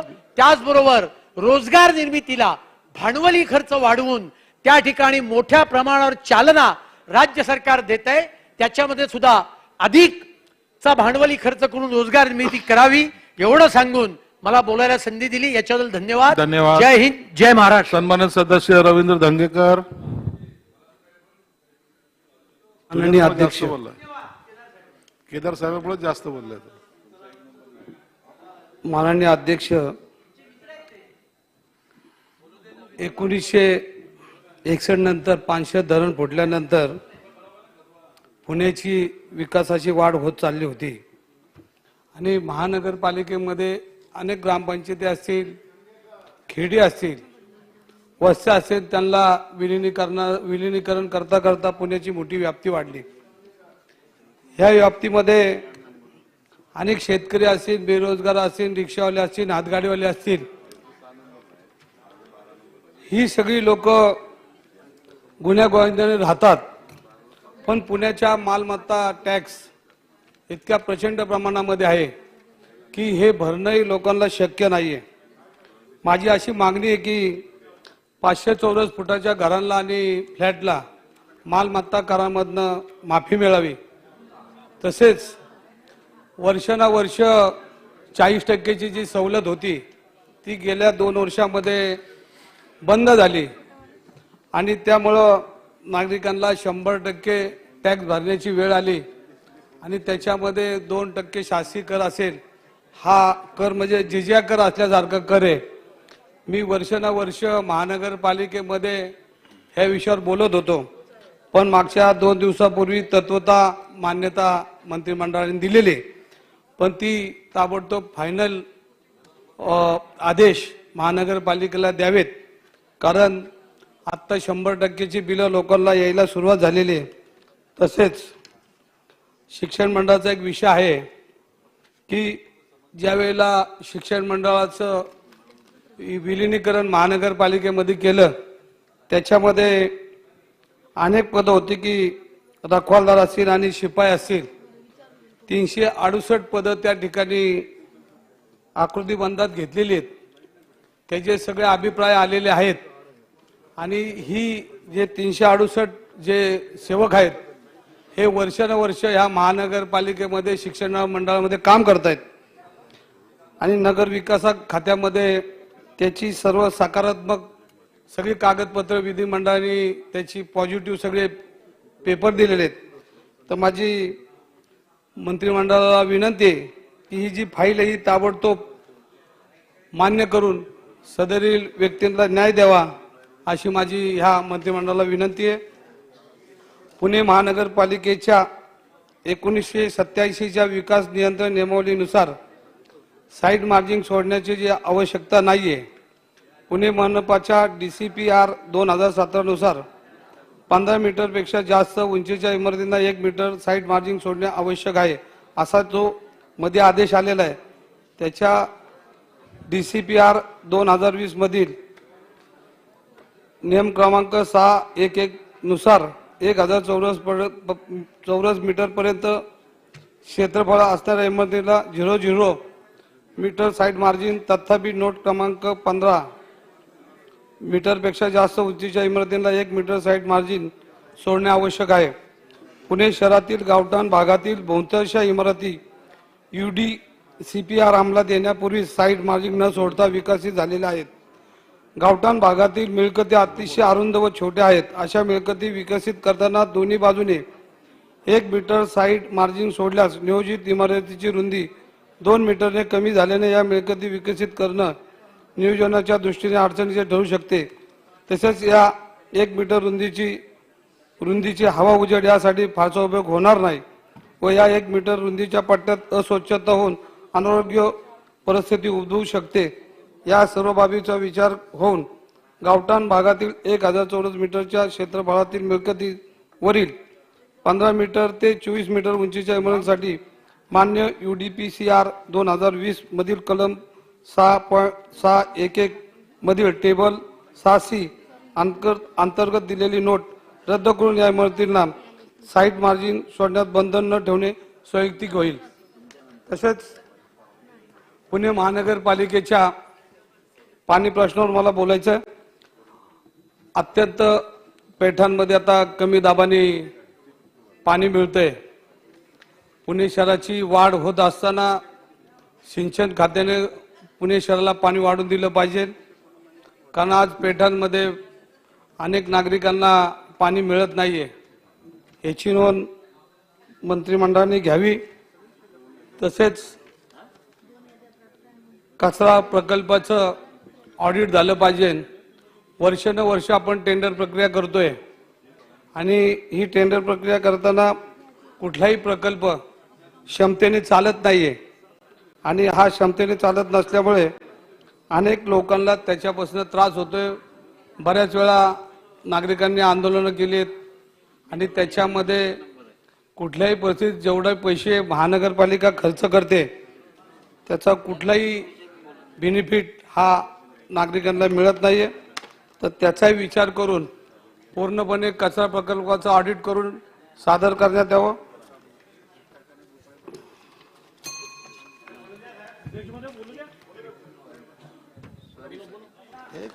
वातर भेटत नाही ते. तसेच पुणे मेट्रोच्या विस्तारित मार्गाचा स्वारगेट ते काचद व पिंपरी ते निगडी DPR अंतिम मंजुरीसाठी केंद्र सरकार रखडलेलं आहे. खर्चातील 20% पैकी 10% खर्च करण्यास केंद्र सरकार नकार दिलेला आहे. त्याबद्दल राज्य सरकार काही करणार आहे का नाही याची आम्हाला त्यांनी माहिती द्यावी. राज्य सरकार पुणे शहरातील नागरिकांना विश्वासात न घेता जायका नदी सुधार असे प्रकल्प पुढे का रेटत आहे. केंद्र सरकारचा निधी आहे म्हणून असे सुरू आहे का हा एक विषय आहे. स्मार्ट सिटी प्रकल्प अर्ध्यात सोडल्याने शहरातील विकास कामावर जो अनिष्ट परिणाम झाला आहे त्याला जबाबदार कोण आहे याची आम्हाला माहिती मिळली पाहिजे. नगर विकास खाते महानगरपालिकेतील जागांवर राज्य सरकारच्या सेवेतला अधिकारी का पाठवत आहे याचाही खुलासा आम्हाला झाला पाहिजे ही विनंती आहे. धन्यवाद. सन्मान्य सदस्य ज्ञानराज चौगुले. अध्यक्ष महोदय, सन 2023-24च्या अर्थसंकल्पातील अनुदानाच्या मागण्यावर आपण मला बोलण्याची संधी दिली त्याबद्दल पहिल्यांदा आपले आभार. उमरगा शहरातील सार्वजनिक स्मशानभूमी मराठा समाजाची त्याचबरोबर धनगर समाजाची या 2 स्मशानभूमीला अनुक्रमे 2 कोटी व 1.5 कोटी असा निधी उपलब्ध करून दिला. मराठा समाजासाठी 1.5 कोटी निधी उपलब्ध करून दिला. त्याबद्दल मी मुख्यमंत्री, उपमुख्यमंत्री व महाराष्ट्र शासनाचे मनपूर्वक आभार व्यक्त करतो. त्याचबरोबर एक मागणी करतोय. त्या उमरगा शहरात हेळवी समाज व वडार समाज मोठ्या प्रमाणात आहे, त्यांच्यासाठी सुद्धा स्मशानभूमीसाठीची निधी उपलब्ध करून द्यावा ही एक मागणी करतो. दुसरी गोष्ट, उमरगा शहरातील प्रमुख रस्त्यालगत गटारी फुटपाथ नसल्यामुळे सांडपाण्याची व्यवस्था नाही, त्यामुळे नागरिकांना नाहक त्रास सहन करावा लागतोय. आधी हा रस्ता राष्ट्रीय महामार्ग विकास प्राधिकरणाच्या अखत्यारीत होता, परंतु उमरगा शहराच्या वळण रस्त्यामुळे काम पूर्ण झाल्यामुळे राष्ट्रीय महामार्ग विकास प्राधिकरणाकडून दुर्लक्ष होत आहे व त्याच्याकडून सदर रस्ता हा सार्वजनिक बांधकाम विभाग महाराष्ट्र यांच्याकडे वर्ग झाल्याचे सांगण्यात येत आहे. परंतु सार्वजनिक बांधकाम विभाग यांच्याकडे अद्यापर्यंत हा रस्ता वर्ग झाला नसून सदर रस्त्याची दोन्ही बाजूने गटार व नाली करण्यास भरघोस निधीची आवश्यकता आहे, परंतु हा रस्ता नेमका कुणाकडे आहे यामुळे निधी उपलब्ध होत नाही. तेव्हा हा रस्त्याची वर्गवारी करून नेमका सार्वजनिक बांधकामाकडे देऊन निधी उपलब्ध करून द्यावा एक मागणी करतो. शासनाने यासाठी उमरगा शहरातील समांतर पाणी पुरवठा योजना मंजुरीसाठी जवळजवळ 275 कोटी रुपयाचा प्रस्ताव शासनाकडे प्रलंबित आहे. अमृत 2 मध्ये ही योजना मंजूर करून निधी उपलब्ध करून द्यावा ही मागणी करतो. त्याचबरोबर माकणी धरणातून लोहारा शहराला पाणी पुरवठा योजनेसाठी पाणी आरक्षित केल्याबद्दल मी या शासनाचे मनपूर्वक ऋण व्यक्त करतो. पण त्याचप्रमाणे लोहारा शहरासाठी कायमस्वरूपी पाणी पुरवठा योजनेसाठी मंजुरी द्यावी ही एक विनंती करतो. लोहारा नगर पंचायत अंतर्गत वीरशैव कक्काया स्मशानभूमी, तेली समाज स्मशानभूमी, गाजीपीर कब्रस्तान, बारिम इमाम कब्रस्तान व सार्वजनिक स्मशानभूमीच्या विकासासाठी निधी उपलब्ध करून द्यावा एक विनंती करतो. माझ्या मतदारसंघातील उमरगा, लोहारा व मुरुम या नगर पंचायतीला गेली 15व्या वित्त आयोगात पैसे न भेटल्यामुळे घनकचरा व्यवस्थापनाचा प्रश्न व दिवाबत्तीचा प्रश्न मोठा निर्माण झाला आहे. तेव्हा 15व्या वित्त आयोगाचा निधी तात्काळ वितरित करण्यावा एक विनंती करतो. सन 2008 साली उमरगा शहरात अनेक शेतकऱ्यांच्या जमिनी विविध शासकीय प्रयोजनासाठी आरक्षित केलेल्या आहेत, परंतु सदर जागा नप किंवा शासन खरेदी करू शकत नाही. यासाठी सदर आरक्षण रद्द करण्याबाबत योग्य तो विचार व्हावा ही एक विनंती या माध्यमातून करतो. राज्यस्तरीय नगर उत्थान योजनेतून उमरगा नपसाठी 136 कोटी रुपये, लोहारा नगरपंचायतसाठी 56 कोटी रुपये, मुरुम नगरपंचायतसाठी 50 कोटी रुपये निधी मागणीचा प्रस्ताव शासनाकडे सादर करण्यात आला आहे, त्याची लवकर मंजुरी द्यावी एक विनंती करतो. राज्यातील सर्व क वर्ग नगर परिषदांमध्ये मलनिस्सारण प्रक्रिया केंद्र उभारणी सक्तीचे केले आहे, परंतु यासाठी मुरुम नप अंतर्गत स्वतःची जागा नसल्यामुळे नवीन जागा खरेदी करणे आवश्यक आहे. यासाठी शासनाने वेगळा निधी जागा खरेदीसाठी उपलब्ध करून द्यावा एक मागणी करतो. मुरुम शहरात एकही सार्वजनिक बाग बगीचा नसल्यामुळे शहरातील बालकांना व आबालवृद्धांना फेरफटका मारण्यासाठी गैरसोय होत आहे. तेव्हा मुरुम नपाच्या मालकीचे असलेली मुरुम सेंट्रल ग्राउंड येथे ओपन ग्राउंड, खुले नाट्यगृह, व्यापारी संकुल बांधण्यासाठी नपाद्वारे शासनाकडे प्रस्ताव सादर करण्यात आलेला आहे. याच्यासाठी सुद्धा निधी उपलब्ध करून द्यावा एक मागणी करतो. सामाजिक न्याय विशेष सहाय्य विभागाच्या बाबतीत बोलत असताना डॉक्टर बाबासाहेब आंबेडकर सामाजिक विकास योजना 2021-22 अंतर्गत माझ्या मतदारसंघात मंजूर असलेली जवळपास सर्व कामे पूर्ण झाली असून त्याला 50% निधी वितरित करण्यात आला आहे. परंतु उर्वरित 50% निधी मागील 2 वर्षापासून शासनाकडून प्रलंबित आहे. कृपया याबाबतचा विचार करून तात्काळ निधी वितरित करण्यात यावी विनंती करतो. डॉक्टर बाबासाहेब आंबेडकर यांच्या 125व्या जयंतीनिमित्त निवडक अनुसूचित जाती व नवबौद्ध घटकांच्या वस्तीचा विकास करणे या योजनेअंतर्गत मौजे सालेगाव तालुका लोहारा येथील डॉक्टर बाबासाहेब आंबेडकर यांच्या पवित्र अस्थी व रक्षा कलश स्मारकाच्या कामासाठी एकूण 14,72,46,46,000 रुपये इतक्या रकमेचे अंदाजपत्रक संबंधित विभागाकडे सादर करण्यात आले आहे. या कामास केवळ 5,94,18,376 इतक्याच रकमेचा प्रशासकीय मान्यता देण्यात आली असून सदर काम सध्या प्रगतीपथावर आहे. तरी विशेष बाब म्हणून उपरोक्त कामास उर्वरित 11,24,63,000 निधी वितरित करण्यात यावी मागणी करतो. माझ्या मतदारसंघातील मौजे कराळी तालुका उमरगा येथील कपिल वास्तू बौद्ध विहार हे आमच्या भागातील प्रसिद्ध पर्यटन स्थळ असून या ठिकाणी भीम पार्क, विपश्यना केंद्र व डॉक्टर बाबासाहेब आंबेडकर संग्रहालय या कामासाठी 15 कोटी रुपयाचा निधी मंजूर करण्याबाबत मागणी केलेली आहे. सदर कामांना डॉक्टर बाबासाहेब आंबेडकर सामाजिक विकास योजनेतून मंजुरी देण्यात यावी एक विनंती करतो. सहकार विकास बोलत असताना माझ्या मतदारसंघातील अनेक ठिकाणी नाफेड मार्फत हरभरा खरेदी केंद्र सुरू करण्यात आलेले आहे. परंतु एक अडचण आहे, बारदाना उपलब्ध नसल्यामुळे पुरेशा प्रमाणात ती खरेदी केली जात नाही, धीम्या गतीने होत आहे. तरी बारदाना उपलब्ध करून द्यावा एक मागणी करतो.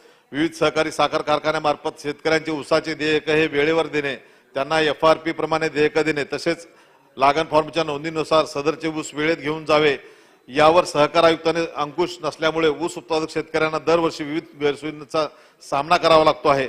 महाराष्ट्रातील बऱ्याच साखर कारखान्यामार्फत मागील डिसेंबर पासून ते आज तागत गेलेल्या ऊसाचे देयक संबंधित अद्याप देण्यात आलेले आहेत. अध्यक्ष महोदय, मी आपल्या मार्फत विनंती करतो, ज्या शेतकऱ्यांचा ऊस गेला तदनंतर 15 दिवसात प्रत्येक शेतकऱ्याला त्या कारखान्यात देयक द्यावेत ही एक मागणी आपल्या माध्यमातून करतो. त्याचबरोबर पश्चिम महाराष्ट्रामध्ये घेतल्या जाणाऱ्या 265 वाहनाच्या ऊसाची रिकव्हरी कमी असणे व मराठवाड्यात घेतल्या जाणाऱ्या 671 व 8603 या ऊसाची रिकव्हरी जास्त येणे असे असूनही पश्चिम महाराष्ट्रातील कारखानदारे मराठवाड्यातील कारखानदारापेक्षा जास्त भाव देतात. यावरही शासनाने अंकुश ठेवावा ही एक मागणी या माध्यमातून करतो. माझ्या मतदारसंघातील 32 गावे व लोहारा तालुक्यातील 16 विविध कार्यकारी संस्था अनिष्ट तपावतीमुळे अवसानात घेण्याची प्रक्रिया जिल्हा निबंधकाकडून सुरू करण्यात आली आहे.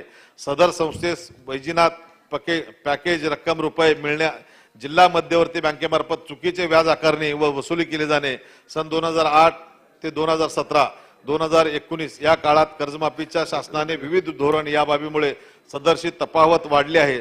तसेच सदरच्या तफावतीपेक्षा तोट्याची रक्कम जास्त आहे. ही तफावत बँकेच्या व काही प्रमाणात शासनाच्या चुकीच्या धोरणामुळे झालेले तोटा आहे नसून विविध कार्यकारी संस्था या शेतकऱ्यांशी निगडीत असल्यामुळे यांना शासनाने संचित तोटा भरणा करून शेतकऱ्यास मदत करावी, जेणेकरून संस्था शेतकऱ्यांना पुढील कर्ज वाटप करण्यासाठी सक्षम होईल. अध्यक्ष महोदय, रोजगार व कौशल्याच्या बाबतीत 2च मुद्दे आहेत. महाराष्ट्र शासनाने यंदाच्या अर्थसंकल्पात लिंगायत, गुरव, रामोशी, धनगर, वडार आदी समाजाच्या उन्नतीसाठी आर्थिक महामंडळाची स्थापना करून भरघोस निधी दिल्याबद्दल शासनाचे मनपूर्वक ऋण व्यक्त करतो, आभार व्यक्त करतो. मागील युती शासनाच्या काळात मराठा समाजातील सुशिक्षित बेरोजगारांना रोजगारांची संधी उपलब्ध व्हावी किंवा त्यांना करावयाच्या लघु उद्योगासाठी मदत मिळावी यासाठी अण्णासाहेब पाटील आर्थिक विकास महामंडळाची स्थापना करण्यात आली होती. परंतु मागील 3 ते 4 वर्षाच्या कालावधीत अगदी बोटावर मोजण्या इतक्याच मराठा समाजातील युवकांना या योजनेचा लाभ मिळाला आहे. जास्तीत जास्त युवकांना या योजनेचा लाभ मिळवून देण्यासाठी शासनाने जास्तीत जास्त निधीची तरतूद करावी व याची अंमलबजावणी होणे नाही या सर्व वरिष्ठ अधिकाऱ्यांमार्फत माहिती घ्यावी अशी ही विनंती करतो. खादी ग्रामोद्योग, जिल्हा उद्योग केंद्र, महात्मा फुले महामंडळ, अण्णासाहेब पाटील आर्थिक विकास महामंडळ सारख्या अनेक महामंडळाद्वारे सुशिक्षित बेरोजगारांना लहान मोठ्या उद्योगासाठी कर्ज मंजूर करून देण्यात यावी ही एक मागणी करतो. परंतु सदरचे कर्ज हे बँकेमार्फत दिले जाते, त्या बँका या लाभार्थ्यांना वेळेवर कर्ज पुरवठा करत नाहीत. यामुळे रोजगार निर्मितीसाठी शासनाचा उपाययोजना लाल फितीत अडकून राहतात. यासाठी शासनाने सर्वच बँकांना अशा लाभार्थींना कर्ज देण्याची सक्ती करावी ही एक विनंती करतो. धाराशिव येथे MIDC मार्फत टेक्स्टाईल पार्कची उभारी करण्याचा राज्य शासनाने काल निर्णय केला, त्याबद्दल मी आभार व्यक्त करतो. त्याचबरोबर जिल्ह्यात जवळपास नवीन रोजगार निर्मिती होऊ शकते. उमरगा MIDC मध्ये सुद्धा कायमस्वरूपी पाणी पुरवठा नसल्यामुळे मोठे उद्योग येत नाहीत. या ठिकाणी रस्ते व स्ट्रीट लाईट यांची दुरवस्था झाली आहे. या सर्व सुविधा पुरवल्याच्या ठिकाणी मोठे उद्योग येऊन मोठ्या प्रमाणात रोजगार निर्मिती होऊ शकते. उमरगा MIDC अंतर्गत खादी ग्रामोद्योग अंतर्गत अनेक लघुउद्योजकांना जागा वाटप करण्यात आल्या आहेत, परंतु त्या ठिकाणी अंतर्गत सेवा सुविधाचा अभाव असल्याने रोजगार निर्मितीची अडचण होत आहे. तेव्हा या अनुषंगाने सुद्धा शासनाने लक्ष द्यावे अशी एक मागणी करतो. आपण मला बोलण्याची एखादं खातं राहिलं तर नाही ना? संधी उपलब्ध करून दिली. एखादं खातं राहिलं तर नाही ना? नाही नाही, त्याबद्दल आपले मनपूर्वक ऋण व्यक्त करतो. धन्यवाद. जय हिंद, जय सन्माननीय महाराष्ट्र. सदस्य कैलास पाटील. अध्यक्ष महोदय, नगर विकास विभागात बोलताना सगळेच खाते घेऊन टाकले. अध्यक्ष महोदय, सन्माननीय एकनाथजी शिंदे साहेब नगर विकास मंत्री असताना धाराशिव शहरासाठी उद्यानासाठी आणि आठवडी बाजारासाठी निधी मंजूर केला होता. परंतु अध्यक्ष महोदय, या नवीन सरकारच्या काळात शिंदे साहेब मुख्यमंत्री झाल्यावर या कामाला स्थगित दिलेले आहे. अध्यक्ष महोदय, धाराशिव शहरात एकही उद्यान नाही, एवढं जिल्ह्याचं ठिकाण असून देखील एकही उद्यान नाही, तरी त्याची स्थगिती उठवावी. अध्यक्ष महोदय, 15 वित्त आयोगाचा निधी नगरपालिकांना गेल्या 1 वर्षापासून आलेला नाही. त्यामुळे लाईट बिल असतील किंवा बाकीच्या ज्या अडचणी आहेत नगरपालिका सुविधा, यासाठी अडचणी नगरपालिकाला येत आहेत, कनेक्शन कट केले जात आहेत. तर हा निधी लवकरात लवकर उपलब्ध करून द्यावा. अध्यक्ष महोदय, कळंब नगरपालिकेच्या कार्यक्षेत्रात असणाऱ्या उपजिल्हा रुग्णालयाचं विस्तारीकरण करण्यासाठी त्या ठिकाणी अतिरिक्त जागा लागत होती. त्या ठिकाणी त्या जागेवर पोहण्याचं, तलावाचं व खेळाचं आरक्षण होतं. ते आरक्षण उठवण्यासाठी नगरपालिकेने 37(1) नुसार कारवाई करून नगरविकास विभागाकडे प्रस्ताव पाठवलेला आहे. अध्यक्ष महोदय, त्या प्रस्तावास मंजुरी देऊन त्या उपजिल्हा रुग्णालयाला जागा उपलब्ध करून द्यावी. अध्यक्ष महोदय, सामाजिक न्याय विभागामध्ये इंदिरा गांधी राष्ट्रीय वृद्धापकाळ योजनेचं जे केंद्र सरकारकडनं अनुदान येतं ते एप्रिल 22 पासून त्यांच्या तांत्रिक अडचणीमुळे ते अनुदान आलेलं नाही. त्याबाबत सुद्धा शासनानं केंद्र सरकार संपर्क साधून ज्या चाचकाठी लावलेल्या आहेत त्या वगळून ते अनुदान लोकांना कसं मिळेल यासाठी प्रयत्न करावेत. अध्यक्ष महोदय, सहकार विभागामध्ये डॉक्टर पंजाबराव देशमुख व्याज सवलत योजनेत 3 नोव्हेंबर 2022 चे सहकार विभागाने परिपत्रक काढलं. त्यामुळं जिल्हा मध्यवर्ती बँकेच्या धाराशिवच्या जे शेतकरी आहेत, जिल्हा मध्यवर्ती बँकेचे कर्जदार शेतकरी, त्यांच्या व्याज सवलत त्यांना मिळत नाही आणि त्यामुळं या वर्षी थकबाकीचं प्रमाण वाढून जिल्हा बँकेचे जे शेतकरी सभासद कर्जदार शेतकरी आहेत त्यांना थकबाकी जाण्याची शक्यता आहे. तर ते जाचक परिपत्रक रद्द करावं हेच मला आपली विनंती करायची आहे. अध्यक्ष महोदय, पणन विभागाच्या बाबतीत आपण कांदा उत्पादकांना 350 रुपये प्रति क्विंटल अनुदान जाहीर केलं, परंतु अध्यक्ष महोदय, आमच्या जिल्ह्यातील धाराशिव जिल्ह्यातील बरेच शेतकरी आपला कांदा हा हैदराबाद, बेंगलोर या ठिकाणी विक्रीसाठी घेऊन जातात. मला आपल्या माध्यमातून सरकारला विनंती करायची आहे की कांदा उत्पादकांना जे अनुदान देणार आहे ते फक्त महाराष्ट्रात ज्यांना कांदा ज्यांनी विकला त्यांना न मिळता ज्या शेतकऱ्यांनी, महाराष्ट्राच्या शेतकऱ्यांनी बाहेर राज्यात सुद्धा कांदा विकला अशा सर्व शेतकऱ्यांना आपण अनुदानाचा लाभ द्यावा. अध्यक्ष महोदय, त्याचबरोबर हरभरा खरेदी केंद्राच्या बाबतीत अध्यक्ष महोदय, मागच्या अधिवेशन सुरू झाल्यापासून सर्व सदस्य बोलतायत. अध्यक्ष महोदय, धाराशिव जिल्ह्याच्या बाबतीत विचार करायचा झाला तर मागच्या वर्षीपेक्षा उत्पादकता वाढलेली आहे. जवळपास 2,51,000 हेक्टर क्षेत्रावर हरभरा उत्पादन घेतलेलं आहे. जवळपास 29 लाख क्विंटल हरभऱ्याचं उत्पादन होणार आहे. अध्यक्ष महोदय, मागच्या वर्षी फेब्रुवारी महिन्यात खरेदी चालू झाली होती. अद्यापर्यंत एक महिना उलटून गेला, मार्च महिना संपत आला तरी खरेदी चालू झालेली नाही. अध्यक्ष महोदय, खरेदी सेंटर मागच्या वर्षी 44 होते, ह्या वर्षी फक्त 22 सेंटरना मंजुरी दिलेली आहे. अध्यक्ष महोदय, जर आपण ह्या सेंटरची संख्या वाढवली नाही तर हरभरा खरेदी होणार नाही आणि शेतकऱ्यांना नाईलाजाने खुल्या बाजारात हरभरा विकावा लागेल. अध्यक्ष महोदय, मला एवढंच सांगायचं की यात राजकारण न करता जेवढ्या सेंटरनी मान्यता मागितली आहे त्या सर्व सेंटरना आपण हरभरा खरेदीची परवानगी द्यावी आणि शेतकऱ्यांना त्यांचा हरभरा घालण्याची सोय करून द्यावी हीच विनंती करतो. धन्यवाद अध्यक्ष महोदय. सन्मान्य सदस्य रईस शेख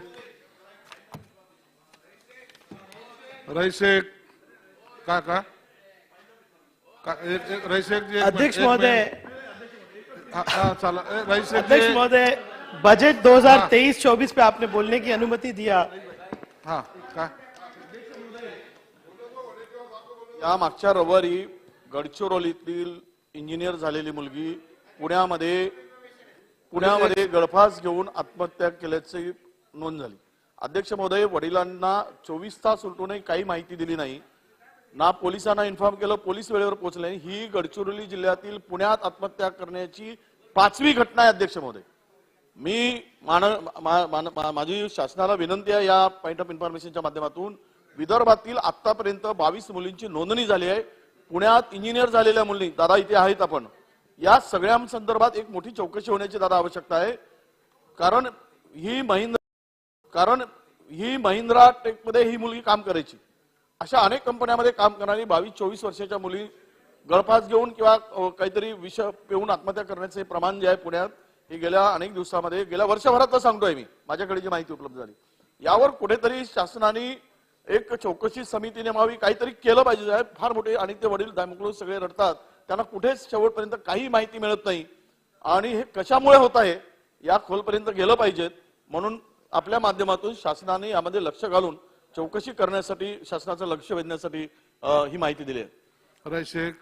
अध्यक्ष महोदय, आपने मुझे 2023-24 के बजट पे बोलने की अनुमति दी, इसलिए धन्यवाद. सबसे पहले मैं अर्बन डेवलपमेंट के डिपार्टमेंट पे बोलूंगा. अध्यक्ष महोदय, भिवंडी शहर जो है वो यूडी पे बहुत डिपेंडेंट होता है. अध्यक्ष महोदय, अगर आप देखेंगे तो सबसे बड़े प्रकल्प जो भिवंडी में चल रहे हैं वो यूडी के मार्फत होते हैं. और अध्यक्ष महोदय, सबसे बड़ा प्रकल्प, एक मिनिट, सन्माननीय सदस्य वडट्टीवार साहेबांनी या ठिकाणी जे पॉइंट ऑफ इन्फॉर्मेशनच्या माध्यमातून अत्यंत गंभीर प्रश्न उपस्थित केलाय, सरकारने यावर निवेदन करावं. चला, हरेश शेख. अध्यक्ष महोदय, आपने मुझे 2023-24 के बजट पे बोलने की अनुमति दी और मैं यूडी के विषय पे बोल रहा हूं. अध्यक्ष महोदय, भिवंडी शहर यूडी पे बहुत डिपेंडेंट है और सबसे बड़ा जो प्रोजेक्ट है वो भिवंडी के अंदर हाँ काय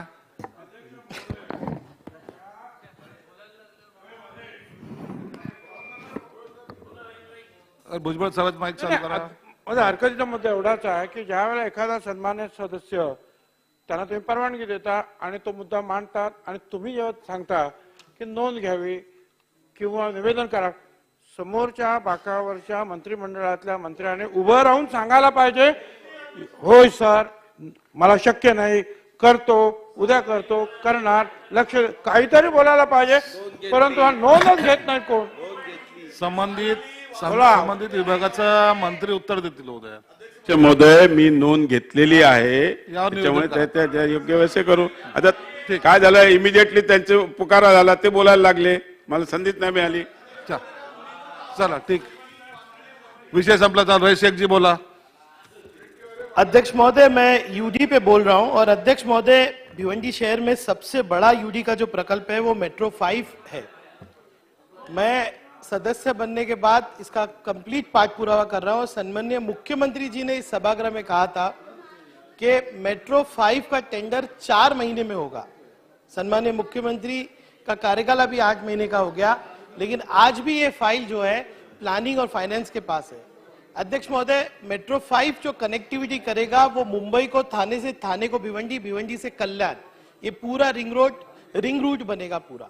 अध्यक्ष महोदय, मैं चाहता हूं कि सरकार इसके ऊपर अपना एक ठोस जो वो काम करने वाले वो इस प्रकल्प के बारे में बताए. दूसरा अध्यक्ष महोदय, एक बड़ा प्रकल्प जो भिवंडी के अंदर होने वाला है, आप जानते हैं कि भिवंडी शहर अब एक ट्रांजिट शहर बन गया है कि वहां पे समृद्धि भी कनेक्ट होने वाला है, वहां पे मनोर से आने वाले रोड भी कनेक्ट होने वाले. अध्यक्ष महोदय, भिवंडी बाईपास विश्व भारती फाटा से बिनार तक जो है एक रोड कनेक्ट होने वाला है, जिसकी प्रोजेक्ट रिपोर्ट मेरे हाथ में है, लेकिन आज भी यूडी ने इसके ऊपर टेंडर नहीं किया. मैं चाहता हूं कि अध्यक्ष महोदय उत्तर में ये आए कि कब तक ये प्रोजेक्ट होने वाला है. दूसरा, भिवंडी शहर का रिंग रोड.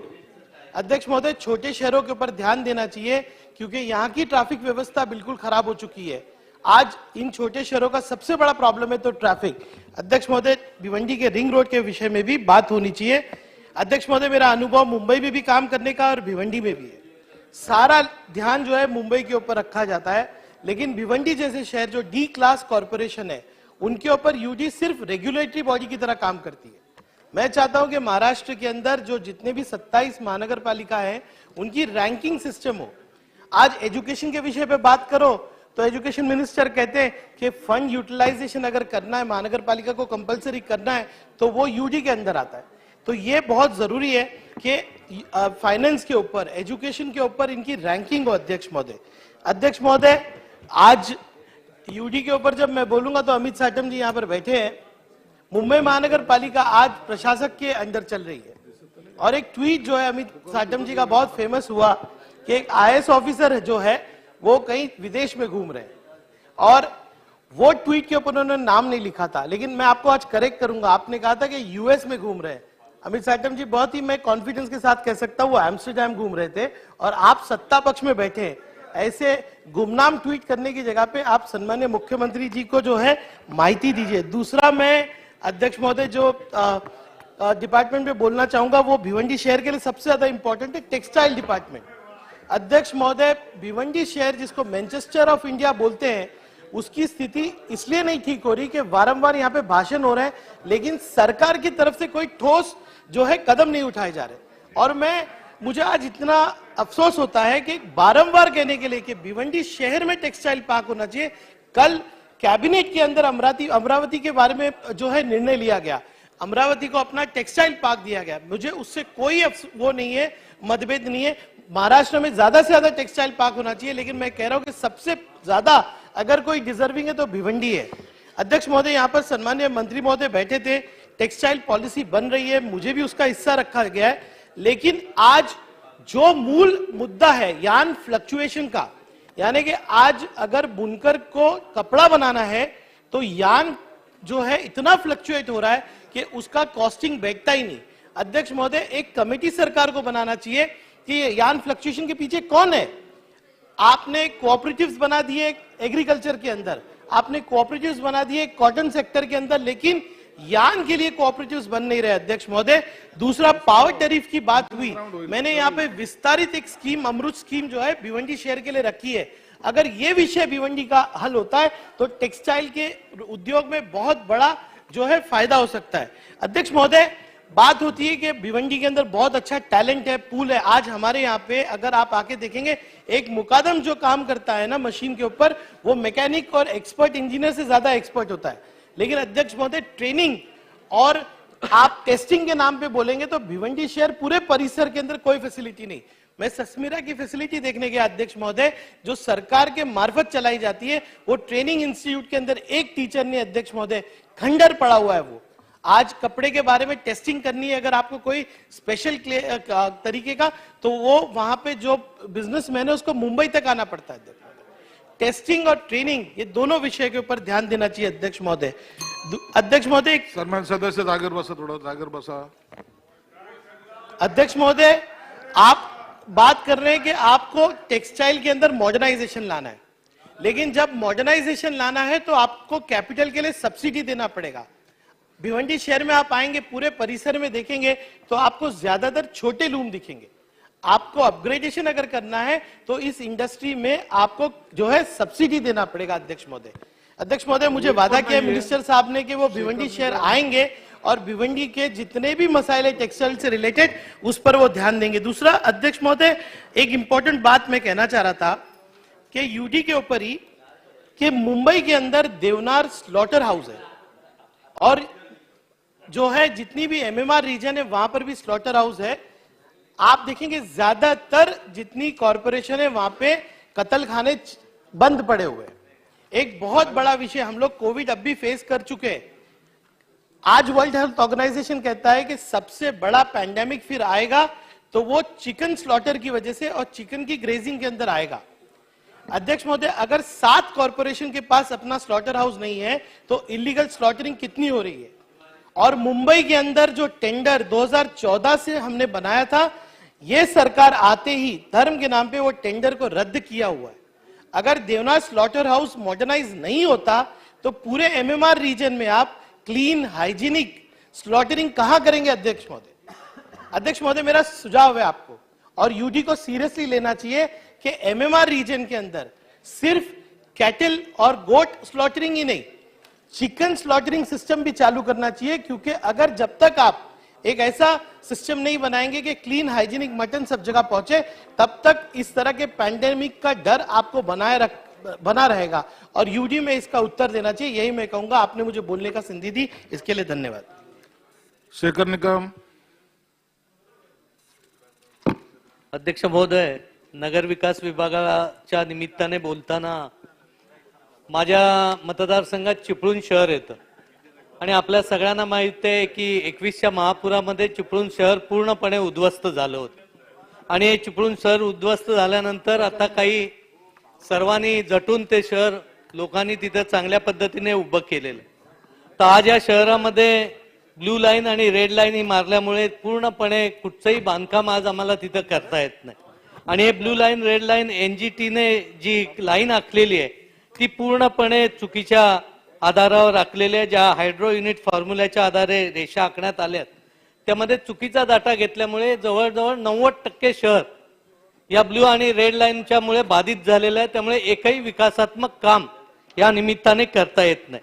तर माझी या निमित्ताने आपल्याला विनंती आहे, ज्या पद्धतीने गुजरात राज्याने ज्या पद्धतीने राज्य सरकारने पूर रेषा बांधकाम निर्बंध कायद्याचा अमेंडमेंट करून अटी व शर्तीच्या आधारे घर बांधणी व इतर व्यवसायाला परवानगी देण्याचं काम केलंय, त्याच धर्तीवर ब्लू लाईन आणि रेड लाईन बाबतचा आपण निर्णय करण्यात यावा. कारण चिपळूण शहरामध्ये जी नदी आहे त्या नदीचा गाळ काढणं खूप महत्वाचं आहे, कारण शहराच्या लोकांना उत्स्फूर्तपणे त्याची मदत होते. आदरणीय अजितदारांच्या माध्यमातून 10 कोटीचा निधी आम्हाला मिळाला गेल्या वर्षी आणि ह्या निधीच्या माध्यमातून एक चांगल्या पद्धतीचा गाळ काढण्याचं काम त्या माध्यमातून झालं. परंतु त्यानंतरचा जो निधी मिळाला पाहिजे होता तो निधी शासनाकडून वितरित झाला नसल्यामुळे पुढच्या टप्प्याचा गाळ काढण्याचं काम पूर्णपणे थांबलेलं आहे. तर या निमित्ताने मी आपल्याला विनंती करतो की सदरचा निधी देखील जेवढा लवकरात लवकर आपण वितरित करता येईल तेवढा वितरित करण्यात यावा. चिपळूण शहराचा विकास करणारा विकास आराखड्यामधील EP अनेक वर्ष आज प्रलंबित आहे. त्याच्यामुळे शहराची डेव्हलपमेंट पूर्णपणे थांबलेली आहे. तरी तो EPचा प्लॅन तातडीने मंजूर करण्यासाठी ज्या काही गोष्टी करता येतील तेवढ्या लवकरात लवकर करून हा मंजूर करण्यात यावा ही देखील आजच्या निमित्ताने विनंती करतो. कोळकेवाडी धरणातून चिपळूण शहरासाठी ग्रॅव्हिटीची योजना मंजूर करण्यात आलेले 135 कोटीची योजनेला तांत्रिक मंजुरी मिळालेली.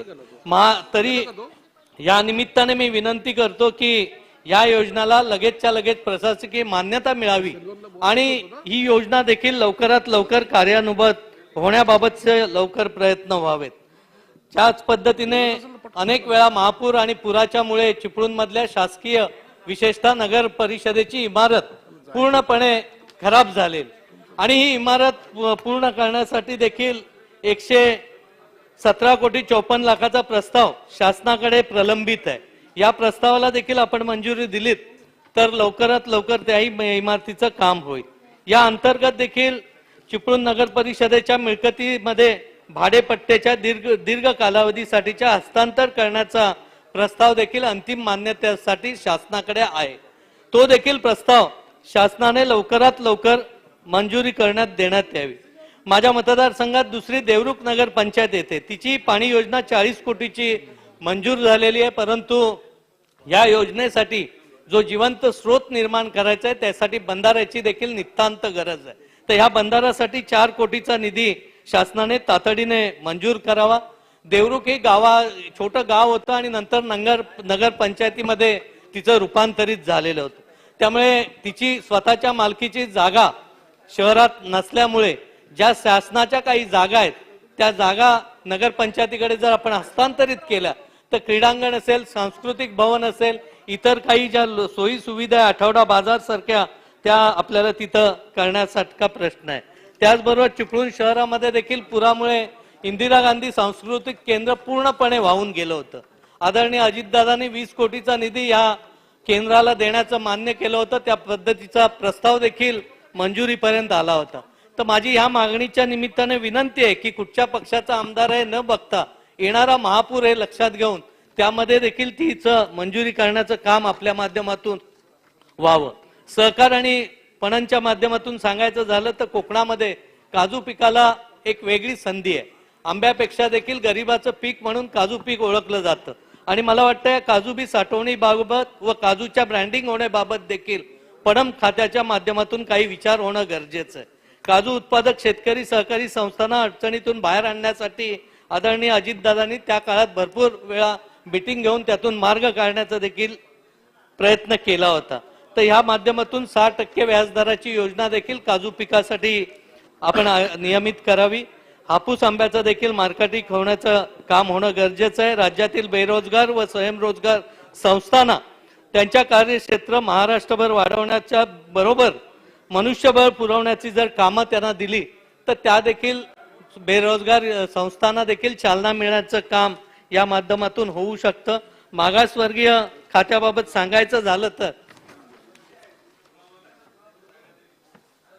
मागासवर्गीय खात्याबद्दल सांगायचं झालं तर स्कॉलरशिपचा लाभ देखील मिळाला पाहिजे, ज्यामध्ये कृषी महाविद्यालयामध्ये अभ्यासक्रमातील विद्यार्थ्यांना शासनाकडून विविध शिष्यवृत्ती योजना अंतर्गत लाभ दिला जातो.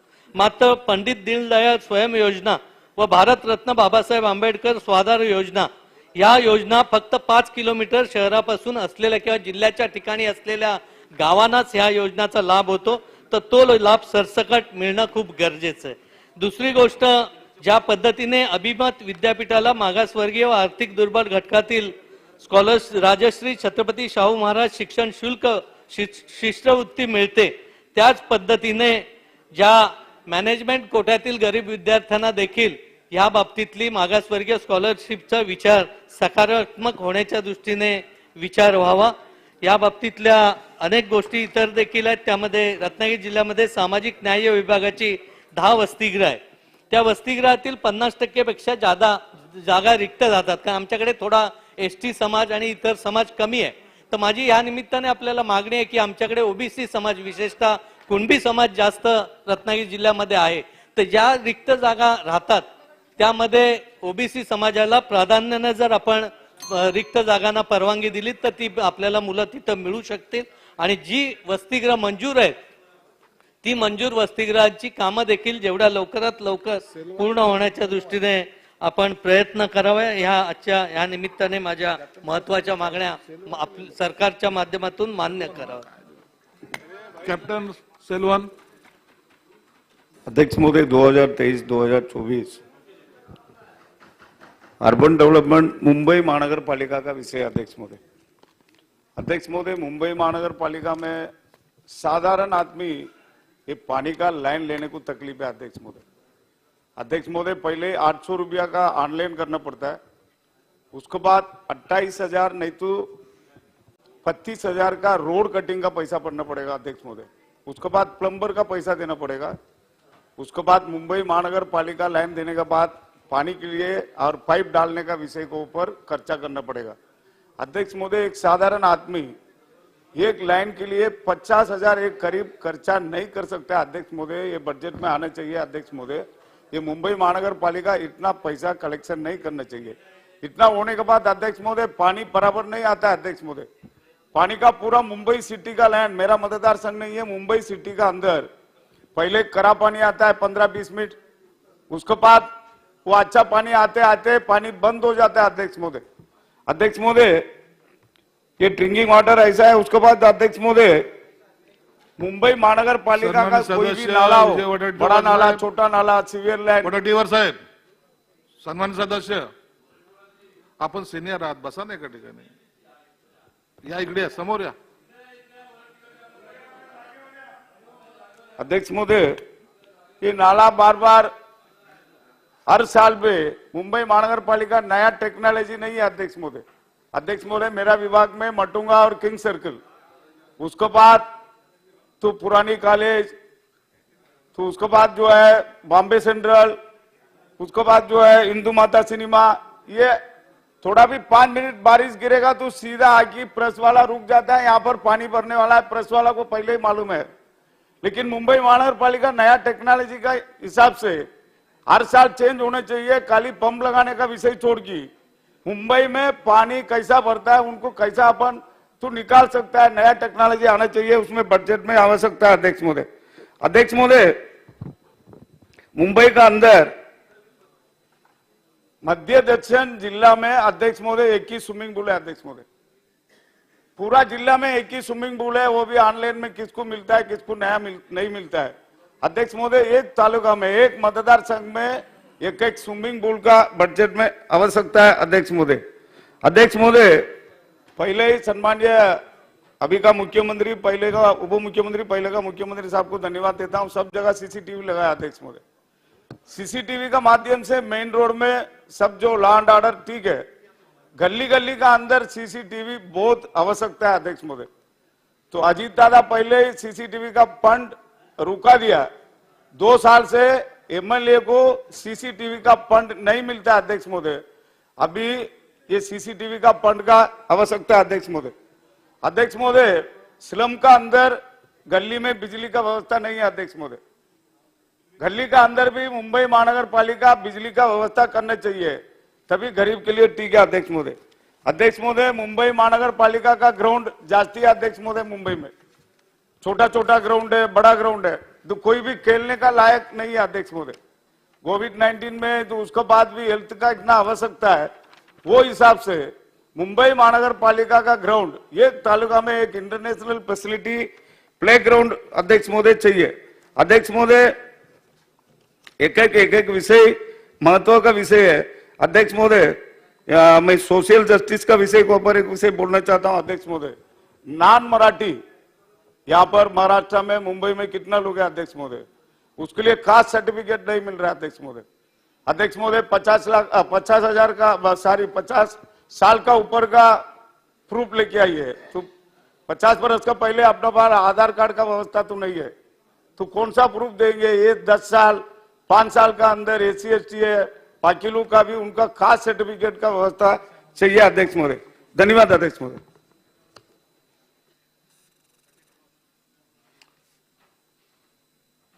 सन्मानित सदस्य सुनील केदार।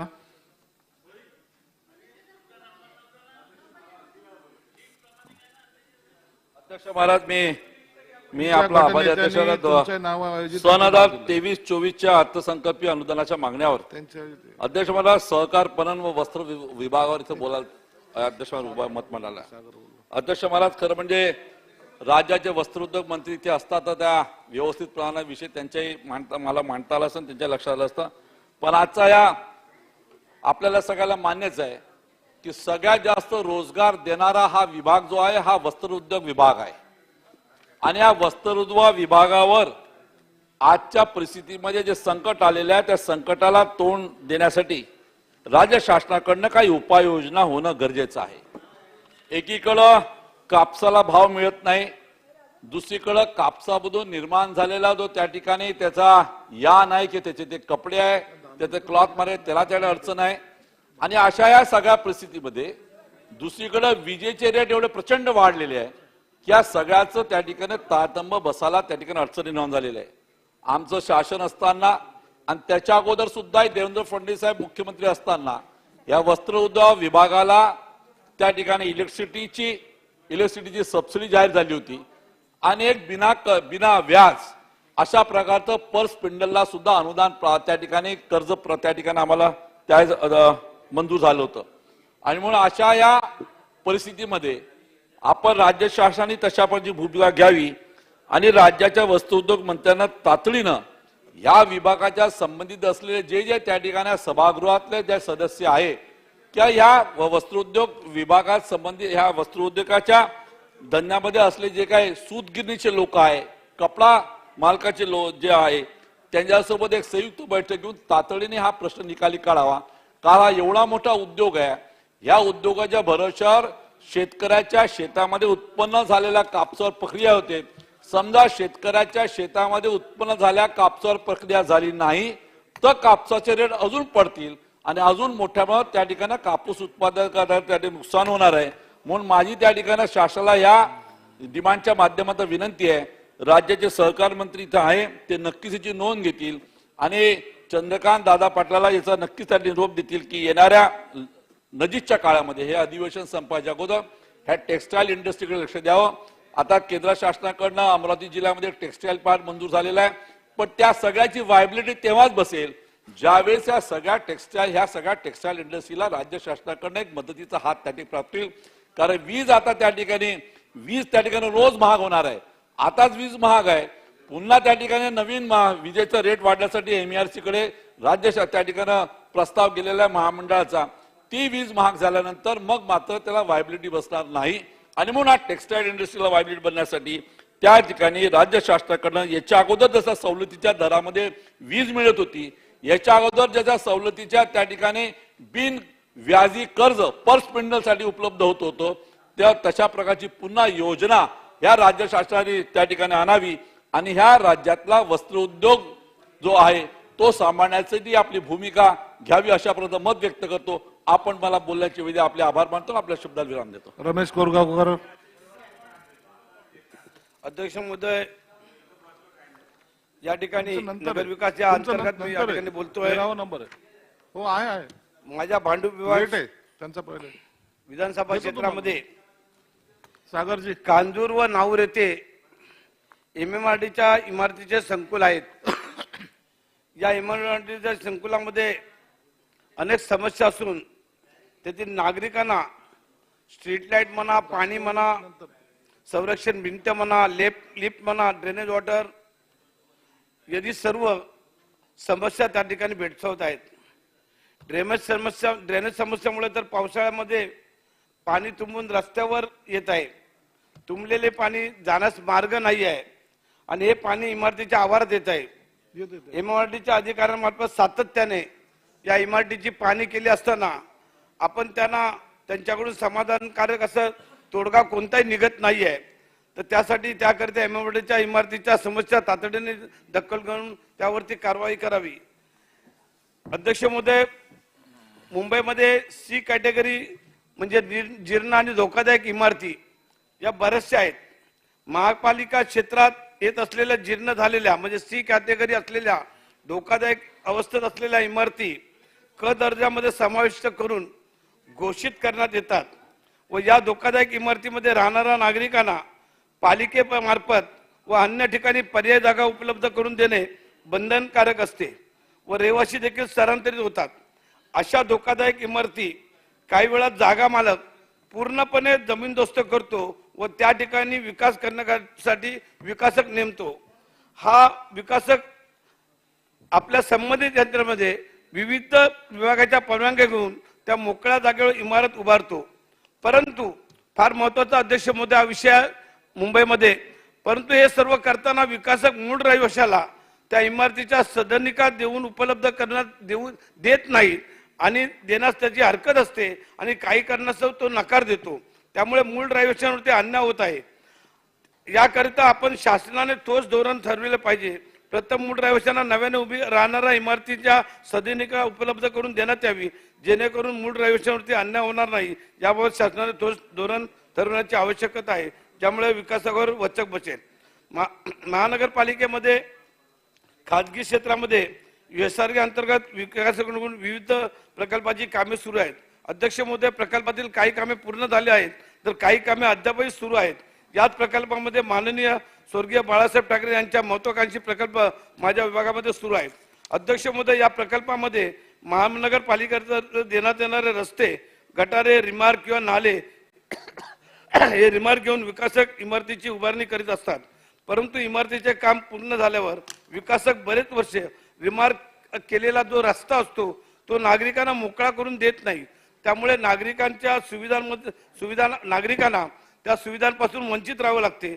विकासकाच्या या मनमानी कारभाराबाबत शासनाने दखल घेणे गरजेचे आहे व त्याकरिता इमारतीची परवानगी देताना विकासकाला ज्या बाबतीतल्या अटी टाकलेल्या जे रिमार्क दिलेले आहेत ते काम आपण प्रथम पहिलं पूर्ण करून घेतलं पाहिजे, अशा प्रकारची विनंती करतो. अध्यक्ष महोदय, महानगरपालिकेच्या रुग्णालयामध्ये एखादी आजारी व्यक्ती दाखल झाल्यानंतर रुग्णाचे नातेवाईक पोलीस कक्षामध्ये जाऊन नातेवाईकाच्या आधारासह संपूर्ण माहिती नोंद करून देतात. परंतु त्या ठिकाणी आता असं असते की ज्यावेळेला तो मृत्यू पावतो आणि त्याची संपूर्ण नोंद करून देखील परंतु उपचारादरम्यान मृत्यू पावल्यास हॉस्पिटलमधील पोलिसांमार्फत रुग्ण जेथे वास्तव आहे त्या वास्तव्यातील विभाग पोलीस स्टेशनला जाऊन पुन्हा नातेवाईकांच्या रुग्णाची आधारासह इतर माहिती घेऊन स्थानिक पोलीस स्टेशनची NOC घेणे बंधनकारक असते व ही प्रक्रिया पूर्ण झाल्यानंतर रुग्णाचा मृतदेह नातेवाईकांकडे सुपूर्द केला जातो. ही सर्व प्रक्रिया होत असताना अध्यक्ष महोदय, काही वेळेला KM hospital, Sion hospital, Nair hospital या ठिकाणचा जो मृत इसम असतो त्याच्या नातेवाईकांना भांडूप पोलीस स्टेशन असो, ठाणा असो, डोंबिवली असो, त्या ठिकाणी जाऊन पोलिसांची एनओसी आणावी लागते. तर त्या आपल्या मार्फत अध्यक्ष महोदय या रुग्णालयात असलेल्या पोलीस यंत्रणेमार्फत, कारण प्रत्येक हॉस्पिटलमध्ये पोलीस यंत्रणा असते, या रुग्णालयात असलेल्या पोलीस यंत्रणेमार्फत स्थानिक पोलिसांचा संपर्क साधून ऑनलाईन पद्धतीने हॉस्पिटलमध्ये रुग्णांच्या नातेवाईकांची एनओसी मिळवण्यासाठी यंत्रणा स्थानिक करणे गरजेचे आहे. त्यामुळे नातेवाईकांना होणारा त्रास कमी होईल आणि त्याची मदत होईल. अध्यक्ष महोदय, या ठिकाणी आणखी एक गोष्ट अशी आहे की त्या ठिकाणी जेव्हा आपण दुसऱ्या हॉस्पिटलमधून एखादा रुग्ण त्या ठिकाणी नेतो आणि 24 तासाच्या आतमध्ये तो जर मृत पावला तर त्याची एनओसी आणायला देखील त्या ठिकाणी पाठवलं जातं. त्याही बाबतीत आपण या ठिकाणी सरकारने विचार करावा, जेणेकरून आपल्याला त्या बाबतीत सुखसुविधा घेता येतील व नागरिकांना त्यापासून त्रास होणार नाही याची काळजी घ्यावी. अध्यक्ष महोदय, बोलायला संधी दिली त्याबद्दल आभार मानतो. जय हिंद, जय महाराष्ट्र. जय महाराष्ट्र. देवेंद्र भोयार. अध्यक्ष महोदय, 23-24च्या अर्थसंकल्पातील अनुदानाच्या मागण्यावर बोलण्यासाठी मी इथे उभा आहे. अध्यक्ष महोदय, जुलै ते ऑगस्ट 2022 यावेळेस वरुड शहरामध्ये खडकपेंड भागामध्ये जे चुडामणी नदी आहे, या चुडामणी नदीला मोठ्या प्रमाणात पूर आला. 65 मिलीपेक्षा जास्त पाऊस झाल्यामुळे अचानक आलेल्या रात्रीच्या पावसामुळे साधारणतः खडकपेंड भागातले मिरची प्लॉट भागामधले 700 घराचं पूर्णतः नुकसान झालेलं आहे. अध्यक्ष महोदय, त्यावेळेस राज्य सरकारकडे आम्ही चुडामणी नदीवर प्रोटेक्शन वॉल दोन्ही बाजूने बांधण्याचा आम्ही प्रस्ताव सुद्धा सादर केलेला आहे. अध्यक्ष महोदय, 2019 मध्ये नळा आणि दमयंती ही मोर्शी शहरामधून जे वाहणारी नद आहे, या नदीवर 2019 मध्ये अचानक रात्रीच्या आलेल्या पुरामुळे त्या भागातल्या पूर्णतः घराचं सुद्धा जवळपास 450 घराचं नुकसान झालं होतं. अद्यापही तिथं प्रोटेक्शन वॉल टाकल्या गेली नाही. भविष्यात सुद्धा मोठी हानी होण्याची शक्यता सुद्धा अध्यक्ष महोदय नाकारता येत नाही. अध्यक्ष महोदय, वरुड, मोर्शी आणि शत्रुघ्नाघाट शहराचा अजूनही PR कार्ड तयार झालेलं नाही. या मागण्याच्या अनुषंगाने विनंती आहे की तिथलं सीमांकन करून PR कार्ड त्या भागातील लाभार्थ्यांना घरकुलासाठी सुद्धा देण्यात यावा. अध्यक्ष महोदय, मोर्शी शहरामध्ये अप्पर वर्धेची साधारणतः 100 एकराची जागा पटबंधारे विभागाची शिल्लक आहे आणि ती जागा अतिशय मध्यभागामध्ये असल्यामुळं तिथे कुठल्याही प्रकारचं सोयी सुविधा तिथे होऊ शकत नाही. अध्यक्ष महोदय, ती असणारी जी जागा आहे पटबंधारे विभागाची, ती जागा गृहनिर्माण संस्थेला जर दिली तर त्या गृहनिर्माण संस्थेच्या माध्यमातून तिथं प्लॉट पाडणं शक्य होईल आणि ज्यांच्या घरकुलासाठी ज्यांना जागा उपलब्ध नाही अशा लाभार्थींना सुद्धा अध्यक्ष महोदय ती जागा देता येईल. अध्यक्ष महोदय, मोर्शी शहरामध्ये पाणी पुरवठ्याचा DPR आम्ही राज्य सरकारकडे सादर केला.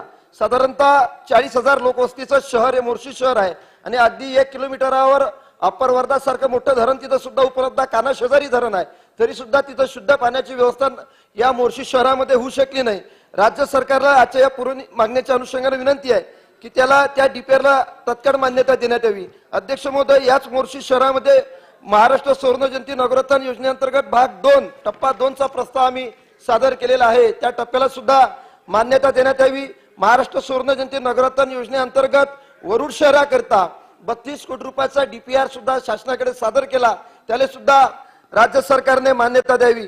अध्यक्ष महोदय, वरुड, मोर्शी आणि शत्रुघ्नाघाट शहर हे तिन्ही शहर स्मार्ट सिटी करता आम्ही प्रस्तावित केलेले आहे आणि मग त्या शहरामध्ये माझी वसुंधरा सारखा पुरस्कार सुद्धा महानगर परिषद शत्रुघ्नाघाटला मिळाला आणि स्मार्ट सिटी अंतर्गत काम करताना जे त्याची गाईडलाईन आहे त्यामध्ये भूमिगत विद्युत वाहिनी करता मी राज्य सरकारकडे प्रस्ताव सादर केला, त्याला सुद्धा 124 कोटी रुपयाची मान्यता दिली.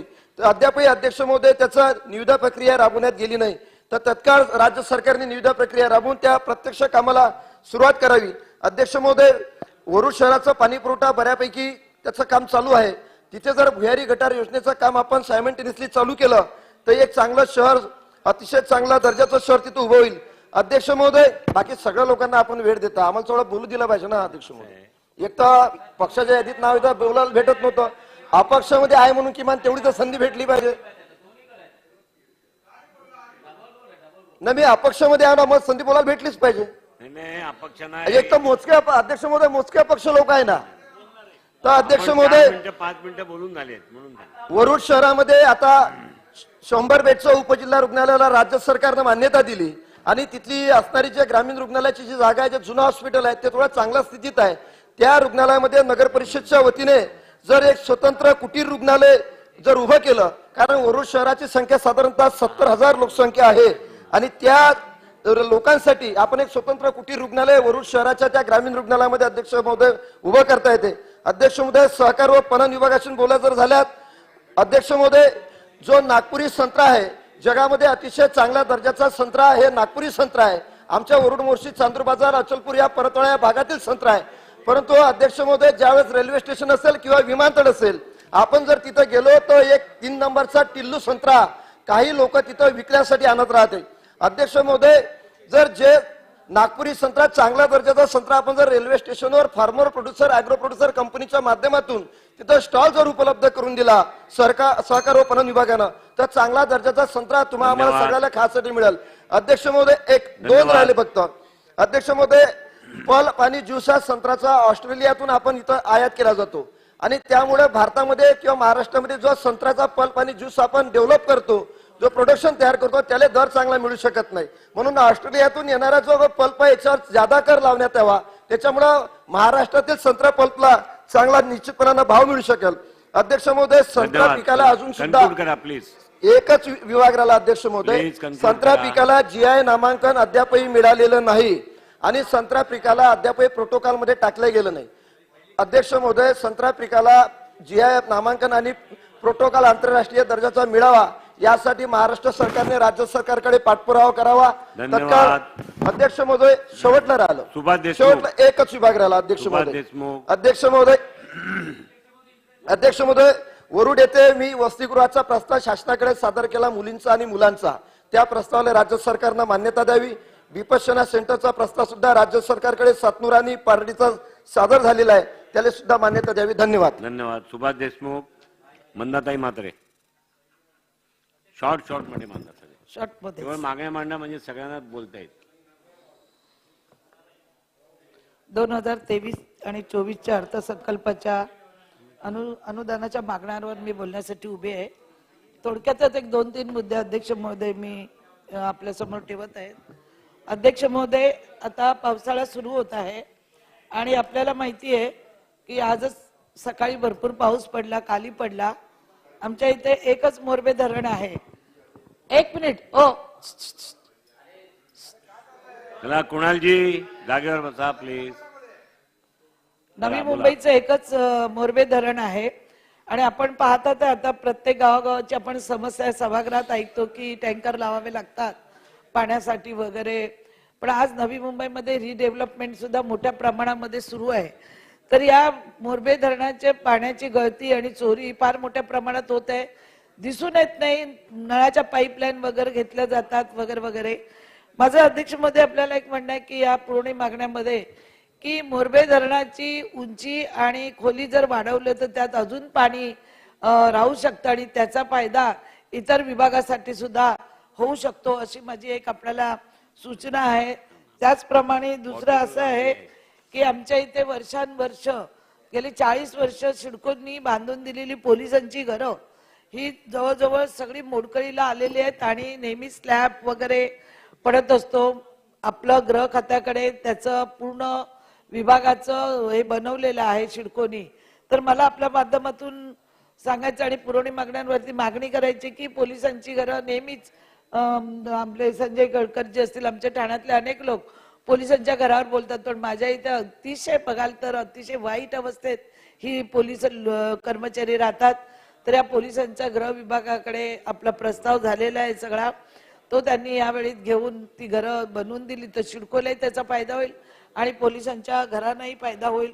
दुसरा माझा मुद्दा आहे, बेलापूर किल्ल्याचं संवर्धन करायला सिडकोनी घेतलं होतं.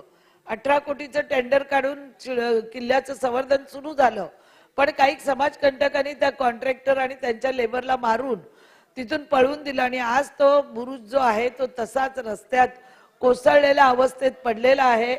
आता पुरातन विभाग म्हणतो आम्ही बांधू, सिडको बांधत असताना, पण ना पुरातन विभाग बांधत ना सिडको बांधत. ते किल्ल्याचं काम इतकं सौंदर्य, जिथे आमची महानगरपालिकेचं कार्यालय आहे त्याच्यासमोर गोवर्धनीचं मंदिर आणि तिथे तो बुरुज आहे आणि अशा या भर रस्त्यामध्ये हा पडलेला बुरुज इतका वाईट अवस्थेत आहे. तर ते काम लवकरात लवकर पुरातन विभागाला सांगून सरकारने ते चालू करावं. त्याचप्रमाणे महाराष्ट्र भवन नेहमीच म्हणतो, आज माझी मुख्यमंत्री आणि उपमुख्यमंत्र्यांशी चर्चा झालेली आहे आणि त्यांनी ते मान्य केलेलं आहे की कुठल्याही परिस्थितीत आपल्याला महाराष्ट्र भवन बनवायचं आहे.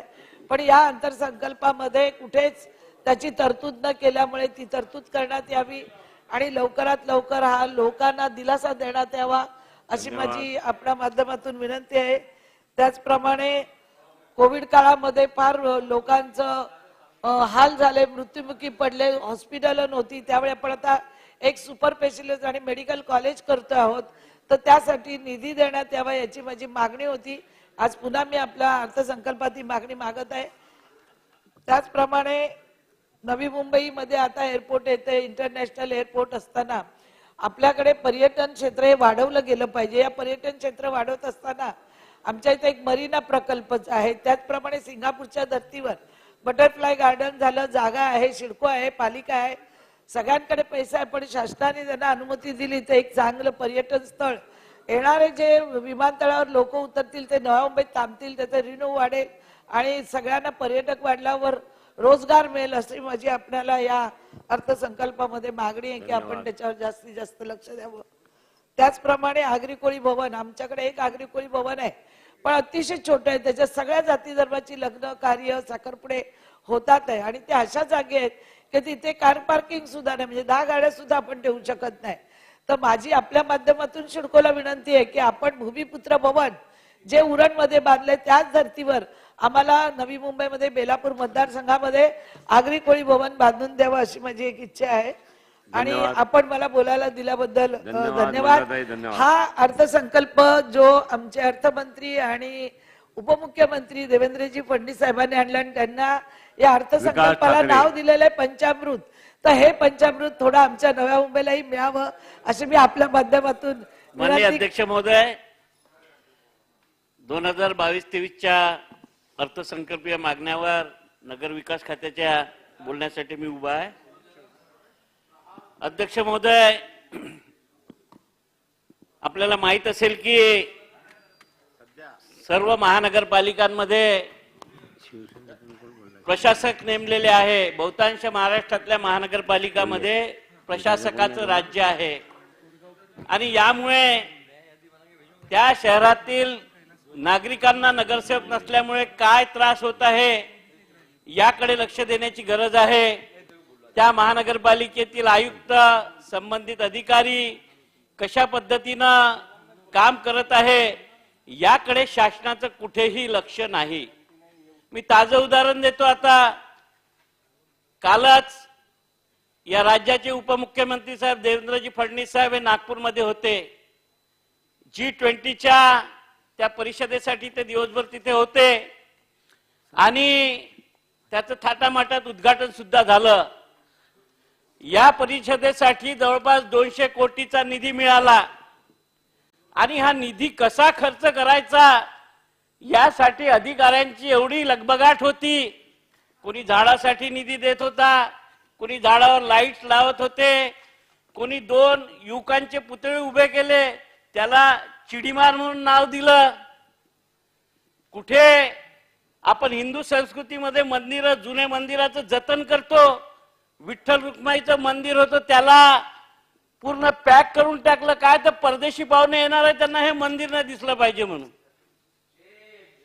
आणि त्यानंतर या परिषदेचं उद्घाटन झालं. मी तर इथे होतो पण आज वर्तमानपत्र नागपूरचं आलं. G20 झाली, लोक चळवळ, देवेंद्र फडणवीस साहेब यांचं प्रतिपादन, शेवटच्या माणसालाही न्याय मिळण्याची अपेक्षा, असं फडणवीस साहेबांनी बोललं. त्यांच्या मनात शेवटच्याही माणसाला न्याय देण्याची इच्छा आहे, परंतु हे स्वप्न केव्हा पूर्ण होईल. मग दुसरा पेपर पाहला अध्यक्ष साहेब, त्याच्यात मनपा के खिलाफ पूर्व महापौर संदीप जी जोशी का ट्वीट, G20 की तैयारियों में गरीबों पर अत्याचार. संदीप जी जोशी ही भाजपाचेच, फडणवीस साहेब ही भाजपाचेच. हे 2 पेपरचे कात्रण आज माझ्या हाती आले सकाळी. आता फडणवीस साहेबांची इच्छा आहे की C20 लोक चळवळ व्हावी. नाही जी नाही, सी आली होती तिथे, सी आली होती. शेवटच्या माणसालाही न्याय मिळावा आणि दुसरीकडे या शेवटच्या माणसाला न्याय मिळण्याच्या आधी महानगरपालिकेच्या अधिकाऱ्यांनी हे परदेशी पाहुणे येत आहे म्हणून त्या भागात व्यवसाय करणारे जे छोटे मोठे दुकानदार आहेत त्यांचे दुकानं बंद केले. कोणाच्या ऊसाच्या रसाच्या पेंड्या होत्या त्या जमिनीमध्ये गाडल्या आणि सर्व वर्तमानपत्रांमध्ये या बातम्या येत आहे. तर मला वाटतं की हे जे स्वप्न आहे हे पूर्ण करण्यासाठी प्रशासकीय यंत्रणा काय करत आहे याकडे शासनाचं लक्ष आहे काय. आणि या G20च्या माध्यमानं जे 200 कोटी रुपये आले ते खर्च कसे झाले, सामान्य जनतेला कसा त्रास झाला याची चौकशी होणं गरजेची आहे. ही चौकशी होऊन ज्या अधिकाऱ्यांनी या सामान्य जनतेचं, फेरीवाल्यांचं नुकसान केलं, ज्यांचे ठेले मोडले, ज्यांचे दुकानं मोडले, यांच्यावर कोणाचाही कंट्रोल नाही अध्यक्ष महोदय. आणि मी सरकारच्या माध्यमातून मागणी करतो की असे जे अधिकारी असतील यांची चौकशी करून यांच्यावर कायदेशीर कारवाई करावी आणि ज्यांचं नुकसान केलं त्यांच्या याद्या आहेत त्यांना नुकसान भरपाई मिळावी अशी माझी मागणी आहे अध्यक्ष महोदय. अध्यक्ष महोदय, नागपूर शहरामध्ये पाणी पुरवठ्याची योजना 24/7 याला जवळपास 11 वर्ष पूर्ण झाले.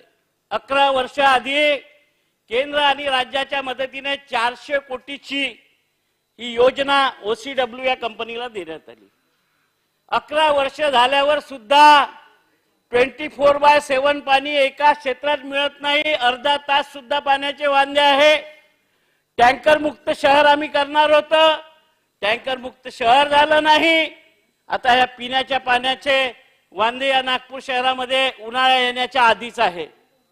तर शासनाने एक अनुदान देऊन या योजनेसाठी काही ना काही करावं ही माझी मागणी आहे. शहर बस वाहतूक आम्ही पाहतो नागपूर शहरामध्ये 250-300 बसेस चालतात, परंतु या बसेसचा आगार कुठे आहे. कुठल्याही रस्त्यावर या बसेस उभ्या होतात, कुठेही मनात येईल ते ड्रायव्हर कंडक्टर या बसेस उभ्या करतात. या बसेसच्या आगारासाठी जागा शासनाने द्यावी आणि त्याच्यासाठी निधी उपलब्ध करून द्यावा ही माझी मागणी आहे. नागपूर शहरासाठी कचरा संकलन करणाऱ्या BVG आणि AG Enviro या 2 कंपन्या आहेत. आता तिथे कचरा उचलला की त्याचं वजन करायचं आणि त्याच्या वजनानुसार त्या कंपन्यांना पैसे मिळतात. अध्यक्ष महोदय, 1 वर्षाआधी मी स्वतः माझ्या नगरसेवकांसहित सकाळी 5 वाजता त्या कंपन्यांना वेस्ट मटेरियल जे आहे ते त्याच्यात टाकून वर कचरा टाकून बोगस पद्धतीनं वजन वाढवून घेण्याचे काम आम्ही रंगेहात पकडले. महानगरपालिकेच्या सभागृहात चर्चा झाल्या, महापौरांनी रुलिंग दिलं, तरी सुद्धा या दोन्ही कंपन्या तिथून हटल्या नाही आणि महानगरपालिकेच्या पैशाचा विल्हेवाट हे लोक लावत आहे. या संदर्भात शासनाने महानगरपालिकेला आपल्या माध्यमातून आदेश द्यावे. अध्यक्ष महोदय, कायदा हा सगळ्यांसाठी चांगला असतो, सर्वांसाठी एकच कायदा असतो असं मला माहित आहे. परंतु नागपूर शहरामध्ये ज्या काही सरकारी जमिनी आहे, मग PKVच्या असतील, नागपूर सुधार प्रन्यासच्या असतील, NITच्या असतील, नजूलच्या असतील, या जमिनीवरती आज मोठमोठे हॉटेल्स, लॉन्स आणि शोरूम बनले आहे.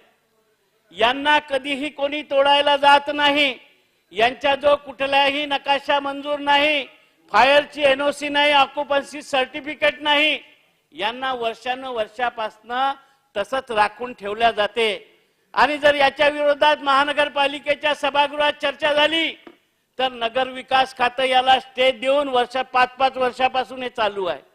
त्या ठिकाणी आग लागली, काही दुर्घटना झाली तर याची जबाबदारी कोण स्वीकारणार आहे. नगर विकास खात्याने अशा अतिक्रमणांना स्टे दिला आहे. आणि दुसरीकडे सामान्य माणसाचं छोटंसं घर असलं, त्याची एक पायरी बाहेर असली तर JCB लावून ती पाडण्यात येते. हा सामान्य माणसावर अन्याय होत आहे. आणि नगर विकास खात्याने हे स्टे हटवावे ही माझी मागणी आहे. आपण पाहता शहरातील स्मशान घाट, कब्रस्तान या उद्ध्वस्त झाल्या आहे. यासाठी निधीची आवश्यकता आहे. शासनाने त्यासाठी निधी उपलब्ध करून द्यावा.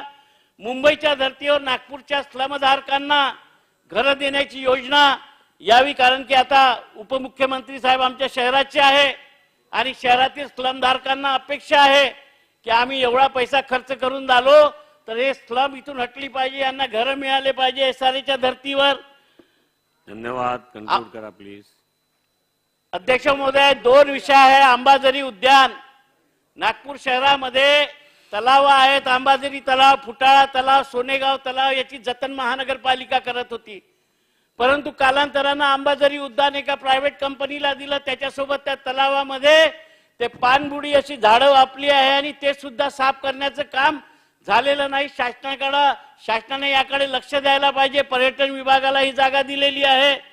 असे अनेक प्रॉब्लेम्स या नागपूर शहरामध्ये आहे. मला वाटतं की यासाठी नगरविकास खात्यातून अनुदान मिळालं तर नागपूर शहरातील समस्या सुटण्यास प्राधान्य मिळेल एवढं बोलतो.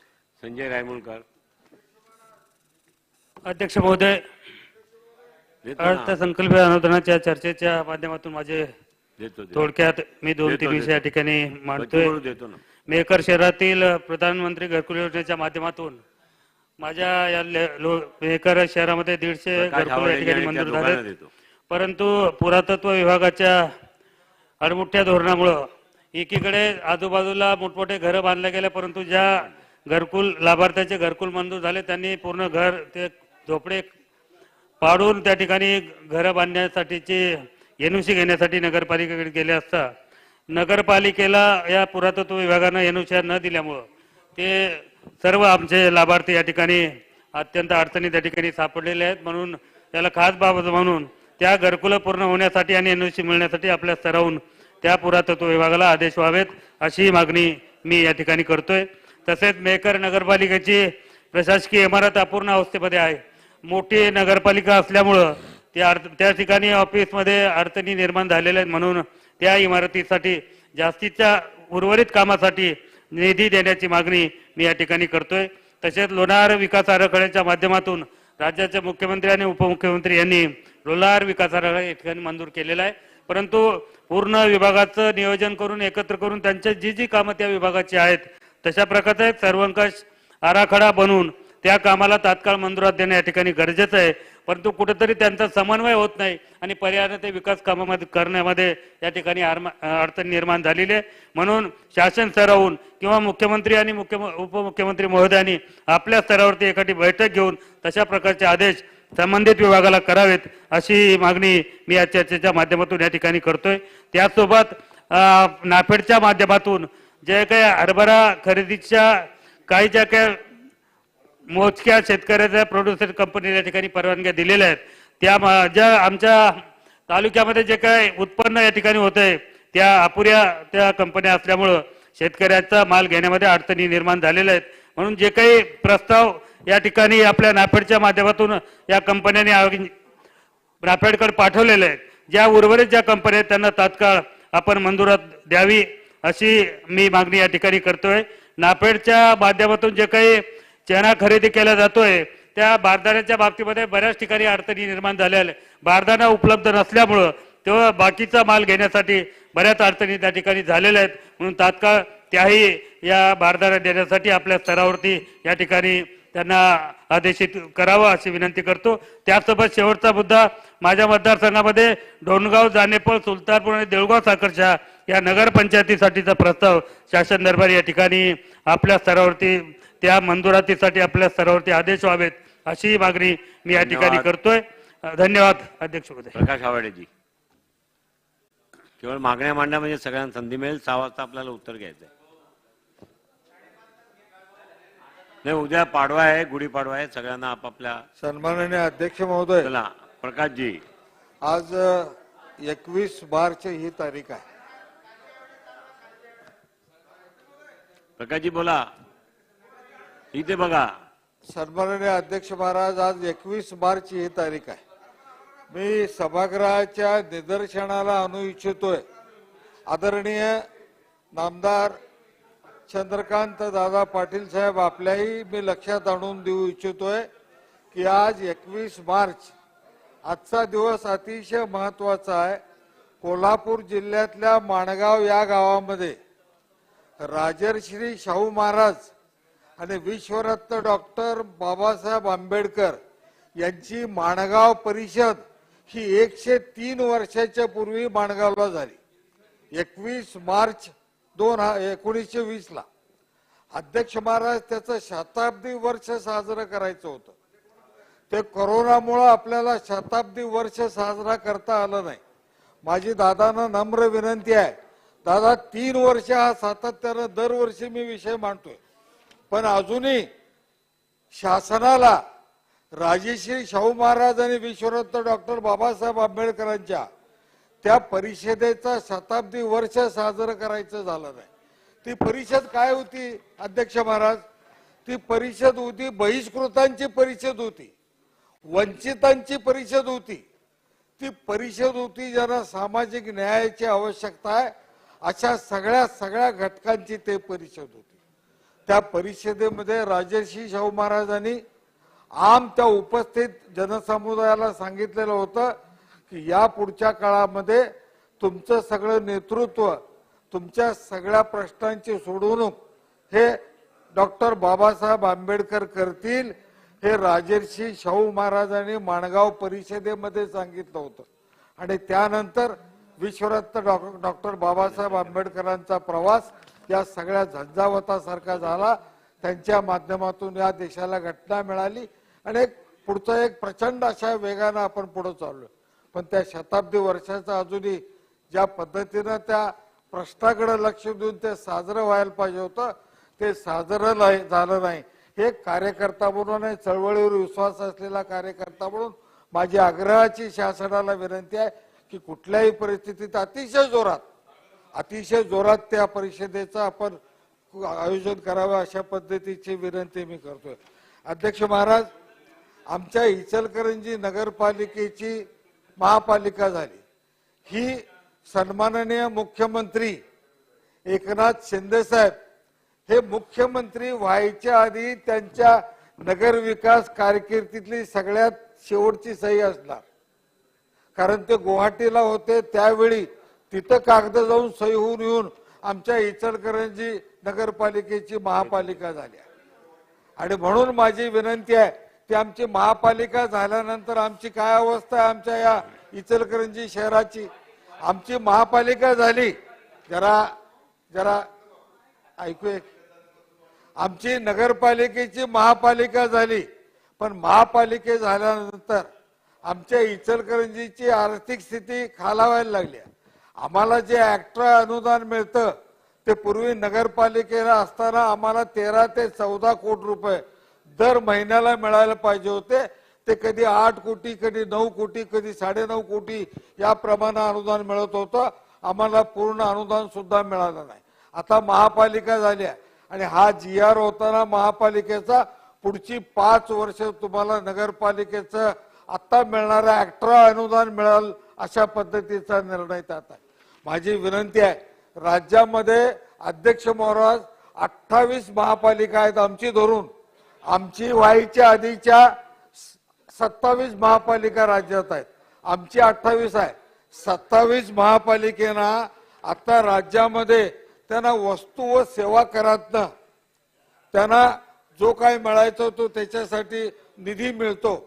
आम्हाला इचलकरंजीला सुद्धा एक्स्ट्रा अनुदानातनं आम्हाला अनुदान न मिळता वस्तू व सेवा करातनं इतर 27 महापालिकांना ज्याप्रमाणे मिळतात त्याच पद्धतीनं आम्हाला मिळायला पाहिजे, ते मिळावं अशा पद्धतीची विनंती आहे.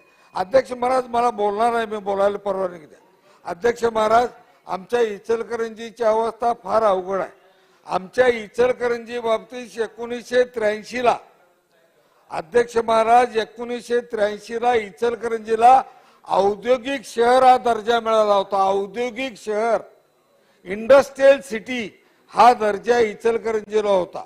त्यामुळे आम्हाला इंडस्ट्रियल डेव्हलपमेंटला प्रचंड वेगानं आम्हाला गती देता आली. आमच्या घराघरामध्ये उद्योग तिथं वाढला. पण आता अध्यक्ष महाराज, आमच्या या इंडस्ट्रियल सिटीला कोण वाली नाही. एवढी मोठी इंडस्ट्रीयल वाढते आहे, तिथं कसलंही इन्फ्रास्ट्रक्चर होत नाही, काही निधी वेगळा दिला जात नाही. अध्यक्ष महाराज 2002 मी केंद्र सरकारच्या योजनेतनं टेक्सटाईल क्लस्टर इंडस्ट्रियल डिपार्टमेंटच्या योजनेतनं मंजूर करून घेतलं. केंद्र सरकारला सांगितलं की आमचं शहर हे अखंड इंडस्ट्रियल सिटी आहे, आम्हाला टेक्सटाईल क्लस्टर मधनं निधी द्या, आणि आम्हाला निधी मिळाला अध्यक्ष साहेब. त्याच्यानंतर अजूनपर्यंत कुठल्याही नागरी विकासासाठी निधी मिळत नाही. आम्ही सीईटीपी त्या निधीतनं बांधला, कॉमन इफ्लुएंट ट्रीटमेंट प्लांट बांधला. आता नवीन त्या औद्योगिक आमचं संरक्षण करायचं झालं तर या कॉमन इफ्लुएंट ट्रीटमेंट प्लांटला त्याचं अपग्रेडेशन करायला पाहिजे, त्याला आलो प्लांट बसवायला पाहिजे. याच्याकडे कुणाचं लक्ष नाही. प्रचंड वेगानं वाढणाऱ्या गावाचे प्रश्नही वेगळे आहेत. आमच्या पिण्याच्या पाण्याचा प्रश्न अतिशय गंभीर आहे. अध्यक्ष महाराज, आमच्या इचलकरंजीला आम्हाला परवाच माननीय मुख्यमंत्र्यांचं आणि माननीय उपमुख्यमंत्र्यांचं त्यांचा आभार मानतो, त्यांना धन्यवाद देतो. त्यांनी परवा 5.2 किलोमीटरच्या पाईपलाईन बदलायला आम्हाला निधी दिला. आता उरलेल्या टाक्या बांधून ते डिस्ट्रीब्युशन करायला आम्हाला त्या नगरोत्थान मधनं 5 टाक्या आणि डिस्ट्रीब्युशन साठी आमचा प्रस्ताव करायला माननीय सचिवांनी, नगर विकास 2च्या सचिव मॅडमनी मीटिंग घेतली होती.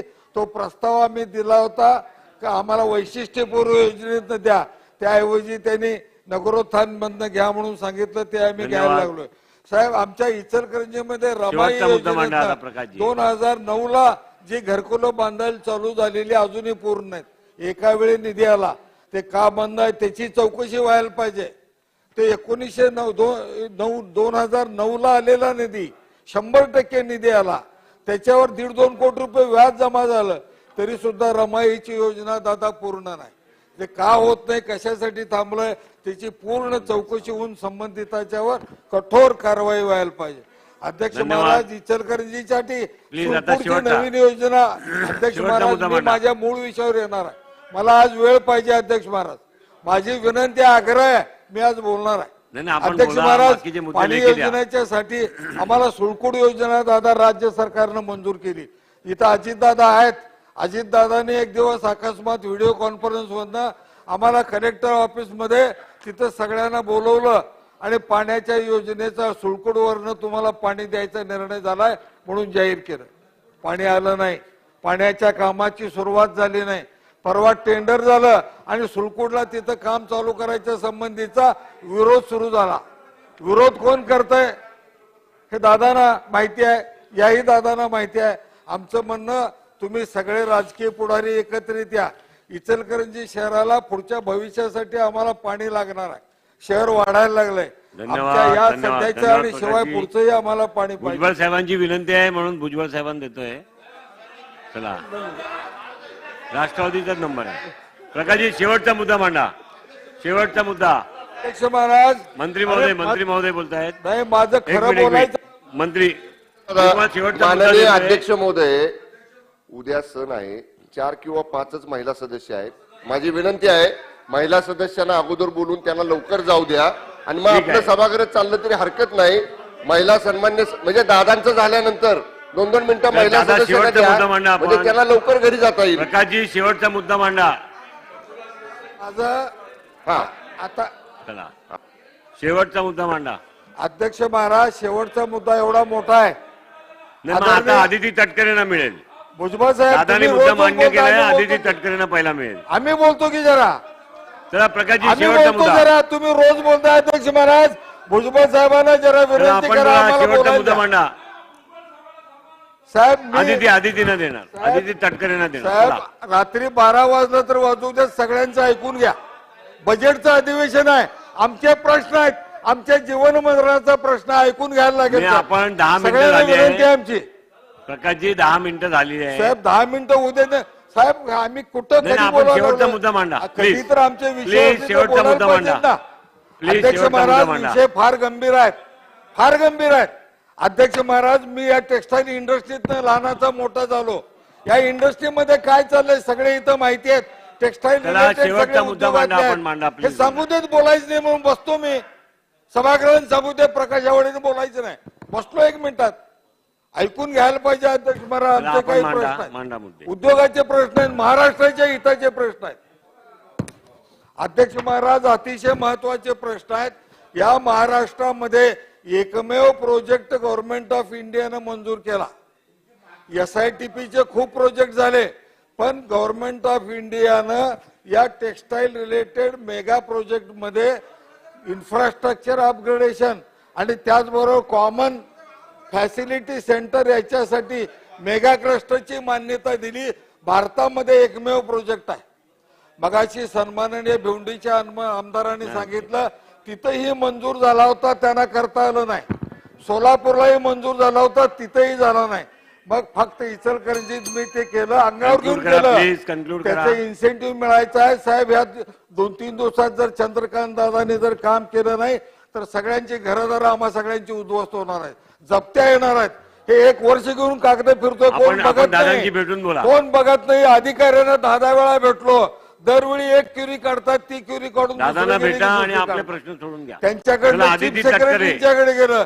सन्माननीय मुख्यमंत्री, सन्माननीय उपमुख्यमंत्र्यांनी सांगितलं. चीफ सेक्रेटरी दादा आपण भेटून घ्या. अदिती तटकरे. अध्यक्ष महोदय धन्यवाद. अध्यक्ष महोदय, नगर विकास विभागाअंतर्गत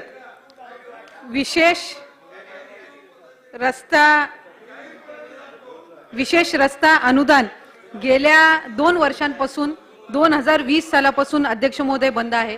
ज्या नवीन नगरपंचायती आहेत, 2015 साली ज्या नगरपंचायती स्थापन झालेल्या आहेत, 2019-20 मध्ये ज्या नगरपंचायती स्थापन झालेल्या आहेत, या स्वतःच्या फंडातून अध्यक्ष महोदय रस्ते दुरुस्ती हे करू शकत नाहीत. त्यांना त्यांचा फंड हा अपुरा असतो.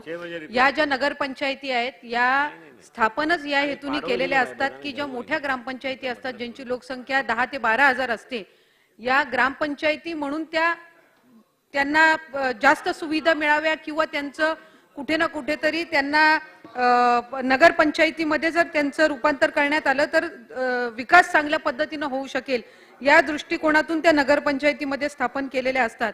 आणि म्हणून अध्यक्ष महोदय, माझी या मागणीच्या चर्चेच्या माध्यमातून विनंती राहील की विशेष रस्ता अनुदान जे आहे गेल्या 2 वर्षापासून प्राप्त झालेलं नाहीये. या संदर्भामध्ये आम्ही सन्माननीय मुख्यमंत्री महोदयांनाही या ठिकाणी विनंती करत आहोत. मागच्या वेळेलाही या संदर्भातली विनंती केली. या व्यतिरिक्त अध्यक्ष महोदय, ज्या नगरपंचायती 2015 साली स्थापन झालेल्या आहेत, या नगरपंचायत हद्दीतील जिल्हा परिषदच्या शाळा असतील, जिल्हा परिषदच्या मालकीच्या ज्या इमारती असतील, या अजूनही नगरपंचायतीला हस्तांतरित केल्या गेलेल्या नाहीयेत. आणि म्हणूनच आज तिथे मुलांची, विद्यार्थ्यांची पटसंख्या जास्त असून सुद्धा त्यांची दुरुस्ती होऊ शकत नाही, कारण जिल्हा परिषद त्या शाळा नगरपंचायतीच्या हद्दीमध्ये असल्यामुळे जिल्हा परिषदही त्याच्यावर खर्च करत नाहीत आणि नगरपंचायतीकडे त्या शाळा हस्तांतरित न झालेल्या असल्यामुळे नगरपंचायती त्याच्यावर काही निधी हा खर्च करू शकत नाहीये. त्याच्यामुळे या चर्चेच्या माध्यमातून माझी विनंती राहील की लवकरात लवकर ज्या जिल्हा परिषदच्या मालकीच्या इमारती आहेत नगरपंचायतीच्या हद्दीमध्ये या हस्तांतरित करण्यात याव्या नगरपंचायतीला, जेणेकरून त्या दुरुस्त करता येतील. या व्यतिरिक्त नगरपंचायतीचं रूपांतर झाल्यानंतर जवळपास 7-8 वर्ष झालेली आहेत. 2015 साली ज्या नगरपंचायती स्थापन झाल्या तरी अजून तिथं कर्मचारी असतील किंवा तिथं मुख्य कार्यकारी अधिकारी सुद्धा ज्या वेळेला नेमले जातात, अनेक वेळेला 6-6 महिने हे मुख्य कार्यकारी अधिकारी हे त्या ठिकाणी नसतात. ऍडिशनल चार्ज इतर नगरपालिकेमधल्या मुख्य कार्यकारी अधिकाऱ्यांना दिला जातो आणि म्हणून या नगरपंचायतीतलं काम त्या ठिकाणी होऊ शकत नाही. आणि म्हणून तिथं कर्मचाऱ्यांची आणि मुख्य कार्यकारी अधिकारी असतील, जे काही तिथले लागणारे अधिकारी वर्ग असतील, यांच्या नेमणुका अध्यक्ष महोदय केल्या जाव्यात, अशी या चर्चेच्या माध्यमातून मी विनंती करत आहे. नाविन्यपूर्ण सुविधेमध्ये उद्यानाची सुशोभीकरण असेल, वृद्धांसाठी उपलब्ध केल्या जाणाऱ्या सोयी सुविधा असतील किंवा गार्डन डेव्हलपमेंट असेल, याच्यासाठी अध्यक्ष महोदय विशेष तरतूद करण्यात यावी, अशी मी या चर्चेच्या माध्यमातून विनंती करते. प्रधानमंत्री आवास योजनेत या वर्षी 4 लाख घरे बांधण्याचं सरकारने ठरवलेले आहे. पण अध्यक्ष महोदय, माझ्या माहितीनुसार प्रधानमंत्री आवास योजनेचे अनुदान हे 2019 पासून केंद्र सरकारकडून मिळालेले नाही आणि म्हणूनच राज्यातील अनेक लाभार्थी अडचणीत आहेत. अनुदान मिळणार यामुळे घर बांधायला लाभार्थ्यांनी घेतलं, कर्जही काढलं आणि काही प्रमाणामध्ये रक्कम ही लाभार्थ्यांना देण्यात आली, पण अजूनही 30% अनुदान हे त्या ठिकाणी नगर विकास मधले जे आहेत घर, तर त्या संदर्भातला हा विषय आहे. त्याच्यामुळे माझी विनंती राहील की आपण ती केंद्र शासनाकडनं मागणी करावी, जेणेकरून हे अनुदान लवकरात लवकर प्राप्त होईल. अध्यक्ष महोदय, सामाजिक न्याय विभागाअंतर्गत डॉक्टर बाबासाहेब आंबेडकर 125वी जयंती निमित्त सुरू केलेल्या योजनेची व्यापकता वाढवणं अध्यक्ष महोदय गरजेचं आहे. कारण जिल्हा परिषद मध्ये सुद्धा दादा एक समाज कल्याण विभाग असतो, पण या समाज कल्याण विभागाअंतर्गत जे कामं प्रस्तावित केली जातात, आता उदाहरणार्थ एखाद्या गावातलं सामाजिक सभागृह जर प्रस्तावित केलं गेलं तर त्या समाज कल्याण विभागाच्या अंतर्गत 10 लाखाचा निधी फार तर फार उपलब्ध होऊ शकेल, त्याच्यावरती नाही. आणि समाज कल्याण विभागाचा नियम असा आहे जिल्हा परिषदच्या की एकदा तुम्ही तरतूद टाकली की 3 वर्ष तिथे परत तरतूद टाकता येत नाही. आणि मग ही जी सभागृह बांधायला घेतली जातात ही अपुरी राहतात. आणि म्हणून या जर योजनेचा आपण व्यापकता वाढवली तर ते काम वेगाने होऊ शकेल आणि तिथं चांगल्या पद्धतीनं सामाजिक मर्यादा वाढवली पाहिजे त्याची एक. आणि हा जो नियम आहे हा जर शिथिल करता आला तर या योजनेअंतर्गत जास्तीत जास्त लाभ घेता येईल. आणि ही जी 125व्या जयंती निमित्त सुरू केलेली योजना आहे याची जर व्यापकता वाढवली तर त्या त्या घटकाला न्याय मिळू शकेल आणि त्यांचे चांगल्या पद्धतीचे त्या ठिकाणी विविध लक्ष्य सभागृह हे उभे राहू शकतील. आणि या व्यतिरिक्त विशेष सहाय्यामध्ये दिव्यांग व्यक्तींना अनुदान हे दिलं जात असतं, ते नगरपालिकेला सुद्धा दिलं जातं, पण ते वेळेवर ज्या वेळेला जात नाही त्यावेळेला दरवर्षी दिव्यांगांचे प्रस्ताव हे नगरपालिकेकडून घेतले जात असतात. पण त्या वेळेला जर ते मिळाले नाहीत तर म्हणजे त्या वर्षामध्ये जर ती मुदत संपली तर परत दुसऱ्या वर्षी नव्याने दिव्यांगांचे प्रस्ताव घ्यावे लागतात. आणि म्हणून मग मागच्या वर्षीची जी यादी असते ती तशीच प्रलंबित राहते. त्यामुळे माझी या निमित्ताने विनंती राहील की ते विशेष सहाय्य अनुदान हे जर वेळेत मिळालं तर निश्चितपणाने त्याचा उपयोग होऊ शकेल. कौशल्य विकास व रोजगार या विभागाअंतर्गत कालही मत्स्य व्यवसाय किंवा कशा पद्धतीनं वाढवता येईल, मच्छीमारांना कशा पद्धतीनं न्याय देता येईल या संदर्भातली चर्चा या सभागृहामध्ये झाली. कौशल्य विकास अंतर्गत ज्या ज्या तालुक्यांमध्ये मत्स्य व्यवसाय आहे, मच्छीमार बांधव आहेत, तिथे जे ITI आपले जे कॉलेजेस असतात, उच्च व तंत्र शिक्षण विभाग आणि या कौशल्य विकास विभागाकडे पण हा प्रस्ताव आहे की त्या त्या तालुक्यांमध्ये मत्स्य व्यवसाय आधारित जर कोर्सेस तयार केले तर त्या मुलांना पुढच्या कालावधीमध्ये त्यात शिक्षण प्राप्त करून तिथेच त्यांना तो व्यवसाय करता येईल. अनेक वेळेला पारंपरिक जे मच्छीमार बांधव आहेत यांना मत्स्य व्यवसायाचा अंदाज असतो, पण जी नवीन पिढी असते, आत्ताची बदललेली टेक्निक असेल किंवा आत्ताचे बदललेले हवामानचे जे बदल आहेत त्यातून आपण कशा पद्धतीने हा व्यवसाय करावा, किंवा तिथं जर लगत इंडस्ट्री असेल किंवा पोर्टची डेव्हलपमेंट झाली की मग मत्स्य व्यवसायावर त्याचे परिणाम हे होत असतात. तर हे जे कोर्सेस जे आहेत ते तिथल्या तालुक्यामध्ये जे कॉलेजेस आहेत किंवा ITIचे जे आपले केंद्र आहेत इथं जर हे कोर्सेस सुरू करण्यात आले तर तिथल्या मुलांना 5:30 वाजता आपण रिप्लाय चालू करणार आहोत. 5:30 वाजता आपण रिप्लाय चालू करणार आहोत. बोला. त्यामुळे माझी या ठिकाणी शासनाला विनंती राहील की कौशल्य विकास अंतर्गत हा प्रस्ताव हा शासनाकडे आलेला आहे गेल्या 1.5 वर्षापूर्वीच. तर याची जर शासनाने दखल घेतली तर त्या समुद्र लगतचे जे तालुके आहेत त्यांना तिथल्या मच्छीमार बांधवांच्या पुढच्या पिढीला निश्चितपणाने याचा लाभ होऊ शकेल. अध्यक्ष महोदय, आपण मला या ठिकाणी बोलण्याची संधी दिली त्याबद्दल मी आपले आभार मानते. धन्यवाद. चला, कोण आहे पुढे? अध्यक्ष महोदय, माझं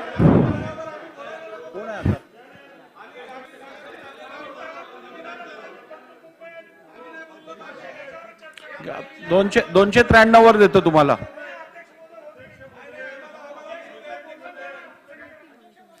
भारती लवेकर,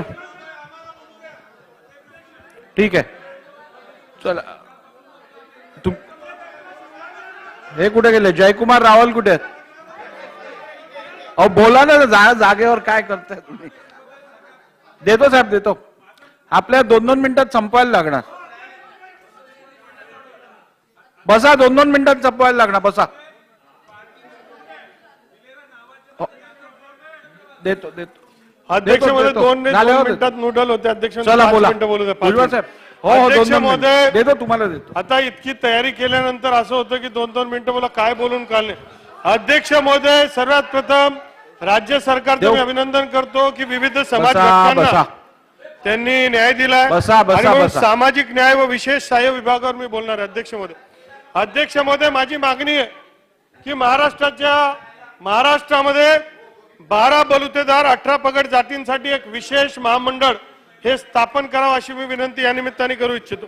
अध्यक्ष महोदय, समाज व्यवस्था जी हजारो वर्षापासून ग्रामीण व्यवस्था जी आहे याच्यामध्ये आमचा जो कुंभार, गुरव, मातंग, नावी, माडी, लोहार, सुतार, कोळी, चांभार, तेली, परीट आणि 18 पगड जातीमध्ये कासार, कोंदडी, कोरव, गोसावी, दडशी, ठाकर, डवरा, ताराड, तांबोडी, तेली, भट, भोई, माडी, जंगम, वंजारी हे सर्व समाजांची आणि यांच्या सगळ्या कार्याची अत्यंत महत्वाची भूमिका अध्यक्ष महोदय.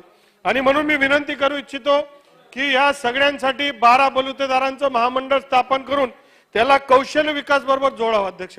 अध्यक्ष महोदय, माशाच्या पिलाला पोहायचं शिकवावं लागत नाही, वाघाच्या पिलाला शिकार करायचं शिकवावं लागत नाही. आणि मग अनेक स्वयंरोजगाराची व्यवस्था असताना त्याच्या बाबतीत विचार होत नाही. अध्यक्ष महोदय, आमच्याकडे ओबीसीचा फार मोठा समाज हा महाराष्ट्रामध्ये, त्याच्यामध्ये आमचा जो कुणबी पाटील मराठा समाज अध्यक्ष महोदय, हा शेतकरी समाज अध्यक्ष महोदय, सातत्याने छत्रपती शिवाजी महाराज यांच्या काळामध्ये मावळे म्हणून काम करणारा समाज आहे. पण अध्यक्ष महोदय, त्यांना अण्णासाहेब पाटील महामंडळामध्ये फार त्यांना फायदा होत नाही. आमचा धुळे, नंदुरबार, जळगाव मध्ये तर फार काय फायदा होत नाही. आमची मागणी आहे की प्रत्येक जिल्ह्याच्या ठिकाणी होऊ शकेल तर विद्यापीठच्या ठिकाणी या आमच्या कुणबी पाटील समाजासाठी, महिला आणि पुरुषांसाठी 2 मिनिटं हॉस्टेलची व्यवस्था करावी. अध्यक्ष महोदय, आमचा जो माडी समाज आहे हा शेतीमध्ये, भाजीपाला, फळामध्ये फार मोठं काम करतो. आणि अध्यक्ष महोदय, फार्म टू मार्केट हे अनेक वर्षापासून त्यांचं काम आहे. शेतीमध्ये काम करणं आणि बाजारपर्यंत जाऊन विकणं. आणि म्हणून त्यांच्यासाठी काही विशेष उपाययोजना झाली पाहिजे. आमच्या भागामध्ये टोकरे कोळी समाज अध्यक्ष महोदय, एसटीची ज्यावेळेस गणना होते त्यांना टोकरी कोळींना एसटीच्या गणनामध्ये घेतो, पण सर्टिफिकेट त्यांना मिळत नाही. त्या टोकरे कोळी समाजाला आपलं एसटीचं सर्टिफिकेट मिळालं पाहिजे. अध्यक्ष महोदय, ही विनंती मी करतो. ठेलारी जो आमचा समाज आहे तो वन भटकतो, गावांमध्ये जातो. अध्यक्ष महोदय, त्यांना देखील ऊस तोड मजुरांच्या धर्तीवर त्यांना देखील ती योजना मिळावी अशी मी विनंती करेल. अध्यक्ष महोदय, ओटीएसपीच्या भागामध्ये जो आदिवासी बांधव आहे टीएसपीच्या भागामध्ये त्यांना फार न्याय मिळतो, पण ओटीएसपी मध्ये फार कमी त्यांना निधी मिळत असते. अध्यक्ष महोदय, त्यांना ती निधी मिळावी अशी मी विनंती करतो. अध्यक्ष महोदय, कालच एक घटना घडली. दोनच मिनिटं अध्यक्ष महोदय, 2 सेकंदात कंक्लूड करा. एक मिनिट अध्यक्ष महोदय. अध्यक्ष महोदय, काल राजलक्ष्मी विजय काही संबंध नसताना वर्ली सीपेस वर वॉकला गेले. अध्यक्ष महोदय, गाडीने त्यांना ठोकला आणि ती मेली. सीओ होती. अध्यक्ष महोदय, आज तिथे प्रत्येक नागरिक माणूस हा सकाळी वॉकला जात असतो. अध्यक्ष महोदय, त्याच्या जीवाला धोका निर्माण झालाय. त्या संदर्भात नागरी विकासामध्ये या संदर्भातला विचार केला पाहिजे. अध्यक्ष महोदय, शहरी विकासामध्ये जे अनेक विषय आहेत त्याच्या माध्यमातून ओपन स्पेस डेव्हलपमेंट असेल, शहरामध्ये आता 50% हा आपल्याकडे आता शहरी भाग झालाय. स्पोर्ट्स कॉम्प्लेक्स असतील, वॉकिंग जॉगिंग ट्रॅक असतील आणि हे सगळं प्रदूषण मुक्त, हे देखील याच्या संदर्भात विचार केला पाहिजे अशी मी विनंती करतो. आमच्या डोंडाईच्या शहरामध्ये आमच्या मातंग. ओके, पटलावर द्या तुम्ही. अध्यक्ष महोदय, बोला. 2023-24च्या अर्थसंकल्पीय अधिवेशनाच्या मागण्यावर चर्चा करत असताना मी आपल्या स्थापना 1983 मध्ये झाली.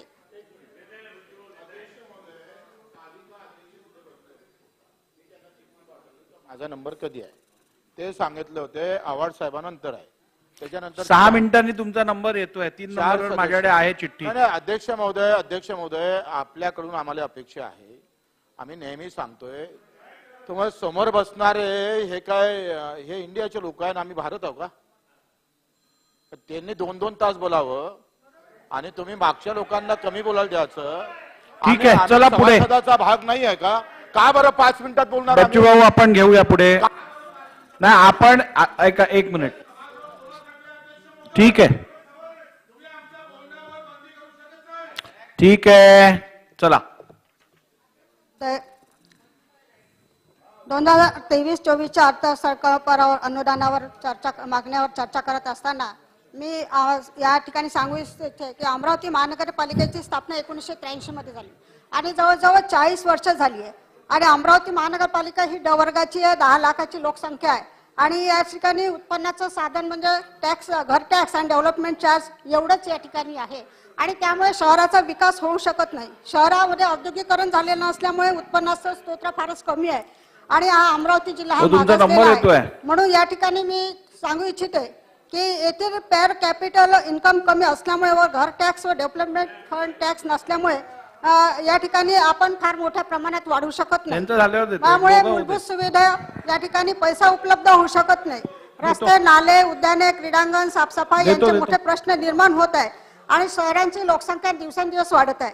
आता आपण बघतोय की बजेटमध्ये ग्रामीण भागाची लोकसंख्या कमी होऊन शहरी भागाची लोकसंख्या वाढलेली आहे आणि ती जवळपास शहराची लोकसंख्या 50% पर्यंत गेली आहे. म्हणून लोकांना सोयी सुविधा उपलब्ध करून देण्यासाठी अडचणी होत आहे. म्हणून मला या ठिकाणी शासनाला विनंती करायची आहे की ग्रामीण भागामध्ये अर्थसंकल्पातून वेगवेगळ्या हेड घालून आपण मूलभूत सुविधेसाठी पैसे उपलब्ध करून देत असतो, परंतु महानगरपालिकेमध्ये यांना बजेटमधून मूलभूत सुविधेसाठी कुठेही तरतूद करण्याची योजना नाही आहे. म्हणून मला या ठिकाणी महानगरपालिकेच्या क्षेत्राच्या विकासासाठी फक्त आमदार आणि या ठिकाणी नगर विकास खात्याच्या ठोक तरतुदीमधूनच पैसा मिळतो आणि मागच्या 2-3 वर्षांमध्ये मी या ठिकाणी सांगू इच्छिते 2019 ते आतापर्यंत मला 1 मिनिट मुद्दा तर पूर्ण करू द्या. तर या ठिकाणी 60 ते 70 कोटी या ठिकाणी माननीय अजितदादा पवार यांनी साहेबांनी दिले होते, परंतु त्यातले 20 कोटी ठोक तरतुदीमध्ये मंजूर झाले, परंतु सरकार बदलल्यानंतर त्याला स्थगिती मिळाली. म्हणून मला शासनाला या ठिकाणी विनंती करायची आहे. आणि दुसरा महत्वाचा विषय एक असा आहे की मागच्या वेळेस जे आजचे मुख्यमंत्री आहे ते मागच्या वेळेस नगर विकास मंत्री होते, त्यांनी मुख्यमंत्री शहरी ग्राम सडक योजना आणली होती आणि ती योजना त्या ठिकाणी राबवली होती, परंतु बजेटमध्ये पैसे दिले नसल्यामुळे त्या ठिकाणी शहराला पैसे मिळत नाही. म्हणून या ठिकाणी मला मुख्यमंत्री महोदयांना विनंती करायची आहे, मुख्यमंत्री शहर ग्रामसडक जी योजना आहे त्याच्यामध्ये बजेटमधून त्या ठिकाणी निधी उपलब्ध करून द्या, तरतूद उपलब्ध करून द्या अशी विनंती करतो. वायकर साहेब अध्यक्ष महोदय, रेकॉर्डवर प्रामुख्याने 2023-24च्या अर्थसंकल्पावर अनुदानाच्या याच्यावरती नगरविकास विभागावरती मी बोलणार आहे.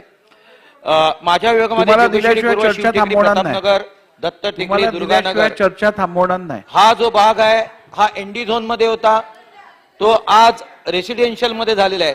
त्या ठिकाणी झोपडपट्टी पुनर्विकास योजना राबवावी या अनुषंगाने 3C अंतर्गत विकासकाला त्या पद्धतीने नोटीस देऊन ती जागा अक्वायर करावी आणि त्या ठिकाणी SRAचं डेव्हलपमेंट व्हावं. त्याच पद्धतीने जोगेश्वरी पूर्व येथील भूक्रमांक 81 आणि 132 मौजे मेघवाडी या ठिकाणी RGPG होतं. हे RGPG असल्या कारणाने आपण त्या ठिकाणी डेव्हलप करू शकलो नाही, परंतु आता त्या ठिकाणी नवीन DCRच्या प्रमाणे आता आपण डीपी मध्ये 34च्या नियमाच्या अनुषंगाने ती जागा मुंबईवर बोला. ती जागा SRAच्या नियमामध्ये जो बदल झालेला आहे DCPR मध्ये, त्या अनुषंगाने 65% भूभागावरती आपण डेव्हलपमेंट करू शकतो आणि 35% भूभागावरती आपण RGPGचा गार्डन करू शकतो. त्यामुळे त्या मेघवाडीच्या जागेवर देखील DCPRच्या माध्यमातून डेव्हलपमेंट करावं अशी माझी त्या माध्यमातून विनंती. धन्यवाद. मी फक्त वाचतोय आता. ठीक आहे. अध्यक्ष महोदय, पारसी पंचायत, अंधेरी जनता कॉलनी, जोगेश्वरी येथील भुयारी मार्गाचं काम अत्यंत संत गतीने चाललेलं आहे. ते तात्काळ एक्सपिडाइट व्हावं. केंद्र शासनाच्या स्वच्छ भारत अभियान अंतर्गत आरे वसाहत गोरेगाव पूर्व येथे निकृष्ट दर्जाचे शौचालयाचे बांधकाम होऊन कोट्यावधी रुपयाचा शासकीय निधीचा अपव्यय झालाय, त्याची नोंद घ्यावी. मेट्रो मार्गिका क्रमांक 7 स्वामी समर्थ नगर ते कांजुरा या प्रकल्पात बाधित होणाऱ्या झोपडपट्ट्यांचे पुनर्वसन करण्यासंदर्भात विषय मांडला होता, त्याच्याकडे देखील प्रशासनाने लक्ष द्यावे. 7 हिल रुग्णालय अंधेरी उपनगर येथील कर्करोग रुग्णालयाच्या उपचारार्थ 100 खाटा आरक्षित करून त्याकरता स्वतंत्र कक्ष 2-3 मुद्दे आहेत. कक्ष कार्यान्वित करण्यासंदर्भात कारवाई करण्यात यावी.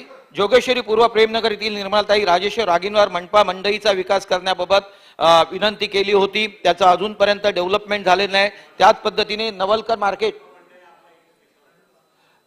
नगर विकास चाललाय, मुंबई महानगरपालिकेचा चाललाय. तुम्ही मला शिकवू नका, तुमच्यापेक्षा सिनियर माझ्याकडे बघून बोला ना तुम्ही. पश्चिम युती महामार्ग जोगेश्वरी पूर्व जोड रस्ता जंक्शन जवळ क्रमांक 224 या उद्यानाकरता आरक्षित असलेल्या भूखंडावर आरक्षणानुसार विकास करण्याच्या बाबतीमध्ये, त्यानंतर जोगेश्वरी पूर्व ते पश्चिम मार्ग जोगेश्वरी पिकरोल उड्डाण कल्लाखाली कामामुळे बाधित झालेल्या फ्रान्सिसवाडी येथील पुलाचे काम 13 वर्षापासून थांबल्याबद्दल अध्यक्ष महोदय, यामध्ये दुसरे माझे 2-3 मुद्दे फक्त पण धोरणात्मक आहे की फुटपाथ फ्री करण्याच्या माध्यमातून हॉकर धोरण जे आहेत ते आतापर्यंत अंमलात नाही आणले, ते एक्सपिडाइट करण्यात यावं. मुंबई महानगरपालिकेच्या माध्यमातून जे अनधिकृत बांधकाम होतं याच्यासाठी 400 पोलीस हे मुंबई महानगरपालिकेच्या सेवेमध्ये द्यावे, हे त्यावेळेला विलासराव देशमुखांनी देखील त्यावेळेचे मुख्यमंत्री यांनी मान्य केलं होतं. 100 ईस्टर्नला, 100 वेस्टर्नला, 100 सिटीला आणि 100 बाकीचे आपण आपल्याकडे ठेवून दिल्यानंतर ज्या ज्या ठिकाणी असं काही अनधिकृत बांधकाम होतं त्या ठिकाणी ते पाठवलं जातं. कारण आताची जी सिस्टीम आहे की तुम्ही जर मुंबई महानगरपालिकेच्या माध्यमातून डिमोल्युशनला जर पाठवलं तर ते पहिलं कमिशनरच्या लेवलला जो अधिकारी आहे त्याच्याकडे जातं आणि त्याच्यानंतर ते पोलीस संरक्षण मिळेपर्यंत त्या तिथलं डिमोल्युशन होत नाही आणि अनधिकृत बांधकाम वाढत जातं. त्याच पद्धतीने फायर ब्रिगेडच्या 1 लाखचा फायर ब्रिगेडच्या बाबतीमध्ये धन्यवाद. फायर ब्रिगेडच्या बाबतीमध्ये गणेश नाईक साहेब 30 त्यानंतर तुमचं आहे. अध्यक्ष महोदय, सन 2023-24 अर्थसंकल्पातील मागण्यावरील चर्चेत आपल्या अनुमतीने मी या ठिकाणी माझे विचार मांडित आहे. मागणी क्रमांक 2F. अध्यक्ष महोदय, मुंबई हे पूर्वी रोजगाराचे एकमेव ठिकाण होते. 1962 साली MIDC स्थापना झाली, नंतर MIDC जिल्ह्यात गेली, कालांतराने ती तालुक्यात गेली. आज मुंबईची वस्ती एवढी वाढली की आज कल्याण, डोंबिवली, अंबरनाथ, बदलापूर, उल्हासनगर या ठिकाणी जास्त लोकसंख्या वाढली म्हणून MMRDच्या माध्यमातून ऐरोली मार्गे पारसिक डोंगराला टनेल काढून काटेईला त्या ठिकाणी ब्रिज, एलिव्हेटेड ब्रिज त्या ठिकाणी पूर्णत्वाला येऊ घातलेला आहे. परंतु नवी मुंबईतल्या लोकांना मुंबईकडे येण्याकरता आणि मुंबईकडून जाण्याकरता, काटेईकडे जाण्याकरता, काटेकडून उतरण्याकरता मार्ग करण्याकरता MMRDच्या आयुक्तांना मी पत्र दिली, माननीय मुख्यमंत्र्यांना, उपमुख्यमंत्र्यांना. त्या ठिकाणी मी 3-4 वेळेला भेट दिल्या, अजूनपर्यंत त्या ठिकाणी स्पष्टता आलेली नाही. माझ्या आपल्या माध्यमातून राज्य शासनाच्या नगरविकास खात्याला सांगणं आहे की आपण या बाबतीमध्ये निश्चितपणे लवकरात लवकर निर्णय घ्या. शहरामधून वाहतूक जाणार असल्या कारणानं नॉईज पोल्युशन मोठ्या प्रमाणात होणार आहे, म्हणून त्या ठिकाणी नॉईज बॅरियर त्या ठिकाणी करण्याची तरतूद सुद्धा करावी, अशा प्रकारची माझी मागणी आहे. अध्यक्ष महोदय, 1970च्या घरात सिडको सुरू झाली, सिडकोने नवी मुंबई पहिली वसवली. आज नवी मुंबईमध्ये मोठ्या प्रमाणामध्ये वस्ती येऊ लागलेली आहे. नवी मुंबई महानगरपालिकेला पाणी पुरवठ्यासाठी, घनकचऱ्यासाठी, मलनिःसरणासाठी बहुआयामी शैक्षणिक सुविधा, उत्तम आरोग्य सुविधा या गोष्टी करता सिडको कडून भूखंड मिळण्याची गरज आहे.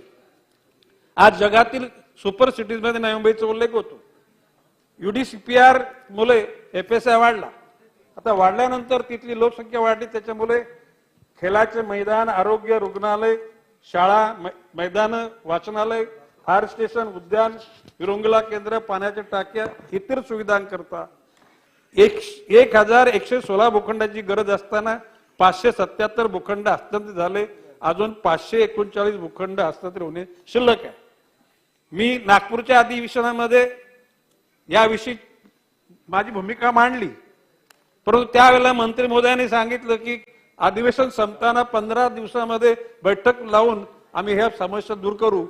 आता हे दुसऱ्या अधिवेशन संपवायला 2-4 दिवस राहिलेले असताना सुद्धा त्याच्यातून मार्ग निघाला नाही. सिडकोनी घरं बांधली, त्यावेळेची रेती, त्यावेळेचं सिमेंट या गोष्टी लक्षात घेतात. ती घरं अतिशय कच्ची झाली, नादुरुस्त झाली. नियम झाला 30 वर्षानंतर जी इमारती जीर्ण झाली असेल तिला फक्त परवानगी मिळेल. सिडकोने बांधलेली घरं 15-20 वर्षानंतरच नादुरुस्त झालेत, पडण्याच्या मार्गावर आहेत, लोकांचा जीव जाण्याची वेळ आलेली आहे. आणि म्हणून ती 20 वर्षाची आयुर्मानाची अट शिथिल करून लोकांचा जीव वाचवण्याच्या अनुषंगानं सिडकोने म्हणजे राज्य शासनाने, नगरविकास खात्याने त्याच्यावर निर्णय घ्यावा. नाशिक शहरातील जमिनी फ्रीहोल्ड केल्या सिडकोच्या, छत्रपती संभाजीनगर मधील जमिनी फ्रीहोल्ड केल्या. नवी मुंबईमध्ये भाडेतत्वाची 60 वर्षावर 99 वर्षी केली. 99 वर्ष आम्हाला लीजनी नको आहेत. आमचं म्हणणं आहे की जशा पद्धतीनं तुम्ही नाशिक आणि छत्रपती संभाजीनगर मधील जमिनी सिडकोच्या फ्री होल्ड केल्या, तशा प्रकारच्या नवी मुंबईच्या जमिनी सुद्धा फ्री होल्ड कराव्या. आता अध्यक्ष महोदय, भविष्य काळामध्ये पुन्हा एकूण यातायात येण्याकरता मी पालकमंत्री असताना कन्नमोर नगर ते विक्रोली म्हणजे कोपरखर्णे असं उड्डाण पुलाचं मी MMRDAच्या अधिकाऱ्यांना सांगून बैठक लावून त्याचं सर्वेक्षण केलं. त्याने मला पत्र 4 दिवसापूर्वी पाठवले. पुलाचे काम 2027 ला सुरू होईल आणि 2031 ला पूर्ण होईल. अध्यक्ष महोदय, ही जो कालावधी ही सुरुवात 2024 ला करावी आणि ते 2028 ला त्या ठिकाणी ते काम पूर्ण करावं अशी माझी मागणी आहे. शहरामध्ये पार्किंगचा विषय आज अतुल भातकलकरांनी काढला. जे मुंबईचा प्रश्न आहे तोच नवी मुंबईचा आहे. निश्चितपणे गार्डन आणि मैदानाच्या अंतर्गत त्या ठिकाणी कार पार्किंग केल्याशिवाय हा कार पार्किंगचा प्रश्न सुटणार नाही. या बाबतीत नगर विकास खात्याने निर्णय घ्यावा. अध्यक्षमध्ये पूर्वी सिडको सुरू झाली, त्याला one man operation, driver conductor एकच होता, अशी बस सुरू झाली. त्यावेळेला तिथल्या प्रकल्पग्रस्तांना नोकऱ्या लागल्या. ती BMTC बस सेवा बंद झाली 1984 साली. त्या कर्मचाऱ्यांना शब्द दिला सिडकोनं की आम्ही 10 द्यायचे तुम्हाला दुकानं देऊ. तो प्रस्ताव राज्य शासनाकडे आला, राज्य शासनाने मंजूर केला. सिडकोकडे त्या लोकांना दुकानं देण्याचा प्रस्ताव प्रलंबित आहे. या बाबतीत सुद्धा शासनाने निर्णय घ्यावा. अध्यक्षमध्ये दोनच मुद्दे राहिल्या. 95 पूर्वी सिडकोने 19 आता आपल्या राज्य शासनाचं धोरण आहे 2015 पर्यंत जी अनधिकृत बांधकामांना आपण अभय दिलेला आहे. या ठिकाणी 1995 पूर्वी बांधलेल्या झोपड्या किंवा ती घरं चाली त्या तोडण्याचा सिडकोने फार मोठा पराक्रम केलेला आहे.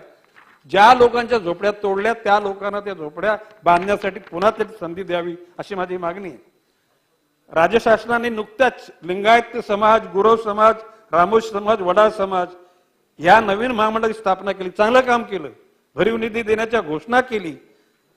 त्याचप्रमाणे मुंबई, ठाणे, रायगड, पालघर इत्यादी विभागामध्ये आगरी कोळी समाज त्या ठिकाणी आहे आणि म्हणून माझी मागणी आहे की आगरी कोळी समाजात करता महामंडळ त्या ठिकाणी निर्माण करावं.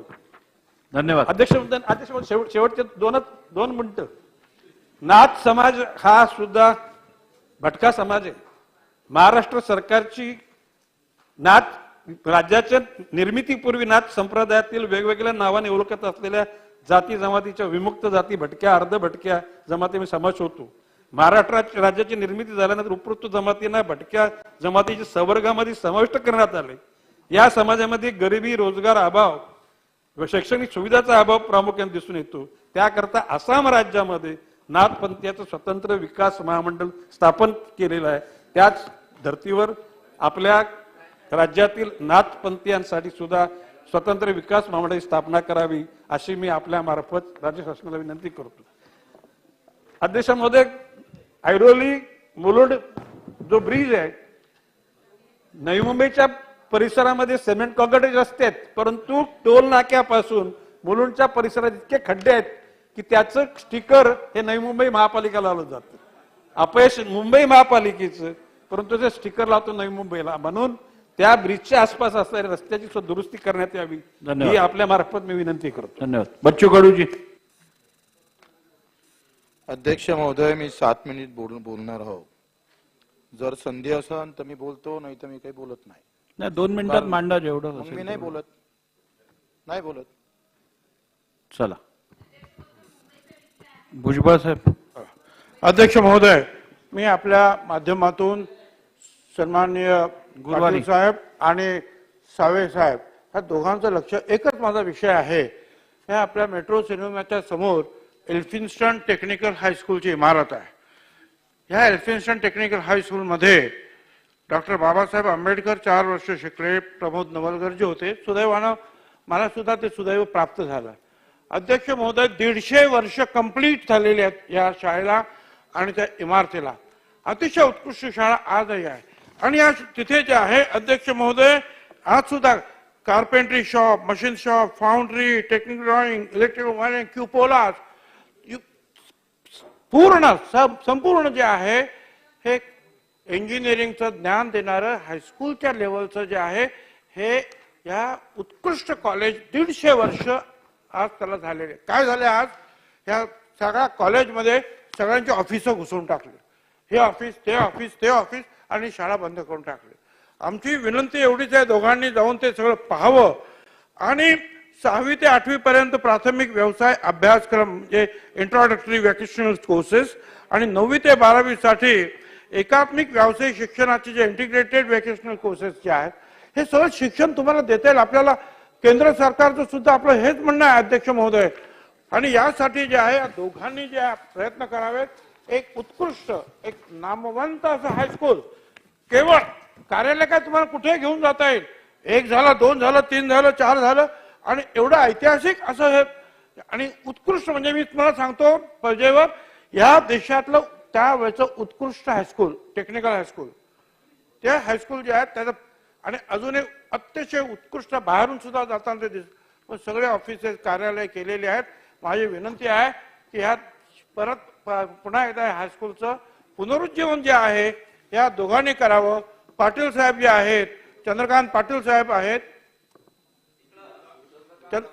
चंद्रकांत दादा पाटील कारण काय माझं वेळ फार कमी आहे ना 2 मिनिटाचं बोलायचं असं ना तर 2 मिनिटाला अर्धा मिनिट तुम्ही घेऊ नका. तर तुम्ही दोघांनी जाऊन हे पहा आणि माझी हात जोडून विनंती अध्यक्ष महोदय की बाबासाहेब आंबेडकरांसारखे जे विद्यार्थी 4-4 वर्ष इथे शिकलेले आहेत आणि एवढं उत्कृष्ट आजही सगळे जे आहेत वर्कशॉप तिथे जिवंत आहेत. कृपया जे आहेत हे टेक्निकल हायस्कूल जे पुन्हा सुरू करावं. केंद्र सरकारचे नवीन आदेश त्याप्रमाणे आलेले आहेत. एवढंच आपल्या धन्यवाद. हे त्यांच्याकडे पाठवून देतो. अरे दादा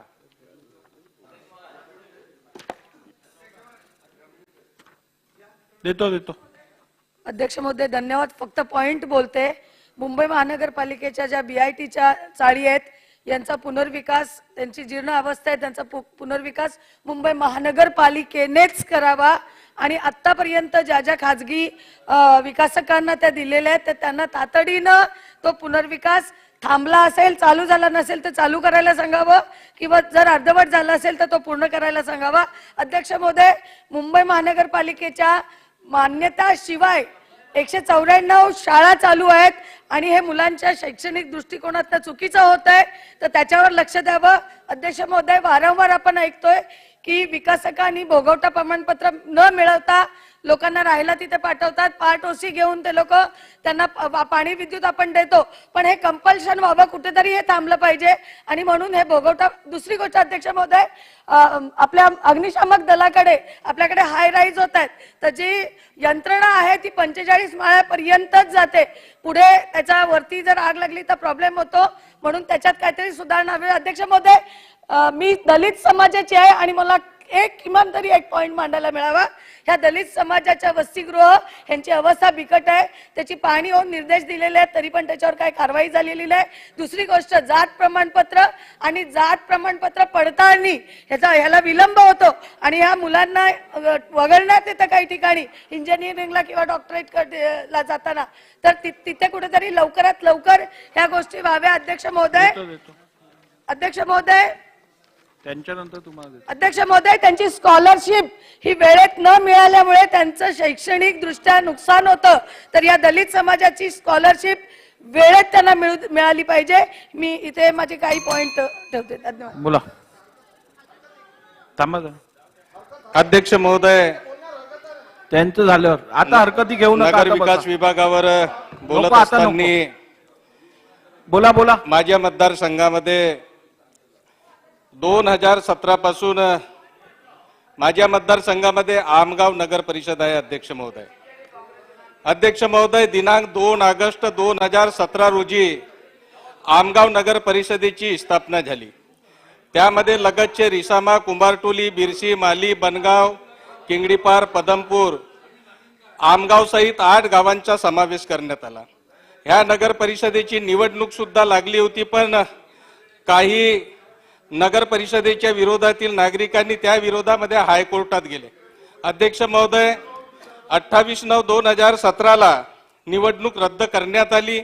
या विरोधात महाराष्ट्र सरकारने सर्वोच्च न्यायालयामध्ये याचिका टाकली पण आतापर्यंत अध्यक्ष महोदय कोर्टामध्ये, सुप्रीम कोर्टामध्ये सरकारच्या वतीनं 2017 पासून आतापर्यंत कोणीही वकील उभा झालेला नाही. आणि म्हणून अध्यक्ष महोदय, आमगाव नगर परिषदेची निवडणूक आतापर्यंत लागली नाही. अध्यक्ष महोदय, आमगाव नगर परिषदेमध्ये प्रशासक राज आहे आणि त्यामुळे घरकुलाची योजना, MRGA काम, वनहक्क जमिनीचे पट्टे, वाढीव पाणी पुरवठा ह्या योजना, भूमिगत स्विरेजची योजना, शेतकऱ्यांना घराचे गोटे, हे अध्यक्ष महोदय नगर परिषद क्षेत्राला ज्या नागरिक सुविधा मिळायला पाहिजे अध्यक्ष महोदय त्या मिळून राहिल्या नाही. अध्यक्ष महोदय, आपल्या वतीनं मी विनंती करतो की ह्या आमच्या आमगाव नगर परिषदेला न्याय देण्याचं आपण काम करा. धन्यवाद. धन्यवाद. गोरंडीवाल साहब बोला. महाराज, सबसे पहले मैं आपका धन्यवाद देता हूं, लेकिन पार्टी से जो आपको लेटर है उसमें मेरा नंबर 5वां था और आपने 7वें नंबर पे मुझे बुलाया, इसलिए मैं एक आप पे शेर कहना चाहता हूं. शौक को आज में सफर में रखना, बेखबर हो के सब पे खबर रखना, भले ही निगाह आसमान पे हो लेकिन पाव जमीन पर रखना. नगर विकास खाता, सहकारी खाता, इस विषय में बोलने के लिए तैयार हूं. सम्माननीय सहकार मंत्री यहाँ है सर. जालना कृषि उत्पन्न बाजार समिति में 1 साल पहले ईडी का रेट हुआ है, तकरीबन 1000 करोड़ का चार्ज लगाया गया और जिस सभापति पे लगाया, जिस काउंसिल पे लगाया गया, उसको फिर से सभापति बनाने का कोशिश आज किया जा रहा है. शासन की तरफ से एक लेटर गया DDR को और DDR ने कैरेक्टर सर्टिफिकेट उस व्यक्ति का मंगाया, उसका प्रूफ मेरे पास है. यानी जो चोरी कर रहा है, जिसपे ईडी का ऑलरेडी ईडी ने उसका ऑलरेडी करप्शन में ये किया है और उसको आप ये कर रहे हैं, ये अच्छी बात नहीं है. मैं सम्मान्य अतुल जी से बात करना चाहता हूं कि ना ऐसा ना हो, झूठों ने झूठों से कहा कि सच बोलो, झूठों ने झूठे से कहा कि सच बोलो, कि सरकारी ऐलान हो गया कि सच बोलो, कि सरकारी ऐलान हो गया सच बोलो. अरे घर में झूठों की मंडी पड़ी है और दरवाजे पे लिखा है सच बोलो. ये ऐसा मत करिए, बंदूक एक की और गोली एक का, ये निसर्ग भी इसको कभी तैयार नहीं होगा. अध्यक्ष महाराज, मैं नगर विकास खाते की तरफ जाना चाहता हूं. जो जालना नांदेड़ समृद्धि महामार्ग बन रहा है, उसका नाम सम्माननीय स्वर्गीय शंकरराव जी चौहान के नाम से देना चाहिए. मैं सभागृह में सभी से व्यक्त करता हूं कि आपने मुझे पार्टिंबा देना चाहिए. सर, इस जो रोड बन रहे जा रहा है, सभागृह का पूरा ध्यान शंकरराव चौहान के नाम से होना है. जो सपोर्ट किया उसका धन्यवाद. अध्यक्ष महाराज, ये जो रोड का काम हो रहा है, इसके अंदर लैंड एक्विजिशन को इतने पैसे लग रहे हैं जितने रोड बनने के लिए नहीं है. सर, इसका कारण यह है कि जो कुछ जालना शहर के दलाल है, परभनी के शहर के दलाल है, या जो भी माजी मंत्री जो भी इसके अंदर इन्वॉल्व है, ये लोगों ने 3 साल पहले ये प्लान लीक हुआ और लोगों को पता चल गया कि जमीन कहां से एक्वायर होने वाली है. ऐसी जमीन उन्होंने 3 साल पहले के बॉन्ड लेके जिस ग्रीन जोन है उसके अंदर राजमुंद्री से झाड़ लगा के पैसे एक एकड़ के लेने के जा रहे हैं. सर 1 मिनट, मेरी रिक्वेस्ट है कि शासन में 1000 करोड़ का घपला इसके अंदर हो रहा है. तुकाराम मुंडे जैसे व्यक्ति के साथ सब आप इसके बारे में एक तकरार का ये करिए, तुकाराम मुंडे जी को इस पर नियुक्त करें. तकरार गवर्नमेंट के 1000 करोड़ बचेंगे दादा, 1000 करोड़ नहीं तो प्राइवेट लोगों के घरों पे 1000 करोड़ जाएगा. अरे 1000 करोड़ हम सबको अगर डेवलपमेंट के लिए सर एक लास्ट सर फिर कंक्लूड करिए. चलिए जल्दी कंक्लूड करिए. 15 वित्तीय आयोग का पैसा जालना नगर पालिका को नहीं आया. मेरी रिक्वेस्ट है वो होना चाहिए. जालना के अंदर सिडको होना चाहिए, मेरी विनती है. जालना पानी पुरवठा जिसकी कैपेसिटी 60 MLD है, लेकिन फिल्टर जो TP है सर वो सिर्फ 25 MLD की है और 25 MLD का प्रस्ताव आपके तरफ आया हुआ है. सोलर का प्रोजेक्ट आया हुआ है. कृपया करके आप मंजूर करें. जय हिंद, जय महाराष्ट्र. अध्यक्ष महोदय, सहकार ह्या फक्त एका विषयावरती मी बोलतोय. आदरणीय सावे साहेब पण इथं आहे. ऊस वाहतूकदार हा शेतकरी असून झालं तुमचं ऊस तोडणी मुकादम आपल्या सहकारी साखर कारखान्यात किंवा खाजगी साखर कारखान्यात अनुभवतोय. एकच मुकादम अनेक कारखान्यावरती करार करतो. यंदा सुद्धा कोट्यावधी रुपयाची फसवणूक महाराष्ट्रातल्या अनेक साखर कारखान्याची झालेली आपण पाहतोय. इथं आदरणीय देसाई साहेब पण आहे. त्यांच्याही कारखान्याला याचा फटका, देसाई साहेब याचा फटका निश्चितपणे संजयजी 1 मिनिट. देसाई साहेब कारखाना आहे, आपल्या कारखान्याला सुद्धा लाखो रुपयाचा तोटा ह्या मुकादमांनी दिलेलाच असला पाहिजे. याच्यावरती काहीतरी आपण शोधलं पाहिजे की बाबा एक मुकादम एका कारखान्याला करार करतोय का, किंवा हे जे ऊस तोडीला आपले जे वाहतूकदार शेतकरी आहे यांना विम्याचं संरक्षण देता येत आहे का, त्याचा विचार करा. इथेनॉल सारखा विषय साहेब की आपण इथेनॉल निर्माण केल्यावर साखर कारखान्याने ऑइल कंपन्याला देतो, 21 दिवसांनी पेमेंट करतात. आपल्याला पेट्रोल किंवा डिझेल आणायचं असलं तर अगोदर पैसे भरून घेतात. निदान 21 दिवसाच्या ऐवजी दुसऱ्या दिवशी त्यांच्या डेपोला पोहोचल्यावरती त्यांनी पैसे द्यावे अशी विनंती आमची या ठिकाणी आहे. धन्यवाद अध्यक्ष महोदय. धन्यवाद. वर्षाताई बोला. सन्मान्य अध्यक्ष महोदय, मी सामाजिक न्याय या विषयावरती बोलू इच्छिते. सर्वप्रथम माझी एक विनंती आहे सन्मान्य अध्यक्ष महोदय की नाही मी नाही बोलले, मी सामाजिक न्यायावर बोलू इच्छिते. आणि माझी सगळ्यात पहिली विनंती आहे की या खात्याला एक स्वतंत्र मंत्री देण्यात यावा. सामाजिक न्यायाचं काय झालं सन्मान्य अध्यक्ष महोदय, याच्यामध्ये स्कॉलरशिप आहे, त्याच्यामध्ये योजना आहे, त्याच्यामध्ये विविध त्या ठिकाणी आमची नवीन नवीन गोष्टी आहेत, त्यातल्या हाऊसिंग सोसायटी आहेत, अशा खूप साऱ्या गोष्टीच्या सन्मान्य अध्यक्ष महोदय मी एवढे पत्र आणलेले आहेत. आता तुम्ही मला सांगा की 2 मिनिटात बोला तर 2 मिनिटात बोलायचं अध्यक्ष महोदय कसं आहे मला सांगा. पण मला हे आपल्याला माध्यमातून एक सांगायचं आहे की या जुन्या योजनांमध्ये नव्याने बदल करण्याची आवश्यकता आहे, स्कॉलरशिप वाढवण्याची त्या ठिकाणी आवश्यकता आहे, स्कॉलरशिप वेळेवर मिळण्याची आवश्यकता आहे, आपण जे परदेशी विद्यार्थ्यांना पाठवतो त्याची संख्या वाढवण्याची अपेक्षा आहे. आपल्याला माहिती आहे की विक्रोळीच्या संदर्भामध्ये त्यावेळेला मी सांगितलं होतं एक हाऊसिंग सोसायटीच्या बाबतीमध्ये लक्षवेधी झाली होती. आपण मला बोललात की त्यावेळेला याचा एक मीटिंग लावतो ना आपल्याला बोलतो. अशाच तऱ्हेचा प्रश्न मला पुण्याच्या संदर्भात सुद्धा आलेला आहे. पुण्याच्या बाबतीमध्ये सुद्धा अशाच तऱ्हेची जी संस्था आहे, सोसायटी आहेत, त्याचा जो आहे या अटी शर्तींमुळे विकास होऊ शकत नाही आणि म्हणून या निर्बंध मुक्त करणं असं या सोसायटीची सुद्धा मागणी आहे. ज्या वेळेला आपण विक्रोळीच्या 31 बिल्डिंगच्या प्रश्नाच्या संदर्भात लावाल त्याच वेळेला माझी विनंती आहे की पुण्यामधल्या सुद्धा मागासवर्गीय सहकारी गृहनिर्माण योजनेच्या बाबतीमधली मीटिंग लावावी अशी मी आपल्याला या ठिकाणी सन्मान्य अध्यक्ष महोदय आपल्या माध्यमातून विनंती करते. तिसऱ्या फेरीत मागासवर्गीय विद्यार्थ्यांना प्रवेश मिळाल्यानंतर विद्यार्थ्यांना पूर्ण शैक्षणिक शुल्क वसूल करण्यात मिळत नाही आणि त्या संदर्भामध्ये सन्मान्य अध्यक्ष महोदय मला सांगायचं आहे की जे विद्यार्थी महाविद्यालय आणि विद्यापीठामध्ये पदवीचा अभ्यासक्रम करतात त्यांचं शिक्षण शुल्क माफ करण्यासंदर्भामध्ये त्यामध्ये उचित कारवाई झाली पाहिजे. दुर्दैवाने त्यांचं शुल्क त्या ठिकाणी आकारलं जातं जे विद्यार्थी तिसऱ्या फेरीमध्ये त्या ठिकाणी येतात. सन्मान्य अध्यक्ष महोदय मला सांगायचं आहे की मी मागच्या सातत्याने टीएसपी आणि एसपी संदर्भामध्ये जसं आंध्र आणि कर्नाटकने कायदा केलेला आहे, कारण आपल्याला आपण 8 वर्षात जर बघितलं ना माननीय मंत्री महोदय जवळपास 30,000 कोटीपेक्षा जास्त बजेट मिळाले, पण त्यातलं 70% बजेट हे आपलं इतरत्र वळवलेलं आहे. त्यामुळे माझी विनंती आपल्याला की आपलं बजेट हे कॅरी फॉरवर्ड झालं पाहिजे आणि ते बजेट फक्त मागासवर्गीयांवरती खर्च केलं पाहिजे आणि आदिवासी विभागाचं बजेट हे आदिवासीवर खर्च केलं पाहिजे. कायदा केला. एक मिनिट. सभागृहाची वेळ कामकाज संपेपर्यंत वाढवण्यात येत आहे.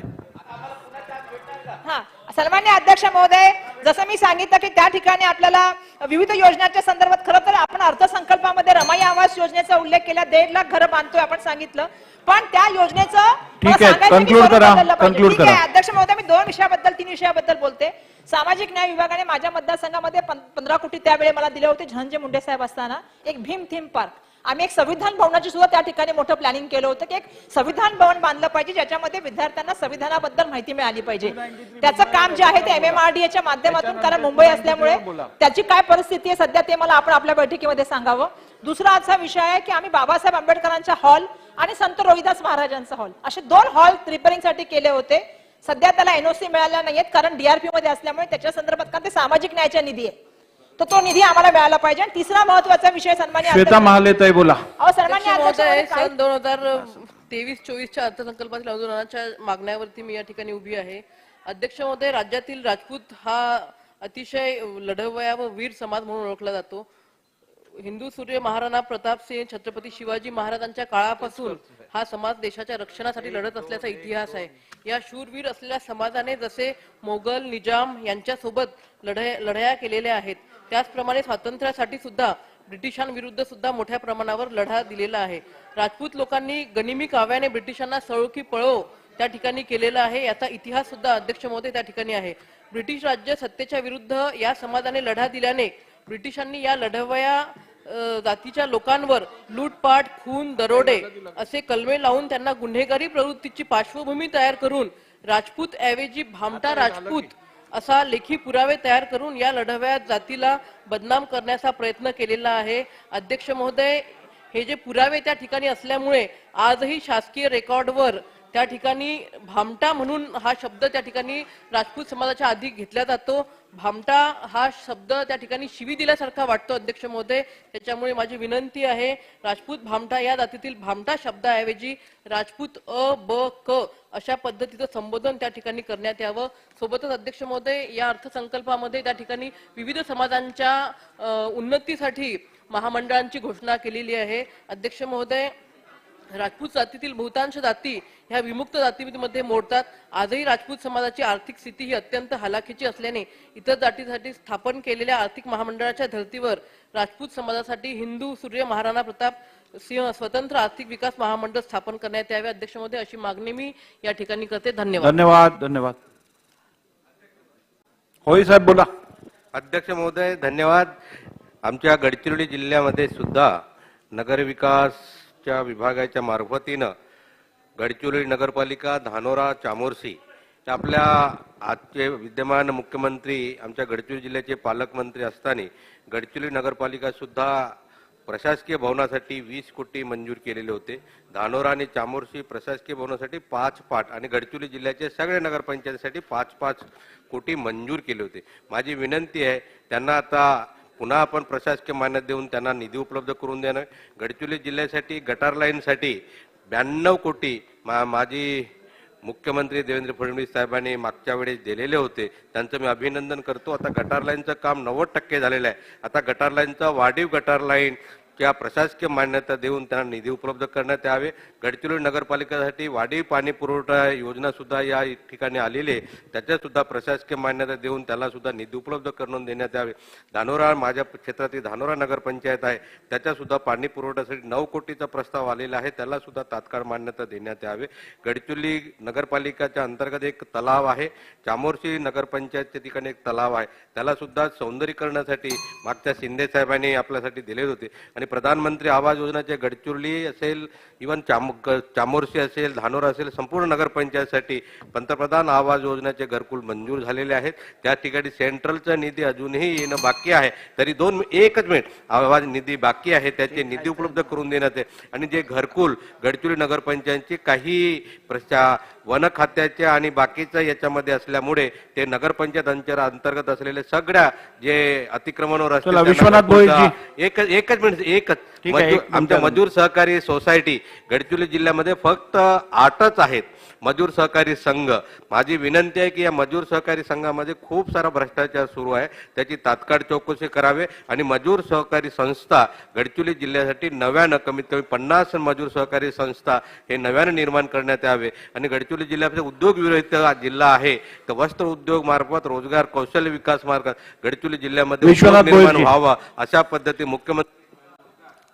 धन्यवाद अध्यक्ष महोदय. नगर विभागावरती मला बोलायचं आहे. ठाणे आणि रायगड जिल्ह्यामध्ये आगरी आणि कोळी समाज हा फार मोठ्या प्रमाणात राहतो. त्याच पद्धतीने कल्याण शहर, तालुका आणि परिसरामध्ये सुद्धा हा समाज फार मोठ्या प्रमाणात राहतो. कल्याणमध्ये जवळजवळ 1 लाख एवढी लोकसंख्या आगरी आणि कोळी समाजाची आहे. आगरी कोळी समाजामार्फत दरवर्षी मोठ्या प्रमाणात आगरी कोळी महोत्सव, सामाजिक मेळावे, समाजातील विद्यार्थ्यांसाठी गुणगौरव समारंभ, राष्ट्रीय कार्यक्रम, सण, सांस्कृतिक कार्यक्रम इत्यादी अनेक कार्यक्रम आयोजित केलेले जातात. परंतु आगरी कोळी समाजाला स्वतंत्र असं कुठली इमारत किंवा स्वतंत्र भवन नाही आहे. तर माझी आपल्या मार्फत शासनाला एवढीच विनंती आहे की कल्याण पश्चिम येथे महानगरपालिकेच्या आरक्षित भूखंडावर, ज्याचा ठराव सुद्धा मंजूर झालेला आहे, त्या भूखंडावर एक अद्ययावत असं आगरी कोळी भवन निर्माण करावं. आणि दुसरी माझी मागणी, आध्यात्मिक आणि धार्मिक संस्कृती असलेल्या महाराष्ट्र राज्यातील वारकरी संप्रदायासाठी शासनाने विविध योजना आखल्या असून त्यांच्या अंमलबजावणीसाठी अर्थसंकल्पामध्ये तरतूद देखील केली आहे. त्याबद्दल माननीय मुख्यमंत्री आणि माननीय उपमुख्यमंत्री यांचे अभिनंदन करतो. परंतु छत्रपती शिवाजी महाराजांच्या पदस्पर्शाने पावन झालेल्या कल्याण शहरामध्ये या त्याच्यावर कुठलाही निर्णय अद्याप घेतलेला नाही आहे. आमचं असं म्हणणं आहे की आम्ही रिप्रेझेंटेशन केल्यानंतर केंद्राकडून आम्हाला हे पैसे मिळतील आणि वेळेवर जर पैसे मिळाले तर आम्हाला अशा स्वरूपाचा निर्णय घ्यावा लागणार नाही. सन्माननीय आडवाले. या विषयाच्या अनुषंगाने अनेक संस्थांकडून शासनाकडे तक्रारी आलेल्या आहेत की थकबाकीची रक्कम जर प्राप्त झाली नाही तर या गरिबांच्या विद्यार्थ्यांना आम्ही प्रवेश देणार नाही. तर या संदर्भामध्ये पुढील सत्र सुरू होण्यापूर्वी हे थकबाकीची रक्कम आहे, शासनाकडून मिळणारी रक्कम आणि राज्य शासन देय रक्कम या सेशन सुरू होण्यापूर्वी शासन देणार काय? पुढील सेशन. सभापती महोदय, मी अगोदरच सांगितले की हा केंद्र शासनाकडे पेंडिंग असलेला विषय आहे. आम्ही त्यांच्याशी संपर्क साधू. निश्चितपणे आपल्याला प्रत्येक गोष्टीत मार्ग काढायला लागतो.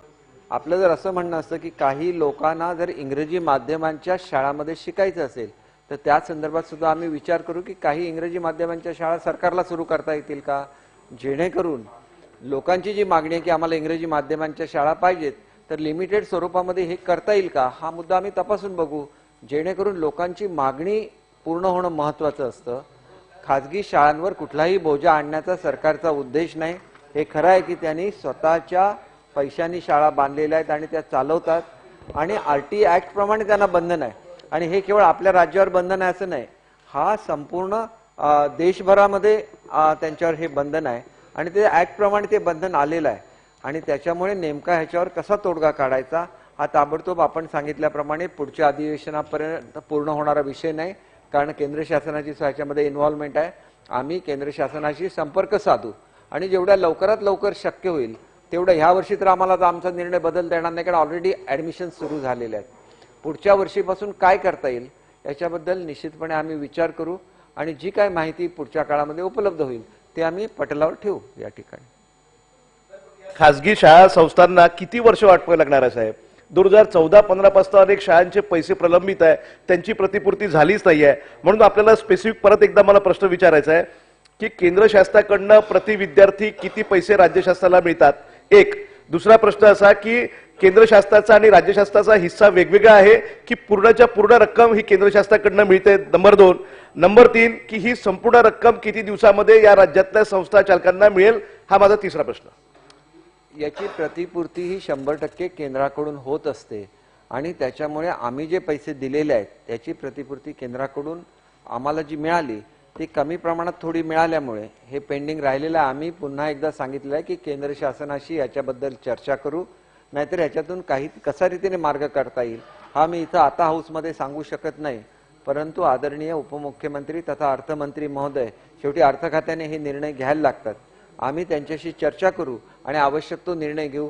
यावर्षी तरी मागच्या वर्षी ज्याप्रमाणे ॲडमिशन झाल्या त्याचप्रमाणे यावर्षी सुद्धा ॲडमिशन्स होतील याचे मी आपल्याला ॲश्युरन्स देतो. आणि ह्याच्यातून मार्ग कसा काढायचा तो येत्या 2-3 महिन्यामध्ये आम्ही ह्या संदर्भात चर्चा करू, केंद्राकडून माहिती घेऊ आणि आवश्यक तो निर्णय घेऊ. सन्माननीय जयंत आसगावकर, लक्षवेधी 14वी. लक्षवेधी क्रमांक 14.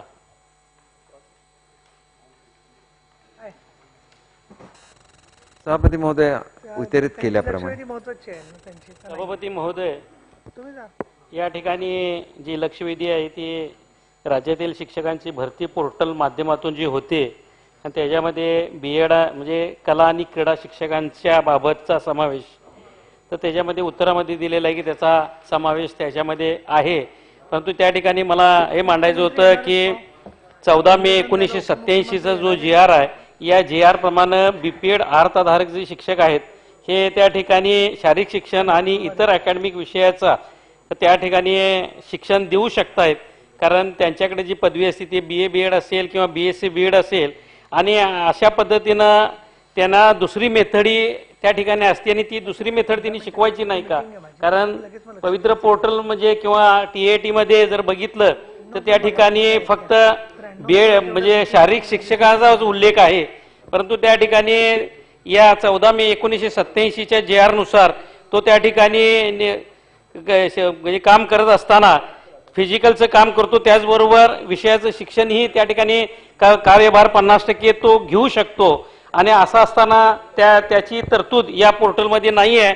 त्याचबरोबर कला शिक्षकांची तर त्या ठिकाणी उत्तरामध्ये दिलेलं आहे की या ठिकाणी कला विषयाच्या पदासाठी चाचणी परीक्षा घेण्यात आलेली नाही आणि हे करत असताना जर बघितलं तर शाळांच्या मधून त्या ठिकाणी विद्यार्थ्यांना चांगल्या प्रकारचं शारीरिक शिक्षण देणं असेल, खेळाचे खेळाडू चांगल्या पद्धतीने तयार करायची भूमिका असेल, ही चांगल्या पद्धतीने व्हायची असेल तर त्या ठिकाणी शारीरिक शिक्षकाचा भाग मोठा असतो आणि त्यासाठीच खऱ्या अर्थानं शारीरिक शिक्षकाची प्रत्येक शाळेमध्ये आवश्यकता आहे. परंतु या आताच्या काळामध्ये जर बघितलं तर त्या ठिकाणी 2017ला पोर्टल चालू झालं, त्या भरतीमध्ये शारीरिक शिक्षक भरला गेला नाही. आता परवा परीक्षा घेतलेली आहे, त्याच्यामध्ये उत्तरामध्ये दिले जर मागणी प्राप्त झाली तर त्या ठिकाणी शारीरिक शिक्षक दिला जाईल. परंतु बऱ्याचशा शाळांची परिस्थिती अशी आहे की त्या ठिकाणी पूर्ण वेळ शारीरिक शिक्षकाला काम मिळेल एवढं नाही, कारण शाळा छोट्या आहेत आणि अशा परिस्थितीमध्ये त्या ठिकाणी मग शारीरिक शिक्षकाला संधीच मिळणार नाही आणि याचाच परिणाम म्हणून महाराष्ट्रातले बरेचसे बीपीएड कॉलेजेस बंद झालेले आहेत. त्यामुळे या कला आणि क्रीडा शिक्षकांची खऱ्या अर्थानं गरज आहे. त्याचबरोबर त्या ठिकाणी उत्तरामध्ये दिले की 30,000 पदं त्या ठिकाणी भरण्याचा मानस आहे. आणि मग माझं स्पेसिफिक उत्तर आहे की या ठिकाणी या पोर्टलच्या माध्यमातून हो पोर्टलच्या माध्यमातून त्या ठिकाणी शारीरिक शिक्षक भरत असताना त्या ठिकाणी 50% शारीरिक शिक्षण आणि 50% विषयाचा कार्यभार धरून त्या ठिकाणी भरण्याची ती तरतूद होणार का? त्याचबरोबर हे जे कला शिक्षक आहेत यांची तरतूद सुद्धा त्याच्यामध्ये केली जाणार का? आणि तिसरा प्रश्न आहे की जे 30,000 पदं त्या ठिकाणी भरण्याचा जो म्हणजे मनोदय केलेला आहे, ही 30,000 पर्यंतची पदं कधीपर्यंत भरली जाणार? आणि ही जर लवकर भरायची असतील तर त्यासाठी रोस्टर पूर्ण होणं गरजेचं आहे आणि हे रोस्टर पूर्ण होण्यासाठी त्या ठिकाणी संच मान्यता सगळ्या शाळांना मिळणं गरजेचं आहे. ते कधीपर्यंत मिळणार? सभापती महोदया, आता जी भरती चालू आहे त्याच्यामध्ये बीपीएडचा उल्लेख आहे आणि ते बीपीएडच्या विद्यार्थ्यांनी तशी परीक्षा सुद्धा दिलेली आहे. आपण कला शिक्षकांच्या संदर्भात जे सांगितलेलं आहे तर RTE ॲक्टमध्ये विषयवारीप्रमाणे समग्रमधून हे शिक्षक देण्यात यावी अशी तरतूद आहे. परंतु हल्लीच मी डिपार्टमेंटशी चर्चा केलेली आहे, अजून काही ह्याच्यावर पक्का निर्णय घेतलेला नाही आहे की क्रीडा आणि कला हे विद्यार्थ्यांना आलंच पाहिजे. म्हणून आपण ज्याप्रमाणे केंद्रप्रमुख असतात त्याप्रमाणे 5 शाळांच्या मागे एक कला शिक्षक आणि एक क्रीडा शिक्षक घेता येईल का, जेणेकरून प्रत्येक दिवशी जर त्यांनी एका शाळेमध्ये पूर्ण वेळ शिकवलं तर त्याचे सुद्धा तेवढे तास भरू शकतील. अर्थात त्यांनी सुद्धा तेवढं काम करायची तयारी दाखवली पाहिजे आणि तर मग आपल्याला रेग्युलर बेसिसवर सुद्धा या शिक्षकांना संधी देता येईल. दुसरा एक जो निर्णय राज्य शासनाने एक महत्वाचा घेतलेला आहे की अनेक लोक ज्यावेळेला मिलिटरीमधून रिटायर होतात त्यावेळेला त्यांना या कवायतीच्या संदर्भातली पूर्ण माहिती ही मिलिटरीमध्ये मिळालेली असते आणि ती खूप सरस असते. म्हणजे रेग्युलर कोर्समध्ये शाळेमध्ये जे लागतं त्याच्यापेक्षा अधिकचं शिक्षण त्यांनी घेतलेलं असतं. म्हणून अशा रिटायर्ड सैनिकांमधून शिक्षक त्यांना कुठल्या तरी याच्यामध्ये एका डिपार्टमेंटमध्ये घ्यायला लागतं, तर शिक्षण खात्यामध्ये त्यांना घेण्याच्या संदर्भात आम्ही निर्णय घेतलेला आहे. त्याच्यात लवकरच त्याच्या संदर्भातलं GR निघेल. त्याच्यामुळे बीपीएड झालेले शिक्षक अधिक निवृत्त झालेले सैनिक यांच्या माध्यमातून चांगलं असं शारीरिक शिक्षण हे विद्यार्थ्यांना देता येईल. आता आज गेला आला का आता सन्माननीय लाड महोदया, राज्यातील शिक्षक भरती पवित्र पोर्टलकडून चालू आहे होत असताना पण त्यामध्ये कला क्रीडा शिक्षणाचा समावेश नसते. ही ग्रामीण भागातील माध्यमिक शाळेतील मुले मोठा अन्याय आहे. या मुलांना प्राथमिकपासून पायाच कच्चा असल्याने आत्ताच्या कॉम्प्युटरच्या काळात ही मुले गुणवत्तेच्या ठिकाणी येऊ शकत नाहीत. क्रीडामध्ये भाग घेऊन शरीर कमवून ही मुले पोलीस भरती किंवा मिलिटरीमध्ये किंवा तत्सम ह्यात भरती होतील आणि त्यांना सोय वेगळी होईल. पण ह्या कंपनी न येणाऱ्या मुलांच्यासाठी कला क्रीडा ही विषय महत्त्वाचे आहेत आणि तो द्याव्या. फक्त पण त्यासाठी क्रीडा महत्त्वाचा आहे आणि कलाही महत्त्वाचा आहे. कला शिक्षक आज बघतो आपण, कला आज तुम्ही नाही दिली तर त्या मुलाला पुढं काहीच नाही. तो कला विषयानं शिकायला विषय शिकला तर तो एखादा म्हणजे हे काढेल, म्हणजे स्टुडिओ काढेल किंवा डिजिटल काढेल आणि त्याचा उद्योग चालू होईल. तेव्हा कला क्रीडा ही शिक्षक पाहिजेत. आणि मंत्री महोदय आता म्हणले की 5 शाळामध्ये आमच्या मोठ्या शाळा आहेत, 20-22 हजार संख्येच्या 2,500 संख्येची एक शाळा आणि त्यात 5 शाळा कशा देऊ शकता तुम्ही? आणि ते आम्हाला मान्य नाही. प्रत्येक शाळेला तुम्ही ग्रामीण भागातल्या सांगतोय ना, ग्रामीण भागातील शाळा आमच्या मोठ्या आहेत, तिथे 5-5 शाळा तुम्ही असं म्हणू नका. आधीच तुम्ही आमचा शिपाई कमी केलेला आहे आणि कला क्रीडेचा शिक्षक कमी केला तर तो मोठा आमच्या ग्रामीण भागावर अन्याय ही होऊ नये माझी अशी विनंती आहे. सभापती महोदया, ज्या मोठ्या शाळा आहेत त्यांना तर हे शिक्षक आपोआप मिळतातच. त्यांनी त्याची मागणी केली पाहिजे. मागणी केली तर आपल्याकडे उपलब्ध असतात. लहान लहान ज्या शाळा असतात ज्याच्यामध्ये 20 विद्यार्थी शिकतात, 30 विद्यार्थी शिकतात, आमच्या अशा प्राथमिक शाळा आहेत ज्या जिल्हा परिषद चालवतं, त्यांना सुद्धा हे शिक्षण मिळालं पाहिजे अशी शासनाची भूमिका आहे. आणि त्याच्यामुळे असं आहे की समग्रमधून आम्ही कला शिक्षक देऊ शकतो, परंतु शिक्षक नेमल्यानंतर काय होतं, परत ते कोर्टात जातात आणि आपल्याला परमनंट करा म्हणतात. ते तासिकाच्या बेसिसवर शिक्षक असतात. त्याच्यामुळे याच्या संदर्भातली पॉलिसी बनवली पाहिजे. म्हणून आजच ह्या संदर्भात मी चर्चा केलेली होती की आता काही आपण एजन्सीज नेमलेल्या आहेत शासनाच्या वतीने. अशा एजन्सीजच्या माध्यमातून असे जर कला शिक्षक उपलब्ध करून घेता आले तर मग ही अडचण आपल्या समोर राहणार नाही. शेवटी आमची भूमिका अशीच आहे की विद्यार्थ्यांचा सर्वांगीण जर विकास झाला पाहिजे तर त्यांना स्पोर्ट्समध्ये सुद्धा ते चांगले राहिले पाहिजेत, ड्रॉइंगमध्ये राहिले पाहिजेत आणि त्याच्याच बरोबर नवीन आम्ही ज्या फॅसिलिटीज देतोय त्याच्यामध्ये आम्ही एक नवीन ॲपच्या द्वारे त्यांना म्युझिक, ड्रामा सगळं शिकवण्याची व्यवस्था करतोय, वक्तृत्व शिकवण्याची व्यवस्था करतोय आणि त्याच्यामुळे मुलांचा सर्वांगीण विकास करणं हे आमचं ध्येयच आहे आणि त्या दृष्टीने या दृष्टीने पावलं उचलली जात आहेत. पण कार्यक्रम आहे मला 30,000 पदं आपण जी भरणार आहात ती कधीपर्यंत भरणार आहात? सभापती महोदया, साधारण एप्रिल एंड पर्यंत ही सगळी प्रक्रिया पूर्ण होईल आणि पुढच्या शैक्षणिक वर्षामध्ये पुरेशा प्रमाणामध्ये शिक्षक सर्वांनाच उपलब्ध होतील आणि ही भरती जर आमचे आधार लिंकिंग पूर्ण झालं तर उरलेली सुद्धा 80% जी भरती आहे ती सुद्धा आम्ही करू, कारण आम्हाला 80% परवानगी दिलेली आहे. पण सध्या आम्ही 50% एवढ्यासाठी भरले की आमचं अजून आधार लिंकिंगचं काम चालू आहे.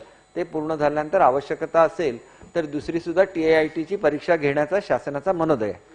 ठीक आहे, आता ही लक्षवेधी संपलेली आहे आणि आज एक घोषणा करते. सोमवार दिनांक 20 मार्च, मंगळवार दिनांक 21 मार्च 2023 रोजी मान्य केलेल्या महाराष्ट्र विधान परिषद नियम 101 अन्वय विशेष उल्लेख सूचना सभागृहाच्या पटलावर ठेवल्याचे मी घोषित करत आहे. सभागृहाची बैठक आता स्थगित होत आहे. आपला जो प्रस्ताव प्रलंबित आहे तो आता गुरुवारी आपण बोलायला आपल्याला संधी मिळेल.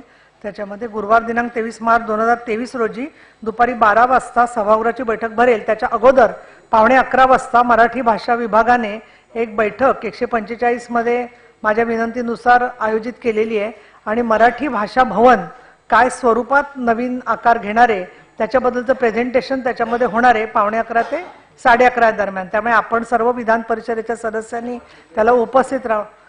आपलं 12 वाजता हाऊस रेग्युलर 12 वाजता नाही 12 वाजता होणार, मी ते जाहीर केलं ना. 12 वाजता रेग्युलर हाऊस असेल आपलं आणि संध्याकाळी आपण त्या दिवशी रात्री 8 पर्यंत काम करू. ठीक आहे, चला. धन्यवाद. तुम्हाला शुभेच्छा.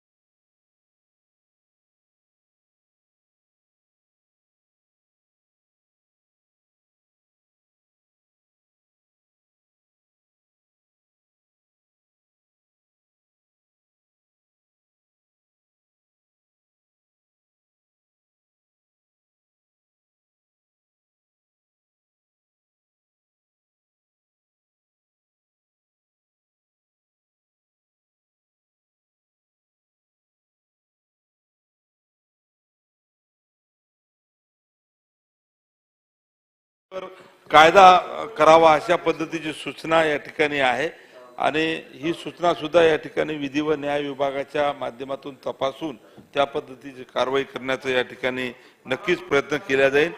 वर्षाताई सोबत इतर सन्माननीय सदस्यांनी या ठिकाणी खास करून सामाजिक न्याय विभागाचा सन्माननीय आमदार कुपूरकर असेल, त्यांनी स्पर्धा परीक्षेच्या तयारीसाठी या ठिकाणी सेंटर असलं पाहिजे हा उल्लेख केला. आमदार राजेंद्र पारवे असेल त्यांनी उल्लेख केला, आमदार लवजी कानडे असेल, अशा सर्व सन्माननीय सदस्यांचं नोंद या ठिकाणी विभागानं घेतलेली आहे. आम्ही या ठिकाणी परत आहे ताई सर्वांचा आता दादाच म्हणत आहे की सर्वांची नोंद घ्या म्हणून आणि सर्व सन्माननीय सदस्यांची 24 तारखेला 23 तारखेला बैठकीच्या संदर्भात याच्या पूर्वीचा सुद्धा विषय ताई तुम्ही सांगितलं ते सर्व. तर या ठिकाणी मी अध्यक्ष महोदय विनंती करतो की सामाजिक न्याय व विशेष सहाय्य विभागांतर्गत मागणी क्रमांक N 1, 2, 3, 4, 5, 6, 7 व 8 खाली अनिवार्य खर्च कार्यक्रम खर्च राज्य हिस्सा व केंद्र हिस्सा मिळून रुपये 21,091 कोटी 21,58,000 फक्त चा सन 2023-24 अर्थसंकल्प सभागृहाच्या मान्यतेसाठी सादर करण्यात आलेला आहे. त्यास मान्यता देण्याची आपल्या मार्फत मी सभागृहाला विनंती करतो अध्यक्ष. ठीक, मंत्री महोदय. अध्यक्ष महोदय, सन 2023-24 अर्थसंकल्पातील अनुदानाच्या मागण्यांवर चर्चा केलेल्या सन्माननीय आमदार महोदय माननीय श्री रोहित पवार साहेब, माननीय श्री आमदार अतुल भातखळकर साहेब, ज्ञानेश्वर चौगुले साहेब, कैलाश पाटील साहेब, शेखर निकमजी, देवेंद्र भुयारजी, कैलाश कोरंट्यालजी, अशोक पवारजी, देवराम होळीजी, जितेश अंतापुरेकर साहेब या सगळ्यांनी सहकारच्या विविध मागण्यांवर अर्ज केली होती. अतुल भातखळकर साहेबांनी त्यामध्ये आवर्जून डायरेक्ट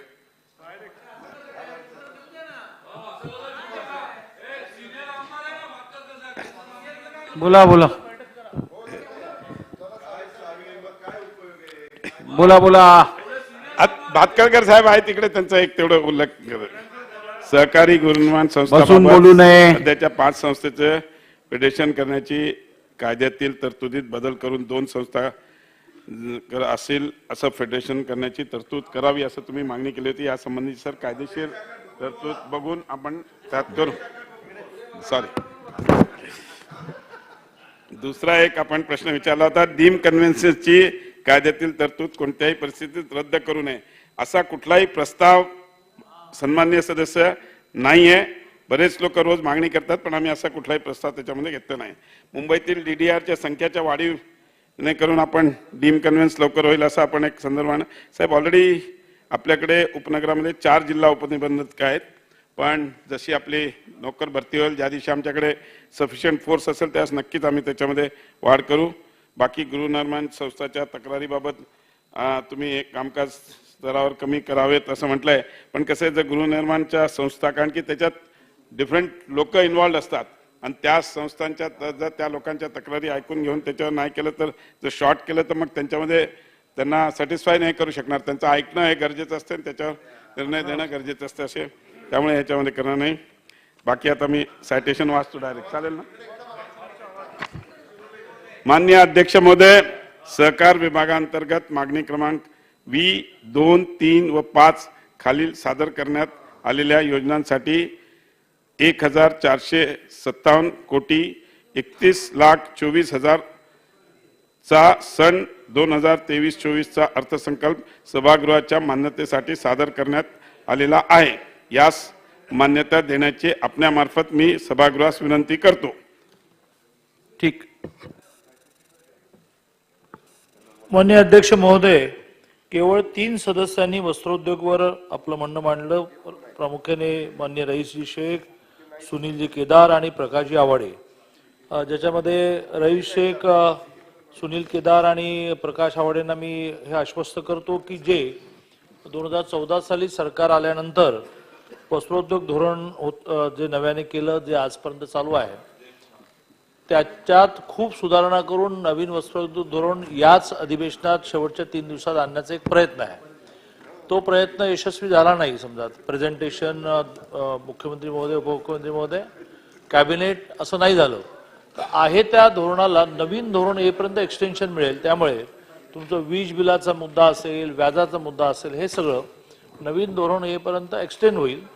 नवीन धोरणामध्ये खूपच फंटास्टिक वस्त्रोद्योग धोरणाला बळ देणाऱ्या योजना आहेत ज्या मला आता इथे मांडण्याच्या माझ्या मर्यादा आहेत, कारण कॅबिनेटमध्ये यायचं आहे.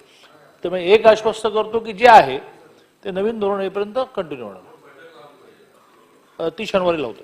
शनिवारी तुम्हाला निरोप देतो. शनिवारी दुपारी 3ला आपण बैठक लावूया. माननीय अध्यक्ष महोदय, वस्त्रोद्योग विभागांतर्गत मागणी क्रमांक V2, 3 व 5 खाली सादर करण्यात आलेल्या योजनांसाठी रुपये 739,31,16,00,000 मात्र सन 2023-24 अर्थसंकल्प सभागृहाच्या मान्यतेसाठी सादर करण्यात आलेला आहे. अध्यक्ष महोदय, वस्त्रोद्योग विभागाच्या अर्थसंकल्पावर चर्चेदरम्यान सन्माननीय सदस्यांनी वस्त्रोद्योग क्षेत्रासंदर्भात ज्या सूचना केलेल्या आहेत त्यांची नोंद घेतलेली आहे. वस्त्रोद्योग विभागाचा एकूण 739,31,16,00,000 मात्रचा सन 2023-24 अर्थसंकल्प मंजूर करण्याची सभागृहास विनंती आहे.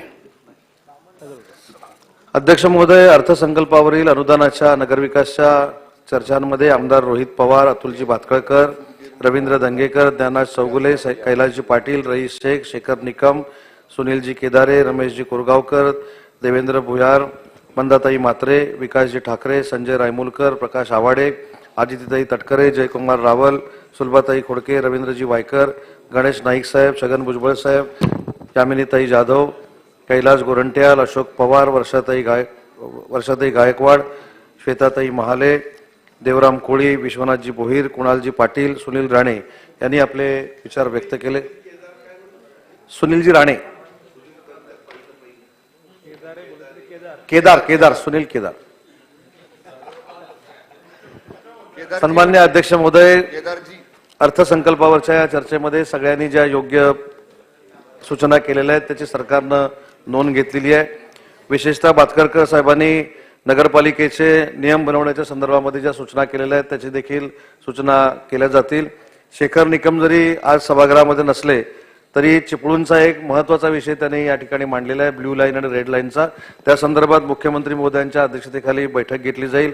गणेश नाईक साहेबांनी जो विषय मांडला आहे त्याची देखील एक बैठक घेतली जाईल आणि म्हणून सगळ्यात ज्या काही सूचना या ठिकाणी आलेल्या आहेत त्यांना लेखी उत्तर देखील दिले जाईल. ज्यांनी बैठकांची मागणी केली त्या बैठका देखील घेतल्या जातील. माननीय अध्यक्ष महोदय, मी आपल्या अनुमतीने नगरविकास विभागाकरता सन 2023-26 या वित्तीय वर्षासाठी मागणी क्रमांक F1 ते मागणी क्रमांक F5 व मागणी क्रमांक F7 ते मागणी क्रमांक F8 मध्ये कार्यक्रमावरील आणि अनिवार्य खर्चासाठी मागणी केल्याप्रमाणे एकूण 52,449 कोटी 74,42,000 इतक्या रकमेच्या मागण्या सभागृहाच्या मान्यतेसाठी सादर करीत आहे. मी आपल्यामार्फत सदर मागण्यांना मंजुरी देण्याची सभागृहास विनंती करतो.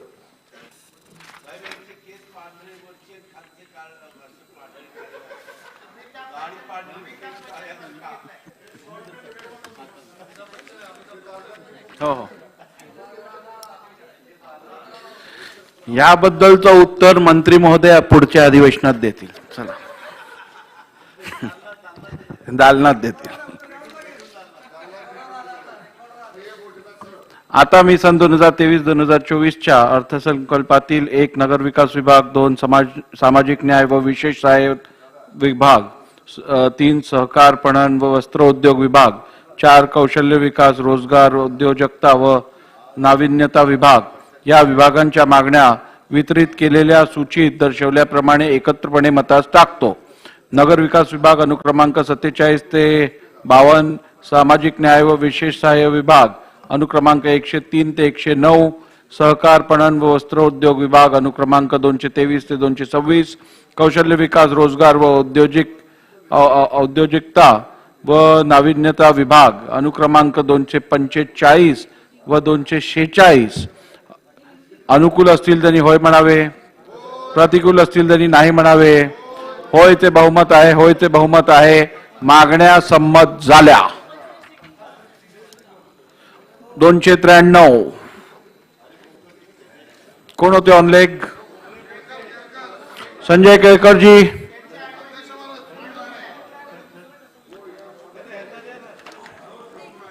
नाही थांबा, देतो ते ना. देतो. जयंत पाटील साहेब. ऑनलाईन होते यांना देऊन त्यांना देतो. ऑनलाईन होते त्या ऑनलाईन सदस्य होते ते 10 मिनिटात जायचं. अध्यक्ष महोदय, आपल्या 293ची प्रतीक्षा इतका काळ गेले काही दिवस आम्ही सगळे या प्रस्तावाची, विरोधी पक्षाने आणलेल्या प्रस्तावाची वाट बघतो. अध्यक्ष महोदय,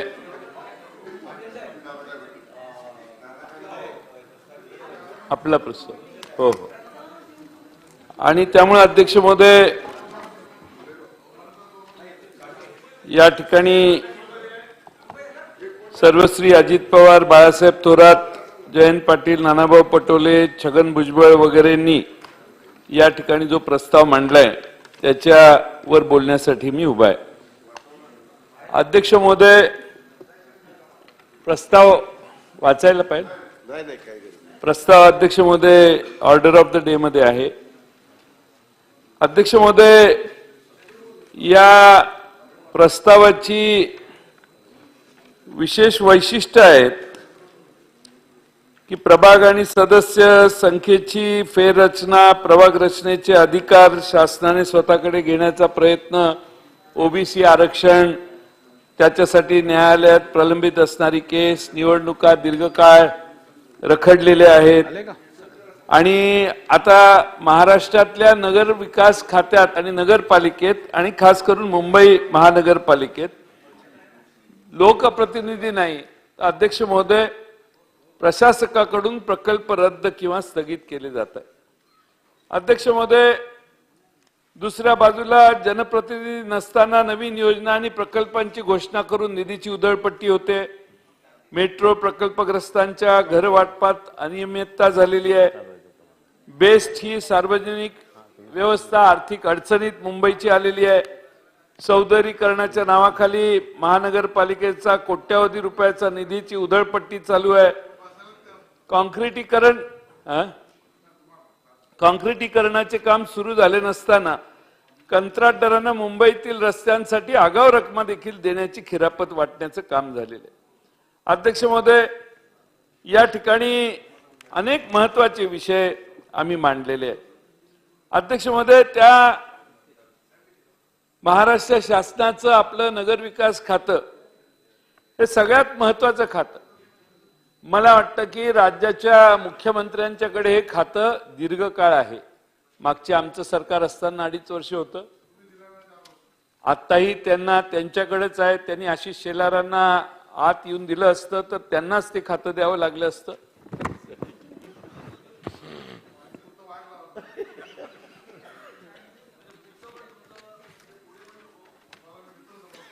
मी मित्रच आहे तुमच्यावर, मी बोलायचं कमीत कमी टाळतो. या सगळ्या अधिवेशनात काही बोलतच नाही मी. नाही नाही नाही, आपसात बोलू नका. तुमच्या चांगल्या गोष्टी सांगणं. माझ्या समोर बघून बोला.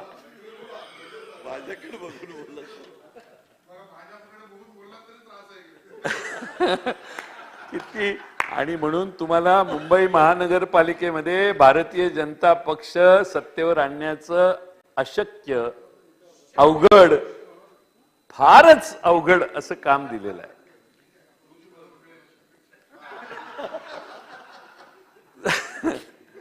आणि त्यामुळं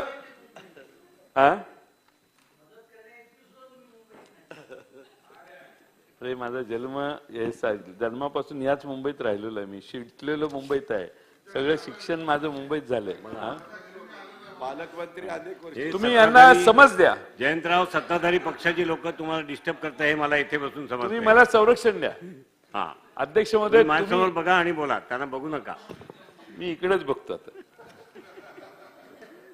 अध्यक्ष महोदय, या ठिकाणी एकनाथ शिंदे साहेब हे 7-8 वर्ष या खात्याचा कारभार बघतात. अध्यक्ष महोदय,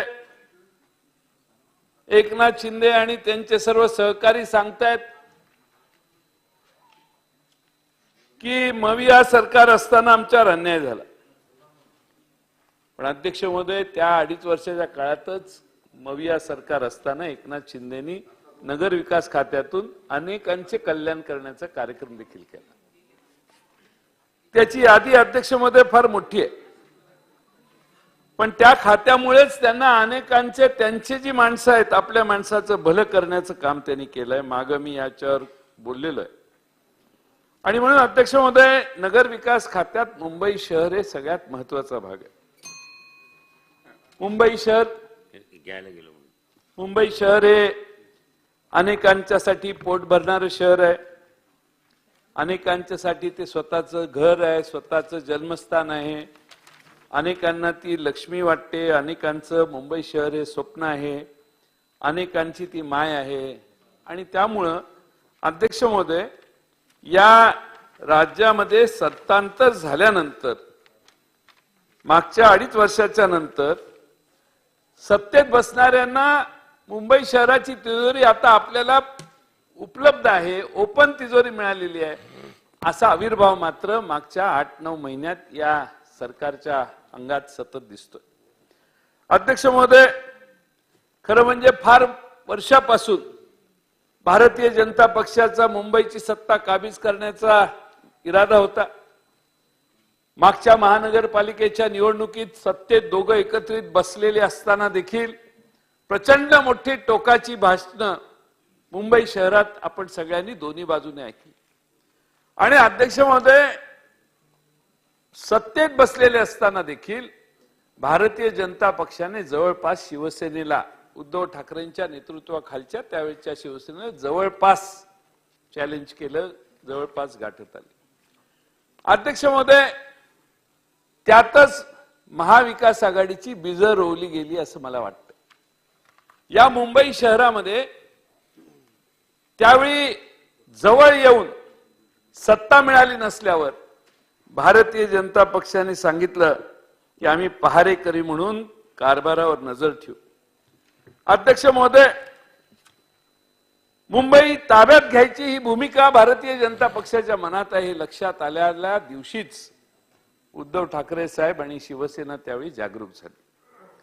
अध्यक्ष महोदय, त्यानंतर काय झालं? आमचं सरकार आलं, त्यात शिवसेना फोडण्यात आली, हा सगळा पुढचा भाग आहे. पण अध्यक्ष महोदय, मुंबई महापालिकेकडे काही ठेवी आहे. मुंबई महापालिकेच्या ठेवी कशा आहेत, काय आहेत, किती मोठ्या आहेत हे सगळ्यांना माहिती आहे. अध्यक्ष महोदय, मुंबई महापालिकेच्या ठेवी या अनेक वर्षाच्या ठेवी आहेत आणि या मुंबई महानगरपालिकेच्या ठेवी आता मोकळ्या करण्याचं काम महानगरपालिकेच्या माध्यमातून चालू आहे. मला वाटतं 12,000 कोटी रुपयाची कामं काढण्यात आलेली. अध्यक्ष महोदय, शेवटी या देशातही ज्या जुन्या संस्था होत्या त्या जुन्यांचं खाजगीकरण करण्याचा एक मोठा कार्यक्रम देशात गेल्या काही वर्षात चालू आहे. तसं या मुंबई पालिकेत देखील तीच रणनीती आखून ज्यांनी साठवलेले ते आता बाजूला गेलेले आहेत. मग ती काही काळ काँग्रेसच्या ताब्यात महापालिका होती, काही काळ शिवसेनेच्या ताब्यात होती, पण आता हे दोघेही बाजूला गेलेले आहेत. आपल्या हातात आता प्रशासकाच्या माध्यमातून जी सत्ता आणि तिजोरी मिळालेली आहे त्यातून ही तिजोरी उधळण्याचा कार्यक्रम महाराष्ट्रात आणि मुंबई महापालिकेत सध्या अध्यक्ष महोदय चालू आहे. अध्यक्ष महोदय, बजेटच्या माध्यमातून सुशोभीकरणाच्या नावाखाली काही चांगल्या गोष्टी करायचं ठरवलेलं दिसतंय, पण त्यासाठी तोडफोड झाली. मगाशी रावळ साहेबांनी भाषणात सांगितलं की अध्यक्ष महोदय, वरळी सीफेसला एक अतिशय चांगल्या मोठ्या कंपनीच्या सीईओ असणाऱ्या महिलेला तिथली डिवायडर काढलेला आहे, सगळं काढलेलं आहे. ती सकाळी जॉगिंगला निघालेली, तिच्या मागे येऊन तिला धडकून एक गाडी गेली आणि त्या महिलेचा मृत्यू झाला. अध्यक्ष महोदय, या सगळ्या सुशोभीकरणाच्या नावाखाली आम्ही काय तोडमोड करतोय? मुंबई शहर आणखीन इन्फ्रास्ट्रक्चरला बरीच गरज असताना आपण एकदम सुशोभीकरणाच्या नादाला का लागलो? आज ही कोस्टल रोड झाल्यानंतर त्याच्या आतले शेलार साहेब जी आतली जागा आहे तिथं आपल्याला सुशोभीकरण करायला भरपूर स्कोप आहे. अनेक गार्डन्स येणार आहेत, प्रोजेक्ट मध्येच ते आपण धरलेले आहेत. त्यामुळं तुमचं सरकार होतं, आमचं सरकार होतं, आपण ते सगळं करणारच आहोत पूर्ण. ते काय एका कुणाची त्याच्यात हे नाहीये, सगळ्यांचे स्टेक्स त्याच्यात आहेत, आपला सगळ्यांचा इंटरेस्ट आहे. त्यामुळं सुशोभीकरणासाठी रंगरंगोट्या करण्यासाठी यात पैसा खर्च आता नाहकपणाने व्हायला लागलेला आहे आणि लोकांना दाखवायचं आहे की बघा आमच्या ताब्यात ही मुंबई आली आणि मुंबई आल्यावर आम्ही कसा बदल करून दाखवलेला आहे. आणि त्यामुळं अध्यक्ष महोदय प्रायोरिटीज या मुंबई शहरातल्या महानगरपालिकेच्या बदलून नको त्या कामासाठी आता खर्च व्हायला लागले असं चित्र मुंबई महानगरपालिकेत आहे. अध्यक्ष महोदय, स्वर्गीय हिंदू हृदय सम्राट बाळासाहेब ठाकरे यांचं या मुंबई शहरावर विशेष प्रेम होतं आणि बाळासाहेब ठाकरेंना नेहमी वाटायचं मुंबई शहरात या गोष्टी व्हाव्यात, त्या गोष्टी. काँग्रेसच्या ताब्यातही हे शहर काही काळ त्यापूर्वी होतं, पण जेव्हापासून शिवसेनेच्या ताब्यात आहे तेव्हापासून बाळासाहेब ठाकरे, उद्धवजी ठाकरे आणि शिवसेना आपल्याबरोबर जे आले तिथले बरेचसे तिकडे होते. त्यांनी या शहराच्या विकासासाठी जे काही केलं असेल ते केलं. पण अध्यक्ष महोदय, आज आमच्या एकनाथ शिंदेच्या नेतृत्वाखालची बाळासाहेब ठाकरेंचं नाव घेणारी जी शिवसेना आहे, आता तुम्हाला ते नाव मिळालेलं आहे तात्पुरतं असं समजू, तर त्या निकालानंतर मिळाले समजा, तर त्या शिवसेनेला बाळासाहेब ठाकरे यांच्या मनात हे शिवसेना भारतीय जनता पक्षाच्या ताब्यात जावं असं कधी बाळासाहेब ठाकरेंना वाटत नसेल. आता तेही काम तुमच्या माध्यमातून होईल असं दिसतंय. अध्यक्ष महोदय, मुंबईचं महत्व जाणीवपूर्वक कमी करण्याचा नियोजनबद्ध कार्यक्रम सुरू झालेला आहे. मी सकाळी या ठिकाणी टेक्सटाईल कमिशनरचं ऑफिस दिल्लीला गेलं असं सांगितलं. त्यामध्ये टेक्सटाईल कमिशनरही दिल्लीला जाणार आहे आणि त्यातले 5-7 प्रमुख अधिकारी दिल्लीला जाणार आहेत. हळूहळू सगळंच जाईल. 1943 साली अध्यक्ष महोदय मुंबई शहराचं टेक्सटाईलचं नातं समजून केंद्र सरकारच्या आधी स्वातंत्र्याच्या आधीपासून हे टेक्सटाईल कमिशनरेट मुंबई शहरात आलेलं. आज दुर्दैवानं तेही मुंबईपासून दिल्लीला निघाले. थोडंसं उत्तर सन्माननीय उपमुख्यमंत्र्यांनी दिलं, पण हे टेक्स्ट बघितलं, ड्राफ्ट बघितला तर तसं मला दिसत नाही. अध्यक्ष महोदय, IFSC सेंटर देखील BKCत आपण प्लॅन केलेलं ते आता गुजरातमध्ये रिलोकेट झालं. MIAL ऑफिस हे देखील मुंबईहून गुजरातला गेलं. एअर इंडिया ऑफिस देखील मुंबईमध्ये होतं ते दिल्लीला शिफ्ट झालं. ट्रेडमार्क पॅटंट ऑफिस मुंबईत होतं तेही आता नंतर दिल्लीला शिफ्ट झालं. शिप ब्रेकिंगची ऍक्टिव्हिटी आपल्या मुंबईत होती ती देखील अध्यक्ष महोदय गुजरातला शिफ्ट झाली. डायमंडचं मार्केट जे आहे तेही आता हळूहळू सुरतेला जवळपास शिफ्ट व्हायला लागले किंवा गेलेले आहे असंच म्हणायला हरकत नाही. अध्यक्ष महोदय, मुंबई ही आर्थिक राजधानी होती. मुंबईचं महत्व भारताच्या नकाशावर आर्थिक राजधानी म्हणून होतं. हळूहळू जाणीवपूर्वक या मुंबईचं महत्व कमी करण्याचं काम मागच्या काही वर्षात व्हायला लागलेलं आहे. अध्यक्ष महोदय, एके दिवशी आपलं महत्व कमी होईल आणि मुंबई गुजरात मधल्या गिफ्ट सिटीचं महत्व हे मुंबईप्रमाणे आज जेवढं आहे त्याच्यापेक्षा जास्त मुंबईच्या पेक्षा गिफ्ट सिटीचं महत्व वाढेल अशी माझ्या मनात आज शक्यता आहे. ठीक आहे, गुजरातला मुंबईविषयी आकस असणं स्वाभाविक आहे. मुंबई गुजरातला मिळाली नाही याचं त्यांना दुःख आहे आणि त्यामुळे अध्यक्ष महोदय 105 हुतात्म्यांनी हे मुंबई महाराष्ट्रात राहावी याचा आग्रह धरलेला होता. म्हणजे हुतात्मत्व त्यांनी पत्करलं 105 जणांनी. अध्यक्ष महोदय, पण या मुंबईमध्ये आता निवडणुका 2 वर्ष प्रलंबित आहेत. कोरोनामुळे आपण घेऊ शकलो नाही, पण आता तरी मुंबईत लवकर निवडणूक व्हावी असं अध्यक्ष महोदय वाटतंय, पण तसं काही मला दिसत नाही. कचऱ्याचे, पाण्याचे, ड्रेनेजचे अनेक प्रश्न प्रलंबित आहेत. अध्यक्ष महोदय, या ठिकाणी माझी आपणाला विनंती आहे की झाल्यावर नंतर काढा ना, आपण अध्यक्षांच्या बरोबर बसा त्यांच्या दालनात आणि जे चुकलंय ते तुम्ही आणि मी बसून काढू. करा करा, ते मला तो विश्वास तुमच्याबद्दल पूर्ण आहे. सॉरी, सन्माननीय सदस्य जयंत पाटील असं म्हणाले की निवडणुका 2 वर्ष प्रलंबित झाल्या. हे खरं आहे, पण अध्यक्ष महोदय त्याचं दोषारोपण कोणाकडे ते देऊ पाहतायत. आणि त्यामुळे त्याच्याबद्दलची स्पष्टता यावी आणि चुकीचं रेकॉर्डवर येऊ नये म्हणून मी बोलतो. अध्यक्ष महोदय, 227 वॉर्डाचे 236 याबद्दल पिटिशन कोणाचे अध्यक्ष महोदय कोर्टात? पिटिशन मध्ये समीर देसाई आणि राजू पेडणेकर हे तुमच्या मित्र पक्षाचे सदस्य. जर त्यांनी पिटिशन केली नसती तर 227 वर या कदाचित निवडणुका पुढे गेल्या असता. नंबर 1. तर प्रलंबित करण्यामध्ये इथे बसलेल्या लोकांचा काही हात आहे किंवा दिशादर्शन व्हावं हे संयुक्तिक ठरणार. 1. 2 अध्यक्ष महोदय, तुम्ही आणि आम्ही दोघेही सगळे एका मताचे आहोत की ओबीसी आरक्षणाचा निर्णय ठरल्याशिवाय निवडणुका घेऊ नका. या सदनामध्ये दादा आपणही बोललात, आमच्याकडनंही लोक बोललेत. आज वारंवार असं चित्र निर्माण करायचा प्रयत्न केला जातोय की त्या पिटिशनचं काय व्हायचं ते होऊ दे, ह्यांनी फाईल केलेल्या पिटिशनचं व्हायचं होतं होऊ दे, इलेक्शन घ्या. मग आम्ही असं म्हणायचं का की ओबीसी आरक्षणाविना तुम्हाला निवडणुका घ्यायच्या आहेत? असं तुमच्याही मनात नाहीये. आणि त्यामुळे फॅक्च्युअल पोझिशन अशी आहे की आज कोर्टामध्ये ज्या प्रमुख 2 दावे प्रलंबित आहेत, एक उद्धवजींच्या गटाच्या 2 पिटिशनरचे जे आपले मित्र पक्ष आहेत, आणि 2 तुम्ही आणि आम्ही सगळ्यांची भूमिका आहे ओबीसी आरक्षणाच्या बाबतीत राजकीय आरक्षण मिळालं पाहिजे म्हणून या निवडणुका प्रलंबित कोर्टाच्या अधीन असल्यामुळे झालेल्या आहेत. त्याच्यातनं उगाच आमच्याकडे दोषारोपण करण्याच्या प्रक्रियेला सुरुवात करू नका.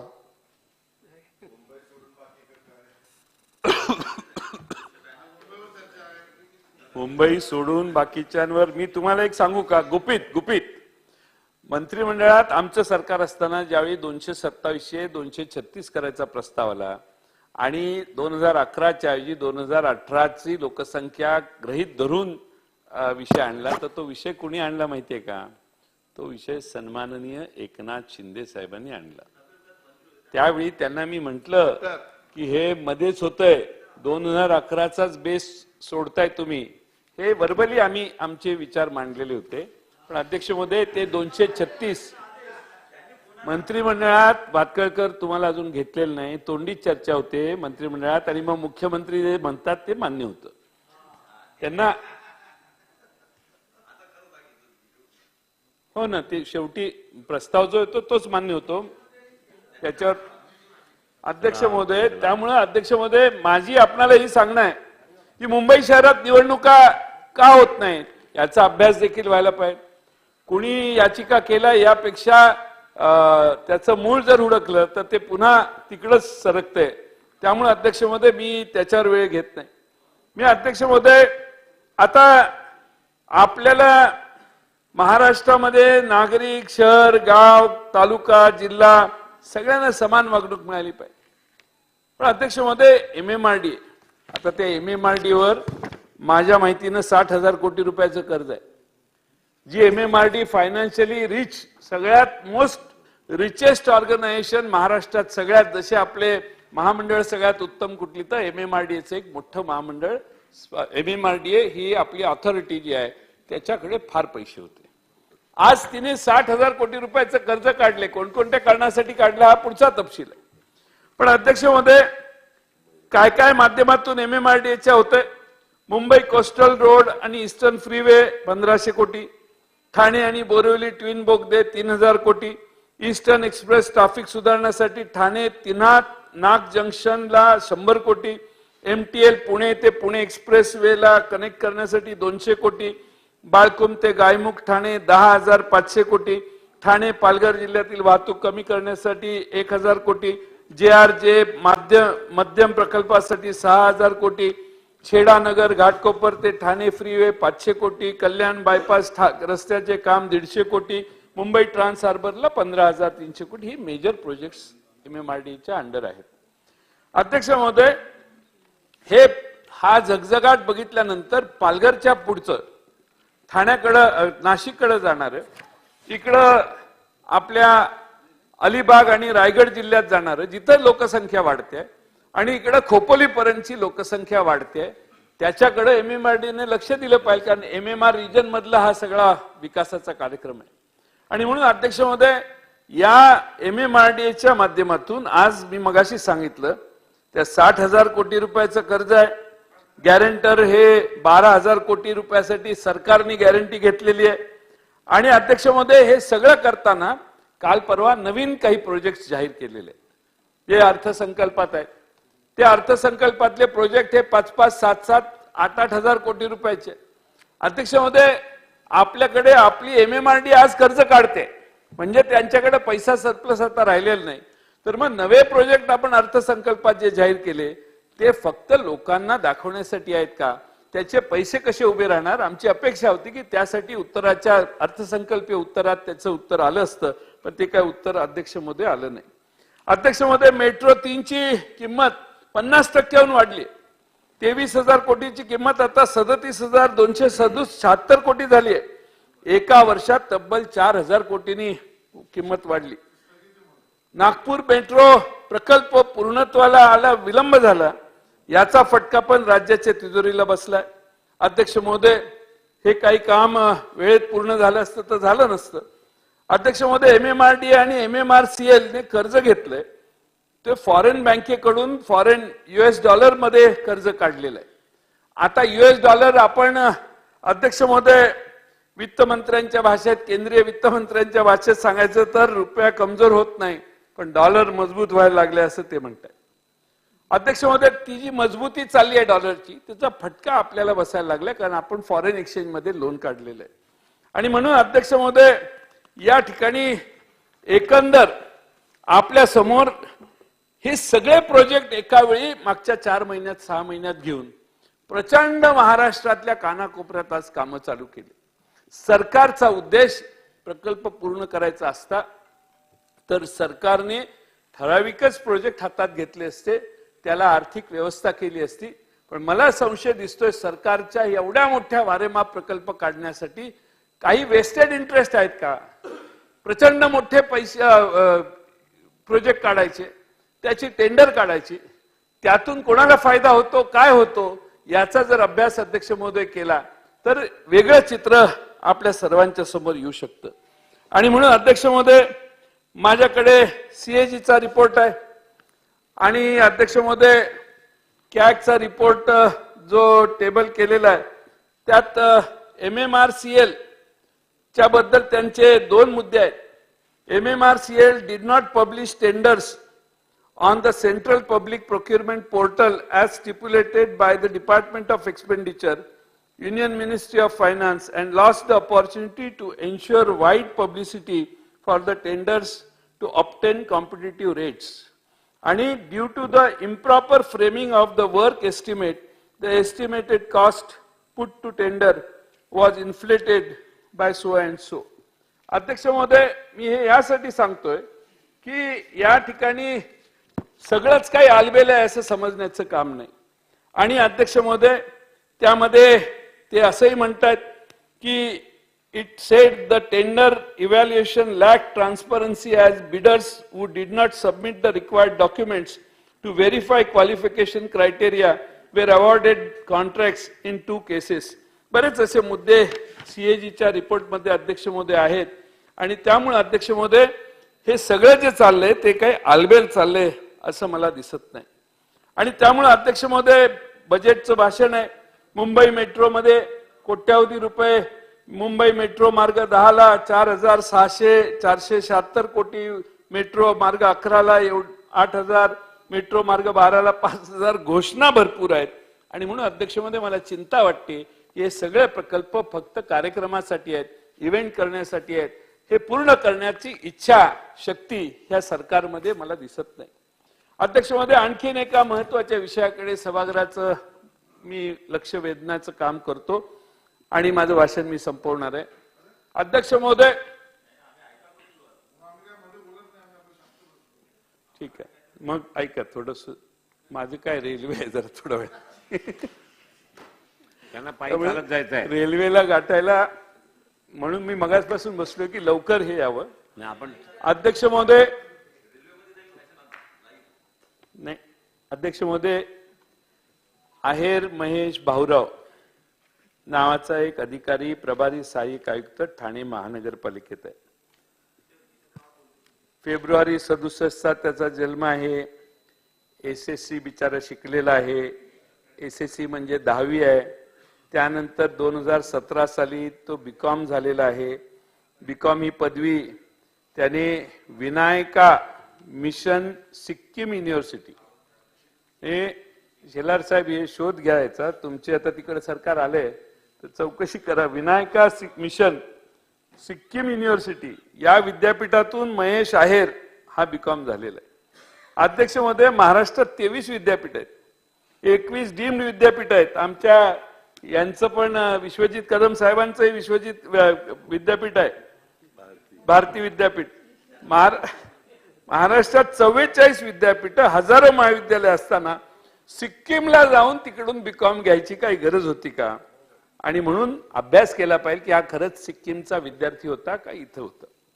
अध्यक्ष महोदय, 5 व्यक्ती घोषित केलेली आहे सिक्कीम विद्यापीठानं. त्यामध्ये महेश आहेर नावाच्या व्यक्तीचं नावच नाही. पास झालेले किती आहेत माहिती काढली आम्ही. तिथं विनायका मिशन सिक्कीम युनिव्हर्सिटीने 5 व्यक्तींची जी यादी घोषित केलेली आहे त्यात महेश आहेर नाव समाविष्ट नाही. महेश आहेर अशर नाही. अशरकडे येऊ का? तुमचा आग्रह चालायचा तर अशरकडे येतो. तुम्हाला काय? महेश आहेर या व्यक्तीच्या विरोधात 15 फेब्रुवारी 2019 रोजी तक्रार दाखल करण्यात आली. या तक्रारीवर कोणती कार्यवाही जिल्हाधिकारी ठाणे, पोलीस आयुक्त ठाणे महापालिका यांच्याकडून करण्यात आलेली नाही. अध्यक्ष महोदय, शाळा सोडल्याचा दाखला उपलब्ध आहे. तो ज्ञानसाधना ज्युनियर कॉलेज ठाणे, सिरियल क्रमांक 857 असा आहे. या दाखल्यामध्ये प्रोग्रेस नावाचा एक कॉलम असून त्यावर समोर स्पष्टपणाने याचा प्रोग्रेस पुअर आहे असं लिहिलेलं आहे. महेश आहेर या व्यक्तीची 21 जानेवारी 1986 रोजी ठाणे महापालिकेत लिपिक म्हणून नियुक्ती झालेली आहे. महेश आहेर याला आतापर्यंत 2दा निलंबित करण्यात आलेलं आहे. महाराष्ट्र नागरिक सेवा शिस्त अपील नियम 79 चे नियम 10 नुसार सदर व्यक्तीवर दोषारोप पत्र देखील ठेवण्यात आलेलं आहे. मुद्दा असा आहे अध्यक्ष महोदय की ज्या व्यक्तीचे 10वी पर्यंत शिक्षण झाले आहे याचा ठोस पुरावा उपलब्ध आहे. ज्या व्यक्तीच्या शाळा सोडल्याच्या दाखल्यावर पुअर असा शेरा आहे, ज्या व्यक्तीचे 2-3 वेळा आतापर्यंत निलंबन झालेलं आहे, अशा व्यक्तीला सहाय्यक आयुक्त ठाणे महानगरपालिका अशा अत्यंत जबाबदार पदावर कसे काय नेमले जाऊ शकते? मगाशी सगळे प्रोजेक्ट आहेत ते बरेचसे ठाण्यातच आहेत. म्हणून मी हा प्रश्नाकडे आलो. अध्यक्ष महोदय, हे बेसिक आहे. 10वी पास झालेला जर महाराष्ट्राचा आयुक्त होत असेल तर मग 10वी नापास झालेला हा मुंबई महानगरपालिकेचा देखील उद्या आयुक्त होण्याची शक्यता आहे. त्यामुळे अध्यक्ष महोदय काळजी घेतली पाहिजे, काळ सोकावता गेला नाही पाहिजे.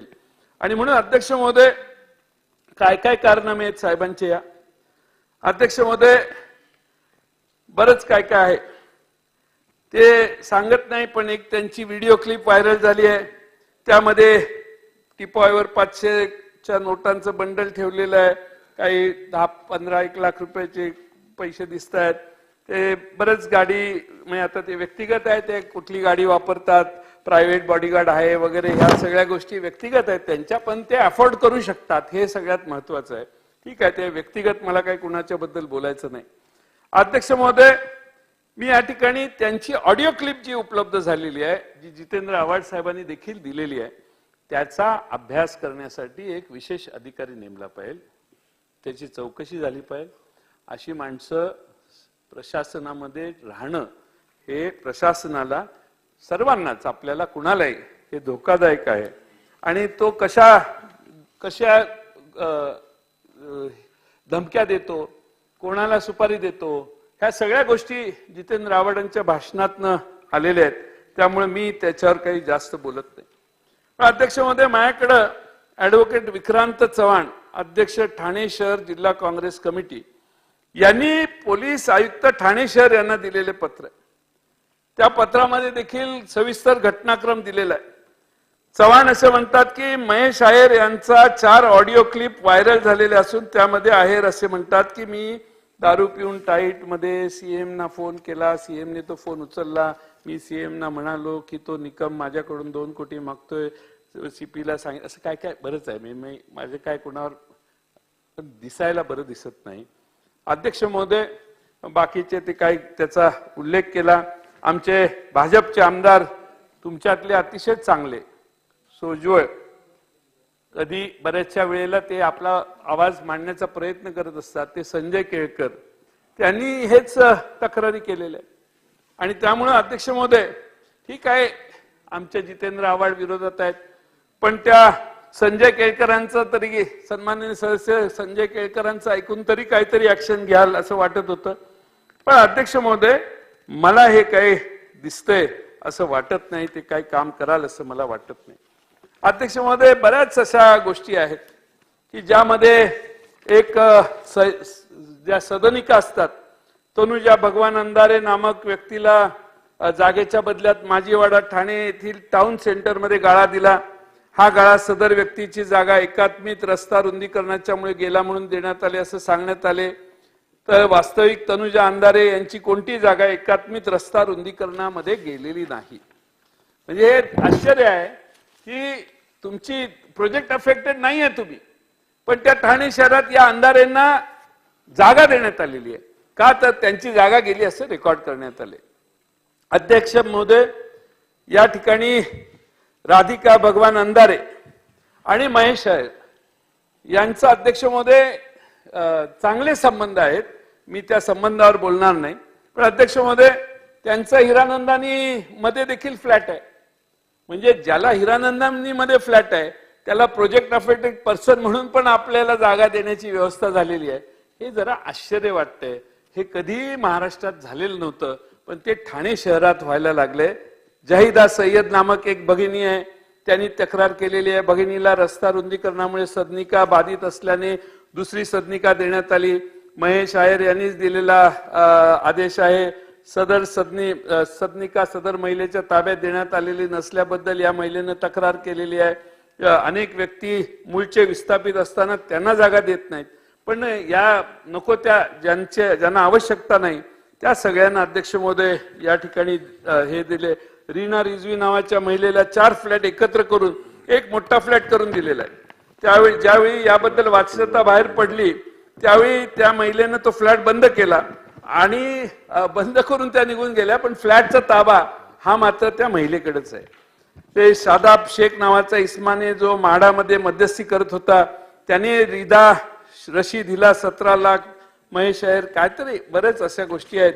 मी अध्यक्ष महोदय हे सगळं पाहिलं तर तपशील हे आपल्याला देण्याची व्यवस्था करतो.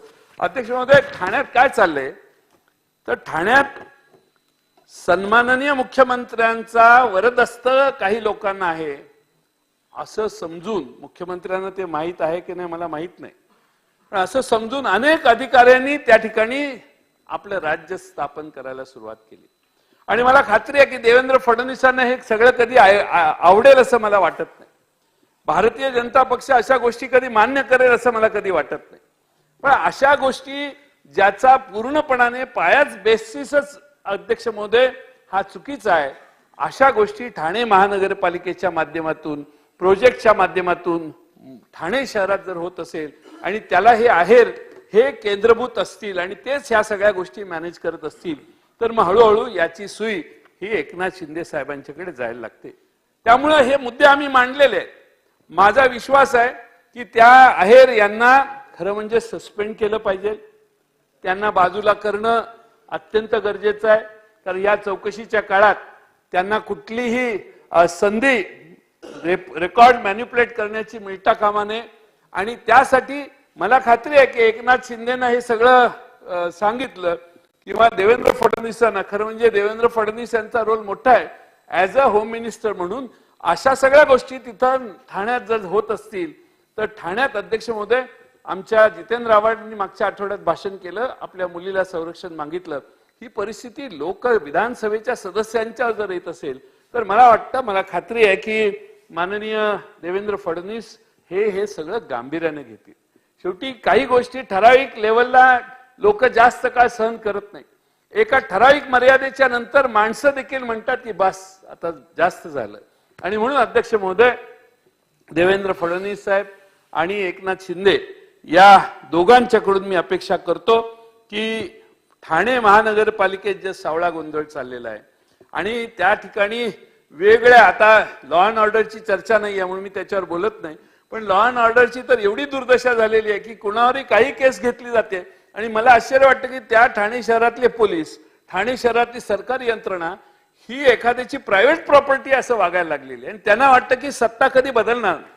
सत्ता बदलली तर काय होतं हे आपण मागच्या काळात बघतोय. कुणाची कधी सत्ता येईल आणि कुणाची कधी जाईल सांगता येत नाही. पण अध्यक्ष महोदय जे रिटायरमेंटला आहेत ते कॅल्क्युलेशनच करतात. 1.5 साल के बाद तो मैं जाने वाला हूं, 1.5 साल के बाद ही महापालिका का ये विधानसभा होने वाली है और तब तक जो भी है वो कर लेंगे. त्यामुळे अध्यक्ष महोदय सावळा गोंधळ, नको त्या चुकीचे ऑर्डर्स, मला खात्री आहे की मुख्यमंत्री हे देत नसतील, देत असतील तर दुर्दैव आहे, पण देत नसतील असं समजून आपण वागूया. कारण शेवटी महाराष्ट्रात हे सार्वभौम सभागृहात आपण ज्या गोष्टी योग्य आहेत त्याचाच आग्रह कायम करतोय. आणि म्हणून माझी आग्रहाची विनंती आहे की त्या आहेरची पूर्ण चौकशी होईपर्यंत त्याला निलंबित ठेवावे. चौकशी 1 महिन्याच्या आत करावी. त्याचं क्वालिफिकेशन ताबडतोब तपासावं. त्याने ज्या रेकॉर्डिंग त्याचे बाहेर आलेले आहेत त्याचा शहानिशा करून त्या बाबतीत रेकॉर्ड करणारा पण ऍफिडेव्हिट दाखल केलेला आहे त्याने की मीच केलेलं आहे म्हणून. त्यामुळं त्याच्यावर ताबडतोबीनं ऍक्शन घेण्यासाठी ताबडतोब सरकारने SIT करून चांगल्या अधिकाऱ्यांची, परत ती SIT करून ती मॅनिप्युलेट होऊ नये, त्यामुळे चांगल्या अधिकाऱ्यांची SIT करावी आणि ही चौकशी करावी. आणि देवेंद्र फडणवीस यांनी स्वतः व्यक्तिशः, आम्ही नगर विकास मंत्री म्हणून आज बोलतोय त्यांना, पण गृहमंत्र्यांची जबाबदारी नैतिक आहे की कुठेही भ्रष्टाचार चाललेला असेल तर तो थांबवण्यासाठी पूर्ण ताकदीनं गृहमंत्र्यांनी लक्ष घातलं पाहिजे. आपलेच मुख्यमंत्री त्या ठाणे शहर जिल्ह्यात आहेत म्हणून त्याकडे आपण सगळं दुर्लक्ष करायचं.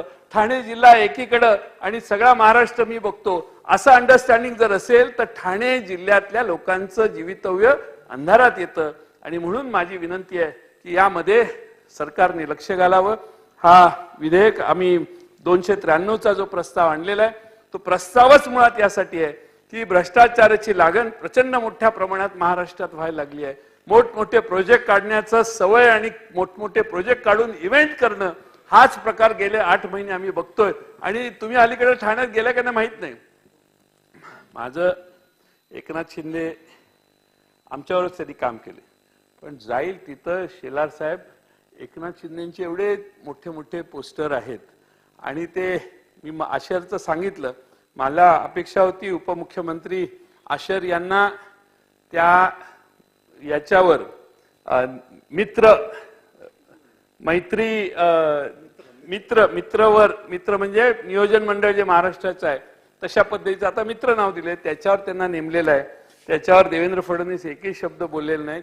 मी त्यावेळी कम्पेअर करून सांगितलं की या ठिकाणी कोण काम करायला पाहिजे. शेवटी आपण जर हे राज्य कॉन्ट्रॅक्टर आणि बिल्डरांच्या ताब्यात देणार असू, आपल्या सभोवती सगळे कॉन्ट्रॅक्टर आणि बिल्डरच फिरणार असतील तर मग मात्र मराठी जनता, महाराष्ट्रातली जनता हे उघड्या डोळ्याने बघते. याची जाणीव आपण सगळ्यांनी ठेवावी एवढीच विनंती करतो आणि माझं भाष्य पूर्ण करतो. धन्यवाद. सुनील राणे. अध्यक्ष महोदय, आजच्या 293 अन्वये चर्चेला आणि जो प्रस्ताव सन्माननीय विरोधी पक्षाकडून आलाय त्याला विरोध करण्यासाठी मी उभा आहे. अध्यक्ष महोदय, आपण जवळजवळ 42 मिनिटं या गेल्या 9 महिन्यामध्ये काय घडलं आणि काय घडतंय याच्याबद्दलची माहिती आपण ऐकली. अध्यक्ष महोदय, गेल्या 2.5 वर्षामध्ये या संपूर्ण महाराष्ट्रामध्ये काय घडत होतं, त्या 2.5 वर्षामध्ये ज्या आघाडीच्या माध्यमातून सुजलाम सुफलाम महाराष्ट्र करण्याच्या गोष्टी सांगितल्या गेल्या, ज्या 2.5 वर्षामध्ये 3 पक्षाने मिळून बनवलेल्या या सरकारमध्ये महाराष्ट्रातील जनतेला विविध विषयांवर फसवण्याचं काम केलं गेलं. आणि ज्या ज्या वेळेला मुंबई महानगरपालिकेचा विषय आला त्या त्या वेळेला मुंबई महानगरपालिका 25 वर्ष कोणाच्या ताब्यामध्ये होती अध्यक्ष महोदय. आणि मग 25 वर्ष महानगरपालिकेचा विकास का नाही झाला. या मुंबई शहराचा विकास होत असताना ज्यांच्या हातामध्ये महानगरपालिकेची सत्ता होती अध्यक्ष महोदय, ज्या ज्या वेळेला विविध विषयांचा विकास करण्यासाठीची जबाबदारी दिली गेली होती आणि मग त्याच वेळेला 2019ला आलेल्या त्यावेळच्या तत्कालीन सरकारने काय काय गोष्टी केल्या, आता त्यांनी ज्या गोष्टीचा उहापोह इथे केला आणि म्हटलं गेलं की 9 महिन्यामध्ये अनेक योजना आणल्या, या 9 महिन्यामध्ये आणलेल्या योजनाच्या बाबत त्यांनी भाष्य केलं. अध्यक्ष महोदय, महानगरपालिका ताब्यात असताना काय काय घडलं, 2.5 वर्षामध्ये सरकार असताना महानगरपालिका सुद्धा हातामध्ये होती. सर्वात उत्तम उदाहरण 2.5 वर्षामध्ये जर द्यायचं झालं तर त्या वरळी मतदारसंघाचं द्यायचं आहे. अध्यक्ष महोदय, ज्या वरळीमध्ये बीटीडी चाळीचा प्रकल्प अध्यक्ष महोदय आणण्यासाठी 25 वर्ष लागली. सन्माननीय उपमुख्यमंत्री देवेंद्रजींचं आपण अभिनंदन करतो की त्यावेळेला 2014 ते 2019 या वेळेला तत्कालीन मुख्यमंत्री म्हणून या वरळीच्या बीटीडी चाळीचा विकास होण्याचं स्वप्न बघितलं. लोकांच्या मनामध्ये आपलं घर असावं, हक्काचं घर असावं, त्यामध्ये राहत असलेल्या पोलिसांना घरं मिळावी म्हणून प्रयत्न करत करत ती गोष्ट पूर्ण झाली. 2014, 2015 आणि 2016 मध्ये निर्णय आला. अध्यक्ष महोदय, निर्णय आला, काम सुरू झालं. 2019ला सरकार बनलं आणि 2019ला तत्कालीन गृहनिर्माण मंत्री इथे बसलेत. त्यांना माहिती आहे की 2019च्या नंतरच्या त्या 2.5 वर्षामध्ये कोणते निर्णय घेतले गेले. अध्यक्ष महोदय, एका बाजूला त्रिकोणी पद्धतीने त्या बीटीडी चाळीचा विकास होण्याचा कल्पना आपण राबवली होती, पण त्याच वेळेला त्या वरळी मतदारसंघामध्ये उभे राहणारे 22 मजल्याचे टॉवर अचानकपणाने कोणाच्या मर्जीने बदलले गेले. असं काय घडत होतं वरळी मतदारसंघामध्ये की 22 मजल्याचे टॉवर हे अचानकपणाने 40 मजल्याचे केले गेले. बीटीडी चाळीमध्ये राहणारा सर्वसामान्य माणूस म्हणत होता की या 22 मजल्याच्या टॉवर मधून आम्हाला 40 मजल्याच्या टॉवर मध्ये का नेलं जात आहे, याचं उत्तर द्यायला त्यावेळेला सरकार तयार नव्हतं. अध्यक्ष महोदय, विचारलं गेलं की जवळजवळ वरळीमध्ये 121 इमारती आहेत.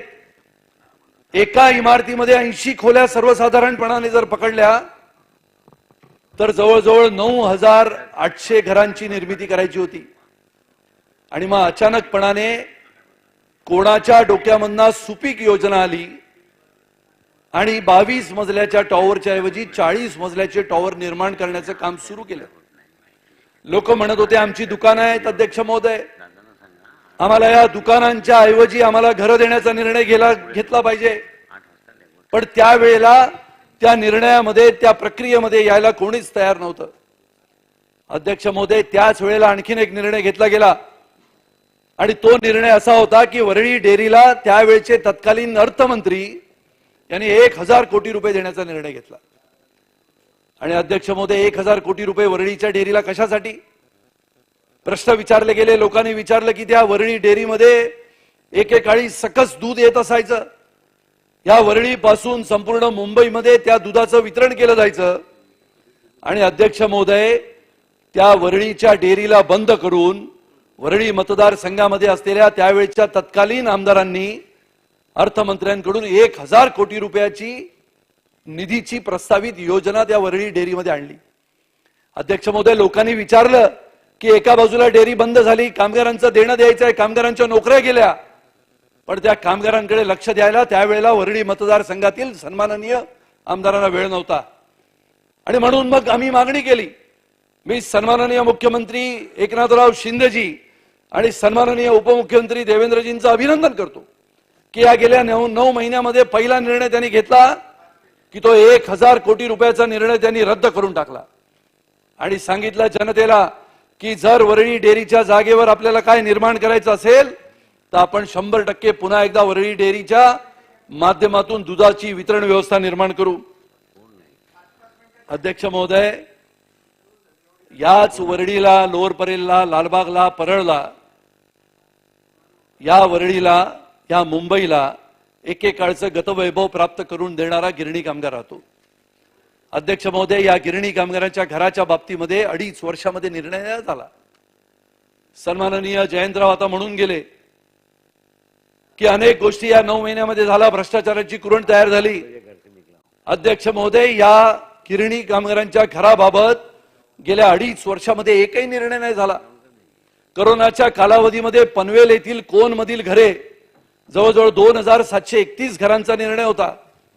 सन्माननीय तत्कालीन गृहनिर्माण मंत्री इथे आहेत आणि त्यावेळेला गिरणी कामगारांच्या घराच्या बाबतीमध्ये हो बोला बोलू द्या. गृहनिर्माण बोलू द्या.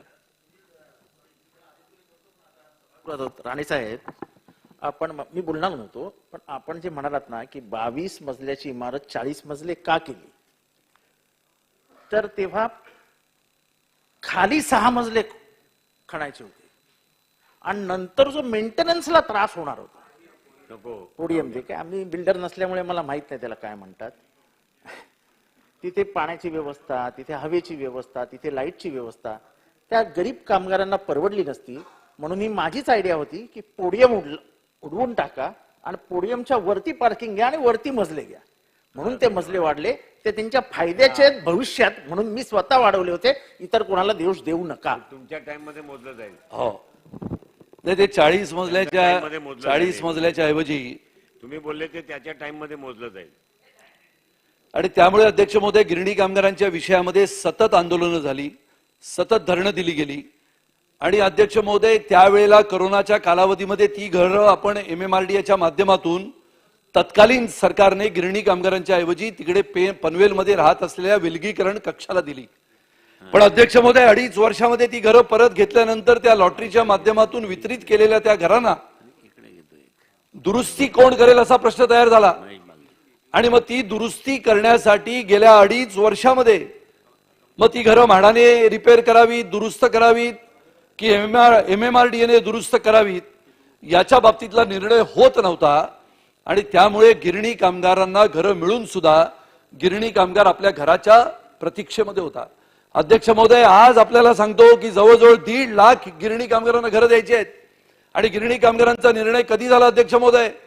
त्यावेळेला सन्माननीय देवेंद्रजी मुख्यमंत्री नव्हते, त्यावेळेला 2001 साली हा निर्णय दिला गेला. आणि गिरणी कामगारांच्या घराचा निर्णय झाल्यानंतर जवळजवळ 1.5 लाख गिरणी कामगारांना आज घरं देण्याच्या प्रतीक्षेमध्ये आहेत. आणि म्हणून अध्यक्ष महोदय, गेल्या 2.5 वर्षामध्ये मगाशी त्यांनी म्हटल्याप्रमाणे महाविकास आघाडीच्या सरकारने काय काय कामं केली याचा जर उहापोह आपण करत बसलो तर मुंबई ही मागे गेली. आणि आज मुंबई सुशोभीकरण होते आहे. मुंबईमध्ये अनेक प्रकल्प आपण सुरू केले आहेत. आज जर बघितलं असेल आपण तर नरिमन पॉइंट ते वरळीच्या सिलिंगचा जो कनेक्टर आहे, नवीन भुयारी मार्ग आहे, तो या 23 नोव्हेंबरला सुरू होणार आहे. अध्यक्ष महोदय, कोरोनाच्या कालावधीमध्ये महाविकास आघाडीच्या माध्यमातून कोणती कामं सुरू होती आपण बघितलं असेल तर झोपडपट्टी पुनर्वसनाची कामं या मुंबई शहरातल्या सगळ्यात महत्वाच्या अशा ठिकाणी सुरू होती का? तर बंद पडली होती. आणि म्हणून यावेळेला जो मुद्दा उपस्थित झाला की महालक्ष्मी रेसकोर्सचा 9 वर्षापासून महालक्ष्मी रेसकोर्सचं लीज संपलं होतं अध्यक्ष महोदय. मग ह्या 25 वर्षाच्या कालावधीमध्ये त्या महालक्ष्मी रेसकोर्सचा निर्णय घेण्याचा कारभार महानगरपालिकेच्या हातामध्ये होता. आपण बोला. 3 मिनिटं झाली, 3 मिनिटं 12 सेकंद. आणि त्यात जितेंद्रजींनी माझी 2 मिनिटं 2.5 सेकंद घेतले. चला बोला बोला. त्याच्यामुळे चला आपल्याला गरज आहे.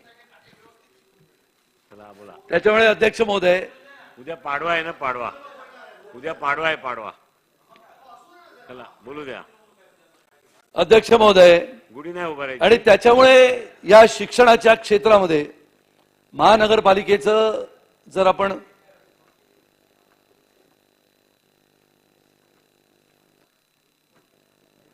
अध्यक्ष महोदय, महानगरपालिकेचं प्रस्तावित बजेट शिक्षणाचं जे मुंबईमध्ये आहे ते जवळजवळ 2,900 कोटीचं आहे. मग अध्यक्ष महोदय, 10 वर्षामध्ये जर 29,000 कोटीचं बजेट आहे शिक्षणाचं, एकामागोमाग एक शिक्षणाच्या शाळा बंद पडत असताना, मराठी शाळा बंद पडत असताना, गेल्या 2.5 वर्षामध्ये सरकार हातामध्ये असताना, या मराठी शाळा बंद पडत असताना, मराठी माणसांची मुलं कॉन्व्हेंटमध्ये जात असताना आपण काय केलं असा प्रश्न आहे अध्यक्ष महोदय. आणि त्यामुळे या मराठी शाळेला पुनर्जीवन देण्यासाठी सन्माननीय अध्यक्ष महोदय आता आपण काम करतो आहोत. त्यांना विचारलं गेलं की राष्ट्रीय शैक्षणिक धोरणाच्या बाबत मागच्या सरकारने काय केलं. अध्यक्ष महोदय 2023ला राष्ट्रीय शैक्षणिक धोरण आणायचं ठरलं होतं आणि नॅशनल एज्युकेशन पॉलिसी ज्याला म्हणतो त्याच्या माध्यमातून मुंबईमध्ये मुंबई युनिव्हर्सिटी प्रमाणेच पुणे युनिव्हर्सिटीमध्ये सुद्धा अनेक ठिकाणी नॅशनल एज्युकेशन पॉलिसीचा निर्णय घेतला गेला होता.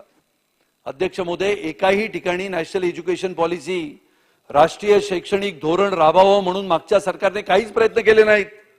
मी आपल्याला सांगतो अध्यक्ष महोदय, या 9 महिन्याच्या कालावधीमध्ये या आपल्या सरकारने पॉलिटेक्निक आणि इंजिनिअरिंग याच्याशिवाय जवळजवळ 2088 प्राध्यापकांना एनओसी देण्याचा विषय होता, ज्याच्या माध्यमातून राष्ट्रीय शैक्षणिक धोरण हे विविध आपल्या राज्यांमधील विविध महाविद्यालयांमध्ये शिकवलं जाईल आणि त्यामधून जवळजवळ 1100 जणांना आपण गेल्या 9 महिन्यामध्ये आपण जे प्रस्तावित केलं होतं ते प्रशिक्षण दिलं गेलं. जवळजवळ प्राध्यापकांचं जाळं नेटवर्क आपण उभारलं आणि 5000 प्राध्यापकांना प्रशिक्षित करण्यात आलं, ज्यांच्या माध्यमातून जवळजवळ 7000 नवीन महाविद्यालयांपर्यंत पोहोचता येईल आणि नॅशनल एज्युकेशन पॉलिसी राष्ट्रीय शैक्षणिक धोरण आपल्याला राबवता येऊ शकेल. अध्यक्ष महोदय, विना अनुदानित पण ज्याच्यामध्ये सरकारने अनुदान दिलं नसेल पण सरकारची राष्ट्रीय शिक्षा नीती अवलंबण्यासाठी अनेक महाविद्यालय पुढे आली आणि म्हणून अध्यक्ष महोदय बदल घडले आणि निश्चितपणाने मुंबईच नाही तर महाराष्ट्रामध्ये सुजलाम आणि सुफलाम होत असताना विरोधकांनी फक्त विरोध करण्यासाठी म्हणून आजचा हा प्रस्ताव आणलाय.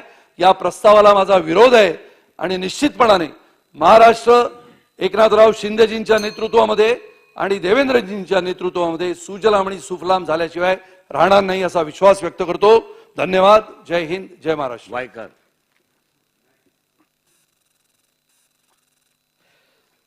आपल्याला सभागृह 8 वाजता संपायचं. अध्यक्ष महोदय, बोला. आपण 293 या प्रस्तावावरती मी बोलतोय. या प्रस्तावाच्या अनुषंगाने रईसला देतो, हे बोलतील. मुंबई महानगरपालिका ही 7 मार्च 2022 रोजी याची मुदत संपली आणि ही मुदत संपल्यानंतर या मुंबई महानगरपालिकेवरती ऍडमिनिस्ट्रेटर आणण्यात आलं. हे ऍडमिनिस्ट्रेटर आणल्यानंतर त्यांच्या माध्यमातून जवळजवळ 1 वर्ष झालं मुंबई महानगरपालिका ही ऍडमिनिस्ट्रेटर चालवत आहे. ऍडमिनिस्ट्रेटर ज्या पद्धतीने मुंबई महानगरपालिका चालवत आहेत याच्यावरती मी येणारच आहे, परंतु काही सदस्य यांनी म्हटलं की गेल्या 25 वर्षामध्ये मुंबई महानगरपालिकेमध्ये काहीच केलं नाही. मी त्यांना सांगू इच्छितो, आपण देखील माझ्याबरोबर होतात. मला वाटते 2007 साली आपण त्या मुंबई महानगरपालिकेमध्ये पहिले नगरसेवक म्हणून आलात. 2000 साली. 2000 साली आलो. 2007 असेल. 2092 ला होते. 92 ला होती. 92 नंतर 2007 ला होती. अध्यक्ष महोदय, प्रामुख्याने त्यावेळेला मुंबई महानगरपालिका 2900 दशलक्ष लिटर पाणी आपल्या मुंबई महानगरपालिकेमध्ये 2900 दशलक्ष लिटर पाणी आपण मुंबई महानगरपालिकेमध्ये द्यायचं.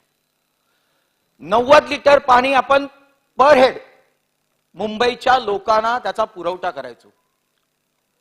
पाणी आपण आणायचं कुठून?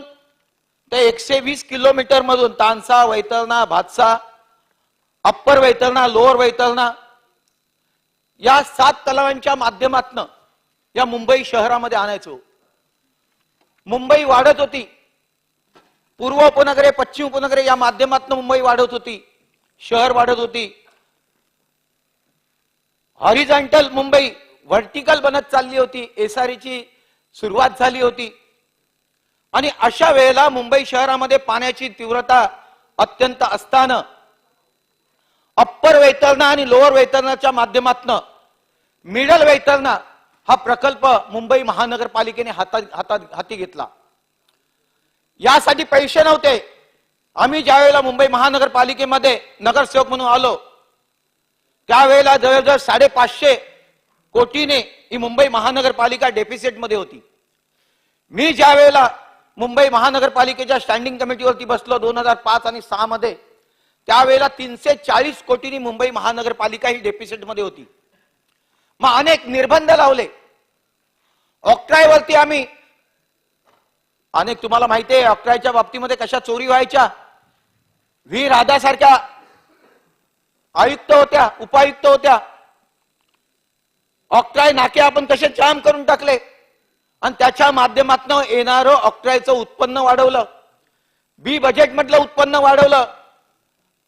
अनेक ठिकाणी कर्टेल केलं आणि ही मुंबई महानगरपालिका 340 कोटी मधली ती 4 आणि 5 मध्ये होती, ती आपण प्लस मध्ये न्यायला सुरुवात केली. आणि तेव्हापासून मुंबई महानगरपालिकेमध्ये ज्या वेळेला 3000 कोटी रुपये आपल्याला अप्पर वैतरणा आणि लोअर वैतरणामध्ये मिडल वैतरणा बांधायचं होतं. लोअर वैतरणाला मोडक सागर देखील म्हणतात की आपले पहिले मुंबई महानगरपालिकेचे इंजिनियर श्री मोडक होते याची, त्यांच्या नावाने लोअर वैतरणाला आपण मोडक सागर म्हणून म्हणतो आणि त्या ठिकाणी आपल्याला पैसे पाहिजे होते.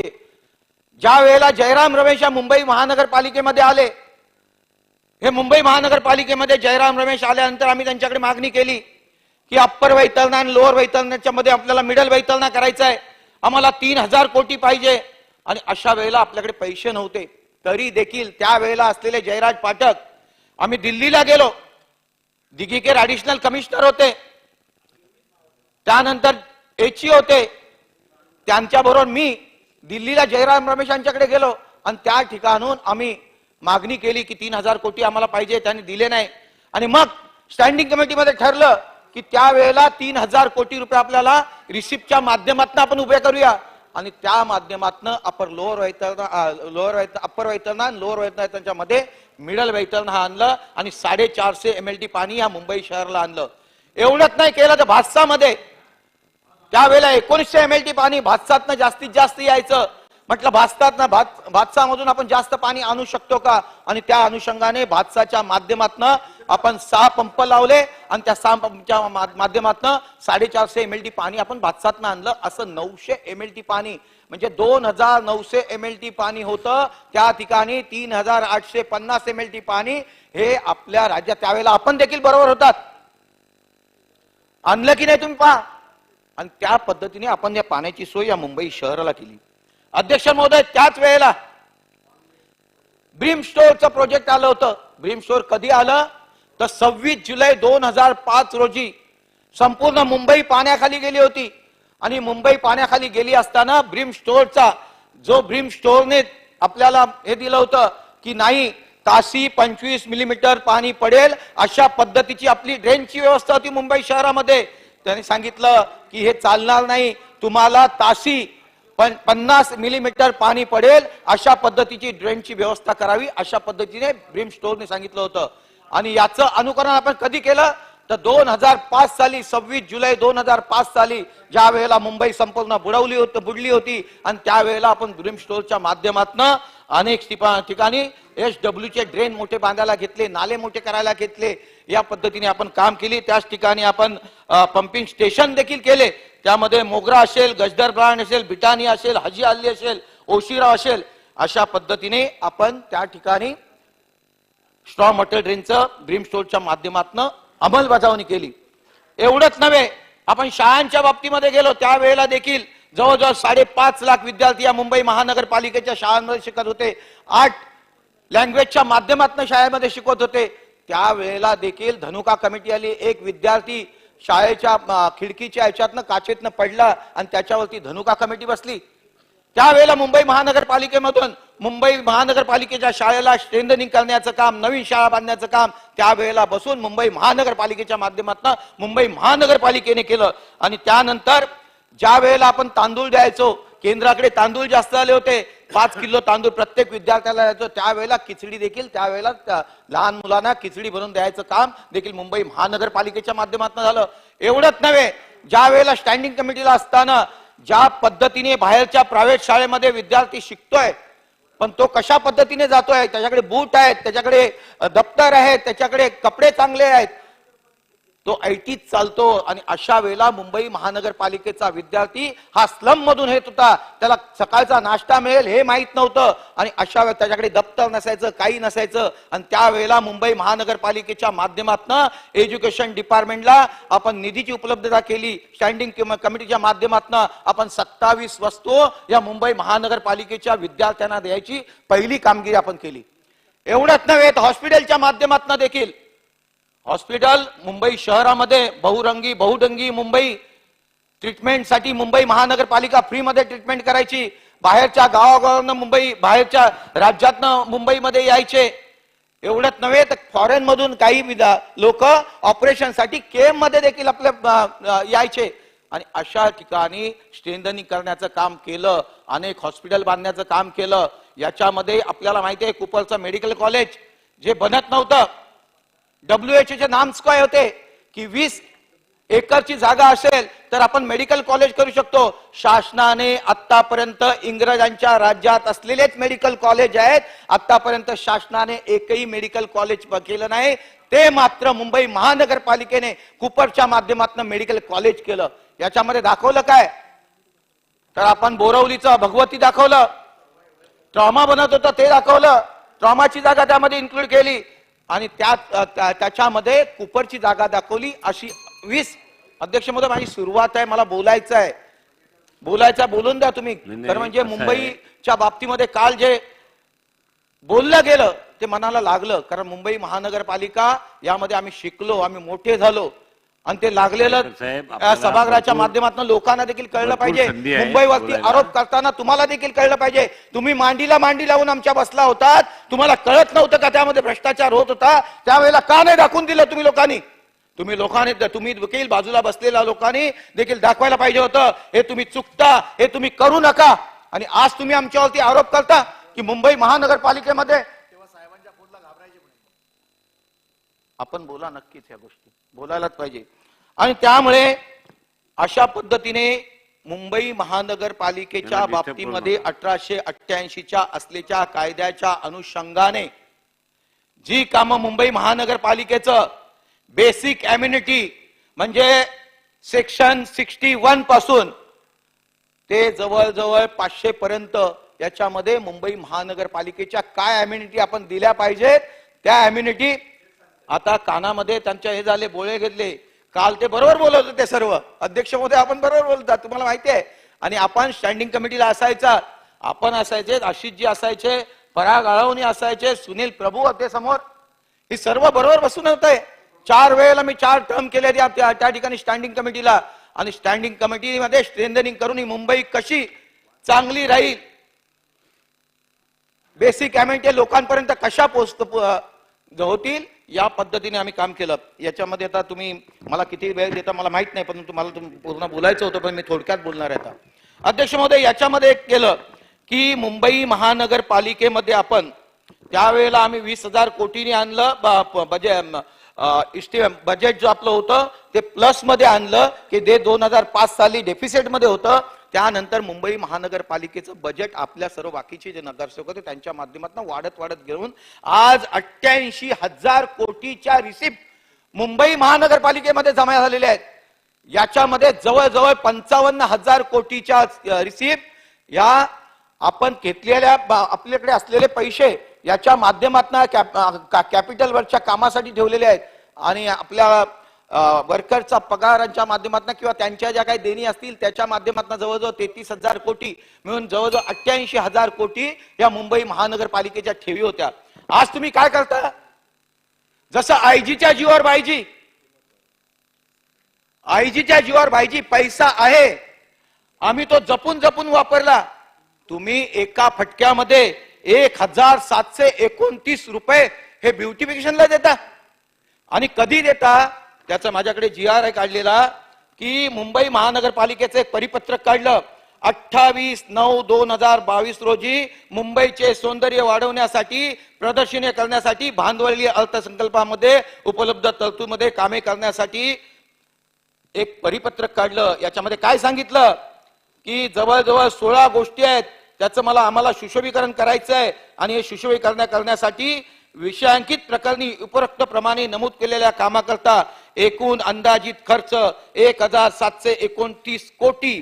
विभाग स्तरावर किती करायचे वॉर्ड वाईज तर 939 कोटी व मध्यवर्ती यंत्रणा म्हणजे आपण ज्याला सेंट्रल एजन्सी म्हणतो त्याच्या माध्यमातून 790 कोटी त्यांनी खर्च करायला दिले.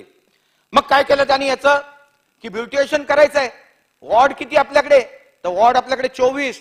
मग 24 वॉर्ड आहेत ना. आपण एक काम करूया की 30 कोटी रुपये प्रत्येक वॉर्डला देऊया म्हणजे 24 वॉर्ड इंटू 30 म्हणजे 720 कोटी रुपये तुम्ही प्रत्येक वॉर्डला सुशोभीकरणासाठी दिले.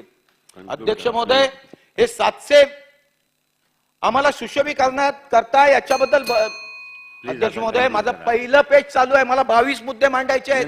मुंबईच्या बाबतीमध्ये कोणी जर असं म्हणत असेल नाही ठीक आहे आपण कन्क्लूड करा प्लीज. आता अध्यक्ष महोदय मला नाही एवढी 22 मुद्दे मांडायला एक मुद्दा मांडायला जर तुम्हाला आता जवळजवळ बोलून दे ना. 16 मिनिटं झाले. तुम्ही काल ज्या मुंबईची लक्कर काढत होतात रक्तबंबाळ करून टाकत होतात मुंबईला त्या मुंबईमध्ये आम्ही जगतोय मुंबईमध्ये श्वास घेतोय आणि चला शेवटचा मुद्दा मांडा.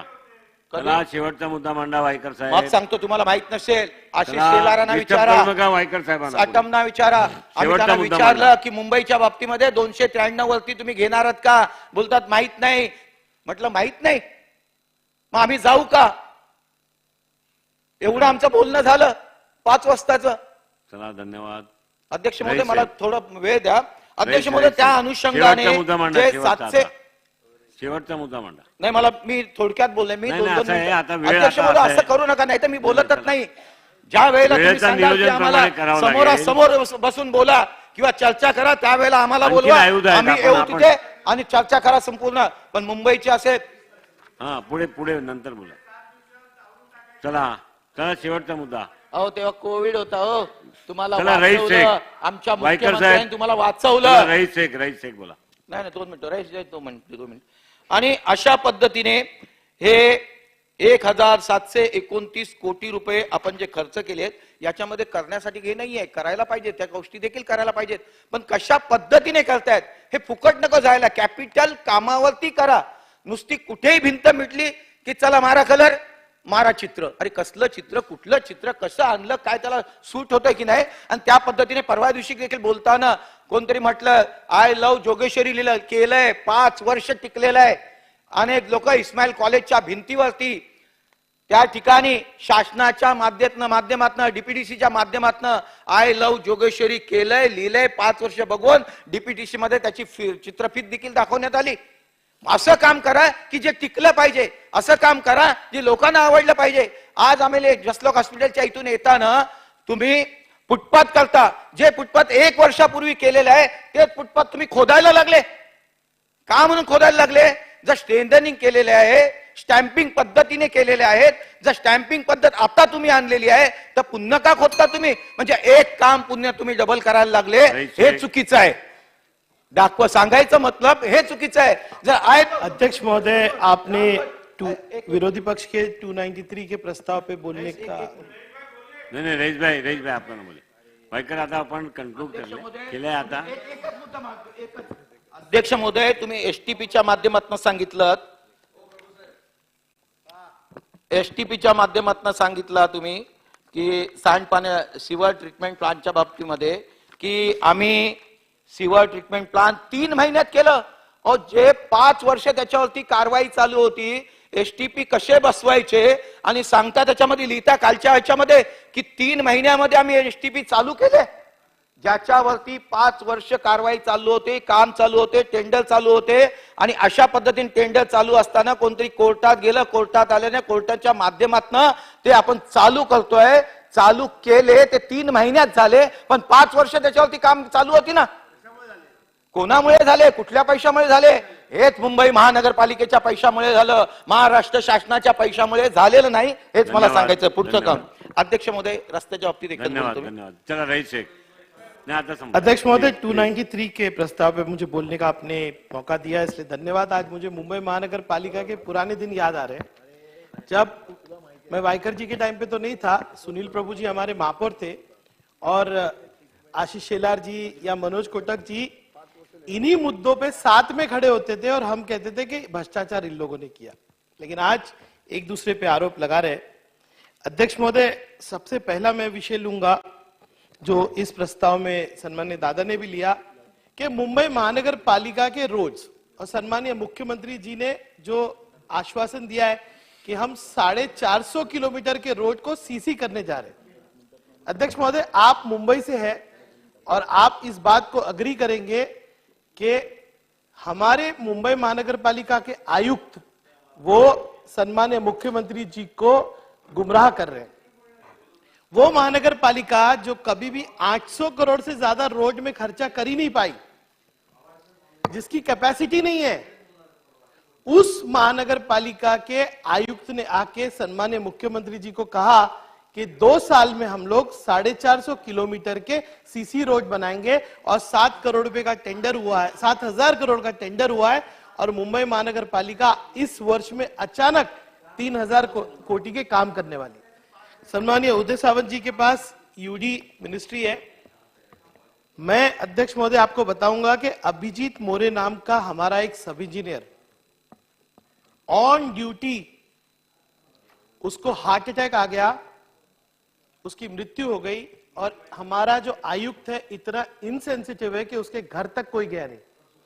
उसकी पार्श्वभूमि मंत्री महोदय जी, मंत्री महोदय जी, एक हमारा सब इंजीनियर है, आप बोलिए बोलिए, वो रिकॉर्ड पे जाएगा सब, बोलिए आप। हमारा सब इंजीनियर है अभिजीत मोरे, उसकी ऑन ड्यूटी डेथ हो गई और किसी ने उसका पुरसाने हाल नहीं किया। हमारे सारे सब इंजीनियरों ने लिखकर आयुक्त को कहा कि हमसे जबरदस्ती ओवर टाइम कराया जा रहा है और हमारे ऊपर स्ट्रेस है। अध्यक्ष महोदय, इसकी इंक्वायरी होनी चाहिए कि हमारे इंजीनियर्स को टेंडर बनाने के लिए 16-16 घंटे और 18-18 घंटे बिठाया जा रहा है। अध्यक्ष महोदय, अभी वाइकर जी ने ब्यूटिफिकेशन के बारे में कहा, प्रशांत बोलत नाही का? मुंबई महानगर पालिका एक प्लान्ड बजट के अंतर्गत काम करती है, एक प्लान्ड बजट के अंतर्गत काम करती है, लेकिन इस बजट में ब्यूटिफिकेशन के लिए कोई फंड नहीं होने के बावजूद 1700 करोड़ का फंड ब्यूटिफिकेशन को दिया गया। ये फंड कहां से लाया गया? ये स्कूल इंफ्रास्ट्रक्चर का फंड था, ये गार्डन इंफ्रास्ट्रक्चर का फंड था, ये फंड को डाइवर्ट किया गया और जिस तरह से वाइकर जी ने कहा कि ब्यूटिफिकेशन के नाम पे ये फंड का लूट किया गया। अध्यक्ष महोदय, अभी बात हुई, सर मैं बैठ जाऊं? नहीं, आप बोलिए ना, आप अभी कंक्लूड करना है आपको, 5 मिनट है आपको, बोल रहे 5 मिनट है, आप कंक्लूड करें। अध्यक्ष महोदय, यहाँ पर अभी आप ऐसे भी मुद्दे पर ही बोलते हैं।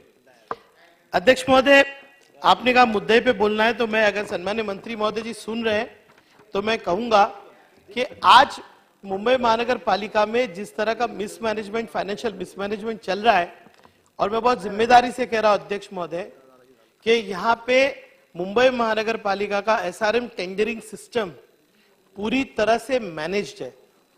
अध्यक्ष महोदय, मैं बहुत गंभीर आरोप लगा रहा हूं कि हमारे यहाँ पे एसआरएम टेंडरिंग सिस्टम के अंदर जो बिट्स भरे जाते हैं उनका ईएमडी एडवांस में लिया जाता है, इसलिए कार्टेलाइजेशन हो रहा है और ये सिस्टम जो है पहले से ही कॉन्ट्रैक्टर्स को पता रहता है कि कौन से टेंडर्स कौन कौन भर रहा है। मैं बहुत जिम्मेदारी से बोल रहा हूं उदय सामंत जी, इसकी फोरेंसिक ऑडिट हो चुकी है और वो फोरेंसिक ऑडिट की रिपोर्ट मैं पिछले 1 साल से मांग रहा हूं, लेकिन वो रिपोर्ट नहीं दी जा रही है। वो रिपोर्ट अगर आएगी तो पता चलेगा कि मुंबई महानगर पालिका में किस तरह से कार्टेलाइजेशन होता है। अध्यक्ष महोदय, मैं आपको बहुत जिम्मेदारी से कह रहा हूं, 50,000 इलीगल अकाउंट खोले गए केवाईसी बगैर, ये मैं रिकॉर्ड पे कह रहा हूं। अध्यक्ष महोदय, आज आप मुझसे पूछिए, जब सुनील प्रभु जी महापौर थे तो एक बहुत बड़ा स्कैम हुआ था, उसके बाद अजय मेहता जी कमिश्नर थे, हमने प्रोक्योरमेंट पॉलिसी बनाई थी। प्रोक्योरमेंट पॉलिसी का मतलब ये होता है कि हम एक इंटीग्रेटिव वो लेते हैं, अंडरटेकिंग लेते हैं कि अगर कोई भी सप्लाई किसी ने किया है तो वो इक्विपमेंट, वो प्रोडक्ट उसने इंडिया में उससे लोअर प्राइस में कहीं भी नहीं दिया, और उसी अंडरटेकिंग में कहा जाता है कि हम थर्ड पार्टी ऑडिट करेंगे, मॉनिटरिंग करेंगे, इसकी हम इन्वेस्टिगेशन करेंगे। आज तक अध्यक्ष महोदय नहीं हुआ है।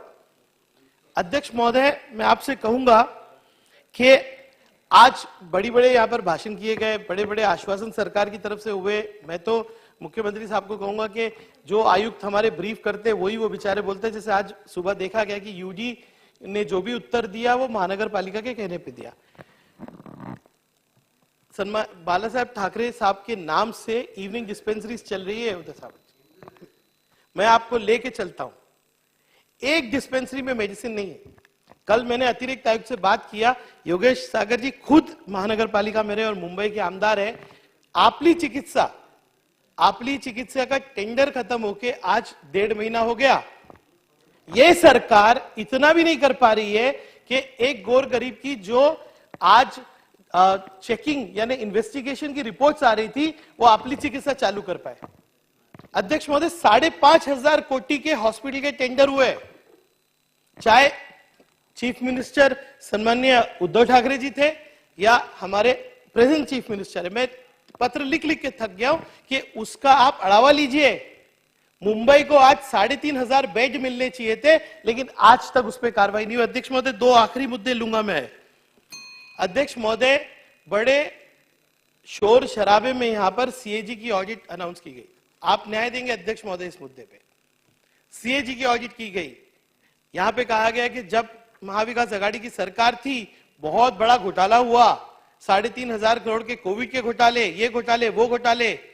आप सोचिए कि मुंबई महानगर पालिका के एक आयुक्त जो आज प्रशासक बन के यूडी के अंडर काम करता है, वो सीएजी को नोटिस भेजता है कि आप हमारा इन्वेस्टिगेशन कर नहीं सकते, हमने पैंडेमिक एक्ट के तहत जो है खर्च किया है।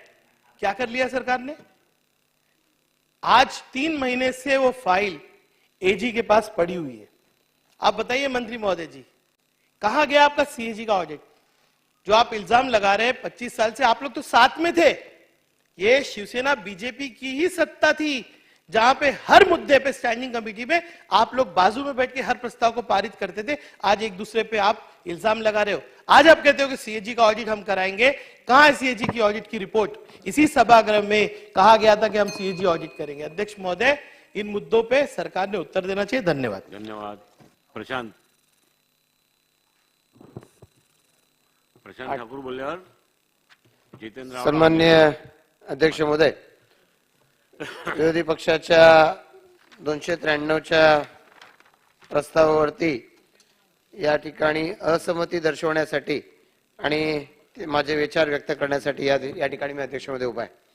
अध्यक्ष महोदय, विरोधी पक्षानं या प्रस्तावाच्या माध्यमातून मुंबई महानगरपालिका असेल किंवा शेजारच्या क्षेत्रामध्ये सगळंच कसं काही आता अचानकपणानं चुकीचं घडायला लागलंय असं या प्रस्तावाच्या माध्यमातून जनतेच्या समोर भासवण्याचा प्रयत्न केलेला आहे।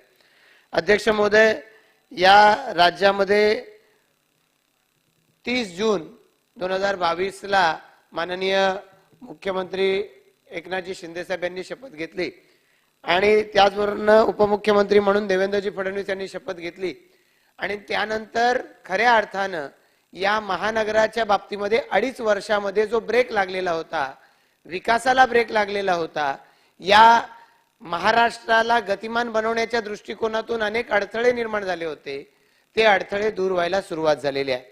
अध्यक्ष महोदय, या परिसराच्या दृष्टिकोनातून जो सर्वंकष विचार होणं आवश्यक आहे, जो देशाचे पंतप्रधान म्हणून नरेंद्र मोदी यांनी आखलेला संकल्प आहे, या देशाला एका नव्या उंचीवरती नेऊन ठेवायचं आहे आणि त्याला पूरक अशी भूमिका या महाराष्ट्रानं घेण्याची आवश्यकता आहे। आणि त्यातलं सगळ्यात महत्त्वाचं म्हणजे मुंबई असेल किंवा मुंबईच्या अवतीभोवतालचं महानगर क्षेत्र असेल, या क्षेत्राचा विकास आहे। दुर्दैवानं अध्यक्ष महोदय, गेल्या 2.5 वर्षाच्या कालावधीमध्ये हा विकास खुंटला आणि त्याच्यामुळे अनेक पद्धतीच्या समस्या निर्माण झालेल्या आहेत। अध्यक्ष महोदय, या प्रस्तावाच्या माध्यमातून नैना क्षेत्राच्या संदर्भातला उल्लेख या ठिकाणी केला गेलेला आहे। खरं तर अध्यक्ष महोदय, 2013 साली नैनाची जी स्थापना झाली, ही स्थापना झालेली असताना मुंबई विमानतळाच्या परिसरातला क्षेत्र आहे याचा नियंत्रित विकास होण्यासाठी म्हणून नैनाची स्थापना झाली। काही अंशी या नैनाच्या संदर्भामधला जो प्रस्ताव आहे त्या प्रस्तावाला लोकांचा असलेला विरोध किंवा त्या बाबतीमध्ये जी सरकारच्याकडून पावलं उचलली जायला पाहिजे होती त्याही बाबतीमध्ये नियोजनामध्ये जो वेळ लागला, त्यामुळे या नैनाच्या संदर्भातला प्रस्ताव बदलून त्याला टीपी स्कीमचं स्वरूप दिलं. छोट्या छोट्या टीपी स्कीम्स आणल्या गेल्यात अध्यक्ष महोदय. याच्या संदर्भामधले तिथल्या लोकांच्या काही बाबतीमध्ये विरोध निर्माण झालेला आहे. लोकांची भूमिका आहे की आम्हाला आमची जमीन जी आहे या आमच्या जमिनीपैकी 40% जमीनच आम्ही का ठेवायची, 60% जमीन ही सिडकोनं का घ्यायची. अध्यक्ष महोदय, सिडकोच्या माध्यमातून किंवा नैना प्राधिकरणाच्या माध्यमातून जी 40% जमीन दिली जाणार आहे त्या 40% जमिनीचा विकास केला जाणार आहे आणि विकास केलेल्या या जमिनीवरती रस्ते, गटार यासारख्या सुविधा दिल्या जाणार आहेत आणि FSI जो आहे हा FSI 2.5 पट त्याला दिला जाणार आहे आणि ज्या ठिकाणी 0.2 FSI मिळाला असता तो पूर्ण 1 FSI 40% क्षेत्रातच मिळेल, प्लस त्याला त्याच्या जमिनीचा विकास होईल. मात्र या संदर्भामध्ये जाणीवपूर्वक काल परवापर्यंत जे सत्तेमध्ये होते ते सत्तेमध्ये असेपर्यंत त्यांना त्याच्यामध्ये काही वावगं वाटत नव्हतं. आता त्याच्या संदर्भामधले मोर्चे काढणं आणि त्या माध्यमातून जनतेची दिशाभूल करणं हे सगळे प्रकार सुरू आहेत आणि त्यामुळे काही गोष्टींना विरोध केला जातोय. त्या गोष्टी निश्चितच प्रशासनानं, सरकारनं म्हणजे त्याच्यामधले जे चार्जेस, बेटरमेंट चार्जेस आहेत, त्याच्यामध्ये डेव्हलपमेंट चार्जेस आहेत, यांना विरोध केला जातोय. ते कमीत कमी ठेवण्याची आवश्यकता आहे आणि त्याचबरोबरीनं या विकासाच्या बाबतीमध्ये लोकांच्या मनामध्ये साशंकता आहे.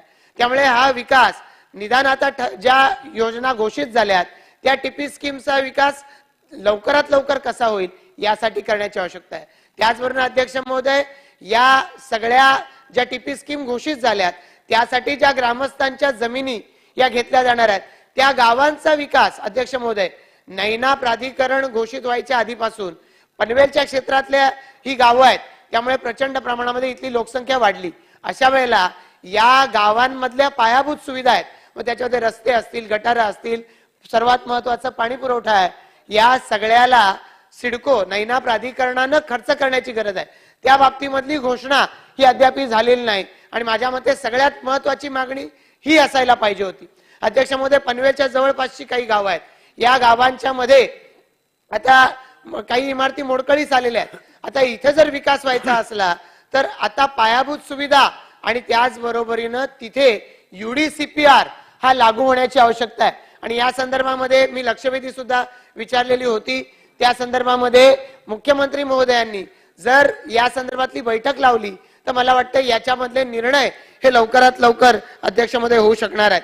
नैना प्राधिकरण हे जनतेच्या जर हिताचं आहे तर सरकारनं पुढे येऊन, सरकारच्या माध्यमातून नैना प्राधिकरण सिडको यांनी पुढे येऊन ते स्पष्टपणानं लोकांच्या पुढे मांडण्याची आवश्यकता आहे. पण अध्यक्ष महोदय, त्याचबरोबरीनं आताची जी 23 गावं पहिल्या योजनेतली आहेत याच्या पलीकडच्या ज्या गावा आहेत याचा विस्तार व्हायला खूप वेळ लागणार आहे आणि हा जर वेळ लागणार असेल तर त्यांच्यासाठी शासनानं वेगळा काहीतरी नियोजन करणं, तिथे ग्रामस्थांना आपल्या जमिनी आहेत यांच्या विकासासंदर्भामध्ये काही स्वातंत्र्य हे सिडको नैना प्राधिकरणानं देणं हे सुद्धा तितकंच आवश्यक आहे आणि म्हणून यासाठी या बैठकीची आवश्यकता आहे की ज्या माध्यमातून वेगवेगळे प्रश्न सुटू शकतील. अध्यक्ष महोदय, पनवेल महापालिका स्थापन झाली 2016 साली.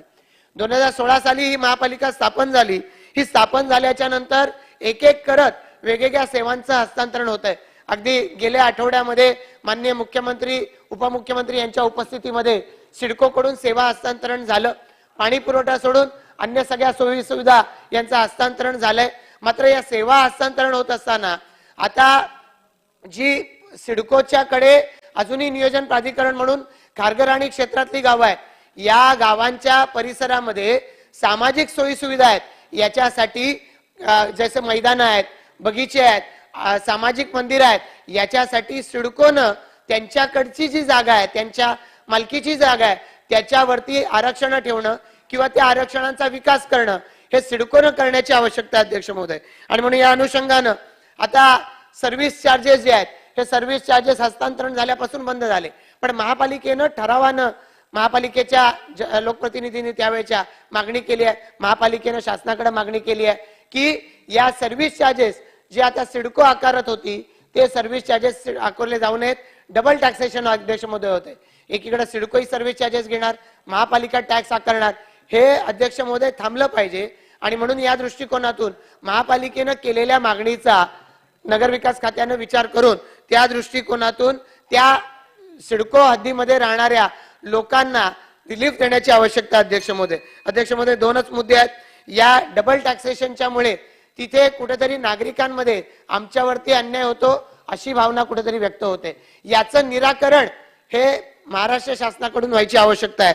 आणि म्हणून या दृष्टिकोनातून अध्यक्ष महोदय, शासनानं या पनवेल महापालिकेची जी मागणी आहे याचा सकारात्मक विचार करण्यासाठी सुद्धा सिडकोचे अधिकारी, महापालिका यांना सोबत घेऊन याच्यासाठी भूमिका घ्यायची आवश्यकता आहे. अध्यक्ष महोदय, प्रॉपर्टी टॅक्स हा मुद्दा माझा याच्या संदर्भातला शेवटचा आहे की प्रॉपर्टी टॅक्स महापालिकेनं 2016 साली महापालिका झाली तेव्हापासूनचा आकारायचा होता.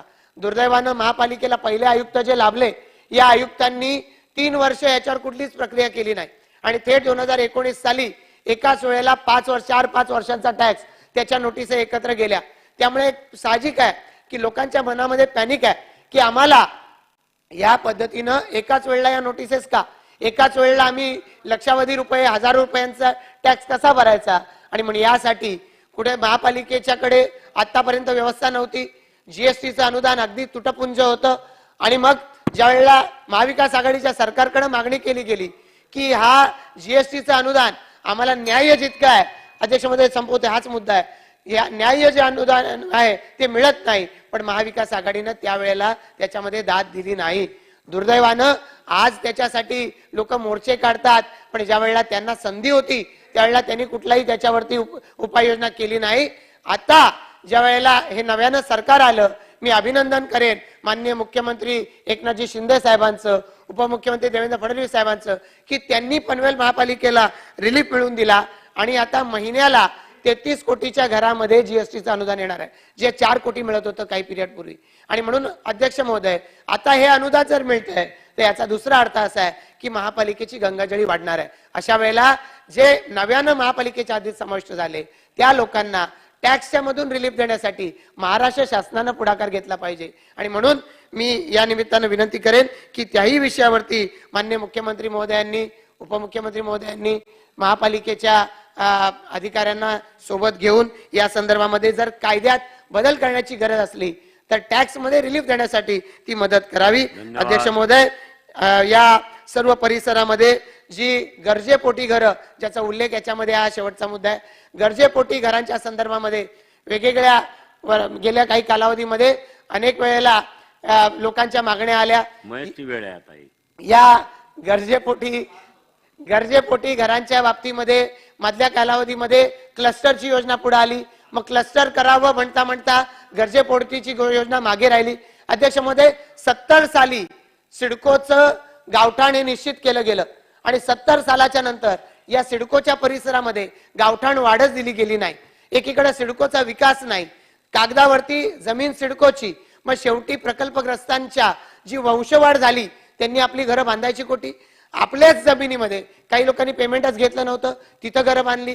काहींनी पेमेंट घेतलंय पण घरं बांधली. त्यांचं म्हणणं आहे रेग्युलरायझेशन करून द्या, पण रेग्युलेशन करत असताना ती घरं त्यांच्या मालकीची झाली पाहिजेत. पण अध्यक्ष महोदय, त्यावेळेला कागदावरती संपादन झालं, सीमांकन झालेलं नव्हतं.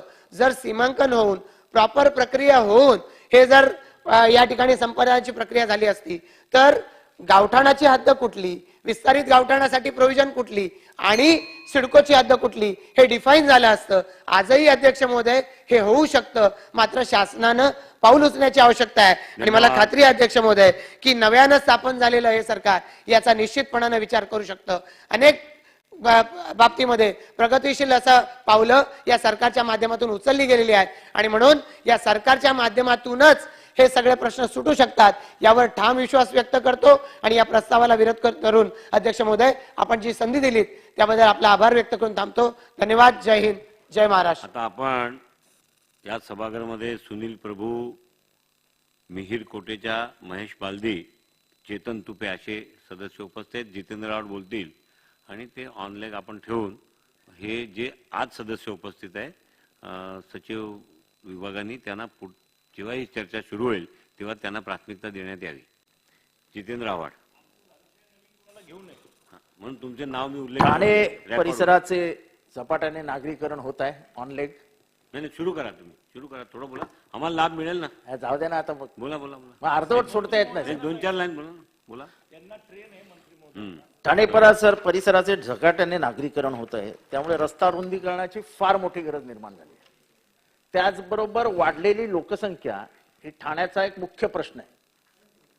ठाण्यामध्ये माजी खासदार प्रकाश परांजपेजी असताना त्यांनी मनोरुग्णालयामध्ये ठाणे रेल्वे स्टेशन मनोरुग्णालयाची मोठी जागा आहे, तर त्याच्यामध्ये ठाणे रेल्वे स्टेशनचा एक एक्सटेंडेड प्लॅटफॉर्म आणावा असं त्या काळी मागणी केली होती.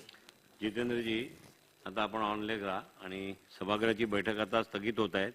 गुरुवार दिनांक 23 मार्च 2023 रोजी सकाळी 11 वाजता सभागृहाची बैठक भरेल. आपण सर्वांना गुढीपाडवाच्या पूर्व शुभेच्छा.